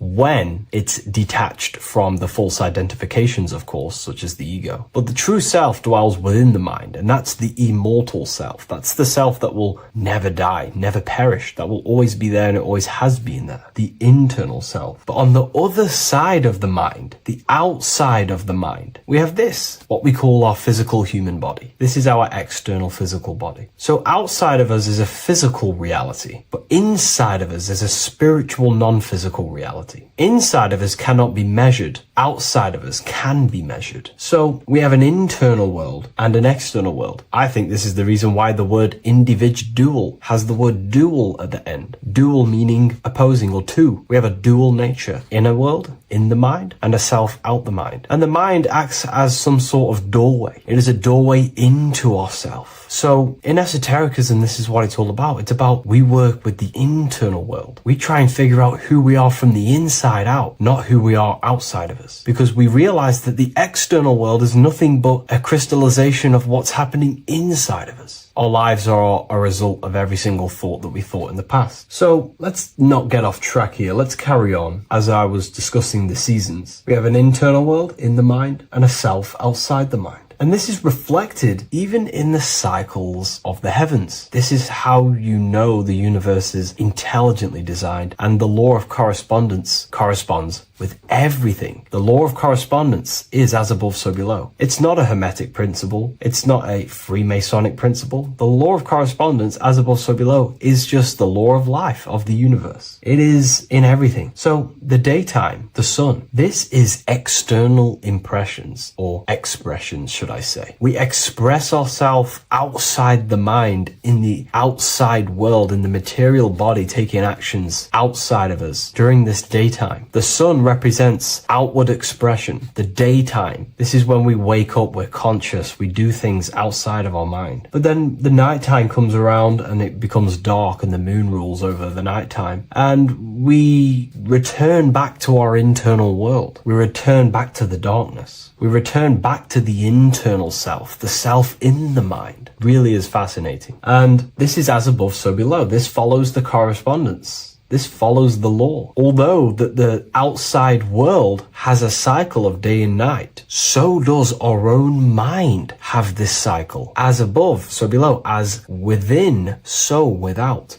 What's happening outside of us is also happening inside of us. The mind is also going in a cycle. Because in the daytime, the mind wakes up and we express things externally. But when the sun goes away and the electromagnetic rays of the sun are not very strong, our brainwave decreases, our body activity decreases. It slows down and we return to the internal self. The body switches off and we return to the internal self in the mind. We enter in the doorway of the mind and return to the internal, the spiritual self. And when the body is less active, this is when we are more connected to the internal world, our spiritual true self. So as above, so below corresponds with the day and night, the sun and the moon. The moon represents our internal world, the world inside our mind, the self inside the mind. And the sun represents the external self in the external world. So not only are these cycles happening in nature, the darkness outside of us when the sun goes away is the same darkness that we go within ourselves when we go to sleep. It's the same cycle. Our bodies are in the cycle of the external world also, as above, so below. But then we can even take this even further. This fractals down even further. If we look at the cycle of the yearly cycle of the sun, which is what we call the 12 zodiac signs, we notice that these 4 seasons also take place in every single cycle of the day. So a yearly cycle can be seen as a big version of a daily cycle, or a daily cycle can be seen as a smaller version of a yearly cycle. For example, we look at Aries, which is spring. This is when the sun springs everything back to life in the spring. This is when the crops start to spring up and start to grow again. But we could see that as 6 a.m. in the morning, when the sun rises and just cracks over the horizon and starts to bring light into our day. Aries is associated with the morning time also as spring. Morning time is a smaller version of spring. Then we look at the summertime. The summertime is midday, when the sun is at the top of the middle of the sky. This is when the sun is most powerful, most radiant in our day. This could be seen as the summertime. Then when the sun starts to set, this is associated with autumn. Autumn time is the sunset. Then the winter time is associated with the nighttime, the midnight, when everything's very dark. So a daily cycle is basically a smaller version of a yearly cycle. And just how I explained how the cycle of the sun outside of us also happens inside of us with our consciousness falling asleep when the sun goes away, is also happening to us on a yearly cycle also. So the daytime is associated with the summer and the nighttime is associated with the winter. The winter is like the inhale. The summer is like the exhale. It's the breath of the universe, just like how we breathe in and out of our lungs. Everything takes this rhythm and polarity, okay? So winter is associated with the self and the world inside of ourselves, inside of our mind, the spiritual self, the internal. Because the winter is when the sun's rays, electromagnetic rays, are not very powerful. And this decreases brainwave activity, making us more connected to our internal world, inside the mind. But the summer's the complete opposite. The summer is when the sun is very, very powerful. And the sun's powerful electromagnetic rays increase brain activity, making us more actionable in the physical world outside of our mind, in the external world. So summer is the daytime and winter is a big version of the nighttime. Vice versa. Just like how in the winter, we're more in the house. We're inside buildings because it's very cold outside. Animals hibernate. They go inside. They go into little places. They collect all their food and prepare for the winter. They go inside. They go in darkness to hibernate. So does our consciousness, our spirit, the self inside of our mind. We can use these cycles to our advantage, to evolve spiritually, to connect and be more balanced. You know, I've mentioned a lot of this inside the university to my members, to the family inside of there. We discussed this. We had a great discussion about this. And, you know, the live calls we have are priceless. The conversations you can have with someone when they're awake, you never forget them. You always have deep, meaningful conversations. And we discussed this deeply, and we're going into some interesting things about how we can use these types of changes in the seasons for our spiritual growth. We even discussed about spring and autumn and how they're associated with the different spiritual bodies that we have. But anyways, let's not get off track. Lucid dreaming, dreaming itself, and astral projections, I find are more easily accessible during the winter and the night times. Like I said, because the brain activity is decreased due to the sun being not powerful, we are more reconnected with the self inside the mind, the spiritual self, the immortal self. Wintertime is a great time to work on yourself, to start to gaining discipline, to meditating, to really working on the subconscious. Because spiritual work is harder than any physical labor. You really got to dig deep within yourself and be honest and true with yourselves. I think this is the reason why, you know, a lot of people convert to spirituality from religion. They come into spirituality and then they go back to religion because they realize spirituality is it's difficult. You have to be honest with yourself. You have to really face the traumas, the negative aspects of yourself, the dark side of yourself, and bring it to light and transform it. And that sort of work is a lot more difficult to do than any physical labor. So the winter time is the time that we go inside ourselves. We reflect a lot more. We need to work on ourselves, on our mind, on our negative habits, on our dark traits, on our things that we have been pushing away and not controlling. The winter time is that time we can really start to connect with the internal self, work on our imagination,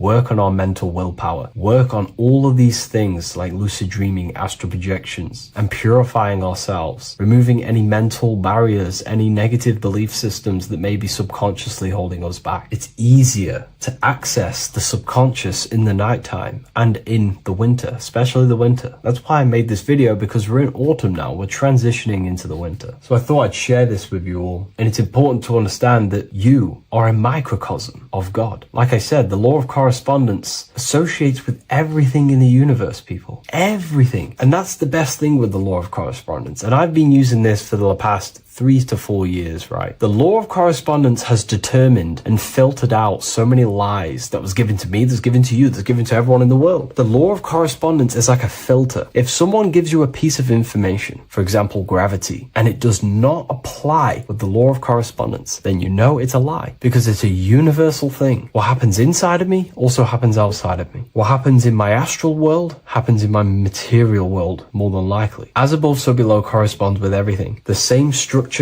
in my veins, in my nervous system, is the same structure in the trees, in galaxies, in everything. As above, so below, the universe is a fractal universe. Therefore, the point that I was getting at is that you are a microcosm of God. The same mind that God manifested things through thinking. He thought the stars, the earth, nature, the human body, designed everything with the God mind. He thought everything into existence. And that mind, them powers that God used to manifest everything into physical existence through the power of thought, is the same mind that you possess, but on a smaller scale. God manifested the macrocosm through thought, as the universe is a mental universe. Everything you see around you was thought, then manifested into physical reality. God manifested the macrocosm, the world, through thought, and that same force of thought you use to create the microcosm, to create your own world. You think your life into reality, your world into reality. Your body is a microcosm, a miniature universe. Every thought you think commands 50 trillion cells in your body, and your cells religiously execute on every command that you give it. You're in charge of 50 trillion cells. You're literally commanding a whole civilization inside your body.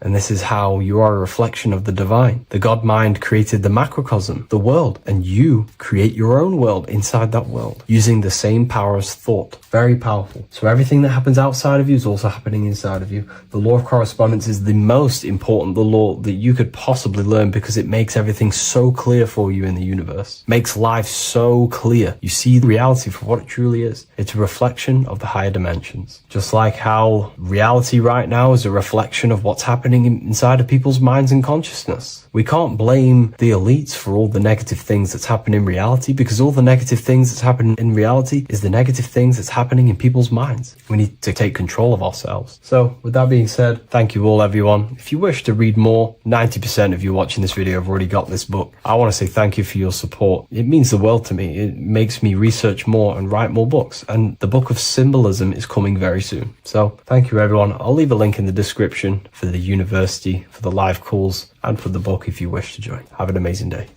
Watching pornography makes you see people as objects. It does a lot of psychological damage to the human mind. And if you truly want to progress in life, your spiritual journey, mastery, whatever it is, mastering your sexual urges is essential to become powerful, successful, and become the best version of yourself. And there are some occult practices that I used to help master this urge. They're not really techniques, they're more mindsets, which will definitely help you overcome your urges. So if you want to quit pornography today, this is the way forward that I used to create this version of myself. Before we go into the tactics, we must understand that whatever we do in darkness comes into light some way or another. If you watch pornography, you know you have a problem. You keep this to yourself. We all naturally do. These things are private, and what we do in our private time molds our subconscious mind, and we keep it away from people. But whatever we do in darkness always comes to light. If you're doing things you don't want others to see, such as watching pornography, it will come out through a subconscious force. It will come out in your eye contact. You won't really be able to make eye contact with the person you're attracted to. It comes out in your energy, your aura, your presence, your confidence. All of this plays a role in molding your consciousness. And especially women can pick this up so easily. Females are more subconscious, males are more conscious. Females speak indirectly, males should speak directly. If a woman is hungry, they will say, "I'm hungry. Are you hungry?" But a male will say, "Let's go get some food." You have to see the underlying subconscious messages in women in because they speak in more of a subconscious language. Men speak in a direct language. And maybe even men will pick this up. If you want to be taken seriously in the business world or your career, whatever it is, this is essential for your body language and your personal power. So you must master your sexual urges. Releasing your sexual energy, your sexual fluids, removes the life in your eyes. A lot of people get dark bags underneath their eyes. I used to have them years and years ago. My eyes were always half shut. There was no life in my eyes. But as you purify yourself, the life and the energy comes back into your glaring eyes. The first tactic on mastering your sexual urges is understanding that thoughts produce emotions. Whatever we think about inside of our mental body directly corresponds to what we feel in our emotional body. What we see here is a piece of alchemical artwork showing you the light of the mind shining down into the heart. This represents the mental body with the clouds. This represents the human heart, the emotional body of consciousness. What we think about, if we think about sex, or if we watch things that are stimulating to us on Instagram, TikTok, that thought goes into the mind and the feeling gets then produced in the heart and the body becomes aroused. What we think inside of our brain becomes emotional energy in our heart. As above, so below. And what becomes in our heart is what we take action on. We take action on emotion. Human action, human behavior pretty much comes down to what we feel. We only act on what we care about or what we love. If you love that feeling of watching pornography, that is the reason why you're taking the action. So keeping this in mind at all times is very important in your journey of self-mastery. What you think is what you feel, and what you feel is what you act upon. Remove stimulations that can possibly produce that thought of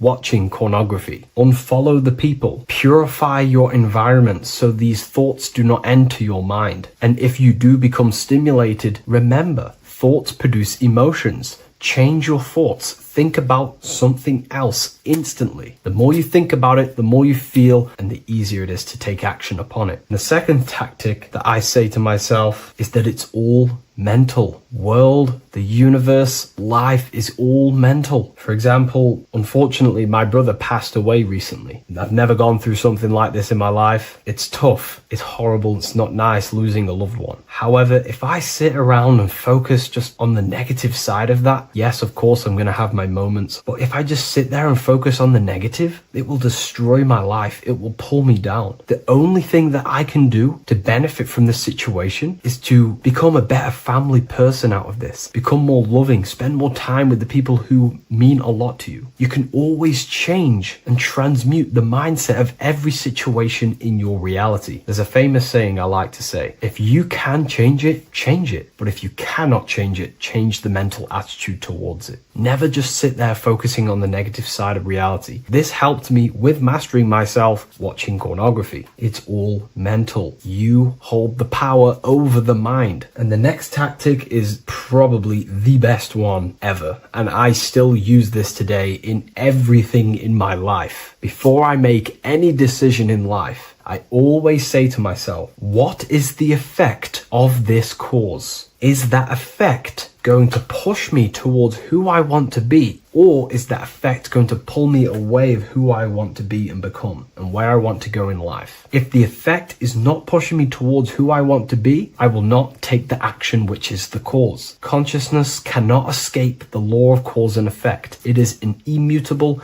inchangeable law that is governing your consciousness and your mind. You have to keep this law in mind because it is the law that is creating and crystallizing your reality. Any decision you make, what is the effect of this cause? The law of cause and effect is a force that you cannot escape. So you have to work with this law and become conscious of the law. So before you do take the action, what is the effect? Is watching pornography going to push me towards who I want to be and where I want to go? If it's not, do not take the action. That's where willpower comes in. You can do little exercises for willpower, meditation for 30 minutes of not thinking. You can do rituals that strengthen the connection to your mind with your willpower. At the end of the day, the willpower is the most essential force in the consciousness. Another thing is remove any music that talks about it. Even the words will be producing thoughts in your mind. What you feed your consciousness is ultimately what you project back outwards. Don't listen to the rap music. Don't listen to any music that talks about it. Try and remove this from your environment. These tips that I've given you don't just work in quitting pornography. These work in every aspect of your life, and they will dramatically change your life if you become conscious of them and actively use your mind. Don't fall under the spell of becoming unconscious. Never act unconsciously. Never think unconsciously. Never feel unconsciously. Stay on top of your mind. Be the observing eye in your mind. Never fall unconscious. Of course, we all need to sleep, but I mean in the waking times. And this is why learning about yourself or consciousness is essential for every aspect of life. Business, your career, money, whatever it is. Whatever you're doing in your life comes down to understanding human consciousness. And that's why I wrote these books, so you understand yourself, so you gain your understanding of the functions of your own mind, body, emotions, and how you are creating reality. That's why I wrote the book of symbolism, because symbols are not just symbols. These symbols represent forces and aspects of the human psyche themselves, and they are veils, they are keys that help you remember and become conscious of what has fallen unconscious in your mind. We're simply just becoming conscious of what we are unconscious of and becoming conscious of them and using these powers. You want to take your life to the next level? Feel free to get the book of symbolism. I'll leave a link in the description.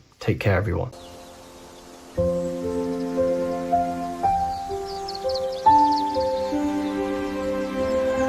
bookofwisdom.com. Visit today.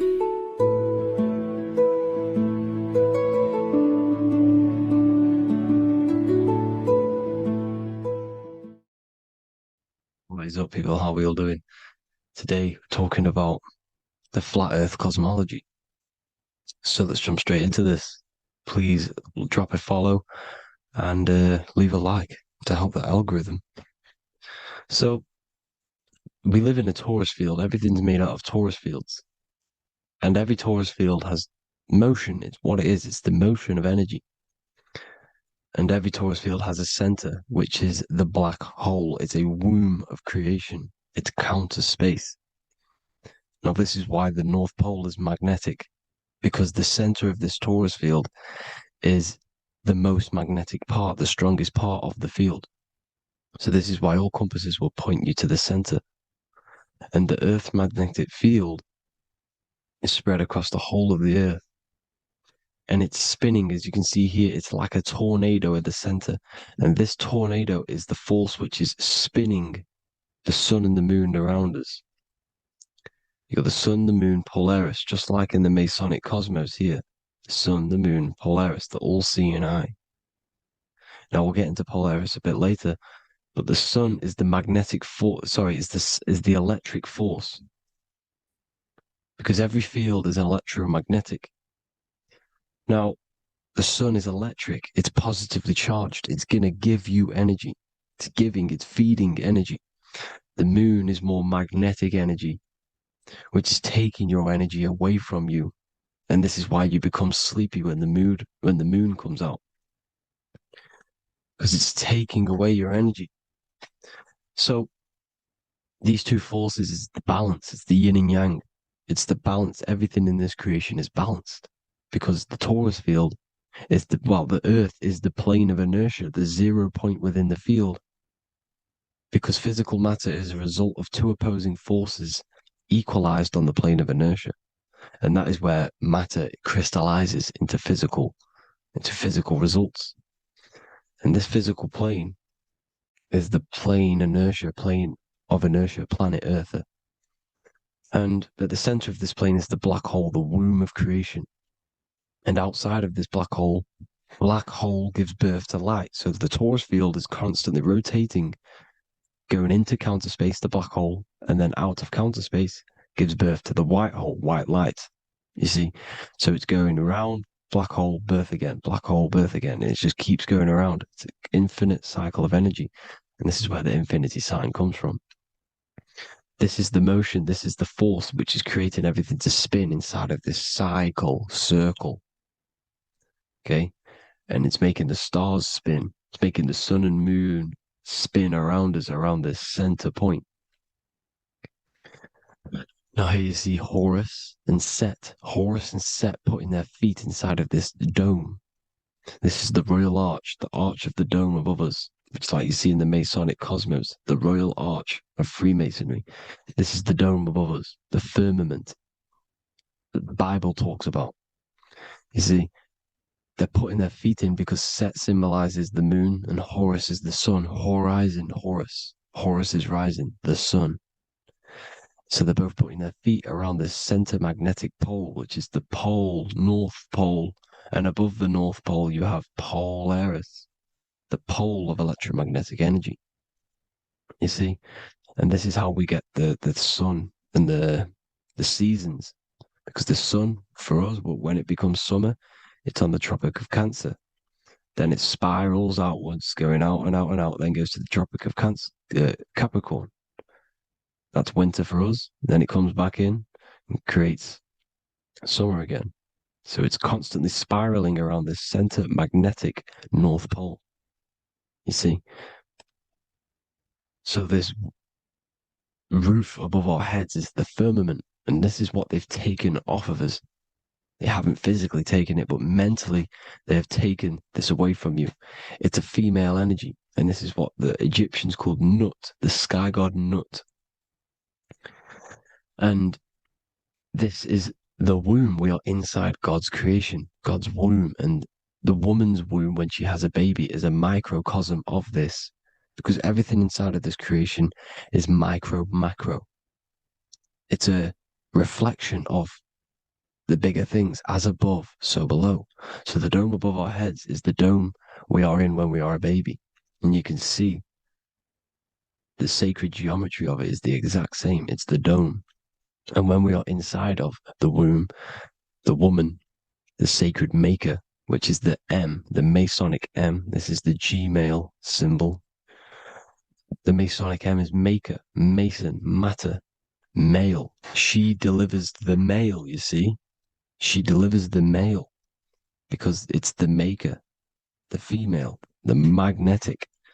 The woman is magnetic in nature. The male is electric in nature. So when we are in this womb, the female, we are being fed by the center umbilical cord, by the center of the mother's stomach. We're connected to the center of the woman's stomach, just like we are when we are in the earth. The center is where the aurora borealis is being emitted from, the electromagnetic aurora borealis, the northern lights. This is our spiritual umbilical cord connecting us to counter space, connecting us to the realms beyond this world. Because at the center of every torus field is counter space. And at the center of the earth is our spiritual umbilical cord. And this is the earth's belly button, as you see.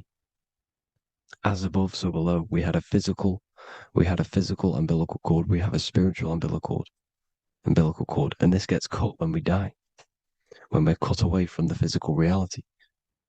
You see, here's the ancient Egyptian tablet showing this female. You can see the hair, it's a female above us because the female energy is nurturing, helping, looking after. And that's exactly what the dome is. It's protecting us. It's the Ark of the Covenant, the Ark covering us, you see? And this is what they've taken away from us. By you believing in space, it completely destroys the idea of this being a sacred creation. They've taken the roof off your head, whether if you believe in space, you believe that there's chaos, there's planets, there's asteroids that could kill us at any moment. But this isn't true. They've made you fear your own creation that you're inside of. They've made you fear what's above you. You see, and it's to hide the power of astrology, the power of the lights in the firmament, which are constantly flowing through the ether.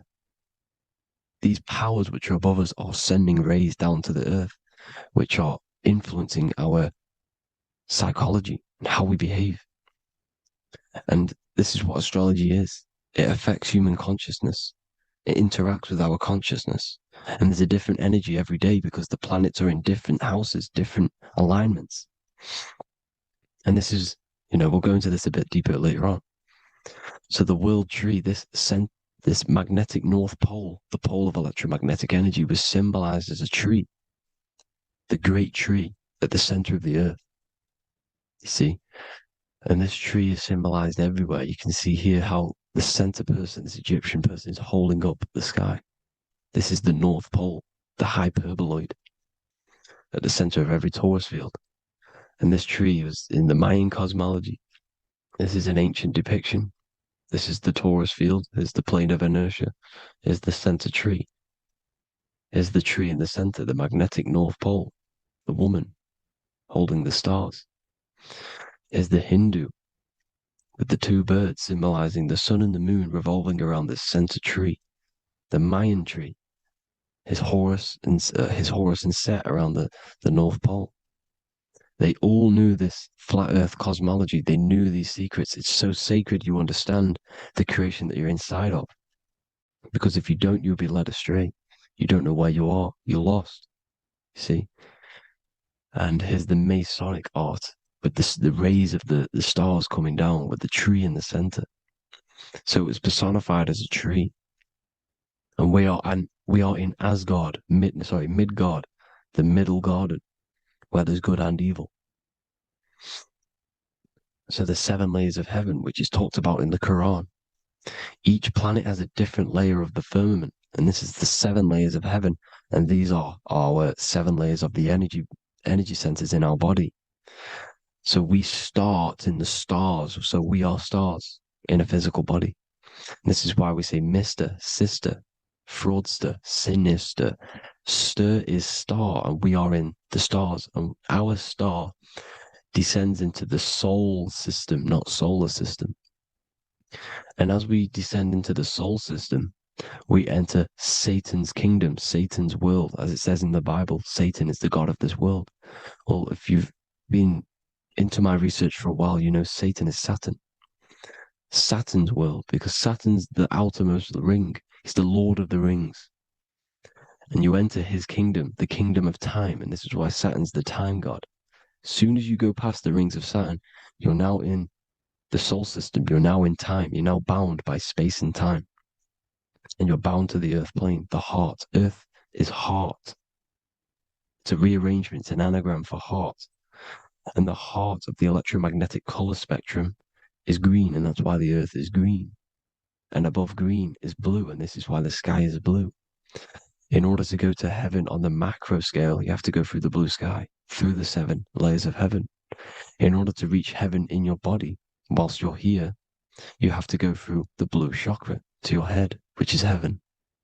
It's micro, macro. Everything is micro, macro inside of this creation. It's an ancient. I think this is a French image, piece of art from the ancient French, with obviously the 7 layers of heaven, which they all depict. And notice how it's like a dome. We'll go into this dome symbolization, the Royal Arch of Masonry, which is next. But these 7 layers of heaven give us the 7 metals, the 7 days of the week, the 7 diatonic tones, the 7 chakras, the 7 everything. It's God's favorite number. And this is why the Masons use the G inside of the compass, because the G is the 7th letter, and God starts with G. You see? So it's 7. God is 7. Here's another depiction of the heart, the soul system, the 7 layers of heaven. La Fermente. You see, La Firmament, with the stars on the outermost layer. Here are the 7 planets: Jupiter, Mars, La Sophie, the sun, La Luna, the moon. So Saturn. So we are in the heart of this soul system. In order to ascend, we need to ascend up our chakra system, reach 144,000 hertz, God consciousness, the God man. You have to unfold God man, master of the mind, mastery of the mind. So what are the stars? The stars make everything unique. The stars are constantly rotating around the center, magnetic North Pole, the tornado at the center, which is stirring everything. It's stirring the ether. The center is the ether, and the 4 elements are born out of this ether. There's 5 elements: ether, spirit, water, air, and earth. The ether gives birth to the 4 other physical elements which the whole of creation are made out of. About them 4 elements. 4 is the number of stability. You know, a chair, a table has 4 legs. It's stable thing. It's a foundation, and these 4 elements are the foundation of this creation. You see, and this magnetic North Pole is stirring this, and the 4 vibrational states of the ether are the 4 elements. Now let me get back to the stars. I just wanted to give you that. The stars are being stirred around this center point, center. It's stirring everything, and they're always in different alignments. Every millisecond, they're moving in different placements of the stars. And the planets are called the 7 wanderers because they're not fixed. The stars are fixed, but the planets are called the 7 wanderers, the 7 layers of heaven, because they move faster and slower than each other. Each planet is slower and faster, has a different rate of speed it's moving. So these alignments are mixing in with the energies of the different 12 constellations. And this is why you have a unique characteristic. You have a unique look, a unique energy, a unique personality. This is because when you were born and you took your first breath, that energy which was in the ether, because the ether is all around you, and energy travels through the ether. The energy that the stars were casting down and the energy that the planets was mixing in with the 12 constellations was in the ether. So when you came out of the womb and your first breath, because breath is spirit, okay? So that first breath you took, that is the energy that is imprinted within your DNA, your soul. And you reflect that energy, you emit that energy. That's the energy that is with you forever until you die, till this physical body dies off. And that's what the stars are. The stars are giving a unique energy, characteristic, personality to every living thing. Every dog, every cat, every animal has a unique personality because it was born at a different time and place in the sky. Okay, the stars are your destiny. Now, the stars are constantly changing as well. If you look at stars through a telescope, they're constantly changing and forming different forms. You can see here, it looks like water. It looks like light through water because it's the ether above us, a sea of ether.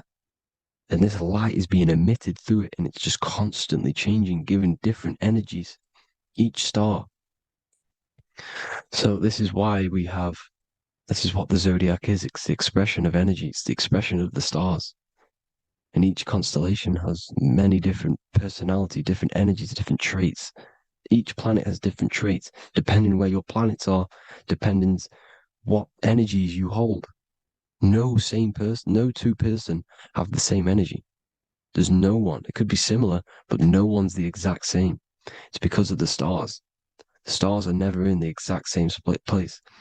The planet's always in different houses. So here's some Royal Arch symbolism. Here's the Royal Arch of Masonry, as it says here. The sun and the moon, the constellations. Here's Cancer, the 7 planets, the 7 stars. Here's the Royal Arch. This is the firmament. Here's the duality. Black and white, duality, good and evil, rest and motion, dielectricity, magnetism. See? So this is what the Royal Arch is. It's symbolizing the cosmic dome above us. The womb we're in. We're inside God's womb. And here's George Washington, the Freemason, inside of the Royal Arch. You see? With the G, the Masonic G, God, 7. Here you see another depiction of George Washington with the stars in the dome above his head, his Polaris, the sky vault, Polaris. We'll get into that later. Go inside of all of your ancient churches, you will see the dome. Go to the Vatican, you'll see the dome. All of your ancient churches have this dome because it's the dome above your head. The ancients knew this. This was known. We did not live in space. It was known back then. They all knew. This is Crown Court, which is one of the most important courts in the UK. You can see it's clearly so much Masonic symbolism. You've got the 4 pillars of Masonry, the Royal Arch, is like an arrow pointing upwards to Polaris. His Disney World is under a dome. In his Polaris, the sky vault. You see? And also 666 in the symbol. Here's more 7 layers of heaven. Here's an ancient depiction. The firmament. Here's the astral plane outside of the firmament. The Royal Arch. You see? It's everywhere. Here's Polaris, the 8-pointed star. Polaris is in between the sun and the moon. It's at the center of the Taurus field. And Polaris corresponds with the pineal gland as well because it's the all-seeing eye. See? So is Polaris, the 8-pointed star, which is at the very top. It's the very center. It's on top of the North Pole. And it's an 8-pointed star that's always symbolized as an 8-pointed star. Here you see the Vatican. The Vatican is a giant key with an 8-pointed star. See, it's a key.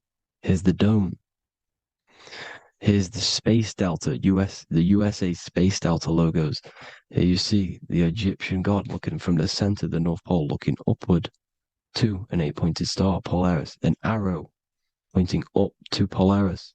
Here's another, the bear holding a key with an arrow up to Polaris. 7 holds the key to Polaris. Here's an eagle holding a key above the North Pole to Polaris. Polaris, and here's another one. There's another bird, like a dragon, holding a key to Polaris. Because Polaris is definitely something to do with leaving this creation. Okay, maybe, I can't say for sure, but maybe it's to do with ascension, and this is why the Vatican hold the key to the 8-pointed star. And this is why the space, well, we all know space is a lie, but they're showing Polaris and its sacred symbology. Maybe it's to do with something leaving this creation, going to another. Here's some North Pole symbolism. As above, so below. See the four seasons of the Big Dipper constellation going around Polaris.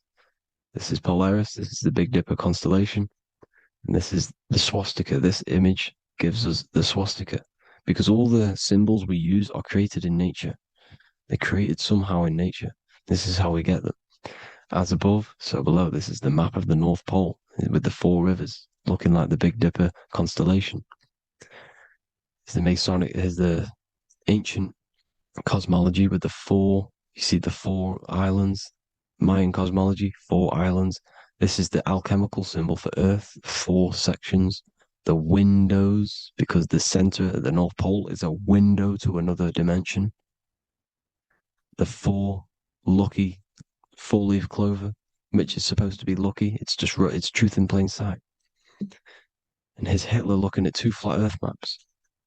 So this swastika has been used for thousands of years, thousands and thousands of years.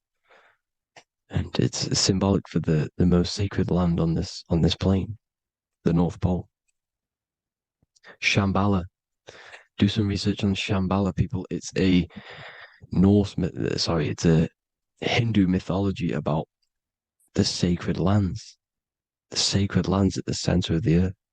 And it's known to be full of enlightened beings. And it's all symbolized at the center. You can see their paintings of Shambhala. It's all at the center, the North Pole. And it's known to be the most godly place ever, because it takes you to a portal to the higher places. And maybe this is something to do with Polaris, connecting you to this sacred land at the very center. But anyways, people, thank you all for tapping in. Hope you all learned something. Have an amazing day. Please follow, subscribe, like, all the links in the description for the courses, the PDF. Please have an amazing day. God bless.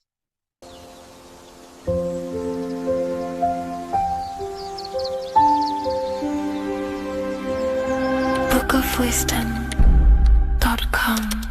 Visit today.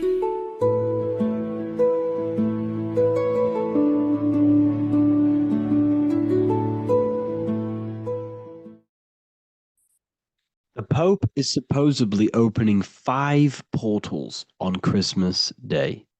Now, I know this video is a bit late, but I'm going to be commenting on what I think this symbolism and this ritual truly means and what they are trying to do to society with this symbolic ritual.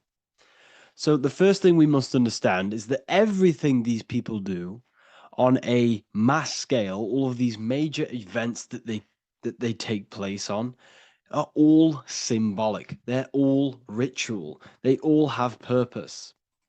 Okay.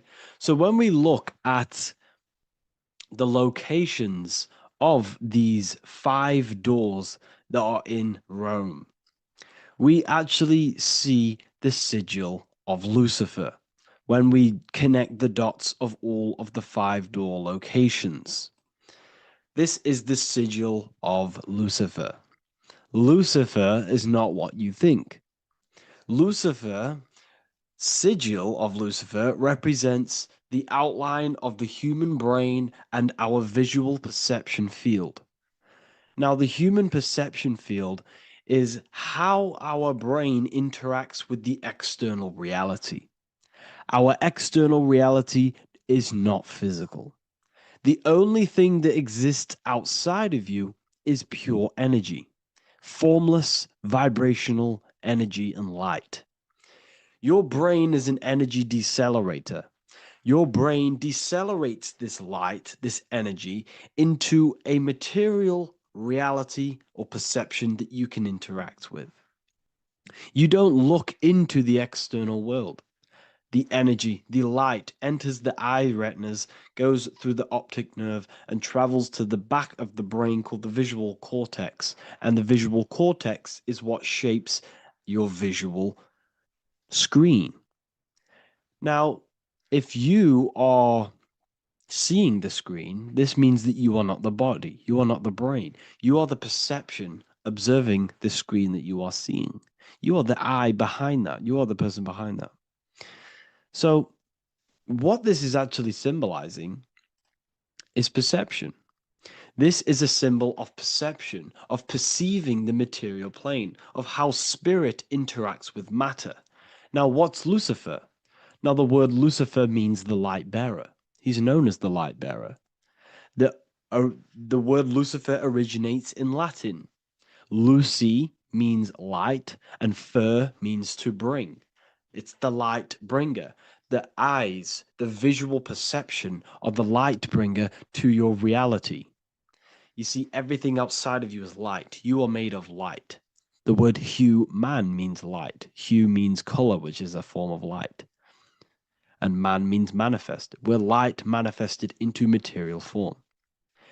Every single one of us is Lucifer. When we fall for the material world, the external world, is an illusion. It is the false world. It can elude you. It can make you fall in love with the material things, material pleasures, lust, money, fame. These things make you fall. This is the fall of Lucifer. This is the mythological story. This is the symbolism behind Lucifer. It's you. Are you falling for material pleasure because you are a divine spiritual being from the higher planes, not from this plane? Now, if you let your divine being fall for this material plane and fall for the evil that can take place in this plane, then you are Lucifer. It represents the false light, the false reality. This symbol, the sigil of Lucifer, it symbolizes the interplay between light, consciousness, and the perceptual experience of the physical reality. The external world is truly internal. What we visually perceive is essentially light waves carrying information, which then gets processed by our brain, the central computer of our nervous system. Okay? So, how many doors are open? 5 doors. So 5 is the number of perception as well. 5 fingers on each hand, 5 points on the human body, 5 toes on each foot. We have 5 senses. 1, 2, 3, and 4, they're spiritual numbers. 6, 7, 8, and 9, they're material numbers. 5's the gateway. 5 is the middle bridge of how our spiritual self interacts with the physical self, how spirit interacts with matter. So this ritual is symbolic of perception. This is maybe bringing in a new perception. A new event will happen after this, a new perception of the world. Or personally, I think this ritual was to obviously shape the collective consciousness, because your reality is an externalization of your inner consciousness. It's simply just a mirror. Your material life, your material world outside of you is simply a mirror reflecting with mathematical and geometric precision of your internal consciousness. Your consciousness is creating and causing the effect called reality, physical reality. Your life is a result of every thought you thought in the past. Therefore, with that being said, everyone who perceives this ritual of, oh, the Pope's opening 5 spiritual portals, who's letting in demonic energy into the world, they're going to let demonic energies and demonic spirits all in the world. Well, what if I told you the only portal they're opening is a portal in your own mind for negativity? By you believing in negative forces coming into the world and going to possess everyone, that's opening up your own mind. The collective spiritual community has been brainwashed in thinking there's going to be demonic energy. Therefore, what will happen? There will be demonic energy. Not because the Pope opened up a portal to the demonic energy, it's because everyone opened up their own minds to the demonic energy. Therefore, we as a collective consciousness shape the external world on a macrocosm scale. For example, the microcosm is your personal life. Your personal life. You have created it through consciousness. Your belief system is just externalized in your world. But on a collective scale, we all believe in money, for example. And because we all believe in money and we believe that this piece of paper holds value in our minds, okay, in the mental plane, this has an effect on the physical plane by shaping the physical plane by being ruled by this belief as on a macrocosm scale. Yes, I know that money doesn't exist. It's just a belief in my mind. But that doesn't have an effect because the collective consciousness believes that money has effect, has power. When it doesn't, it's just a piece of paper with a belief behind it. If the collective consciousness stopped stopped believing in money, then the collective consciousness would have broke the spell and we would have no longer had a material plane ruled by money. You see, our beliefs is ruling and shaping our physical plane. This physical world outside of you is truly just an effect of the mind, an effect of our consciousness, our inner world. So I believe this ritual was done to change our perception, to make us think the Pope is bringing this spiritual energy and negative forces into the world. And it's just simply us creating the negativity in the world by believing in this, by thinking this. Remember, they have the power to send messages into millions of people's minds through media. And then messages are then believed, and that belief is shaping our world. What have I told you? That the New World Order is not manifested by the elite, it's manifested by you and us. We're all manifesting the New World Order. They can't manifest it. We can, because we are the ones believing it. We believe it. It is reality. It shapes our own prison. We're all shaping our own prison by believing in the prison, by believing in money.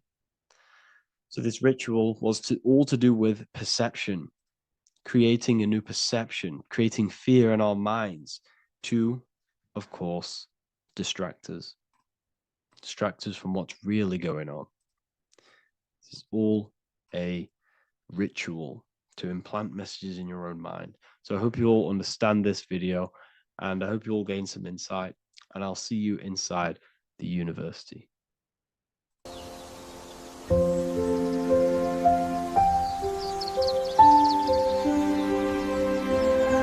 bookofwisdom.com. Visit today.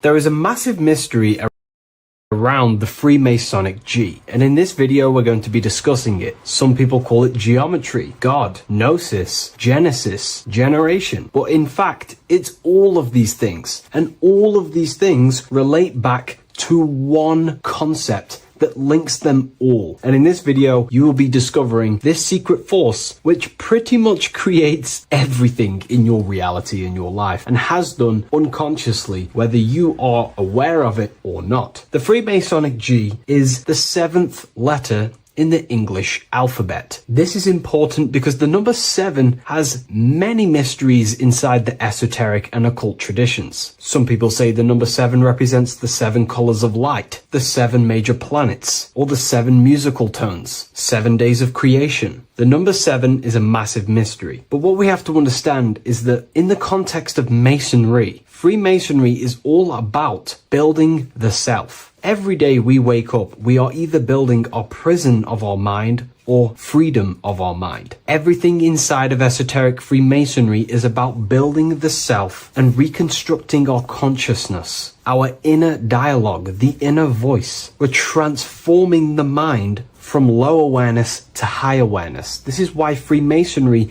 uses the allegory of stonemasonry, stones, chipping away at stones. The stone is in fact you, and we are perfecting the stone, which is your very own mind. Because the universe is a mental construct. Life is happening to us inside our minds. We are all the universal mind expressed and clothed in a different body. Therefore, now we understand that everything is about the internal inside of Masonry. This G relates to something inside of you. Hence why you see the G inside of the square and the compass. It's something internal in you. G is the 7th letter of the English alphabet, and the number 7 symbolizes the 7 cognitions of the mind. In esoteric and initiatory traditions, the 7 psychological cognitions of the mind refer to the 7 distinct modes through which human consciousness perceives, interprets, and transforms reality. Different schools use different names, but across Hermetic, occult, Gnostic, and mystical systems, the same underlying pattern emerges. The mind has 7 functional powers, each representing a layer of awareness and a stage of inner development. Number 1 would be perception. The first cognition is the raw reception of sensory and subtle impressions. It is the gateway where the outer world enters the inner world of our minds. Perception involves learning to see without distortion, to notice the symbolic dimension behind ordinary appearances in an occult interpretation of perception. The second one is interpretation. After perception comes the act of making meaning. The mind organizes impressions into patterns, beliefs, and judgments. Esoterically, this cognition determines whether a person interprets life through the ego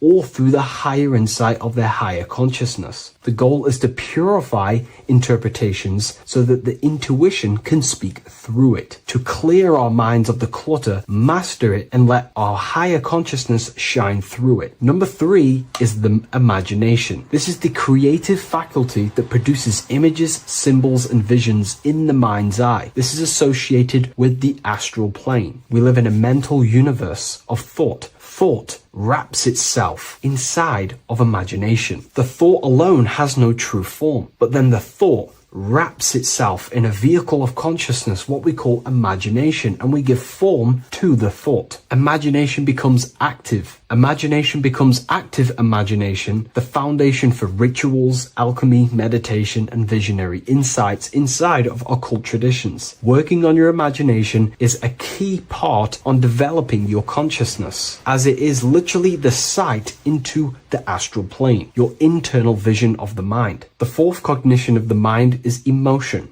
Emotion is energetic response that gives intensity, direction, and magnetism to thoughts. Emotion fuels the magical will. Unrefined emotion binds us to lower impulses. Refined emotions become devotion, compassion, and the inner fire to transform thought into a tangible reality, to become a conscious creator. The fifth cognition is will. the faculty of intention, decision, and directed energy. Will is the power that aligns personality with the higher self. It is the driver of discipline, transformation, and the capacity to act consciously rather than react unconsciously. Most people walk through life as an unconscious zombie, living day to day, running off subconscious programmings, never actually using their conscious mind. We develop our will and try to align our will with the highest will possible so we can align our will with our higher mind. So the higher mind can manifest through us in the material plane. The sixth cognition of the mind is memory, the storehouse of experience, impressions, and archetypes. It shapes identity, determines how one repeats and transcends past patterns. Memory includes not only personal memory, but also a deep strata of the subconscious and the collective subconscious field, what we call the Akashic records. Memory is a massive quality that you must work on inside the Masonic system. You are required to remember certain rituals and certain things so that you can regurgitate them to pass on along the degrees. Based off my research, I myself personally am not a Mason. The seventh cognition of the mind is intuition, the highest cognition possible. It's direct knowing. It bypasses the linear reasoning and reveals truth as the inner illumination. Intuition is the voice of the soul. It is the guiding force, guiding our physical vehicle of consciousness through this physical experience, providing revelations, insights, and even sometimes gnosis and higher understandings.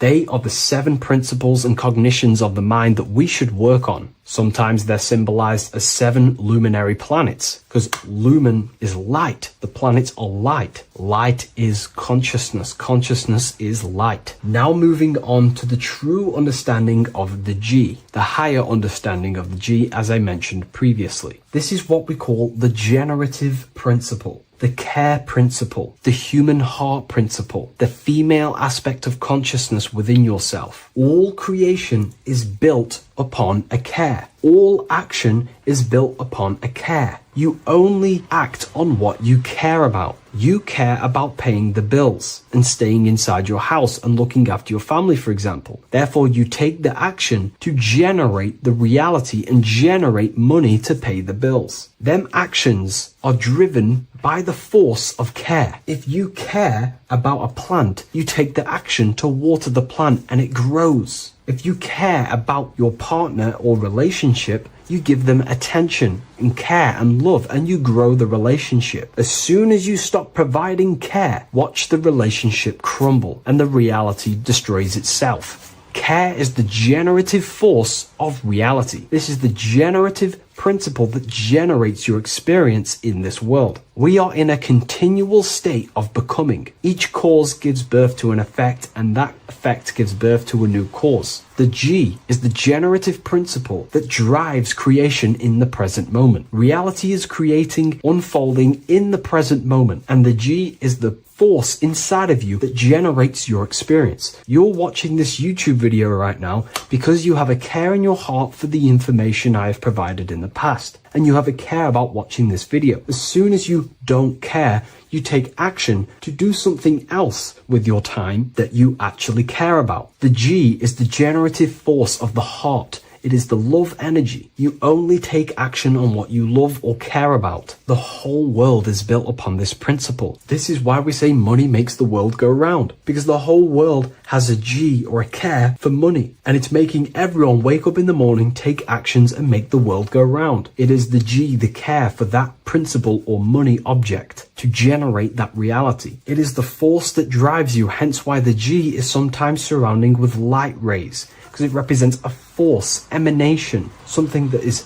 invisible but driving the physical body. The G is the internal force that focuses thought into an action. We can think many thoughts, but the thoughts you don't care about, you don't take action on. But the thought you care about, that you have a G for, intensifies that thought, focuses and directs it into an action to generate that experience and reality. The whole world is built upon this principle. The sun is a perfect example of the generative principle. The sun gives all of its life, light, never asking for anything back. making everything grow and generate on the earth. Everything in your life is built upon this principle, and gaining control over your care gives you control over your actions and your reality and what you generate. Once you see this, it is truly beautiful that the world is actually built upon love. This is why they say love is the force of God. It is. Truly. This is the reason why God begins with a G. It's about Genesis. Genesis means creation. G, generation. Anything that generates and creates is all to do with a care or a love energy. But don't get me wrong, people can love sick and twisted things, and they act upon them sick and twisted things. This is why purification of ourself is important by understanding this principle, as it is a very powerful principle to understand. This is the reason why the word gift begins with a G. You're giving something. I care, I'm going to give you something, a gift. Or guidance. This is what guides you into becoming something, what you love. This is why also gnosis begins with a G. Gnosis is not actually knowledge. Gnosis is knowledge obtained, attained by direct experience or through direct experience. For example, you're not believing you're watching this video right now. You know you're watching this. Know, gnosis, same phonetic sound. It's about knowing. Gnosis is about gaining knowledge of the self. Self-knowledge through direct experience. Instead of believing in God, I seek to know God through direct experience by altered states of consciousness, transcendent meditations, understanding human anatomy, understanding the laws that govern my mind, understanding creation. That is direct gnosis, knowing that God exists instead of believing he exists. By going within the self, questioning the self, and gaining a deeper relationship with the inner observer, you start to gain gnosis, self-knowledge through direct experience. And in order to gain gnosis, you have to care, because gnosis requires action. It requires you to meditate and go within yourself. It requires you to study yourself. It requires you to go within yourself. And in order to do that, you have to care. If you don't care about knowing yourself, you won't take the action to generate the gnosis. If we take a look at this piece of Freemasonic artwork, we can see a whole lot going on here. But if we focus down here with the temple with the letter G on, and when you walk through the temple, there is a pathway leading up a hill towards the light. The light reveals things. If something is in darkness, you can't see it, but the light reveals something. It's symbolizing truth, the light of gnosis, knowingness. And in order to walk this path, you have to go through the temple, which means entering in yourself. This is symbolic of the path. The Masonic path is about the self, reconstructing and learning about the self. In order to walk up that hill, it takes a lot of effort. It's not easy walking up a hill. You're going to be tired. It's not easy. It's horrible. Who likes walking up a hill? I know I don't, but people like hiking and stuff. I understand that, but it's symbolizing this is hard work working on yourself, because the labor of working on your mind is the hardest labor you will ever do. It's called the great work or the Masonic work. And in order to climb that mountain, you go through the G. You have to have the care. If you do not have the care, you will not walk up that mountain. You will not generate the gnosis. You will not get close to the light. You have to have the G to walk that path of self-mastery and working on your mind. This is very, very important. If you want to gain the light, you have to have the G inside of you. You have to have the care to generate a higher consciousness. If you want to earn more money, you have to have the care, or else you will not take the action necessary to generate that reality. This is why we have to master ourselves and write down everything you love. It could be even the bad things. It could be lust. It could be anything you're wasting your care energy on. Try and remove them one by one. Master them and become disciplined. And then you'll have more G energy, care energy to direct towards something else in your life to generate and grow that experience or reality. Again, the word grow, G. It is a growing force. What you place your love and care into grows and expands. What you have a G for is what you spend your time and attention on, your two spiritual currencies. So this is the Masonic G, and I hope hope you gain a deeper understanding of this. So that is pretty much everything about the Masonic jig that you need to know, and hopefully this has helped you. If you wish to learn more and gain guidance through your life and understand yourself on a deeper level, the book I've used today is called The Book of Symbolism. I'll leave a link in the description. What if I told you that the pentagram can unlock the secrets of creation and make you manifest any reality you want? Hence why the pentagram is used heavily in magic and witchcraft. We have to understand that the pentagram has been heavily demonized. Religions, churches claim that this symbol is associated with Satanism and witchcraft. I personally believe this was intentionally done so that people do not gain their personal power over reality and their life. The pentagram reveals so much about you, and it is one of the most important symbols to understand inside the occult studies. It is one of the most common symbols that you will see across all occult esoteric orders and different occult traditions, such as Freemasonry, Kabbalah, Rosicrucianism, alchemy. You will see this symbol everywhere. And in fact, you even see this symbol, the pentagram, on old church buildings, statues of Jesus next to church buildings. You will see this symbol used by Christianity itself, which is very contradicting about the church. But I'm not here to tell you to think anything. You can simply take this information with a pinch of salt and see if it benefits you. The pentagram used by the early Christians was said to symbolize the 5 wounds of Jesus on the cross. But this goes much deeper in an esoteric explanation. The pentagram ultimately represents the 5 elements of creation. All creation falls within these 5 elements. We have spirit on the very top, then you have air, water, earth, fire. This is the correct placement and order of the elements. Air is always on the left, water is always on the top right, earth very bottom left, fire bottom right, and spirit placed on the tip point of the pentagram. It's a 5-pointed star drawn with one continuous line. But this actually reveals much deeper things, and we're going to be going into how to use this symbol for magic and creating your reality towards the end of this video. But now we're going to give you a basic understanding of the pentagram. It's showing you the 4 physical elements symbolized as triangles and spirit symbolized as a circle. The 4 physical elements are made out of the base element, spirit, or what the ancients call ether. Ether is the underlying base of all physical matter. This is the substance that animates physical matter with life force. All physical matter has its origin in the etheric substance, or spirit, what we want to call it. It is simply the life force that animates the physical thing.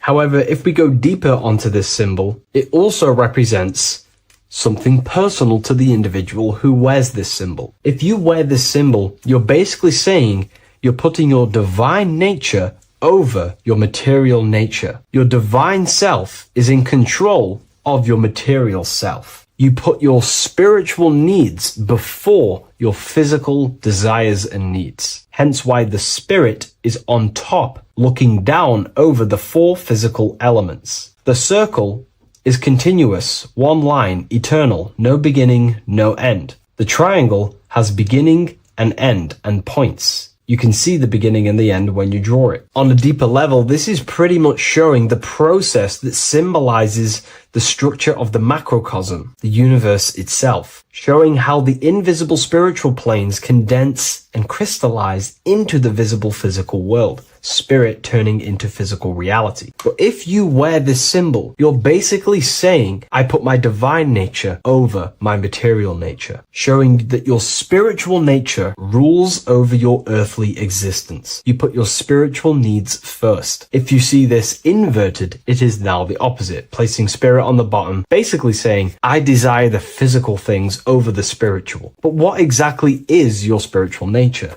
Well, your spiritual nature is simply your internal self. You chase things that are immaterial, such as knowledge, love, experience, expansion, gnosis. These are the qualities of spiritual things that the spiritual person likes to chase and desire, instead of desiring the things that are temporary in the material world and never actually lead to fulfillment. True fulfillment is by chasing spiritual things: God, the nature of creation, the self, gnosis, knowledge. But if we go even deeper, this symbol ultimately represents how reality is created. Hence why this symbol is heavily used in Kabbalistic magic and so-called witchcraft. We are all magicians. Each one of us are creating reality. There are just certain ways you can actually create reality: by becoming conscious of them, by becoming conscious of the elements and the qualities of the self that actually create your experience in your life in the present moment. If we look at the pentagram, we see that when you draw a pentagram, it is one continuous line. It is one expressed in 5. The order of the elements are very important. Spirit at the bottom, fire at the bottom right, and so on and so on. Because this is showing you the descent of the spiritual into the material, the invisible crystallizing into a material reality. As you can see, when you start to draw the pentagram, you see spirit at the very top. You're descending down to fire. Fire is the closest element to spirit. Hence why in magic and witchcraft, people like to use candles. So you're descending first into fire, then into air, then into water, then into earth, then back into spirit. Because of course, the cycle of creation unfolds itself. When you die, you return back to spirit, and then you reincarnate yourself back into physical reality if you wish and desire to. Everything is under this process of matter spiritual. In the daytime you wake up, you're in your material body. When you go to sleep, you enter your astral spiritual body. Everything's in this continual process, renewing itself in spiritual, then material. But the reason why this is associated with magic so heavily is because each one of these elements corresponds to a different body of consciousness, a different vehicle of consciousness. Consciousness has many different vehicles it uses to create the tangible self, the physical reality. For example, consciousness has a spiritual nature. The spirit element in this case symbolizes the emanation, the descent of the one power, the one force that we are all using. Each one of us is using this one power, the power of the source consciousness, unfolding its creation in the present moment. This represents the source, the emanation, the descent of this continuous flow of energy through us that we are tapped into, like a live stream in the present moment. This descends first, the force descends into fire. Fire symbolizes the willpower, will. In this aspect or vehicle of consciousness, the will is the being that directs intention, initiates action, shapes reality through focus, determination. It sets direction, holds intention, projects a desire into form, and aligns your inner world with the outer creation. The will comes out of the force, spirit. Then the will goes with intention to air. Air symbolizes the mental vehicle of consciousness, the mind, the psychic man. The psychic aspects of your consciousness is thinking, imagination, mental images, logic, using the thought or the mental vehicle body of consciousness. Then that thought has an emotion, which is then water. So it goes from the force to the will to the intellect to the water, the emotional body of consciousness. The emotional vehicle of consciousness amplifies the thought into an emotional desire that you want to take action on. No one takes random actions, and if we do, we say we're very bored and we don't care. The water is the energy, the emotion you have to fulfill something. And that emotion then descends into earth, which is the physical body to take the physical action in the present moment, to fulfill that desire, to fulfill that will, that thought, that desire. And that is how reality is created all the time. Now, there is much more that you can go into with the pentagram, because true magic is about changing consciousness at will, not casting random spells. It's the ability to change the direction direction of consciousness using the power of the will to direct these forces to create change in the internal world so it can project outwardly in the external world. Because consciousness creates the external reality. What happens within us, we see change outside of us. So true magic is about manipulating the forces and the vehicles of consciousness that exist within our own mind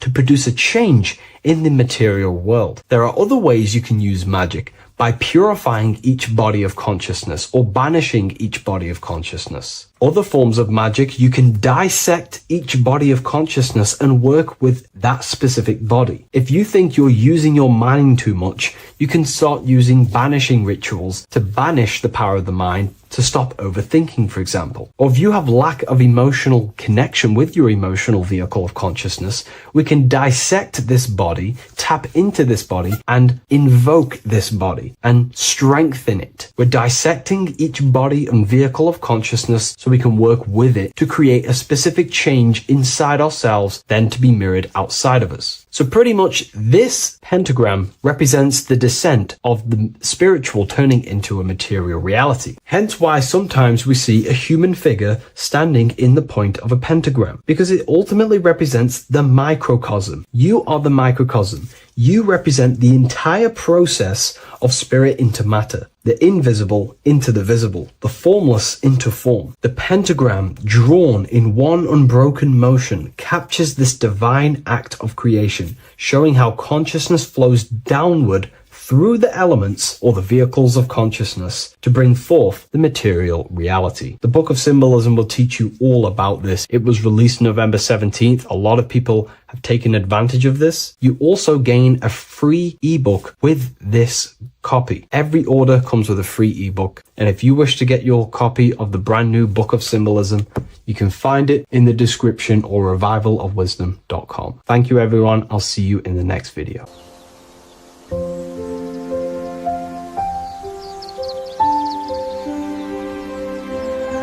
bookofwisdom.com. Visit today.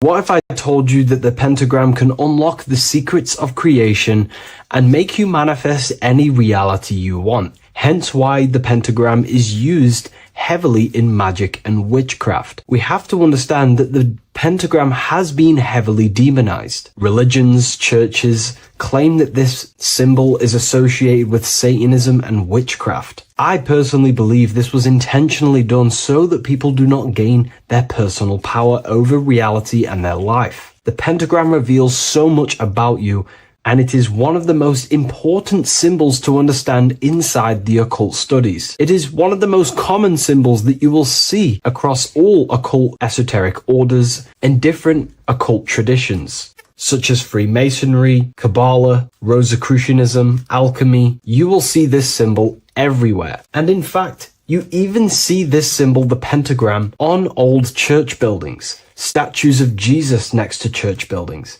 You will see this symbol used by Christianity itself, which is very contradicting about the church. But I'm not here to tell you to think anything.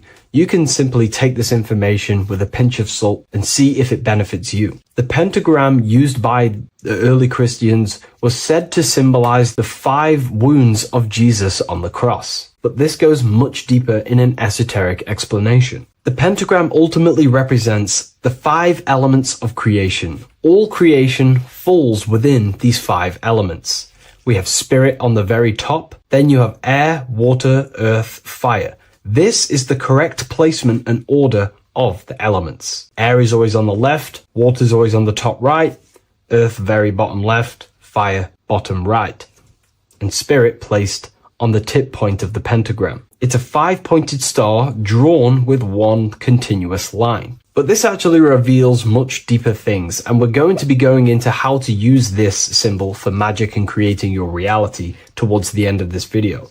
But now we're going to give you a basic understanding of the pentagram. It's showing you the 4 physical elements symbolized as triangles and spirit symbolized as a circle. The 4 physical elements are made out of the base element, spirit, or what the ancients call ether. Ether is the underlying base of all physical matter. This is the substance that animates physical matter with life force.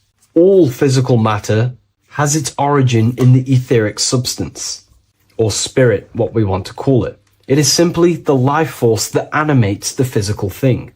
However, if we go deeper onto this symbol, it also represents something personal to the individual who wears this symbol. If you wear this symbol, you're basically saying you're putting your divine nature over your material nature. Your divine self is in control of your material self. You put your spiritual needs before your physical desires and needs. Hence why the spirit is on top, looking down over the four physical elements. The circle is continuous, one line, eternal, no beginning, no end. The triangle has beginning and end and points. You can see the beginning and the end when you draw it. On a deeper level, this is pretty much showing the process that symbolizes the structure of the macrocosm, the universe itself, showing how the invisible spiritual planes condense and crystallize into the visible physical world, spirit turning into physical reality. But if you wear this symbol, you're basically saying, I put my divine nature over my material nature, showing that your spiritual nature rules over your earthly existence. You put your spiritual needs first. If you see this inverted, it is now the opposite, placing spirit on the bottom, basically saying, I desire the physical things over the spiritual. But what exactly is your spiritual nature?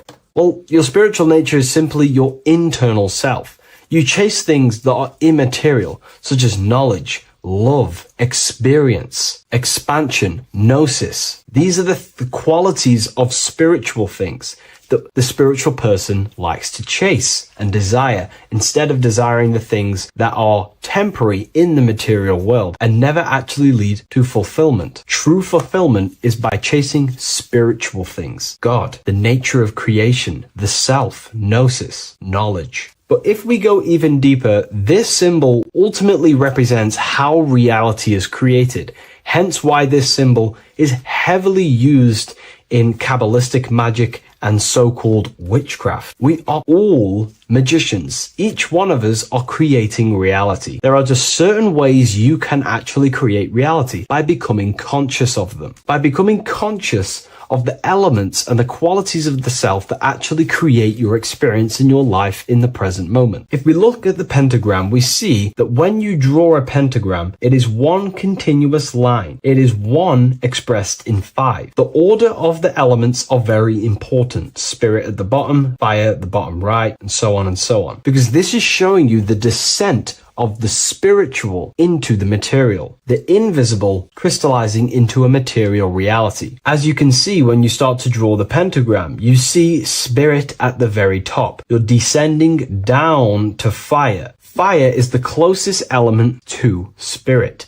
Hence why in magic and witchcraft, people like to use candles. So you're descending first into fire, then into air, then into water, then into earth, then back into spirit. Because of course, the cycle of creation unfolds itself. When you die, you return back to spirit, and then you reincarnate yourself back into physical reality if you wish and desire to. Everything is under this process of matter spiritual. In the daytime you wake up, you're in your material body. When you go to sleep, you enter your astral spiritual body. Everything's in this continual process, renewing itself in spiritual, then material. But the reason why this is associated with magic so heavily is because each one of these elements corresponds to a different body of consciousness, a different vehicle of consciousness. Consciousness has many different vehicles it uses to create the tangible self, the physical reality. For example, consciousness has a spiritual nature. The spirit element in this case symbolizes the emanation, the descent of the one power, the one force that we are all using. Each one of us is using this one power, the power of the source consciousness,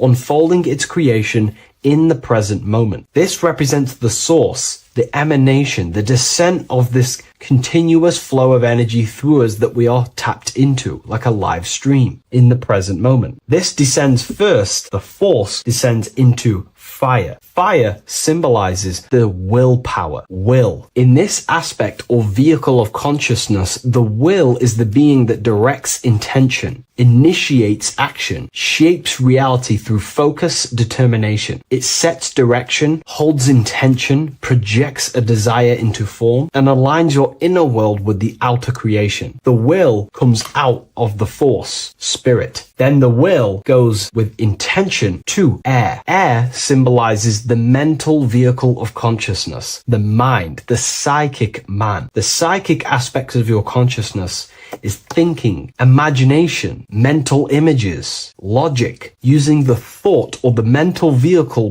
body of consciousness. Then that thought has an emotion, which is then water. So it goes from the force to the will to the intellect to the water, the emotional body of consciousness. The emotional vehicle of consciousness amplifies the thought into an emotional desire that you want to take action on. No one takes random actions, and if we do, we say we're very bored and we don't care. The water is the energy, the emotion you have to fulfill something. And that emotion then descends into earth, which is the physical body to take the physical action in the present moment, to fulfill that desire, to fulfill that will, that thought, that desire. And that is how reality is created all the time. Now, there is much more that you can go into with the pentagram, because true magic is about changing consciousness at will, not casting random spells. It's the ability to change the direction of consciousness using the power of the will to direct these forces to create change in the internal world so it can project outwardly in the external world. Because consciousness creates the external reality. What happens within us, we see change outside of us. So true magic is about manipulating the forces and the vehicles of consciousness that exist within our own mind to produce a change in the material world. There are other ways you can use magic, by purifying each body of consciousness or banishing each body of consciousness. Other forms of magic, you can dissect each body of consciousness and work with that specific body. If you think you're using your mind too much, you can start using banishing rituals to banish the power of the mind to stop overthinking, for example. Or if you have lack of emotional connection with your emotional vehicle of consciousness, we can dissect this body, tap into this body, and invoke this body and strengthen it. We're dissecting each body and vehicle of consciousness so we can work with it to create a specific change inside ourselves, then to be mirrored outside of us. So pretty much this pentagram represents the descent of the spiritual turning into a material reality. Hence why sometimes we see a human figure standing in the point of a pentagram, because it ultimately represents the microcosm. You are the microcosm.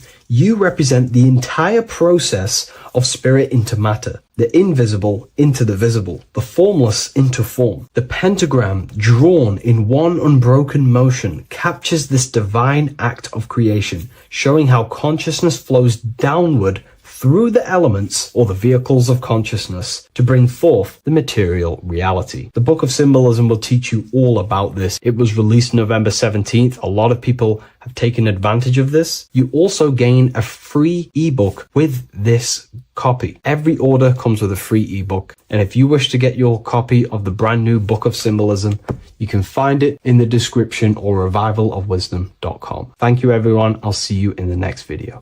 Neo is plugged in on the back of the neck, which is the reptilian brain stem. The reptilian brain is all to do with survival mode, survival state. It's always scanning the environment for safety, whether that's physically, emotionally, or mentally. It does not think. It is instant. For example, do I smack the guy or run off? If something happens to you, like a car's coming really quick to you, you do not think about this. The reptilian brain is the animal instinct that will instantly move your body on the instant reactions. Hence why it's the closest brain to the rest of the body. It has instant access to the electrical nervous system to control the body at instant reactions. Now, Neo is plugged in on the back of the neck, which is the reptilian brain. Therefore, the matrix is the body itself. It is the lowest state of consciousness. This is what it represents. The word matrix means womb. It translates to womb because your body is a womb. Your body is a vessel for universal consciousness, for God consciousness. And the body is also a womb where you can be born again outside of this body by raising your consciousness, by awakening the neocortex. This is why Neo is called Neo, because it represents the neocortex. This is the higher aspect of our brain. This is all to do with new things, higher reasoning, higher thinking, new learning. You see, the brain is a receiver for universal consciousness. Now, what do I mean? It is a radio receiver. Think of it like this. You have a radio tower which emits frequencies, and each little frequency, 00.1, 00.2, 00.3, each 00 point is a different person.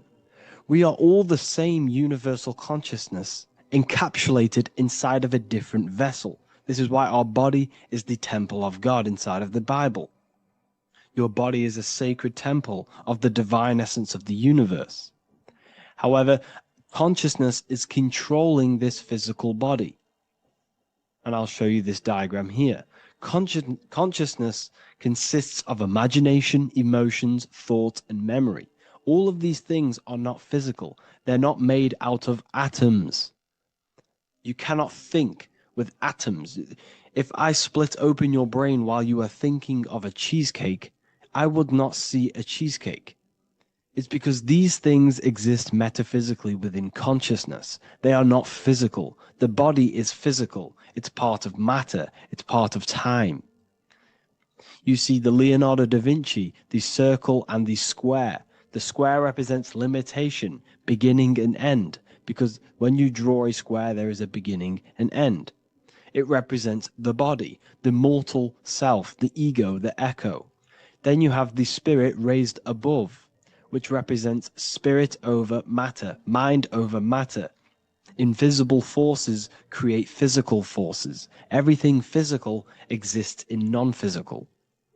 This is also the Freemasonic square and compass, why the square is below the compass, because the compass creates the circle, which is spirit or mind. Then you have the square, which is matter. Mind and matter are the same substance. Mind creates matter through thought. Everything in this physical universe manifested through thought. Everything began as thought. So you are spirit and matter. You have a material body and a spiritual body. And you are right in the middle. This is why humans are very, very important. Because we have an animal nature, the reptilian brain, and a higher consciousness, the neocortex. And we must awaken out of the matrix, which means womb, which is the body. And Neo is waken up from the lower self, the reptilian brain, and moves into the neocortex. Because the brain is a radio receiver for consciousness. Now, what do I mean? I went over this before. Your consciousness is controlling the brain. The brain is a computer. And when our consciousness, our imagination, our emotion, our thoughts, and our memories are all contributing towards just survival things, food, safety, fear, all of these things, and our consciousness is locked into a survival state, we are using the reptilian brain. We're no longer thinking. You don't think with the brain, but the consciousness is thinking, which activates the different parts of the brain. When we think for higher reasoning, we use the neocortex. It stimulates the neocortex. When we think about survival, we're using the reptilian brain. So therefore, when Neo wakes up, he wakes up to the higher aspects of consciousness, which is only utilized by the neocortex, by learning new things and expansion of the mind and expansions of consciousness. Okay? So the whole matrix is to keep you designed, well, the whole matrix is designed to keep you in a survival state, in the three-dimensional awareness. They want you constantly scanning for safety, scanning for food, scanning for emotional safety, in relationships, in other people. You see, they do not want you to think. They want you stuck in that reptile, that animal state, that beastly state that most people are in. Most people, all they do is eat, listen to music, consume, have sex, lust, desire. This is all the reptilian brain. So when we say the world's being ran by reptilians, it's symbolic. There is no physical reptilian humanoid beings controlling, manipulating human consciousness. We are all the same consciousness. However, there is a corrupted state of consciousness running this world. And this consciousness worships the physical plane, and they control the physical plane. So by doing that, they keep you stuck in a reptilian way of thinking, the animal state, to keep you stuck in the lowest state of consciousness. Now, this is the god Osiris, which represents the reptilian brain. None of the Egyptian gods ever existed. They are all symbolic for the brain and anatomy of the human body. Osiris represents the reptilian brain. As you can see, this anatomy compare to the brain stem and Osiris statue found in Egypt. And we also see an ancient artwork of Osiris with green skin and two reptile crocodile alligators next to him, which also symbolizes the reptilian survival state of human consciousness and the activation of the reptilian brain. This is what it symbolizes.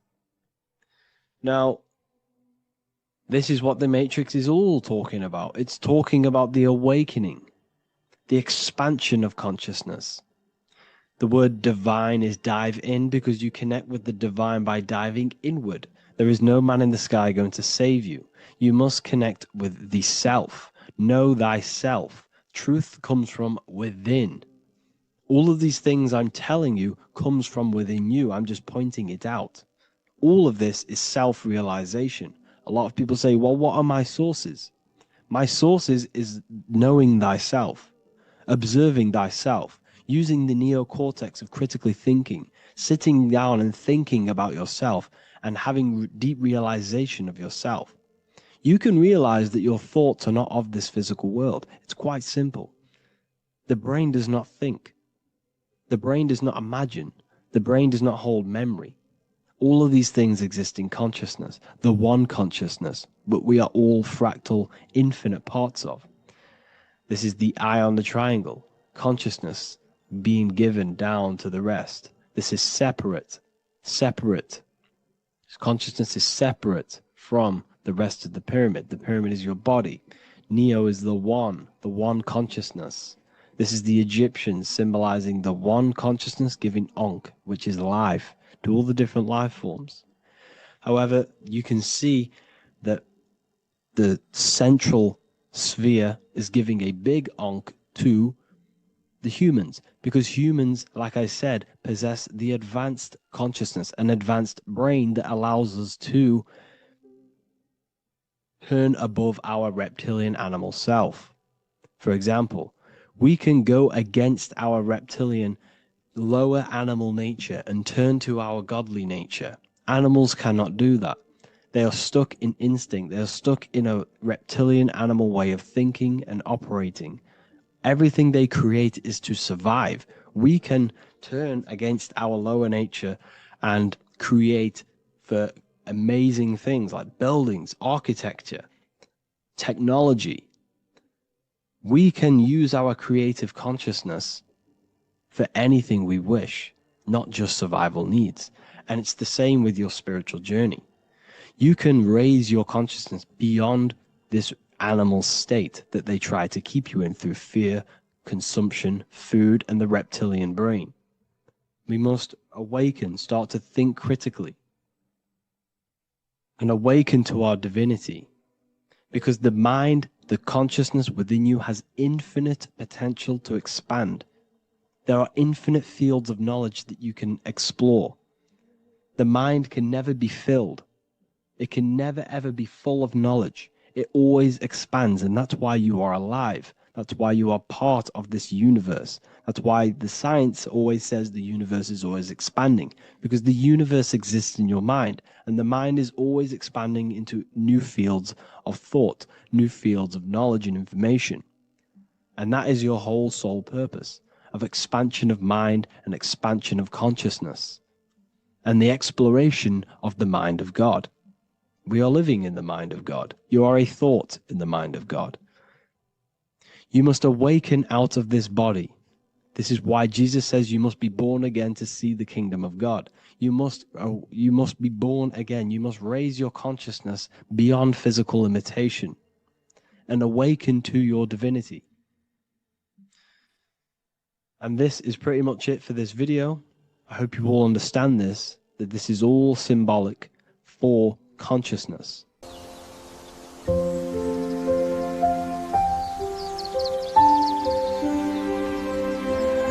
bookofwisdom.com. Visit today.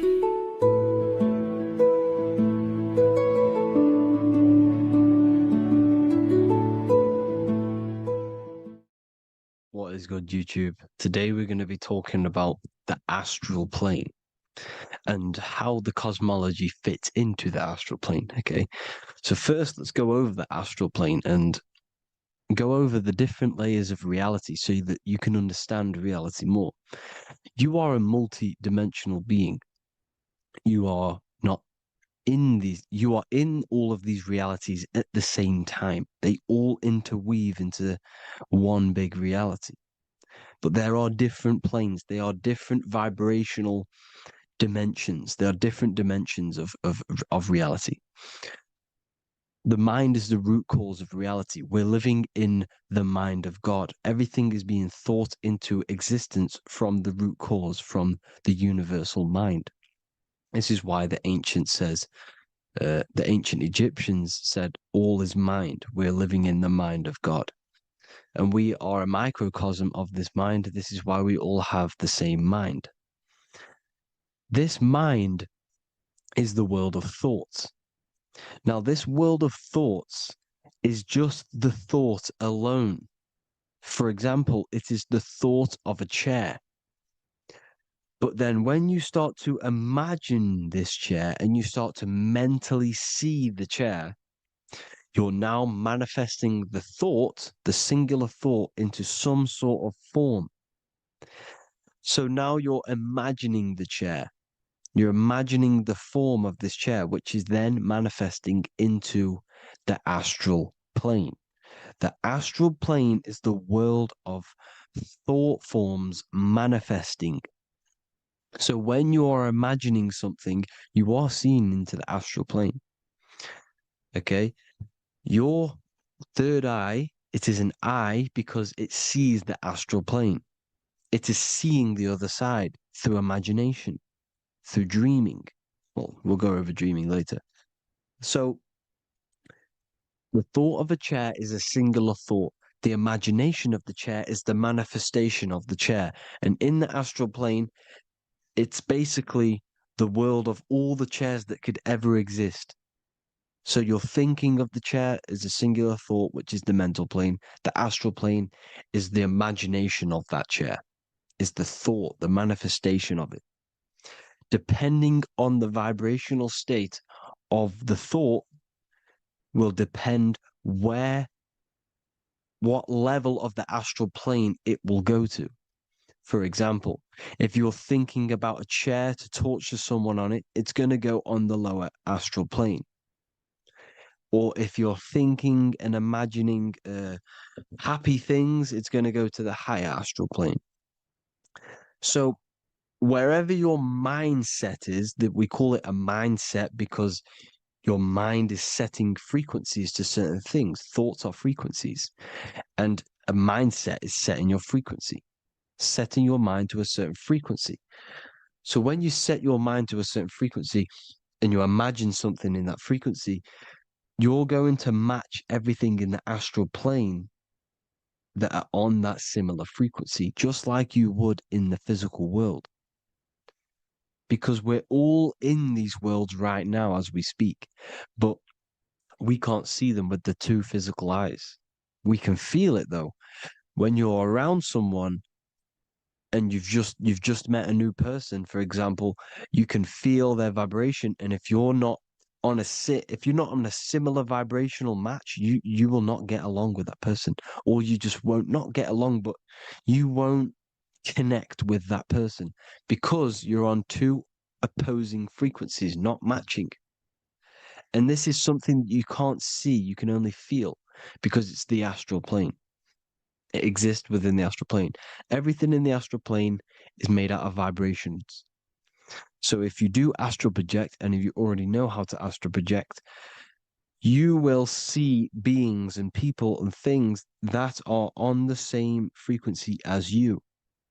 This is why before you astral project, you need to sort your vibration out before you enter, before you astral project, because you are projecting your consciousness into this. It's the mind. The mind is the bridge. It can move between realities. You are a observer. You are a observing soul which observes different realities. And the mind is the bridge between all of these different realities. The mind can choose. If you want to project into the astral, you set your mind to it, you can. Okay? So let's not get off track. The lower astral plane is where demons are. The higher astral plane is where heavenly beings are. Heaven and hell are kind of a real thing. The etheric plane is a powerful substance, the ether, the fifth element that they don't tell us about. If you type in on Google the 5 elements, they will try to remove it with wood or metal because they don't want you knowing about the ether. Ether is the energy double behind all physical objects. So the ether is very important. It is the 5th element. It is part of the physical world, but it's also part of the astral world. It is on either side. You see how they're showing you the truth in the language? Ether and either are the same word. The ether has 1 foot in the astral and 1 foot in the physical world. It's a substance that connects the physical to the astral world. It is the either. It's on either side of reality. It's on the other side. Other, either, same word. Ether is connecting the physical to the astral plane. It's the world of frequency. Frequencies, EMFs, torus fields are in the etheric plane. It is the energy plane. It's where energy moves through the ether. Okay.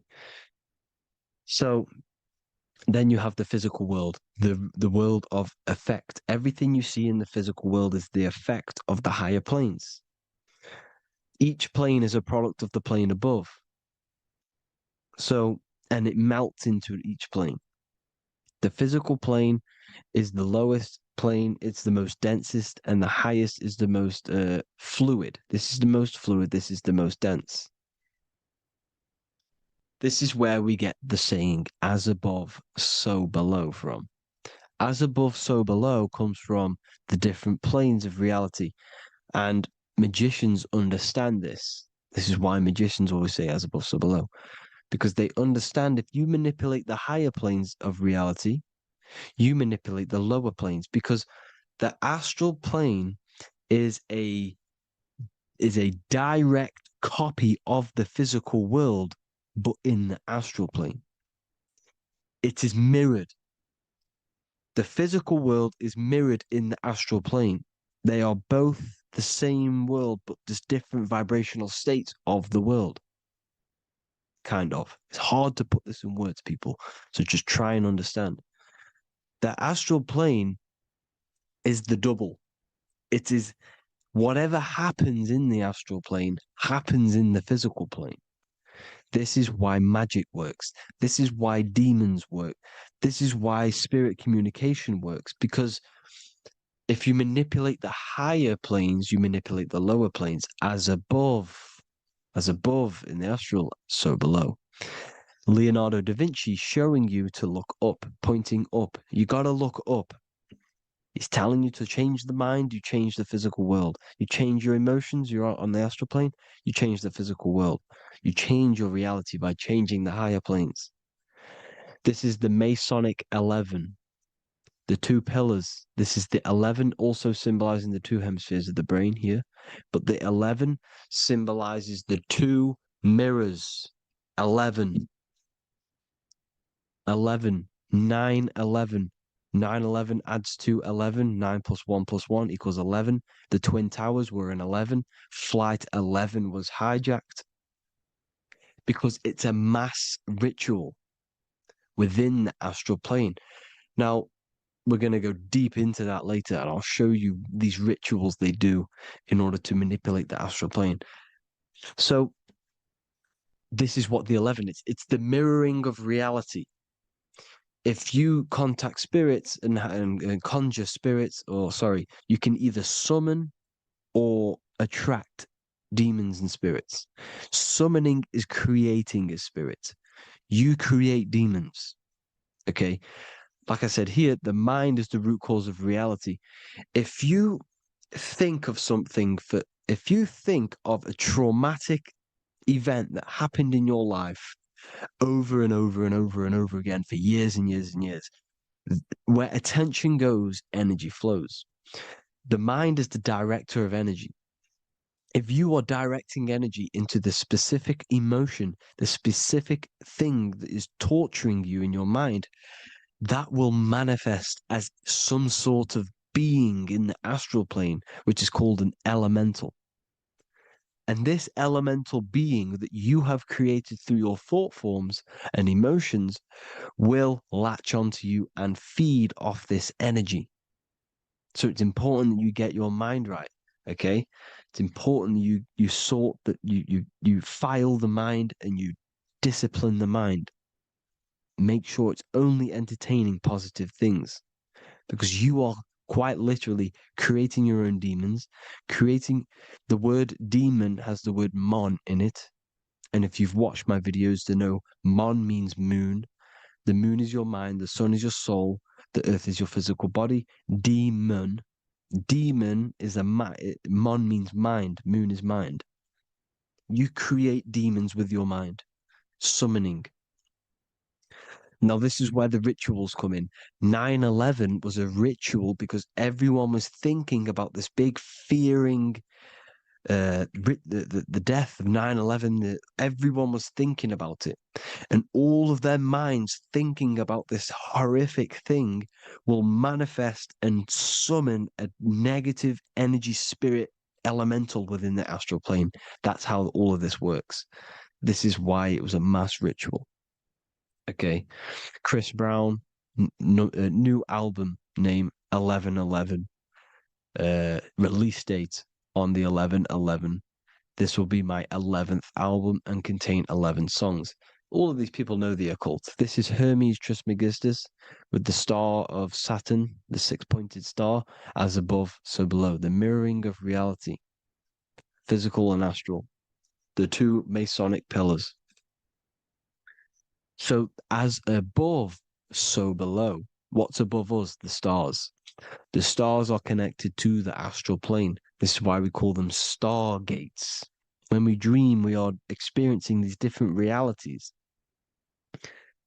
And what are stars? They tell in the Bible, it says Genesis 1:14. And God said, "Let there be lights in the firmament of the heaven to divide the day from the night, and let them be for signs." Signs translates to things to come. Why things to come? The stars tell the future. Why? And why do we say as above, so below? As above us is the astral plane and the etheric plane. As above, so below. Whatever happens in the stars happens on Earth. The stars are connected to the astral plane. Above us is the astral plane. We are a star in a physical body. This is why we say Mr., sister, stir equals star. The E and the A are interchangeable. We are stars, and the stars are the start of our incarnation. We start in the stars, same root word, and we descend through the seven energies, which are our seven chakras. Then we enter the heart of the soul system. Heart rearranged spells earth. And this is the true cosmology. Here's the Masonic cosmology. This is Masonic now. Here's the firmament. Let there be a firmament in the midst of the waters to divide the waters from above, from the waters that below. Genesis 1:6. The firmament, firmament comes from the word firma, Latin, I'm pretty sure, which means firm. When something is firm, meaning it's stable, it does not move, it is firm. The firmament is firm. So, is the firmament Genesis 1:6. Let what does he say? Genesis 1:3, sorry. Let there be light. This is before the sun and the moon was created. Let there be light. Before the sun and the moon was created, light was appeared. So what's that tell you? This is a holographic projection from some sort of light being, some sort of projector. And that projector is the all-seeing eye you see in the Masonic cosmology. This is the all-seeing eye projecting the light beams. Let there be light. Everything is made out of light. The universe is created out of light waves. The torus field is one unit of light. The light projecting this reality is Polaris. Okay, the famous all-seeing eye. Now, what else?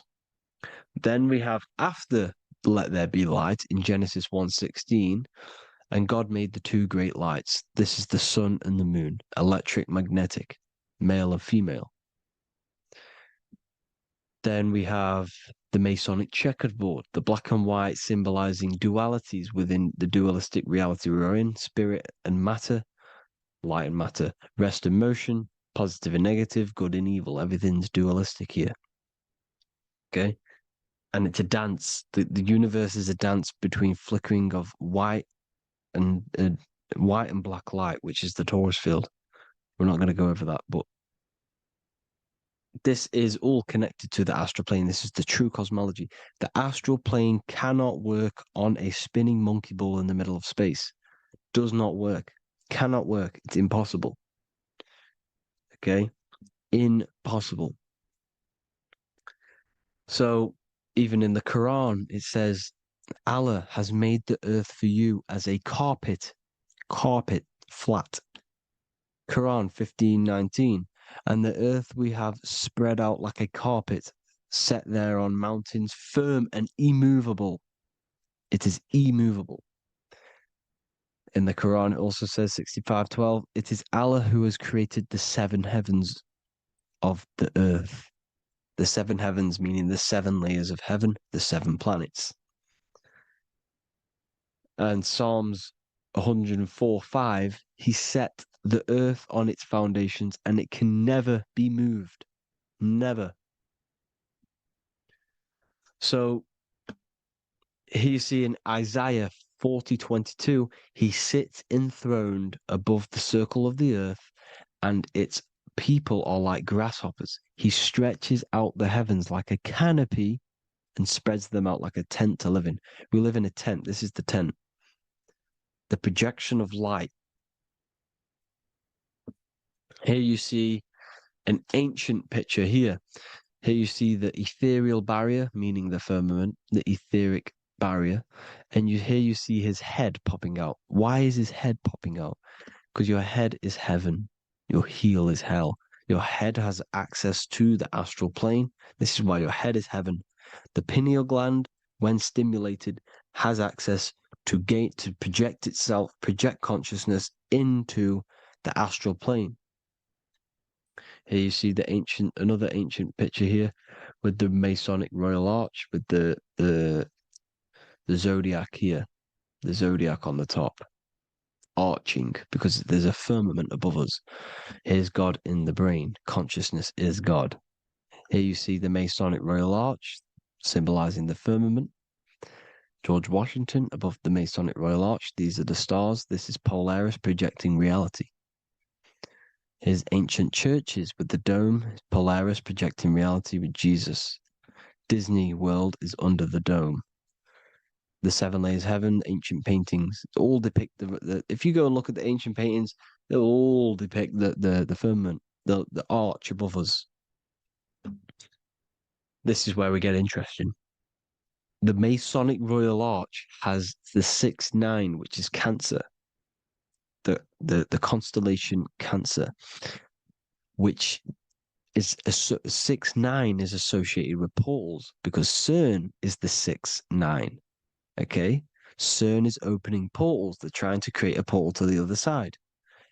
Cancer has the word CERN within it, so there is a link between Cancer and the opening, the firmament opening above us to ascension. Here you see the Masonic art with the Royal Arch and the light and the opening.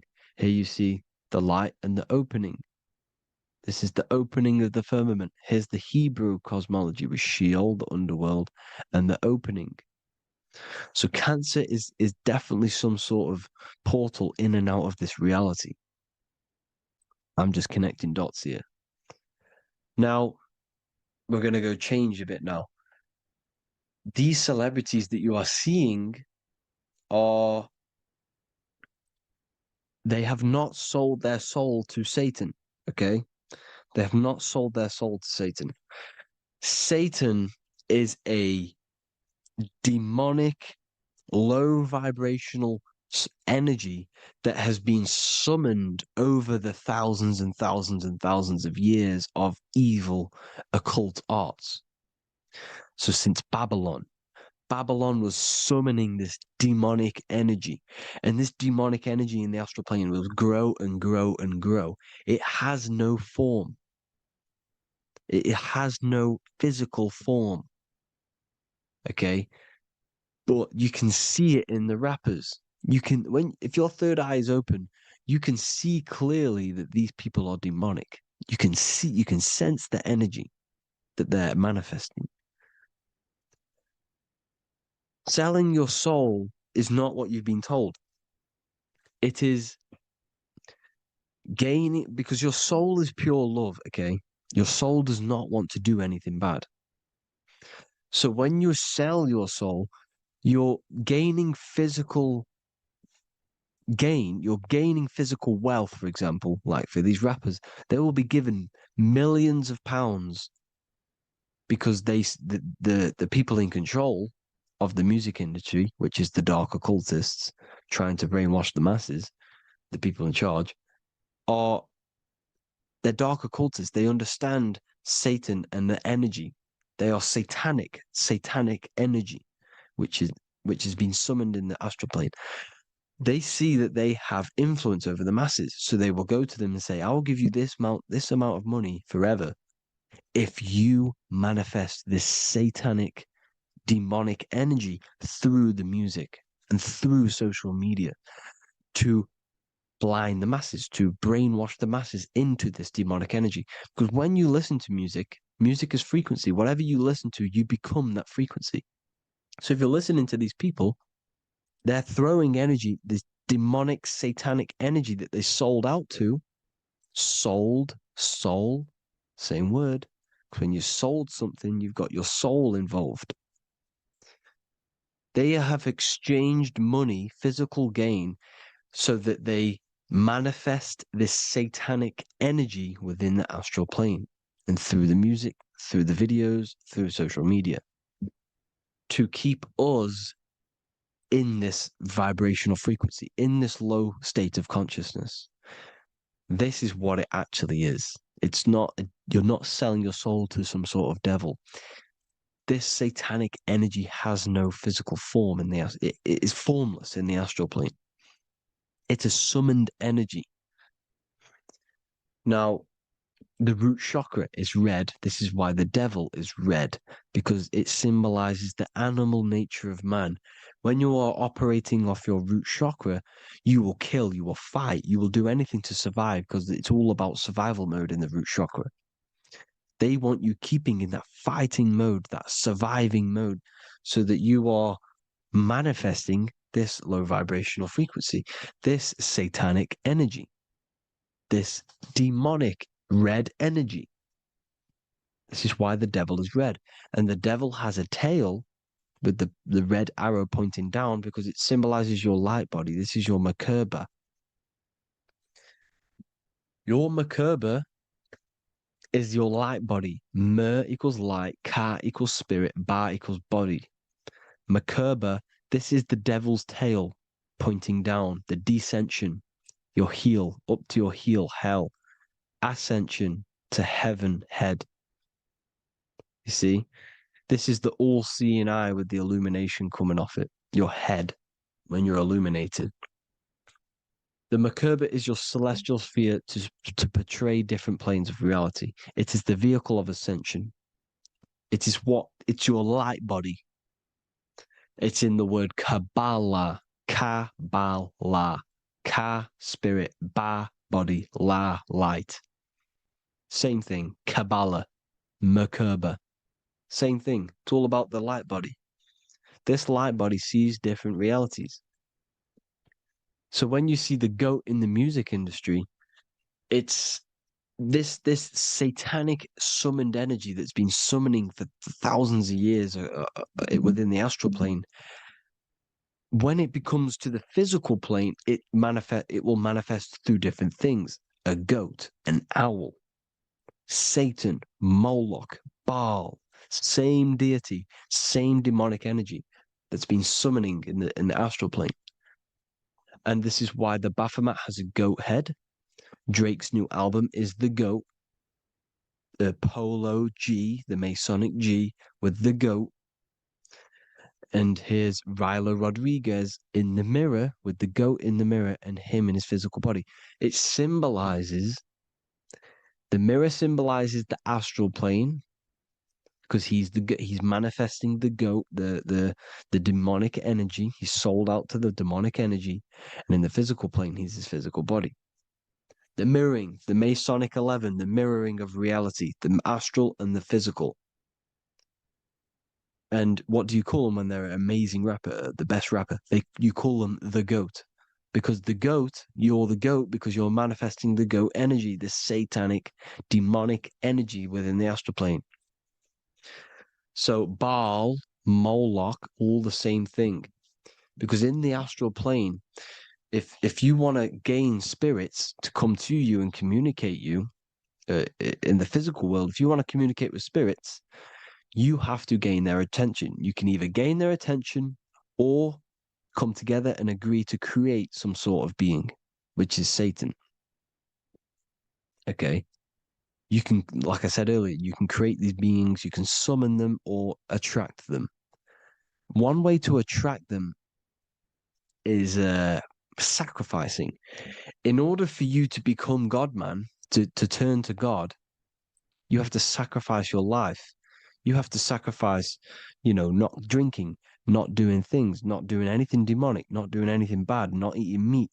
You have to sacrifice yourself to become the light.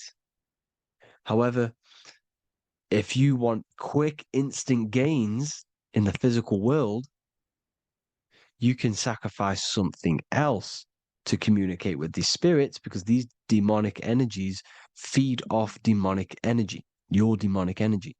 So these dark occultists will give away babies, they'll sacrifice, torture babies so that they gain, so that they can communicate with these spirits for physical exchange. Yes, you can do this. These powerful spirits, these powerful demons can give you powers. They can give you certain things. And this is what they are doing. They're summoning and attracting these demonic energy. This is why, trafficking is one of the most, Balenciaga. Baal is the demonic energy in the astral plane, which requires child sacrifice for his presence. Balenciaga, and they were trafficking children. They were trafficking, killing them, and offering them to the spirits. This is what they are doing. Balenciaga. It's in the name. Here you can see here a stick man with two horns. The goat, obviously, it's all the same deity. Baal, the goat, Moloch, is Moloch the owl, the Egyptian owl, because it comes from the owl of Moloch, which is Baal, which is Satan, all the same demonic energy. And it's on the dollar bill, a tiny dollar bill, tiny on the $1 bill. All the same thing. Bohemian Grove, they worship the big owl, Moloch. It's all the same thing. It's all one big demonic energy which has been summoning in the astral plane. And it's trying to take over Earth, the physical plane. That's what it's doing. So I hope you all gained a deeper understanding of the astral plane and what's actually going on in the world. Please leave a comment if you can to help the algorithm. Drop a like if you like this content. And hope you all learned something today. And God bless you all. Thank you all.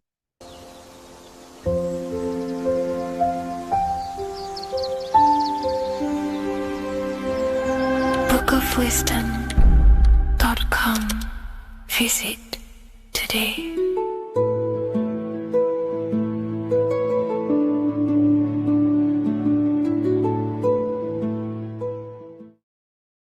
In this video, we're going to be talking about the evolution of consciousness. You are born human, however, you possess consciousness, which is the awareness behind your being, the awareness behind your thoughts, the experiencer behind your five senses, the experiencer, the observer behind your thought, emotions, and senses. You are an eye, an invisible consciousness looking through a lens which is your body. Your body produces this physical world that you experience. Your brain produces this world. Your brain and body is a technological computer. However, you are an infinite, ever-expanding consciousness behind this physical body. And there is an evolution of consciousness, a cosmic journey of expansion. And this is why we see so much pyramid symbolism in the occult and esoteric world, and especially within Freemasonry. Because the pyramid represents climbing, an evolution, a raising state of consciousness, a journey. Steps symbolize a journey upwards. This is the raising and the evolution of consciousness, our inner world. The transmutation of our inner selves, of our souls and consciousness and our minds. So when we see this pyramid, we're seeing a evolution, a way up to source consciousness.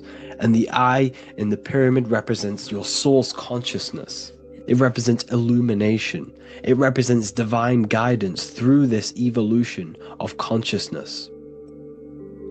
This is why we see the ladder. Consciousness is ever expanding on an infinite journey of evolution. Each individual is a part of this cosmic process, contributing towards the ongoing expansion of both mind and awareness. As we evolve, we collectively explore deeper levels of existence, expanding the boundaries of thought and consciousness. The mind has the ability to expand infinitely into new realms of thought, into new dimensions of mind. The mind cannot be filled up. It is not a physical substance. The body can be filled up because it is a physical thing, but you cannot fill the mind. Therefore, the mind is constantly expanding, ever expanding into new fields of thought. So what we see in Freemasonry, the ladder, is again a journey, an elevation of consciousness. When we are born with an infant consciousness, and as we gain older, we gain an adult consciousness. Our inner world, our inner mind, and our emotional intellect changes and evolves. We are significantly different from when we were very young as an infant. It's because our consciousness evolutes, it changes, it alters like water. So just like this evolution of your own consciousness as growing up, there is consciousness of beings existing in cycles beyond our own. And their consciousness is unimaginably different from ours. They operate on a higher level of understanding and knowing, experiencing reality in ways that transcend our current comprehension. Our minds right now cannot comprehend the highest states of consciousness. There are entities, there are beings beyond our own, existing in higher dimensions of consciousness that we cannot comprehend because they have expanded. They are on a further way up the ladder of consciousness. However, we are all on the same journey. None of us can take the same journey. There is one ultimate goal, reaching source consciousness. However, this is always ever expanding. However, we are all on a different journey. There is one truth, one source, one goal. However, there are billions in different ways of reaching it, and we are all on these different paths to source consciousness, to this ladder, this evolution of universal evolution. Okay? Their awareness is attuned to new dimensions of existence, reflecting a more advanced stage in the cosmic journey of consciousness evolution. So when you take DMT, you are shot into these higher realms of consciousness where you meet these beings who look similar to these images. They are not speaking to you physically. They don't speak to you three-dimensionally through vibration and words. They speak to you mentally. If you have done DMT, then you know this. And if you have met these beings, then you know this. You might have even met some of these types of beings on mushrooms or any psychedelic drugs. Because ultimately, when you take these mind-altering substances, it's altering your consciousness. It's merging your consciousness with the spirit of that substance. And you are essentially attuning your mind to higher dimensions of consciousness. That's why we say we're getting high when we take these substances. Therefore, when you meet these beings on DMT, you are essentially meeting beings who are attuned to higher dimensions of consciousness, and they speak to you mentally. They speak to you telepathically through thought, because the universe is mental. Everything exists within the mind. The way you are now, your physical existence, is a state of mind. Mind, thought creates matter. Spirit and matter are two opposing ways of thinking. If we have a very spiritual mind, we have an expanded mind, we are a spiritual person through the mind. However, if we have a very low state of consciousness where we think about food, sex, lust, and all physical things, then we have a physical consciousness. Matter and spirit are two opposing forces, two ways of thinking. The mind attunes itself to different levels of understanding in different dimensions. So, essentially, this is what we're looking at. The body is a vessel for the fluidic, formless consciousness, a temple that houses the essence of our awareness. While the five senses are limited to perceiving only the physical plane, the mind transcends these limitations, capable of perceiving the full scope of reality. It is through the mind that we access deeper truths beyond the material, tapping into boundless nature of existence. Physical existence is a thin band, a thin layer of reality. It's like 0.001% of reality. And your five senses are only tuned into this layer of reality. But the five senses are, by design, only allowed to perceive physicality. But the mind has the power to expand beyond this physical five-sense state. The mind has the power to expand and evolute. It is a conscious decision whether you want to take this path or not. You can stay in a three-dimensional way of thinking, or you can expand your consciousness from within. It's not an external journey. There is no God going to save you. You must save yourself. Therefore, behind every single one of these eyes is the same source consciousness. However, we are all different cells in a different journey. The organs in your body, the cells in your body are all alive. They all possess same consciousness, universal consciousness. However, we are all on a different journey of evolution. As above, so below. As the baby is in the mother's womb, when the baby becomes conscious, there is a world outside of its mother. What does it do? It presses and seeks a way out to be born in the other world outside of its mother. It is the same with your consciousness, your mind. When your mind becomes aware that there is realities beyond the immediate surroundings, it seeks a way out. And this is exactly what I'm doing to you now.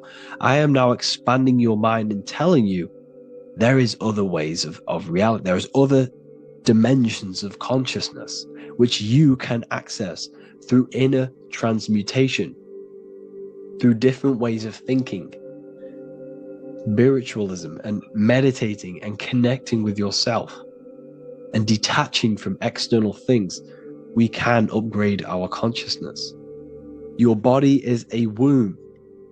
Why Jesus says you must be born again to see the kingdom of God, because you are born physically and then you must be born again spiritually, awakening your inner consciousness. So like I said, as the baby is in the womb, it's the same principle. As above, so below. You were a baby, you were in your mother's womb, and you figured out there is a world outside of your mother, so you seek to weigh out your mother to be born in another world. It's the same now. You must do this now. This is your spiritual evolution. This is the evolution of consciousness. It's ever expanding. When you die, this is a transition. You must learn to not fear death. This is another part of your spiritual journey. You must master death. Therefore, like I said before, the mind has limitless capacity to expand into new realms of thought, continuously exploring uncharted ideas and concepts without boundaries. The mind can ever expand. It can never be filled. It can never ever know everything. There is infinite fields of knowledge, infinite fields of thought.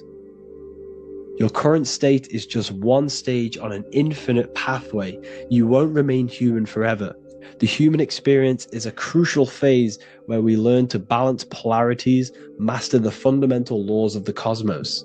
It is a period of growth and transformation, preparing us for the next stages in our cosmic evolution. The goal is to strive for perfection, yet the true perfection is unattainable. It's like a tunnel, and there is a light at the end of the tunnel. And as you walk through this tunnel, the light is ever moving backwards. You should forever seek to meet that light, but you will never meet that light because consciousness is ever expanding. You should strive for perfection, yet knowing that perfection is forever unattainable. The journey is endless, with each step revealing deeper layers of understanding and experience. The pursuit of growth and expansion is itself the essence of our evolution. You can find all of this knowledge in the amazing book that I have read for years. I have read this book, The Emerald Tablets of Thoth, the Atlantean, by M. Dorial, translated by M. Dorial. I'm telling you now, this book, now that I've told you this, you have some context on the book. The whole book is about evolution of consciousness. He's talking about higher dimensions beings. He's talking about how you can transcend this physical plane. It is truly the most amazing book you will probably read. One of the best spiritual texts you'll see. It's hard to understand, so you must read it over and over again. And the more your mind progresses, like for me, I read this every couple months. And the more I learn about consciousness, the more I expand my own consciousness. And every time I read this book, I pick out something new that just completely blows my mind, because you can only understand this book to your level of consciousness, to your level of understanding. So now that I've told you all this information, go and read this book and it will absolutely blow your mind. And so will the Book of Wisdom Volume 2, which is now available. I released it the other day. I'm just going to read a page out now. This page is called Spirit and Matter. The Earth is not merely a dense, lifeless rock drifting through space. It possesses spirit, a living essence that animates its form. But what do we mean by spirit? Spirit in esoteric terms refers to the energy, the life force, animating the principles infused in matter. So essentially, what this page is talking about is how everything has spirit, consciousness within it. You are the middle, you are spirit and matter. You have the ability to expand your mind to the God self and raise above our animal instinct, our material self, and know the divine and expand. Animals cannot do this. Animals are not self-aware. Humans possess self-awareness. We can observe our consciousness. We can say, why do I exist? We can look in the mirror and know that we need growth. And this is what Anunnaki means. Anu means above. Anu was the supreme god of the sky, which is a metaphor. He represents spirit above, heaven. Anu came down to earth and married Ki, the goddess of the earth, which represents matter. It's a myth, it's an allegory. Anu married Ki and gave birth to the Anunnaki. Spirit came down and infused with matter and gave birth to the human, which is you. You are spirit infused in matter, Anu and Ki, Anunnaki. You are the Anunnaki. And this is just one of the teachings in my book. Honestly, this book is absolutely amazing. If you truly, truly want to expand your consciousness, give this book a read. And obviously, if you're inside the university, I give you this book for free, a paperback version. If you join the university, follow the steps inside of the general chat, you'll be able to download this book. Sorry, not download it. Order a paperback for free. All you have to do is pay for the shipping. You'll also gain amazing knowledge inside of my library, where your mind will just be overblown with the amount of esoteric books. There's over 45 rare occult books, plus you get a PDF of the Volume 1 and Human Health Guide. You get reoccurring updates where I expand on symbolism, occultism, where you will just feel absolutely amazing once you understand esotericism in yourself. You'll also learn how to create the dream reality that you want with the Manifestation Mastery course, where I teach you how your consciousness creates reality. You'll have a real lectures where I post lectures on symbolism, occultism, esotericism. There's a conscious community and live calls and Q&A where you can ask me questions and I'll answer your questions. I just want to say thank you to everyone who has joined the university. Thank you for even liking and watching this video. Any support I just appreciate every single one of you. Please, if you can, leave a comment and a like on this video and let me know any videos you want me to make in the future. And I will start uploading a lot more to the YouTube. So yeah, thank you all for tuning in today. Have an amazing day.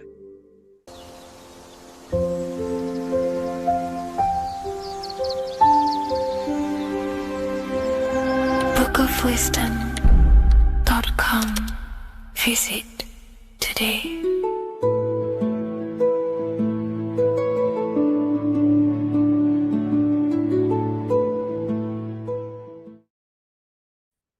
You are not breathing correctly. 98% of people only use a third of their lungs capacity, which is shallow breathing, which ages you, lowers your brain capacity, and also lowers your state of consciousness.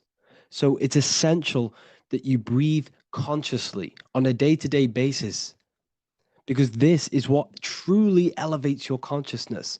I am going to give you the key for you to raise your consciousness just through breathing alone. Such a simple thing, but yet the most effective way for raising your state of consciousness and becoming more spiritually and mentally advanced. So tune in for this video and I'm going to show you exactly how to do it and the symbolism behind breathing. Air is more than just air. It carries electromagnetic energy. So now I'm going to give you the science behind this spiritual truth. This invisible force is what sustains all physical life, providing the life force energy essential for existence. Electromagnetism. Everything is fed off electromagnetism. Your body is an electromagnetic battery. Now, we can prove that air carries electromagnetism just by doing a simple test, a simple scientific experiment, by getting liquid oxygen and pouring it between a north and south magnetic pole, two polar opposites two polar opposite magnets, we see that the liquid does not fall straight through it.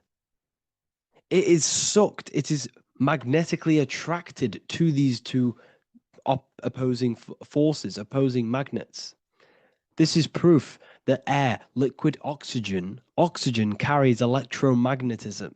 When you are breathing electromagnetism, the essential life force behind all living beings. This is known as energy or prana, chi, ether, or spirit. This is all the same thing. Air is not just empty space, it is energy, it is prana, it is life force, it is spirit, it is ether, chi, prana. You are an electromagnetic being. Your consciousness is in direct correlation with your electromagnetic aura or biofield around your body. Your state of consciousness is mirrored within this field around your body. Now, your breath, when you breathe in, you're breathing electromagnetism or life force. Breath is the vital link between the physical and the spiritual, bridging the body with the soul.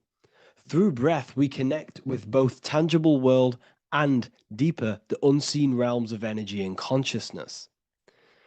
Breathing deeply and properly elevates our consciousness, enhancing the brain's functions, heightening the sensitivity of our five senses. It also brings a profound calmness to the mind, creating a state of clarity and inner peace. Like I said earlier, breathing properly is the fastest way to elevate your consciousness. It is the fastest way because breathing, when you stop breathing, what happens? You lose physical consciousness. Your body will shut down if you do not breathe in this vital electromagnetic energy in the oxygen. If your body does not get this for 5 minutes or however you can last without breathing, this makes you lose physical consciousness. Your body will not survive without this essential life force energy. Therefore, air is one of the most overlooked things. This is why we see the symbolism of Buddha having a big belly. Why does he have a big belly? Because it's symbolizing breath work, proper spiritual breath work, the certain teachings of breath work, of when you breathe in through the nose, you have to breathe in through the nose. You don't want to breathe in through the mouth because the nose acts as a filter which catches dust particles and filters out the air before it enters the lungs. The mouth does not do that. The nose is for breathing inward. We breathe in through the nose, and when we breathe in, we breathe into our belly, not our lungs. When we breathe into our belly and our belly expands outwards, we are then moving this energy down from the nose down the spinal column. And when we breathe back out, the belly goes in, which is raising the energy up the spinal column, back out through the mouth.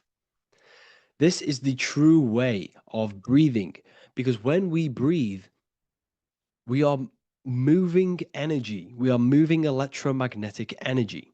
When we breathe in through the nose, the energy travels down the spinal column. And when we breathe out, we are raising this energy back up the spine, some of it going out the mouth, and some of it reaching the brain, activating dormant brain cells in the brain. But when we breathe, we need to make sure we are using 100% of our lungs' capacity, because the lungs is what transforms this special energy into consciousness, physical consciousness. So this is why Buddha has a big belly. It's not because he was fat. It's not because he was overweight. It's symbolism. It's symbolism of breath work. So try this. Do this for 2 minutes while you watch this video. Breathe in through the mouth as hard as you can until you no longer can fill any more air into your lungs and belly. Breathe it into your belly, not your lungs. And breathe out through the mouth. Do this for 5 minutes or 2 minutes, however long. I promise you, breath affects your consciousness. You will notice the difference. If you do it quicker, the quicker it'll affect your consciousness, and you might go lightheaded. But that lightheaded is you activating your spirit, your energy body. So try this just by when watching this video. When you breathe consciously, you are renewing both your energy body and astral body, aligning your consciousness with a higher state. This practice feeds new life force energy into the body, revitalizing and enhancing your overall well-being. Like I said, your brain requires the most amount of oxygen. When we have shallow breathing, this is reducing the brain's capacity. Because when we are not breathing properly, which 98% of people are only using a third of their lungs capacity, we are essentially only using a third of our consciousness, because your breath is directly correlated to your consciousness, your state of consciousness. When you breathe in through the mouth, out through the mouth, out in through the nose, out through the mouth, consciously and deeply for 5 minutes, you will notice that your senses are more powerful and sensitive. Your brain is quicker.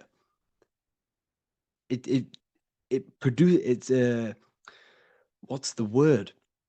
It processes information quicker. You become quicker. You become a superhuman, and you feel more spiritual because it activates your spirit, your astral and energy body. So when we meditate, it's definitely important to breathe in through the nose and out through the mouth as deeply as possible to align with a higher state of consciousness. And this is the easiest way to separate your consciousness from the body. When you breathe in deeply for long periods of time, while meditating, while taking no thought, when no thought is present and you gain a rhythm of deep breathing, this is the gateway. This is the gateway to opening your consciousness. Because when you stop thinking, other aspects of your consciousness can open up. All of our lives we've been thinking, which is blocked off the higher states of consciousness. So breathing is very, very important. It affects our overall well-being. And this is Yahweh, the in and the out of breathing. When we breathe in, this is Yah. You can hear it. It sounds like Yah. And when we breathe out, that is Way. This is the name of God, apparently. But God is within you. You can connect with God. You can connect with source consciousness within you by breathing, by raising your state of consciousness through breathing and meditation. This is why the Bible tells you the Spirit of God has made me, and the breath of the Almighty gives me life. You are consciousness. You are God. You're an extension of God's consciousness. Job 27:3. As long as my breath is in me and the Spirit of God is in my nostrils. The Spirit of God is through breath. John 20:22. And when he said this, he breathed on them and said to them, receive the Holy Spirit. The word spirit means breath. In Greek, Hebrew, Latin, it all means breath or wind or air. The Holy Spirit is a certain way of breathing, a breathing technique that elevates your consciousness, that syncs you up to a holy consciousness, an elevated state. That is the Holy Spirit. That's why it tells you in the Bible, when he said this, he breathed onto them. He breathed onto them and said, receive the Holy Spirit. You must breathe to receive the Holy Spirit. When you breathe, you are renewing the body's energy. You're taking in new life force, which is regenerating your cells, regenerating your brain, nervous system, and also connecting with consciousness, pure consciousness. This is not something that we should be doing during meditation. Yes, it is. We should be doing it during meditation, but this is something that we need to apply all of the time. This is the fastest way you can raise your consciousness. I just want to say, all of this knowledge is inside of the Book of Wisdom, Volume 2. Make sure to give a like and a comment on this video to help the algorithm.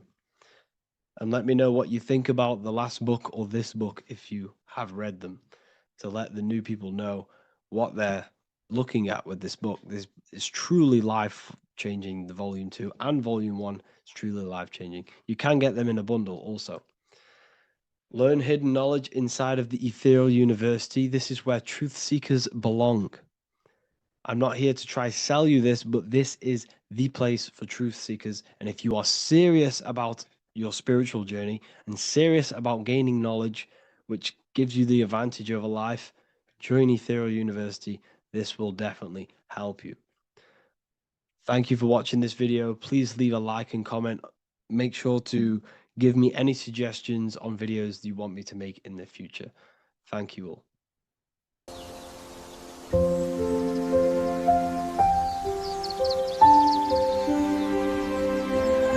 bookofwisdom.com. Visit today.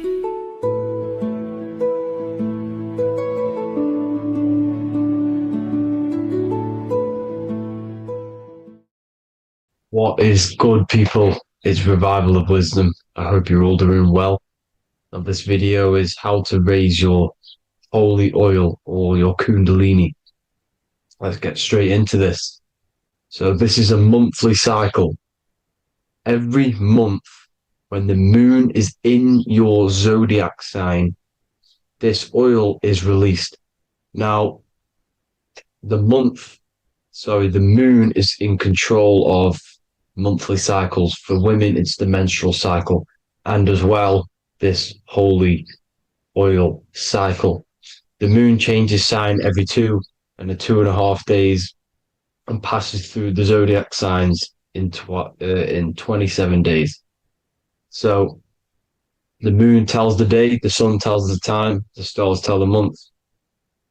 This reality is a massive clock, if you like to say. It's a cycle.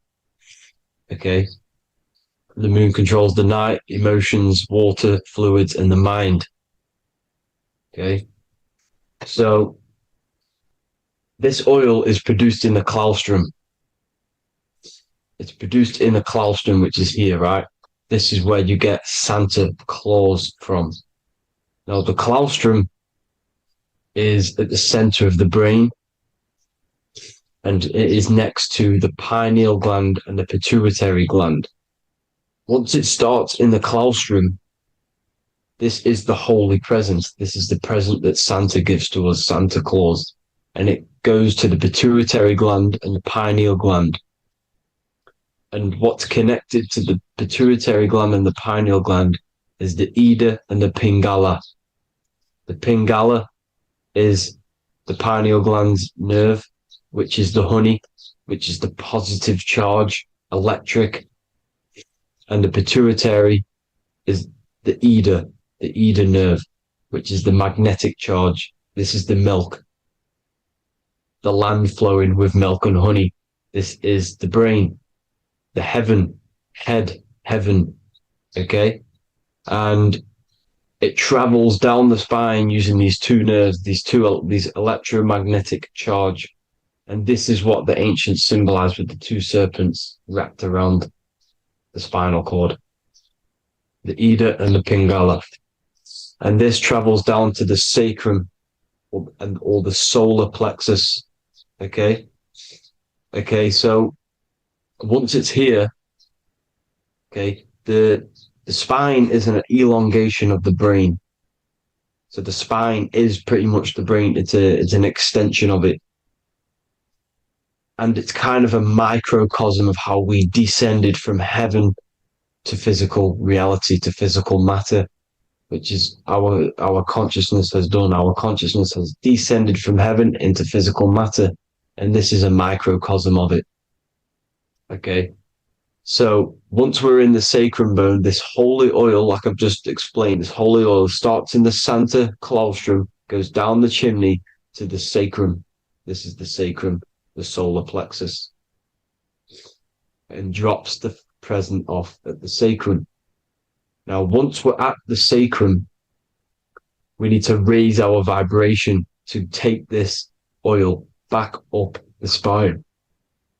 Okay. And the River Jordan symbolizes this in the Bible.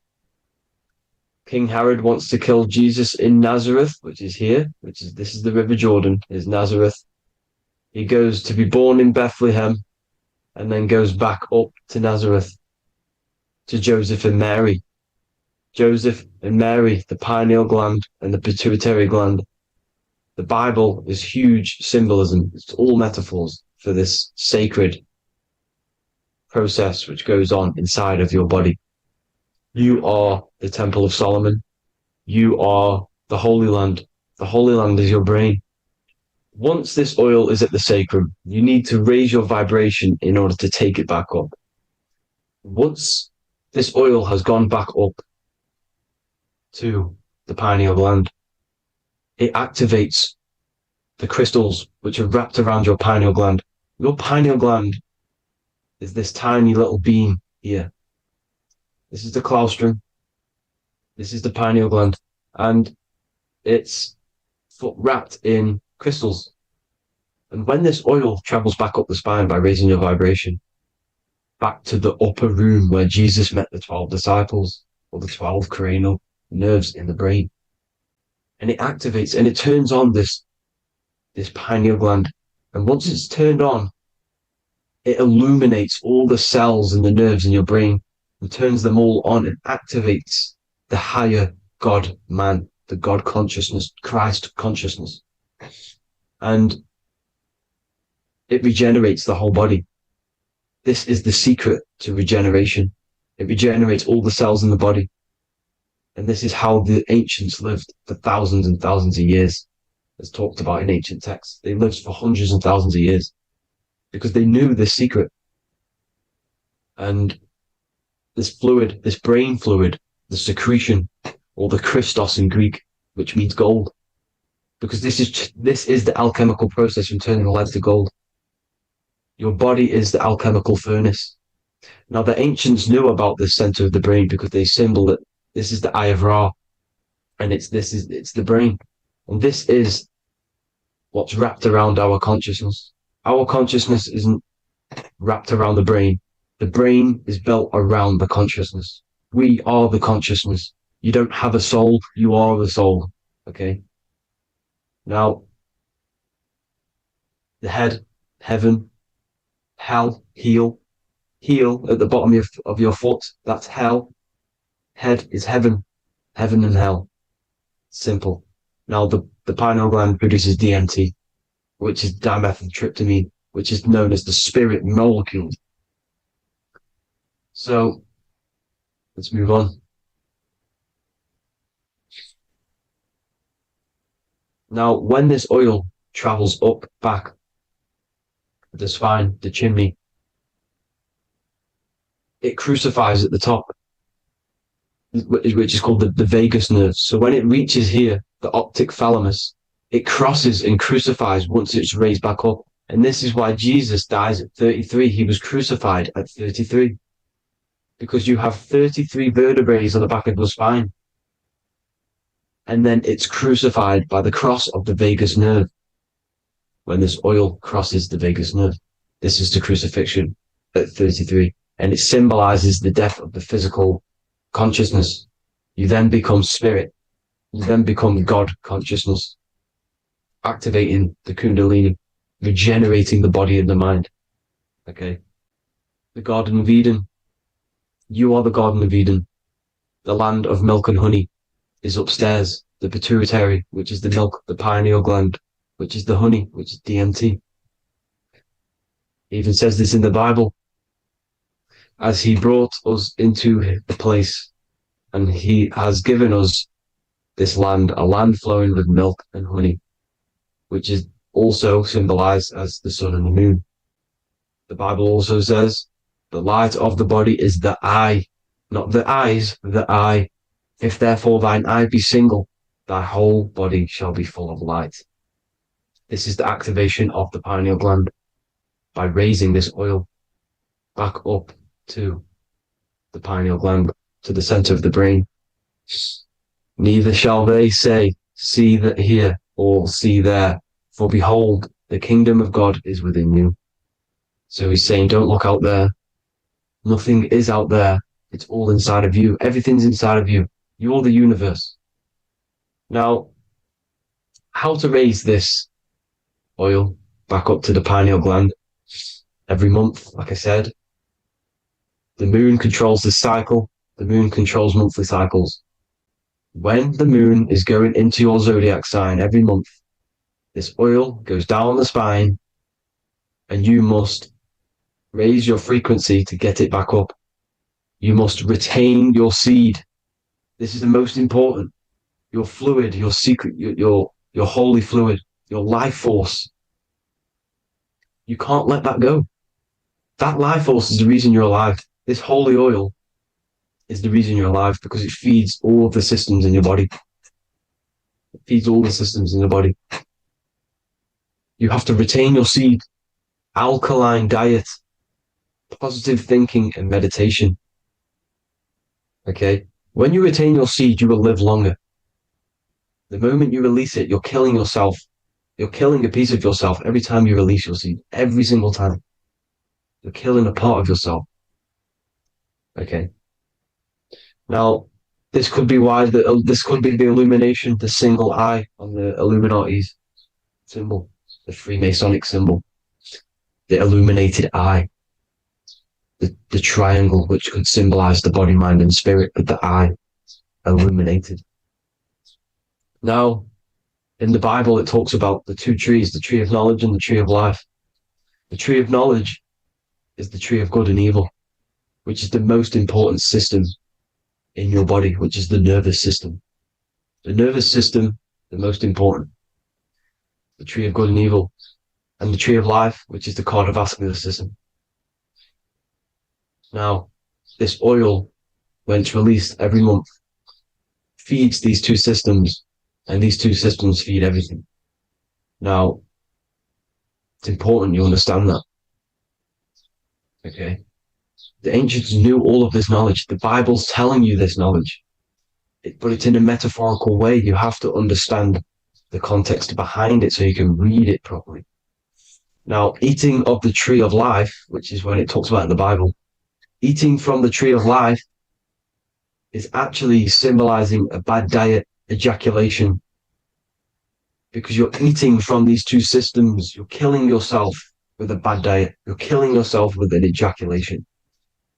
Okay? So, that's important to understand. Now, this is Jacob's ladder in the Freemasons. Jacob's ladder, which is the spinal cord, it's the stairway to heaven.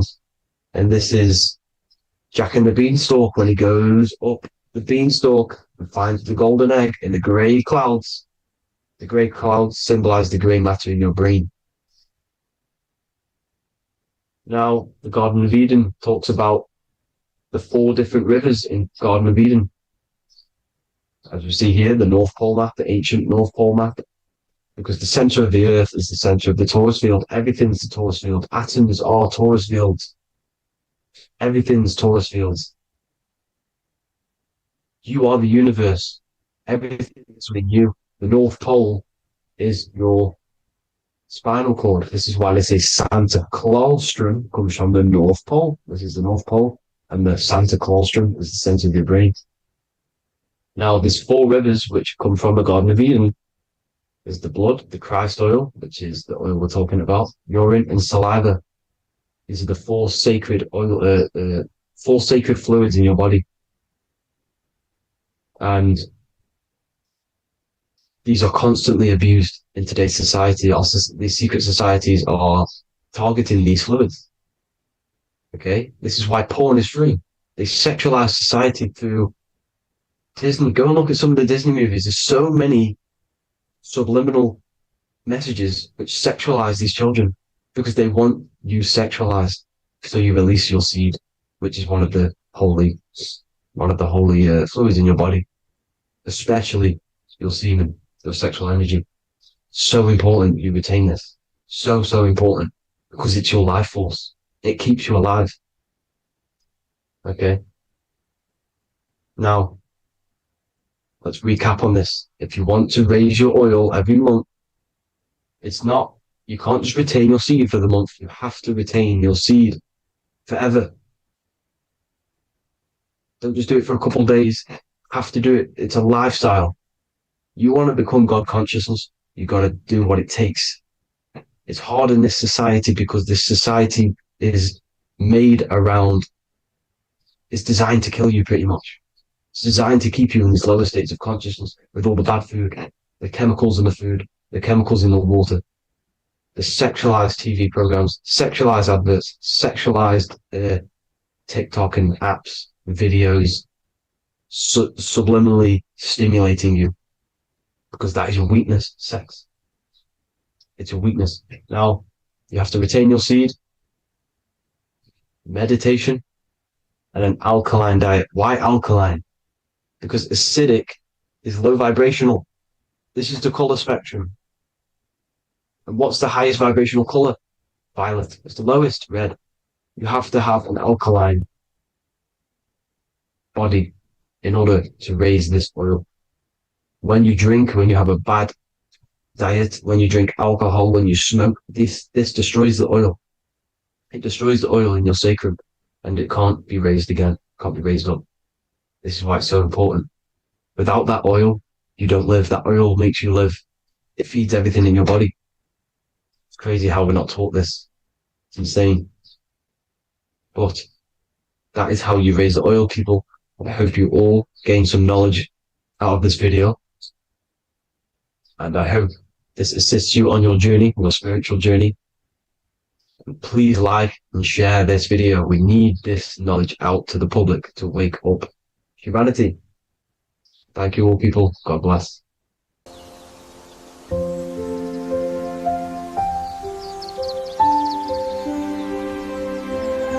bookofwisdom.com. Visit today.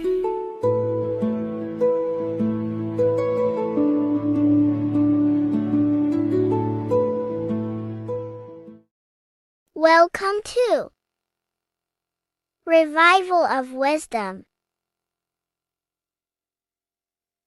Welcome people, we're back with another video. Please make sure to hit that like button, subscribe, and turn on notifications to never miss a video. The Earth is a giant torus field consisting of a positive and a negative pole. The Sun being the cathode with a positive charge and the Moon being the anode with a negative charge. This is why the Sun rules over the day, giving you lots of energy, and the Moon taking your energy from you, making you go to sleep. Now, the plane that we live on is called the plane of inertia, and at the center of this plane of inertia is the North Pole. This is where the two electromagnetical energies meet. Now, this is where the most electromagnetic energy is stored. This is why all compasses will point north, because it's the most magnetic place in this reality. So the Sun and the Moon is spinning around this center point, which is stirring the ether of this reality and making everything move in circles, meaning this is a cycle. Everything's recycling itself. It's an organic simulation. The ancients also knew about this sacred land at the center of this reality, known as the North Pole. As you can see on this map from the 1500s of the North Pole, you can see 4 islands around this center black rock. Ancient civilizations like the Mayans, the Buddhists, and ancient Chinese also depict these 4 islands. The endless symbology of these sacred lands at the center has been going on for thousands of years. These sort of secrets are now kept by the elites, but as always they have to show the truth in plain sight, and this is what they are doing with the Windows symbol and also the Wizard of Oz. Now in the Wizard of Oz, as you can see, there's something called Munchkin Land. Munchkins are these unusually short people. Then on the ancient 1500s map, it says Pygmy. And then the Pygmy people in mythology are also these unusually short people. Just like Santa and his elves, they come from the North Pole. And elves are these unusually short people. These stories that we are told about Santa and Munchkins are putting truth in plain sight about this sacred land.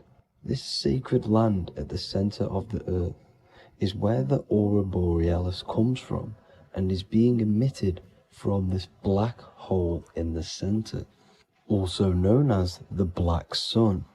The aurora borealis is the Earth's aura, hence why it has the word aura inside of it. It is the life-giving essence to all life within this realm. As this dualistic reality we live in consists of both physical and spiritual, the black sun is like our sun for the spirit. It's our spiritual umbilical cord, connecting us to the spirit realm. And the rising sun is the opposite. It's our sun for our physical 666 carbon suits, known as our human body, our physical aspect. As it states in the 40,000-year-old emerald tablets, deep in Earth's heart lies the flower, the source of the spirit. The flower of life is as thine own place of spirit, and streams through the earth as thine flows through thy form, giving off life to the earth and its children. So the North Pole is the core of this spiritual reality, and the closer you get to it, the more spiritual and lucid it becomes. So the elites have covered this up in order for us to forget the true nature of this reality. And they did this cover-up by introducing the globe model. Nicholas Copernicus was around in the 1400s, and he introduced the globe model. As you can see, he is a Freemason. He depicts himself with a globe and a Masonic compass in all of his paintings and portraits. Galileo was also a Freemason, as you could see in all of his portraits with a globe and a Masonic compass. He was also a massive part of introducing the globe model after Nicholas Copernicus. So yes, the globe model was a spiritual and political move to gain more control over the masses. After the globe model was then introduced, they introduced the theory of evolution by another Freemason, Charles Darwin. See how these two theories go hand in hand? They both degrade humanity, and they make you confused of where we actually came from. By hiding the true form of this divine creation and hiding the true power of each and every one of us, they maintain control over the masses. Now this is order out of chaos, known to be the 33rd degree slogan of Freemasonry. Now this is the Masonic cosmology, and as you can see, you have the checkered board for the duality, the 5-pointed star for the 5 elements, the 4 corners for the 4 pillars, the all-seeing eye, which is Polaris, the sun, the moon, and the 7 stars. So even Freemasons are taught the flat earth cosmology and the true form of this reality. Now the true nature of the sun, the moon, and the earth is shown and reflected through the Masonic compass. The Masonic compass is the sun, the moon, Polaris at the top, and the black sun at the bottom. It makes sense why all the scientists who introduced the globe model all used the compass and the globe together, because it's truth in plain sight. As I explained in my other video, all Freemasons have to take the oath, so it goes to show, why are we all learning these theories from Freemasons who can't talk about certain topics that they learn about? Why should we believe their theories when they're holding back the real truth about this reality? Now going on to NASA. NASA means to deceive in Hebrew, and they are also funded by the government. They are not a private company.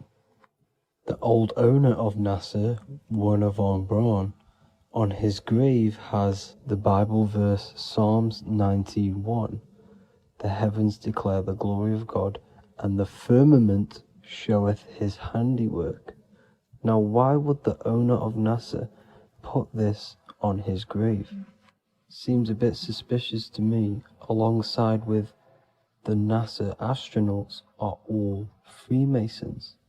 And not to mention the countless mistakes they've made on their live videos in space stations, the moon landing, and the CGI footage of the Earth, which is obviously photoshopped. Just by tricking the masses that they live on a spinning ball, the elites gain the perception of the masses. Not only does it hide the divine creation we're inside of, it hides the divine spark within you. It hides the creator, the source. And by believing in space and we live on a spinning ball, it makes people come to the interpretation of that we are a coincidence and we do not have any purpose. And of course this is false. When you come to realization that we are all a divine creation and we can create our own divine life in this reality, life becomes more sacred and you start to enjoy little things. The elites want you to believe everything exists only in the five senses. They want you constantly looking outside of yourself because they know that will keep you on lower states of consciousness. Now this brings me to our next point. By tricking the masses into the heliocentric model, the elites started to advertise aliens in the movies, in cartoons and magazines in the late 1940s. Now this is subconsciously programming us about aliens and extraterrestrial threats, which then they can use to their advantage. And this is something called Project Bluebeam. They are more than likely going to fake an alien invasion to push this 2040 agenda, which is for one government and one ruling currency. That's it for this video, guys and girls. Hope you all enjoyed. Please make sure to leave a like and a comment. God bless you all.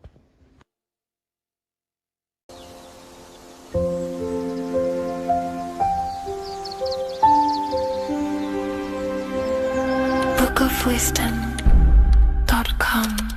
Visit today.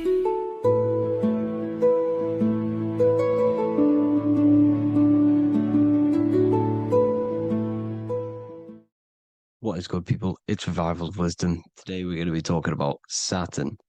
I've done this video in the past. However, this video is going to contain a lot more in-depth explanation of Saturn. So the 33rd degree Mason, Manly P. Hall, said, Saturn is the key to crystallization, physical matter. Light is matter, matter is light. They are interchangeable. Low vibrating light turns into matter, high vibrating matter turns into light. And Saturn is the god of this world, this physical world. He crystallizes light into matter. This is symbolized as the Masonic checkerboard, matter and spirit, matter and light, light and matter. He's also the god of time, destruction, justice. He creates and destroys, because all things in time die. He creates and destroys you. So, because we live in this physical world, which is the electric world, this is why we say electricity, because it comes from the root word of El, Saturn. They used to call Saturn El, E-L. This is why we used to say Elohim is God. The real God of this world is Saturn, but it's being hid. This is being hid. Jesus is Saturn. All of this is Saturn. It's all Saturn worship. It's the real God of this world, So, physical matter is a result of two opposing forces equalized on the plane of inertia, because everything is created out of electromagnetic toroidal fields. And these two poles equalize on the plane of inertia, which gives you planet Earth, plane of inertia. The plane of inertia is what Saturn is. It's the ring around the center of the plane of inertia. Thank you to Walter Russell saying, physical matter is a result of two opposing forces on the plane of inertia. This is what Walter Russell says, so please check out his work. He's got many books, many books on light and electromagnetism and stuff like that. So I advise you to check him out. So the torus field gives you the binary code 0 and 1, the female vagina and the male phallus. This is the code for this world.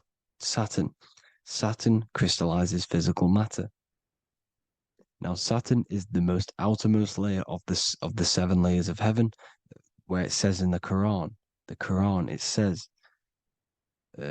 Allah, it is He who created the 7 layers of heaven. Saturn is the outermost layer. He's the top.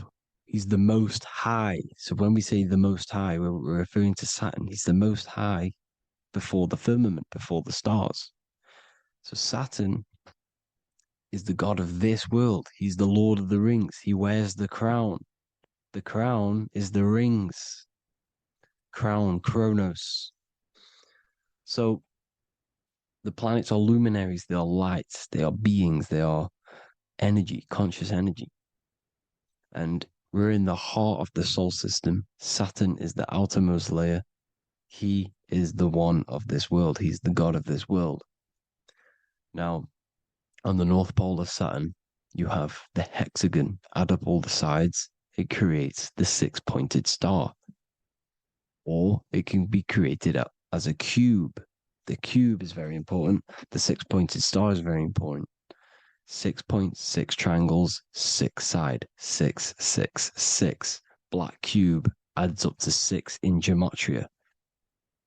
Now, what did I say in the beginning? Saturn crystallizes the physical world. He creates physical things out of light.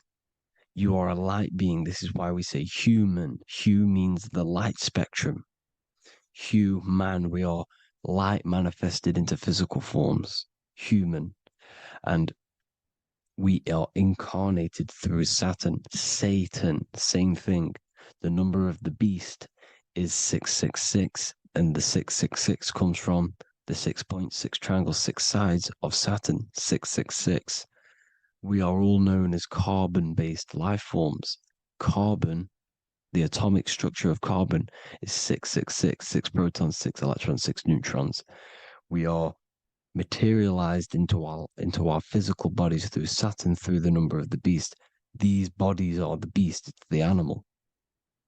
The divine, the Christ, is the consciousness within, because you're a physical, spiritual being combined into one, hexed into one. Hexagram. This is a hexagram. You're hexed into physical matter, spirit and matter, light and dark, combined into one.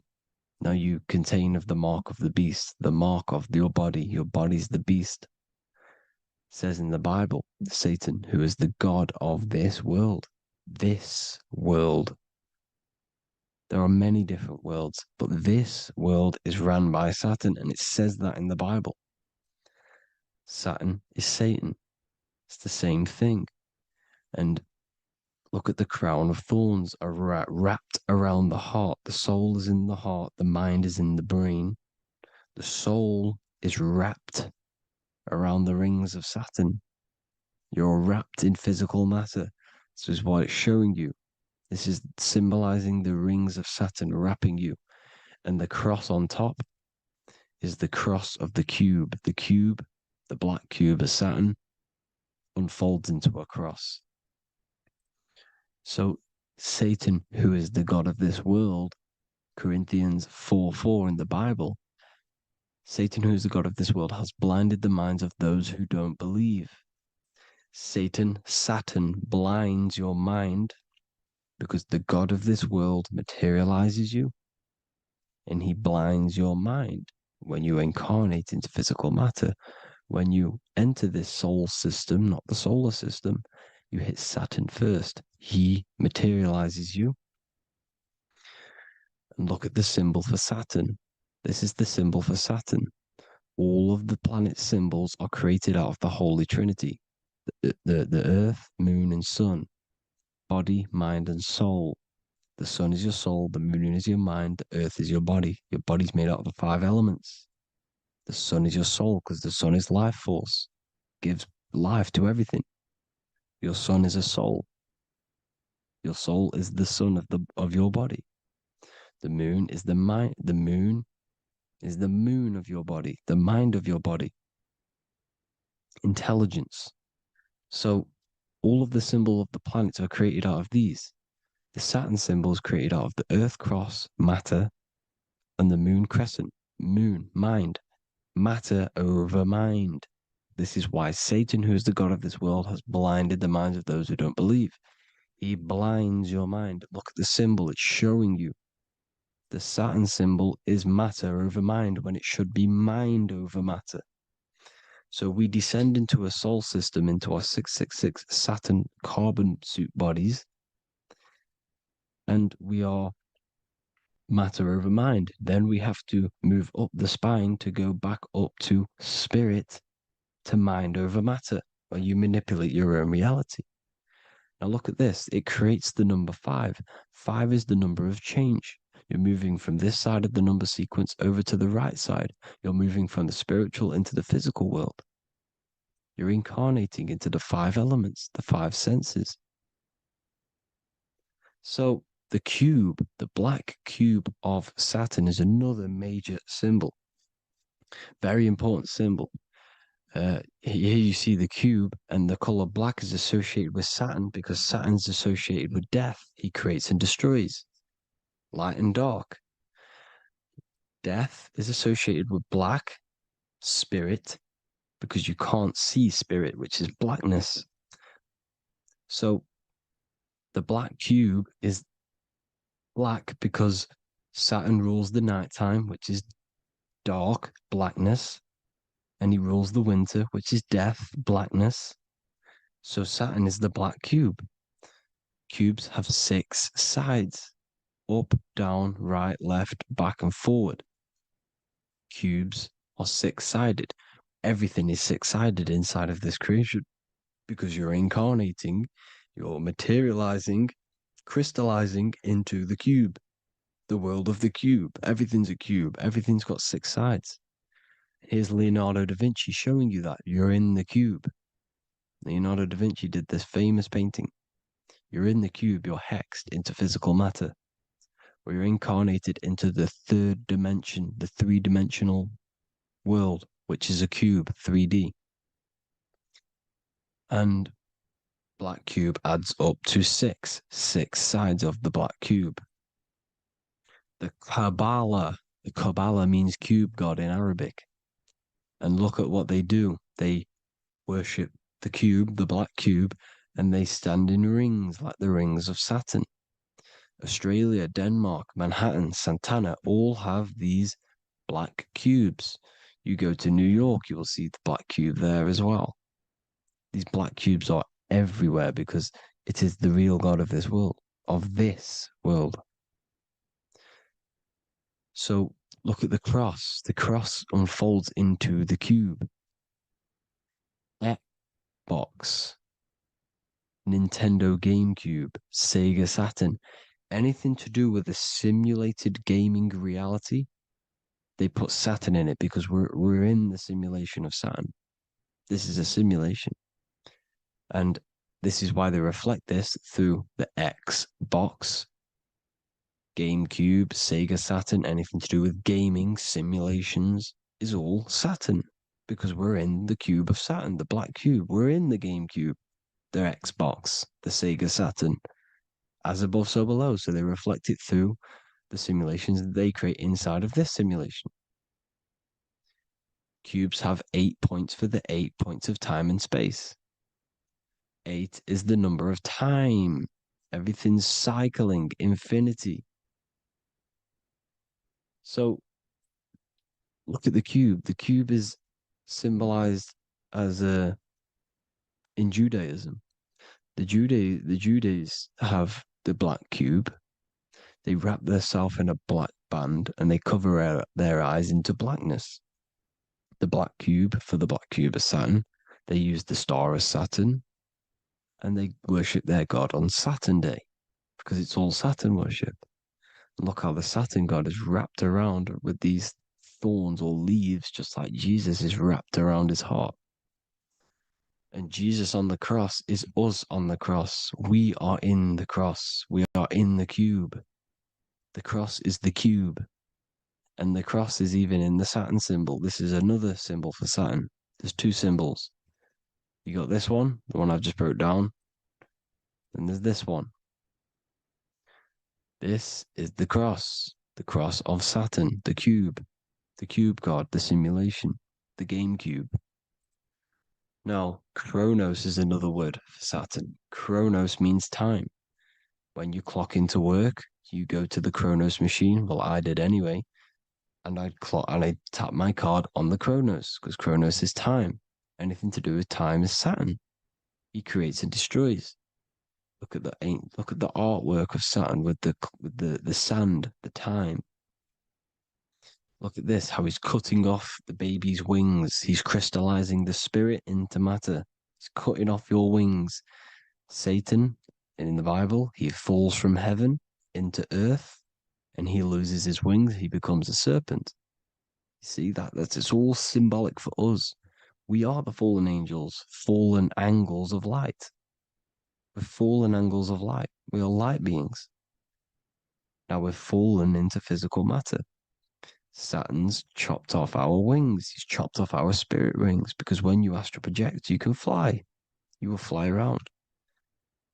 He's got the Reaper staff here, always depicted with the Reaper staff. Now look at the clock. Saturn day is the 6th day, the number of the beast 666. Look at the clock. 6 take away 12. Sorry, 12 take away 6 equals 6. 7 take away 1 equals 6. 8 take away 2 equals 6. 60 seconds in a minute, 60 minutes in an hour, 24 hours in a day, 2 plus 4 equals 6. That's 666. Everything's 666 because it's time. Saturn. All goes to Saturn. He's the god of time. We're in time now.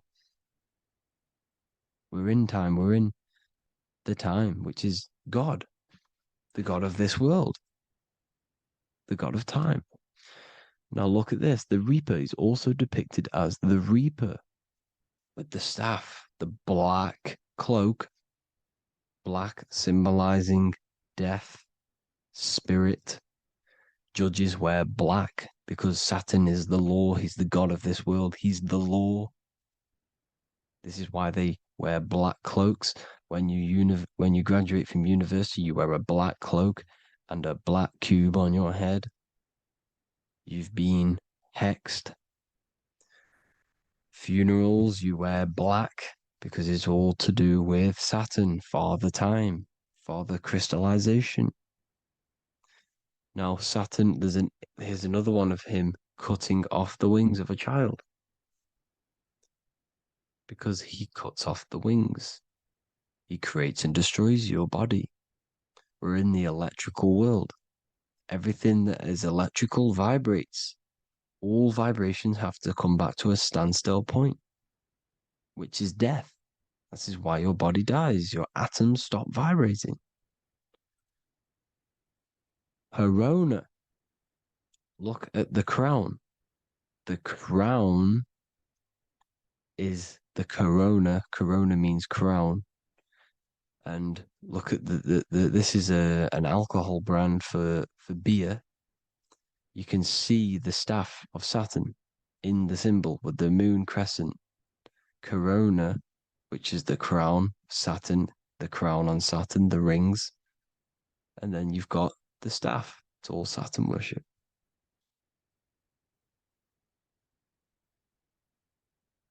Is the black cubes of 9/11.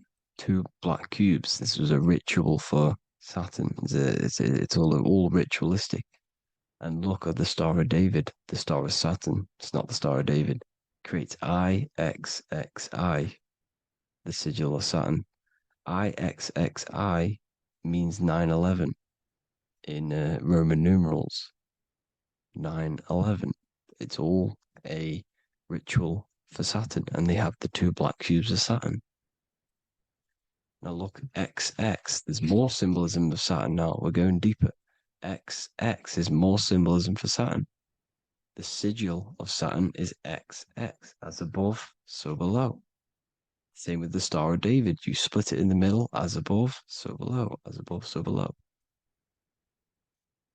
XX. This is a Knights Templar Cross of Lorraine. XX. Knights Templar, high order of masonry. They all worship Saturn. Well, Saturn's the real god of this world. X Eon with the XX. XXL magazines, which is all to do with famous rappers and stuff like that. When you die, you put XX on the eyes because it's Saturn. He's the Reaper. Is Jesus with the XX crown with the thorns around his heart, around his soul, with the cube on the top, the cross cube. Le Lucifer with the XX Cross of Lorraine. Jay-Z with his alcohol brand, XX Cross of Lorraine. The X Factor with the rings of Saturn. All Saturn worship. The seal of Melchizedek is also Saturn. This is the cube. This symbolizes the cube with the 8 points for the 8 points of space and time. And this is the cube. It's another ancient symbol for Saturn. Here you see the star of Saturn with the Melchizedek symbol around it, which is all to do with Saturn. Here you see an altar, the Holy Grail, the Melchizedek symbol on it, and they're worshipping it. This is why we wear rings, wedding rings for the rings of Saturn. It all goes back to Saturn. Earrings. The 8-pointed star of the ancient Sumerians is all Saturn. It's all Saturn. So the ancients, the symbols of Saturn goes on forever. It's in all of the major corporations. You can see it everywhere, the rings of Saturn. Toyota is an obvious one. Internet, Nike, Target, Sega, Saturn. It's all Saturn worship. All Saturn worship. Because he is the real god of this world. Here's Kanye West's album with a Saturn here. Here's Michael Jackson's album saying X, escape. There's the X again. The X, escape. You have to escape this reality. Maybe that's what he's pointing at. Here you see it on the dollar bill. The star of Saturn. Here you see it again on the dollar bill. So that is it for today's people. I hope you all gain some insight on Saturn. Please like, comment, and share if you can. Subscribe if you like the channel. Please have an amazing day. God bless.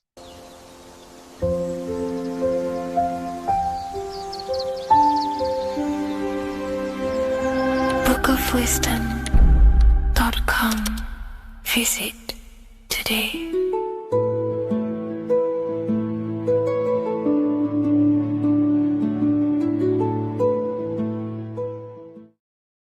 Hello and welcome to another video, people. Before we start, please like, comment, and subscribe if you wish to see more content. Today we're going to be talking about the mental universe and how everything is mental. This is the #1 law on the Kabbalion. If you've never read that book, it's called The Kabbalion. A very good book. It's the first law because this is the most important thing you need to understand. Is how everything exists within the mind. Behind every single one of these eyes is the same consciousness expressed in different bodies. The mind is what gives perception to what you're experiencing. Behind every single one of these eyes is the exact same consciousness, but the brain that they inhabit is giving them a different perception, a different being, a different body. Now, this is the difference between humans and animals. Humans possess a advanced consciousness, an advanced mind that gives us the ability to be aware of ourselves mentally, physically, and spiritually. We can reflect on ourselves. When a dog looks in the mirror or an animal looks in the mirror, it doesn't know what it's looking at. It doesn't realize it has a consciousness. It can't reflect on itself. It can't say, I want to improve in this area. It doesn't have that consciousness. We have a divine consciousness. Take away the N for divine, and you get with a D, put it with a D, you get divide, because we have a divided two-way consciousness. An animal only has one. However, it's still the same mind. We're all mind. We're all mental. We all exist within the mental plane. Look at this person walking. The body, the brain is sending electrical signals through the 12 cranial nerves, which the 12 disciples that spread the gospel of Jesus, right? You have 12 cranial nerves in your brain. There are 12 disciples which spread the gospel of Jesus. Jesus represents the mind, the intelligence, the invisible intelligence that we all are, the same intelligence, the same exact consciousness, which then sends a command into the brain. Then the brain sends these 12 these 12 electrical signals through the 12 cranial nerves to control the rest of the body through the nervous system. This person walking is not, the body is not walking. The mind is telling it to walk. And the brain is it's a supercomputer which is decoding these demands given to it by the mind. Because the pineal gland will have something to do with the ether, because the ether is physical and non-physical. The mind is sending the commands through the ether to the pineal gland, which is then getting broken down into electrical codes within the brain and sent throughout the nervous system to control the body. And this is why in the Sims simulation, because the body's the simulation, it's a false reality. It's the fake reality. It's not the real you. You are formless. There is no form. But the third dimension is a dimension within your mind. Matter, mind, light is all a product of your mind. It's all in the mind. Now, this is why The Sims has this green little diamond on top of the head. Because this is you. This is your invisible intelligence controlling the character. Okay? It's controlling the character. And this character is in the world. Your consciousness isn't in the world. The world exists within you, but the body is a vehicle for that realm that you land in. When you have a dream, your mind transcends this body into another body, duplicates your body into another universe, unite, unite is one. We're all one. It's all one universe, expressed in many different ways, infinitely. And the vehicle that you land in is the body to operate in that realm. This is the all-seeing eye, as you see here. The eye, this is all the intelligence. This is the ball of consciousness, God, expressed in different bodies. We're all this same one in different bodies, as you can see here. And this intelligence is expressing infinitely throughout the universe. An infinite universe. There's no beginning, no end. There was no beginning of the universe. There is no end. It's infinite, always has and always will. But the mind is what gives you the ability to explore the universe, to make perception of it. We are God in disguise. We are God in disguise. We are God in flesh. But the body can become attached to the mind, can become attached to the body if the mind is not aware of itself. When the mind is that blinded by matter, and we lack knowledge and understanding of what we truly are, a formless, infinite being, a traveler. This is why Freemasons are called Freemasons. Mason means traveler. Free. You're a free traveler because your consciousness is a traveler of the universe. When we lack understanding, our mind bounds to the body because we don't separate the body with our different layers of consciousness. When we separate them and identify that we are mind, body, emotion, you then can apply this knowledge to when you want to astral travel and explore the different realms of your mind, because the mind is the universe. People, this is what we need to understand. The mind is the universe. I am you and you are me. This is the Egyptians showing you this. The Ankh is the symbol of life. This is the one ball of consciousness, mind, giving it the Ankh life to all the different life forms. The cows, the birds, the snakes, and the big Ankh given to the humans, because the humans are the most intelligent. We have the most advanced consciousness. We have the most advanced consciousness. This is why the one is giving a big Ankh to the humans here. Here you see again, this is not the sun. This is also showing Ankh giving out its life to all things infinitely. And this is the Most High. We are the Most High in disguise. When we strip off the body, we strip off the desires for the physical world, we strip off all of these fake identities that the mind gets attached to. That is God. The universe. You are the universe experiencing itself.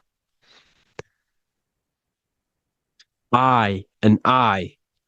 The letter I and the number 1 is just one line. The letter I is the number 1. Because your I am, when you refer to yourself as I, every single one of you who's watching this video refers to yourself as I, which is the one. We are all the one. We are all intelligence. We are all invisible. We are all the one. One is the only number. 1, 2, 3. Everything goes up in ones because there is only one. Doesn't matter how far you go down the line with numbers, all of their numbers are created by 1 because there is only one. To me and you are the exact same consciousness expressed in different bodies. Mind, cause. There is only one cause. There is only one mind. There is only one being. But because we lack understanding of this, we think we are the bodies.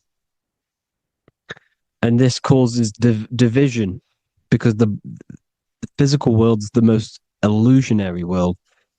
It's an illusion. It's all an illusion. Now you see with the two, you look with the two eyes, but you see with the inner eye, the mind. Okay, the mind is the mental plane is a shared plane, and it gives perception to what you're looking at. The mind. I'm affecting you when I speak because the mental plane is shared. We all share mind. We all express mind. When I'm speaking to you, I'm affecting you because we are mind. So the words that I'm saying, which are being manifested from my mind, are being manifested through my body into vibration, is affecting you. I'm affecting you with what I'm saying. And these words are having an effect on your mind because we're all mind. This is why you need to be careful what you're listening to, music and all sorts. Because music can also create thought loops within your mind. Because the chorus, we shouldn't be listening to choruses. Choruses are loops. And what they're saying in the chorus is being looped. And this can create thought loops within your mind. Go and listen to an old song that you used to listen to about 5 years ago, 10 years ago, 20 years ago. Go and listen to an old song, and you guess what? You will get nostalgia. Why will you get nostalgia? Because that song will trigger the thoughts that you were thinking in that time of listening to that song. So songs with choruses create thought loops, and they reprogram your subconscious mind. It's important why music is very powerful. Mind and mind, same word. See, language is the truth, people. This is why I use language in all of my presentations, especially the English language. It's riddled with occult truth. I is my me, I, you, and me, or I, one. We are not the name, we are I. Every single one of you is I, because we are all the one, all mind. Now, the only thing that is truly mine is my mind. When you say something is mine, it's an illusion. It's not yours. The only thing that is mine is mind, my mind. Okay? It's my mind. It's the only thing. It's the same word, mind and mind. Like I said before, everything's one. Hot and cold is different degrees of the same thing, of the one substance, of degrees. The 7 colors are different frequencies of the one white light. Everything is one. There is only one. We are all one. Everything is one. Hot, cold, day, night. It's the same degree of one, which is mind. The mind's perception is what's giving it, labeling it hot or cold. The mind's perception of colors is what is giving it red or purple, hot or cold. There is only mind. The mind gives things perception. There is only one, that is mind. The conscious and the subconscious mind. The male and the female, these are married. The subconscious mind is your hidden part of the mind. Okay, it's hidden. You can access it through different meditations and Reiki teachings, and dreams are manifestations of your subconscious. This is how you know mind and matter are one, because your mind creates matter in dreams. Your subconscious manifests everything in a dream, in the astral realms. The conscious is what you're conscious of, what you're consciously thinking of. So me, I am conscious that I am speaking into this mic and creating this video. My subconscious mind is the hidden part of the mind, which is speaking to my heart, telling it to beat. It's telling my food to digest. It's regulating all my blood. It's doing everything in my body without me being conscious of it. Without me being conscious. The subconscious is the feminine. The conscious is the male. The Bible, of course. Proverbs 12:4. Helpful, not helpful, an excellent wife is the crown of her husband, but she who brings shame is like rottenness in his bones. In the same way, husbands should love their wives as their own bodies. He who loves his wife loves himself. You can take that physically, you can take that literally, or you can take it metaphysically. See, the Bible's written in such a way where you can take it as your level of realization. He who loves his wife loves himself.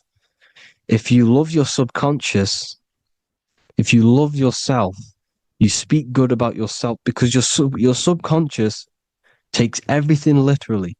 If you say I hate you to someone, your subconscious does not know the difference between me and someone else. It only thinks me, me, me. Why? Because mind is the only thing that exists. You are mind, I am mind. If I say I hate you, you're saying that to yourself. Your subconscious picks that up and says, I hate myself. And that's telling your subconscious that's what you want. Because your subconscious manifests 90% of your behavior. The programs within your subconscious, tying your shoelace is a program. You don't need to be conscious of it. You can just do it because it's a program. It's deeply interwoven in the subconscious. Driving your car, texting on your phone. You don't have to think about what letter. You just do it because you know where the letters are. It's a program. Therefore, if you look after your subconscious, they are a married couple. It's your wife. Your subconscious is your wife. And it manifests 90% of your daily basis thought patterns, actions, behaviors, emotions, all the things that you all the trauma that you've experienced is stored within your subconscious, which is affecting you. So let's say you were in a car crash 10 years ago and you had a really traumatic event, you really hurt yourself, and you had a very, very, very strong emotion that you felt of pain. That will still affect you today. And why? Because it will manifest into your behavior. How? Well, you'll be cautious of what cars to go in and who. You'll be cautious because of that event that stored within your subconscious, because of that feeling you felt was so painful and so strong. It's still manifesting into your behavior today. For example, you won't go in certain cars, you won't go with certain drivers. The subconscious stores everything, all your memories, the programs, and everything. So if you trick your subconscious, that's how you manifest your life. If you trick the subconscious, you already have something. And therefore it will manifest into your life, into your behavior, thoughts, and actions. This is why the golden rule is to treat others like you want to be treated. Because I am you and you are me. We are all subconscious. We all have subconscious. Whatever I do to you, I do to me. Because my subconscious picks that up and thinks I'm speaking to me. Mind is very powerful. Whatever I do to you, I do to me. Treat others like you want to be treated. The golden rule. That is the only rule we need in this realm, in the universe. If everyone understood this rule and how the subconscious works and how karma works, we'd live in heaven on earth, the Garden of Eden, the golden age. As a man thinketh in his heart, so is he. Proverbs 23:7. Where your heart is, there will be your treasure. Your heart's the emotions. The storehouse of emotions is where you feel emotions. You have to let your emotions move through you, not become you. You can't let your emotions become you. Or except be like the sky and let them pass through you. Be like the clouds and the stars passing over. Let them pass through you. Do not let them become you. And this is how emotions can take over your mind. We are driven by, when a man is driven by emotions, he has no self to control. You must control the mind because the mind can be corrupted. Because your thoughts are electrical in the brain. Your thoughts come from the mental plane. So how the mind works is that you place your attentions on something in the mind and infinite information just flows in. Think about it. When you think of a certain topic, as soon as you think of that topic, information comes flying into your mind. Different ideas, ping, ping, ping. It's all connected.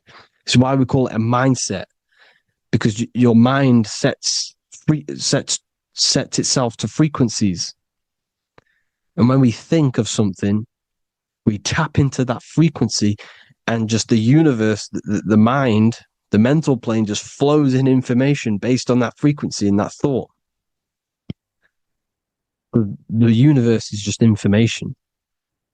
All of the information out there, nothing is new. It's all there. You just have to tap into it. You can tap into these different thoughts, and it's all there. Everything already exists within the mental plane. You don't think anything. You receive thoughts. We all share the mental plane. We affect each other. I'm affecting you. Listening to me is affecting your mental plane, your mind. The physical plane is the lowest plane. It's the world of effect. Everything you see in the physical plane is the effect of mind. Like I said, the person walking is the effect of their mind telling the body to walk. The physical plane is the lowest dimension of your mind. Mother Earth, we are in a mother. We're in the womb still. The Earth is feminine. It looks after you. It provides you with food for free. It grows on trees with water. It's Mother Earth. It's the womb. The dome above your head is your mother's belly. Okay? Is your mother's belly. You're in the womb still. You're forever in the womb because your mind's constantly expanding. Because when the baby's mind figures out that there is a reality outside of its mother, it starts to hear the people on outside of its mother, what does it do? It figures a way out of the mother, and it becomes born again in the water, in a hospital, into the other world. It's the same with our minds. When our minds figure out there is other worlds beyond this physical, we explore them. The astral plane, for example. You figure a way out of the body. Because when you're the firmament, look at the word firmament, meant at the end. Firm is firm, something strong, something like a rock is firm. If your mind is firm like a rock, you will be stuck under the firmament. So, for example, people who are very programmed and can't think outside the box, they have a firm mind and they'll be stuck under the firmament because your mind is the only thing that's keeping you under the firmament. It's the only thing. When you're doomed, doom is dome. This is the dome, which is your head. Your head is the dome. Above your head, above the earth is the dome, the ethereal barrier. But that's just an external manifestation of your head. You don't leave the earth, you leave your body to leave the earth, because your body is the earth. It's a dimension within your mind. So when you're doomed, you're domed. Your reality is your level of realization. You realize something, or when you have an idea, the mind, in the EYE or I, same thing, mind, it's all mind. Reality is your level of realization. You realize there's other worlds. That's your reality. Your perception's your reality. Mind in Latin is mens. Jesus was known as the fisher of men, which is the fisher of minds. He was fishing minds worthy of knowing the higher truth, the deeper occult knowledge. Jesus figured out that we are all God. And he got killed for it because in that age they were trying to suppress this information. Jesus figured out he was God because we are all God, every single one of you, and they killed him. because we're all mind. We are not the body. We're the invisible intelligence, which is God. But you are not God if your mind is attached to this physical world, to the worldly pleasures. If you master your mind and travel the depths of your mind, that is God. Mental and men. Look at the word mental. It has men in it. Men in the Bible means mind. Here you see Masonic, the Masonic symbol with the eye, the mind. Looking over, everything is the one. Everything comes from the one. All the lines coming off it, giving its life to all of the life forms. Down here on the bottom, you have duality, black and white. Up here, you have singularity. One and the two. Unification and division. The lower self is divided into the left and the right. So the Bible even says, I forgot what verse it is, but it says, it's better to go through life with one eye than to have two and be cast into the fiery abyss of hell. I'm not sure what verse it is, but you can research it yourself. It's better to go through life with one eye, to be unified. Unified consciousness. Dimension. No brainer. No brainer. The language tells you the truth, people. Dimension. The dimensions are in your mind. Entertainment. Entertain the mind. Disappointment. It's all in the mind. Environment. The environment that you are in is a product of your mind. Within, rearranged spells high twin. Within is your mind, and your external world is mirrored from the decisions you make in your mind. Advertisement, commitment, it's all meant, it's all mind. Everything is mind. Everything. So, this is important. The collective thoughts and collective beliefs. The collective, because we all share the mental plane. And because of this is why we are in a weakened state of consciousness at the moment. Because the collective thoughts and the collective minds overall are asleep. And they don't believe in anything. You see, everything is true within the mind. You think of something, it is there instantly. You think of a chair, it's there in your mind. You think of anything, it's there instantly. So everything's true within the mind. Anything can happen in the mind. Anything can happen on the physical plane if the collective consciousness, the collective minds, believe it to be true.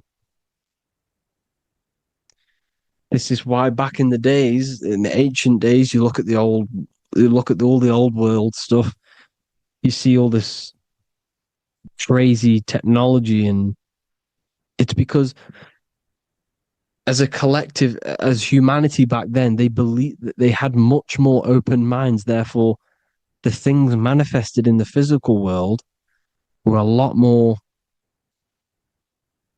out of the box, so to say, compared to today. For example, magic is not as powerful today because the masses don't believe in it. It's still powerful, don't get me wrong, but if the masses believed, or if everyone knew magic could be real, because it is, anything's real in the mind, it would be a lot more powerful. You see? So and what they're trying to do is create a hive mind worldwide. They're trying to make one religion, an external God. What happens when you worship something external? You give energy to it, because where attention goes, energy flows. Where your mind gives attention to, energy goes there.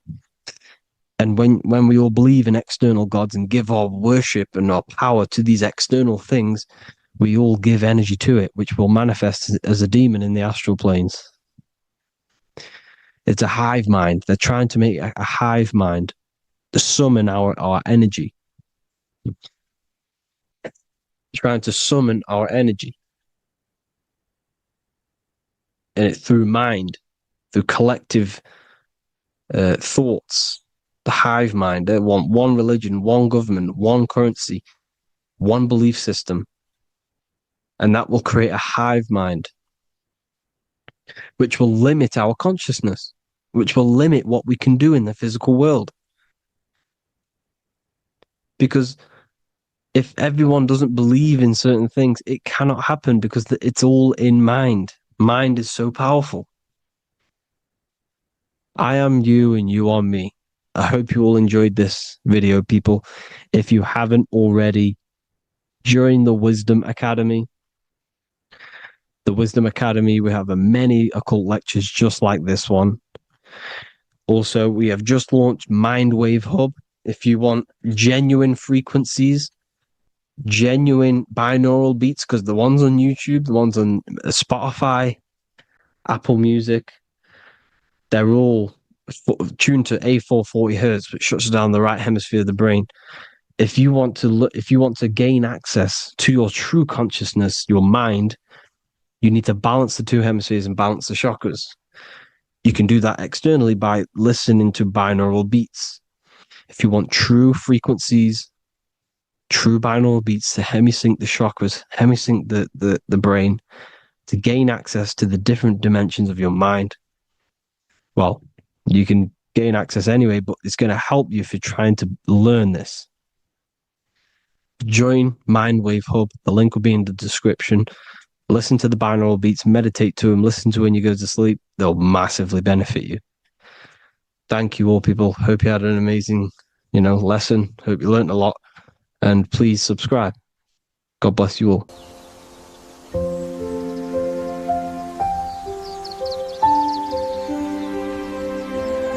bookofwisdom.com. Visit today.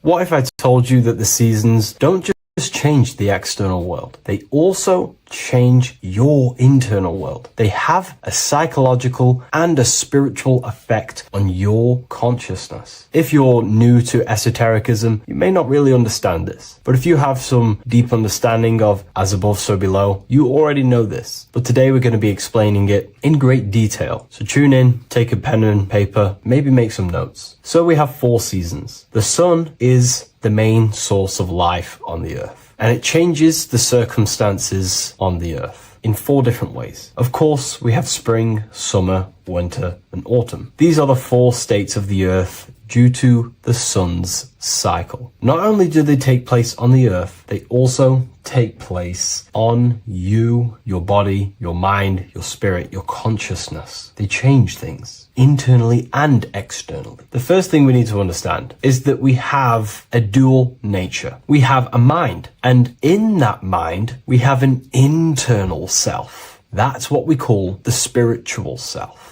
It is the individual that exists within their own mind, within their own consciousness. It is the self that imagines, thinks, feels. That's the spiritual self. And internally, that self is the true self. When it's detached from the false identifications, of course, such as the ego. But the true self dwells within the mind, and that's the immortal self. That's the self that will never die, never perish, that will always be there, and it always has been there. The internal self. But on the other side of the mind, the outside of the mind, we have this, what we call our physical human body. This is our external physical body. So outside of us is a physical reality, but inside of us is a spiritual non-physical reality. inside of us cannot be measured. Outside of us can be measured. So we have an internal world and an external world. I think this is the reason why the word individual has the word dual at the end. Dual meaning opposing or two. We have a dual nature. Inner world, in the mind, and a self out the mind. And the mind acts as some sort of doorway. It is a doorway into ourself. So in esotericism, this is what it's all about. It's about we work with the internal world. We try and figure out who we are from the inside out, not who we are outside of us. Because we realize that the external world is nothing but a crystallization of what's happening inside of us. Our lives are a result of every single thought that we thought in the past. So let's not get off track here. Let's carry on. As I was discussing the seasons, we have an internal world in the mind and a self outside the mind. And this is reflected even in the cycles of the heavens. This is how you know the universe is intelligently designed, and the law of correspondence corresponds with everything. The law of correspondence is as above, so below. It's not a Hermetic principle. It's not a Freemasonic principle. The law of correspondence, as above, so below, is just the law of life, of the universe. It is in everything. So the daytime, the sun, this is external impressions, or expressions, should I say. We express ourselves outside the mind, in the outside world, in the material body, taking actions outside of us during this daytime. The sun represents outward expression, the daytime. This is when we wake up, we're conscious, we do things outside of our mind. But then the nighttime comes around and it becomes dark and the moon rules over the nighttime. And we return back to our internal world. We return back to the darkness. We return back to the internal self, the self in the mind. Really is fascinating. And this is as above, so below. This follows the correspondence. This follows the law. Although the outside world has a cycle of day and night, so does our own mind have this cycle. As above, so below. As within, so without.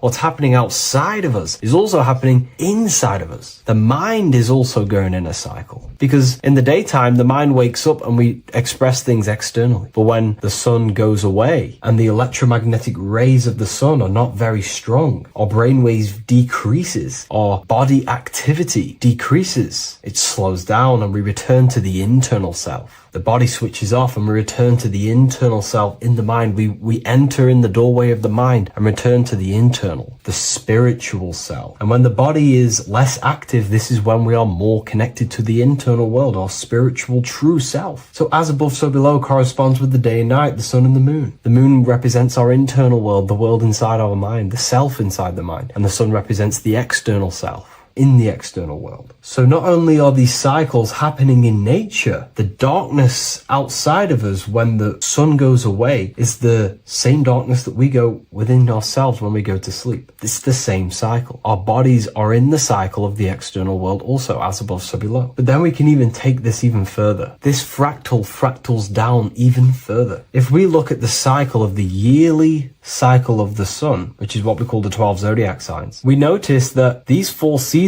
also take place in every single cycle of the day. So a yearly cycle can be seen as a big version of a daily cycle, or a daily cycle can be seen as a smaller version of a yearly cycle. For example, we look at Aries, which is spring. This is when the sun springs everything back to life in the spring. This is when the crops start to spring up and start to grow again. But we could see that at 6 a.m. in the morning, when the sun rises and just cracks over the horizon and starts to bring light into our day. Aries is associated with the morning time also as spring. Morning time is a smaller version of spring. Then we look at the summertime. The summertime is midday, when the sun is at the top of the middle of the sky. This is when the sun is most powerful, most radiant in our day. This could be seen as the summertime. Then when the sun starts to set, this is associated with autumn. Autumn time is the sunset. Then the winter time is associated with the nighttime, the midnight, when everything's very dark. So a daily cycle is basically a smaller version of a yearly cycle. And just how I explained how the cycle of the sun outside of us also happens inside of us with our consciousness falling asleep when the sun goes away, is also happening to us on a yearly cycle also. So the daytime is associated with the summer and the nighttime is associated with the winter. The winter is like the inhale. The summer is like the exhale. It's the breath of the universe, just like like how we breathe in and out of our lungs. Everything takes this rhythm and polarity, okay? So winter is associated with the self and the world inside of ourselves, inside of our mind, the spiritual self, the internal. Because the winter is when the sun's rays, electromagnetic rays, are not very powerful. And this decreases brainwave activity, making us more connected to our internal world, inside the mind. But the summer's the complete opposite. The summer is when the sun is very, very powerful.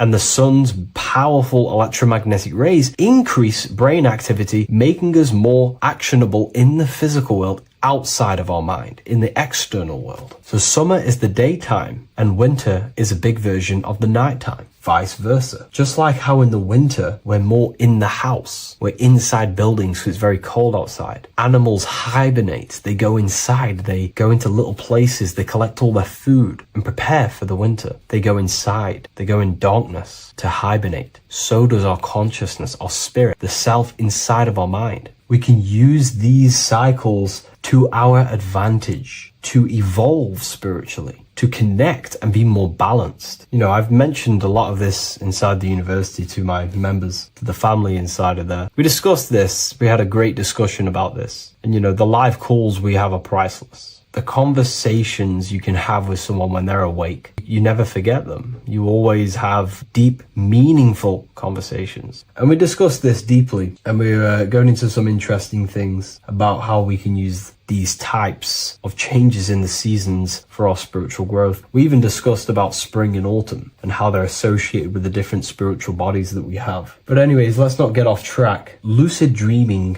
dreaming itself, and astral projections, I find are more easily accessible during the winter and the night times. Like I said, because the brain activity is decreased due to the sun being not powerful, we are more reconnected with the self inside the mind, the spiritual self, the immortal self. Wintertime is a great time to work on yourself, to start to gaining discipline, to meditating, to really working on the subconscious. Because spiritual work is harder than any physical labor. You really got to dig deep within yourself and be honest and true with yourselves. I think this is the reason why, you know, a lot of people convert to spirituality from religion. They come into spirituality and then they go back to religion because they realize spirituality is it's difficult. You have to be honest with yourself. You have to really face the traumas, the negative aspects of yourself, the dark side of yourself, and bring it to light and transform it. And that sort of work is a lot more difficult to do than any physical labor. So the winter time is the time that we go inside ourselves. We reflect a lot more. We need to work on ourselves, on our mind, on our negative habits, on our dark traits, on our things that we have been pushing away and not controlling. The winter time is that time we can really start to connect with the internal self, work on our imagination,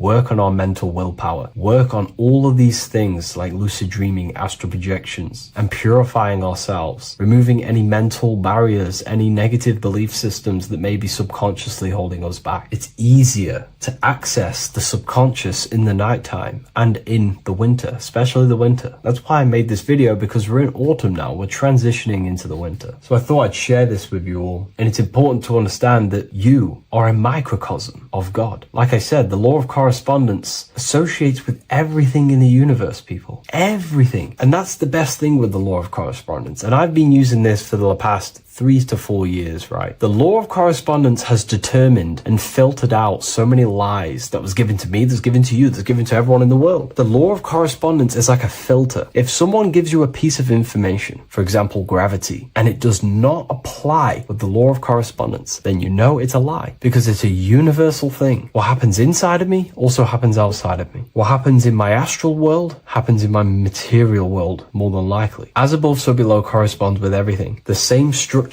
in my veins, in my nervous system, is the same structure in the trees, in galaxies, in everything. As above, so below, the universe is a fractal universe. Therefore, the point that I was getting at is that you are a microcosm of God. The same mind that God manifested things through thinking. He thought the stars, the earth, nature, the human body, designed everything with the God mind. He thought everything into existence. And that mind, them powers that God used to manifest everything into physical existence through the power of thought is the same mind that you possess, but on a smaller scale. God manifested the macrocosm through thought, as the universe is a mental universe. Everything you see around you was thought, then manifested into physical reality. God manifested the macrocosm, the world, through thought, and that same force of thought you use to create the microcosm, to create your own world. You think your life into reality, your world into reality. Your body is a microcosm, a miniature universe. Every thought you think commands 50 trillion cells in your body, and your cells religiously execute on every command that you give it. You're in charge of 50 trillion cells. You're literally commanding a whole civilization inside your body.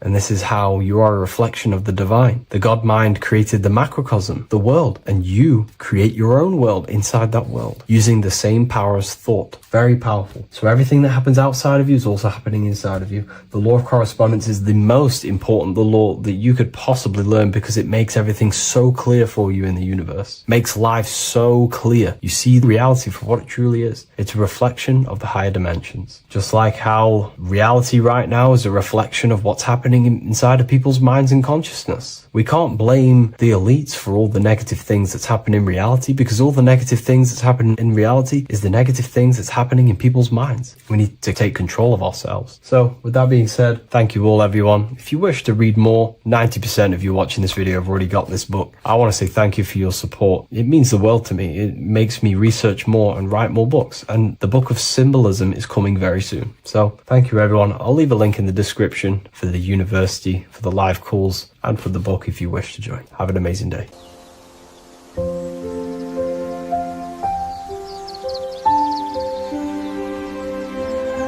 bookofwisdom.com.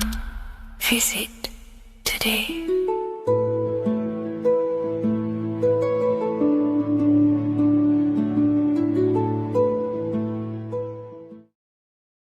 What if dreams aren't random at all, but messages from a deeper part of yourself trying to show you things? In this video, you're going to learn exactly what dreams are from an esoteric view, how to control dreams, and how to dream more frequently. Dreams are not nonsense. They are expressions of the subconscious mind. In the daytime, we're using our conscious mind, what we are aware of. This represents the daytime, the sun, the external world. We're operating in the external, outside the body in the day. But when we go to sleep, we return inward. Everything does this breath. We breathe in through the nose and out through the nose. Everything does this in and out process in the universe. We live, we die every single day. We wake up, we express things in the external. Then at nighttime, we return back to darkness, back to the internal. This is the breath of the universe. We have summer, we have winter. This is the breath of the sun and the seasons with the earth. You have an internal world and an external world. External is physical, the internal is spiritual. Like I said, when we go to sleep, we are returning back to the internal world of your own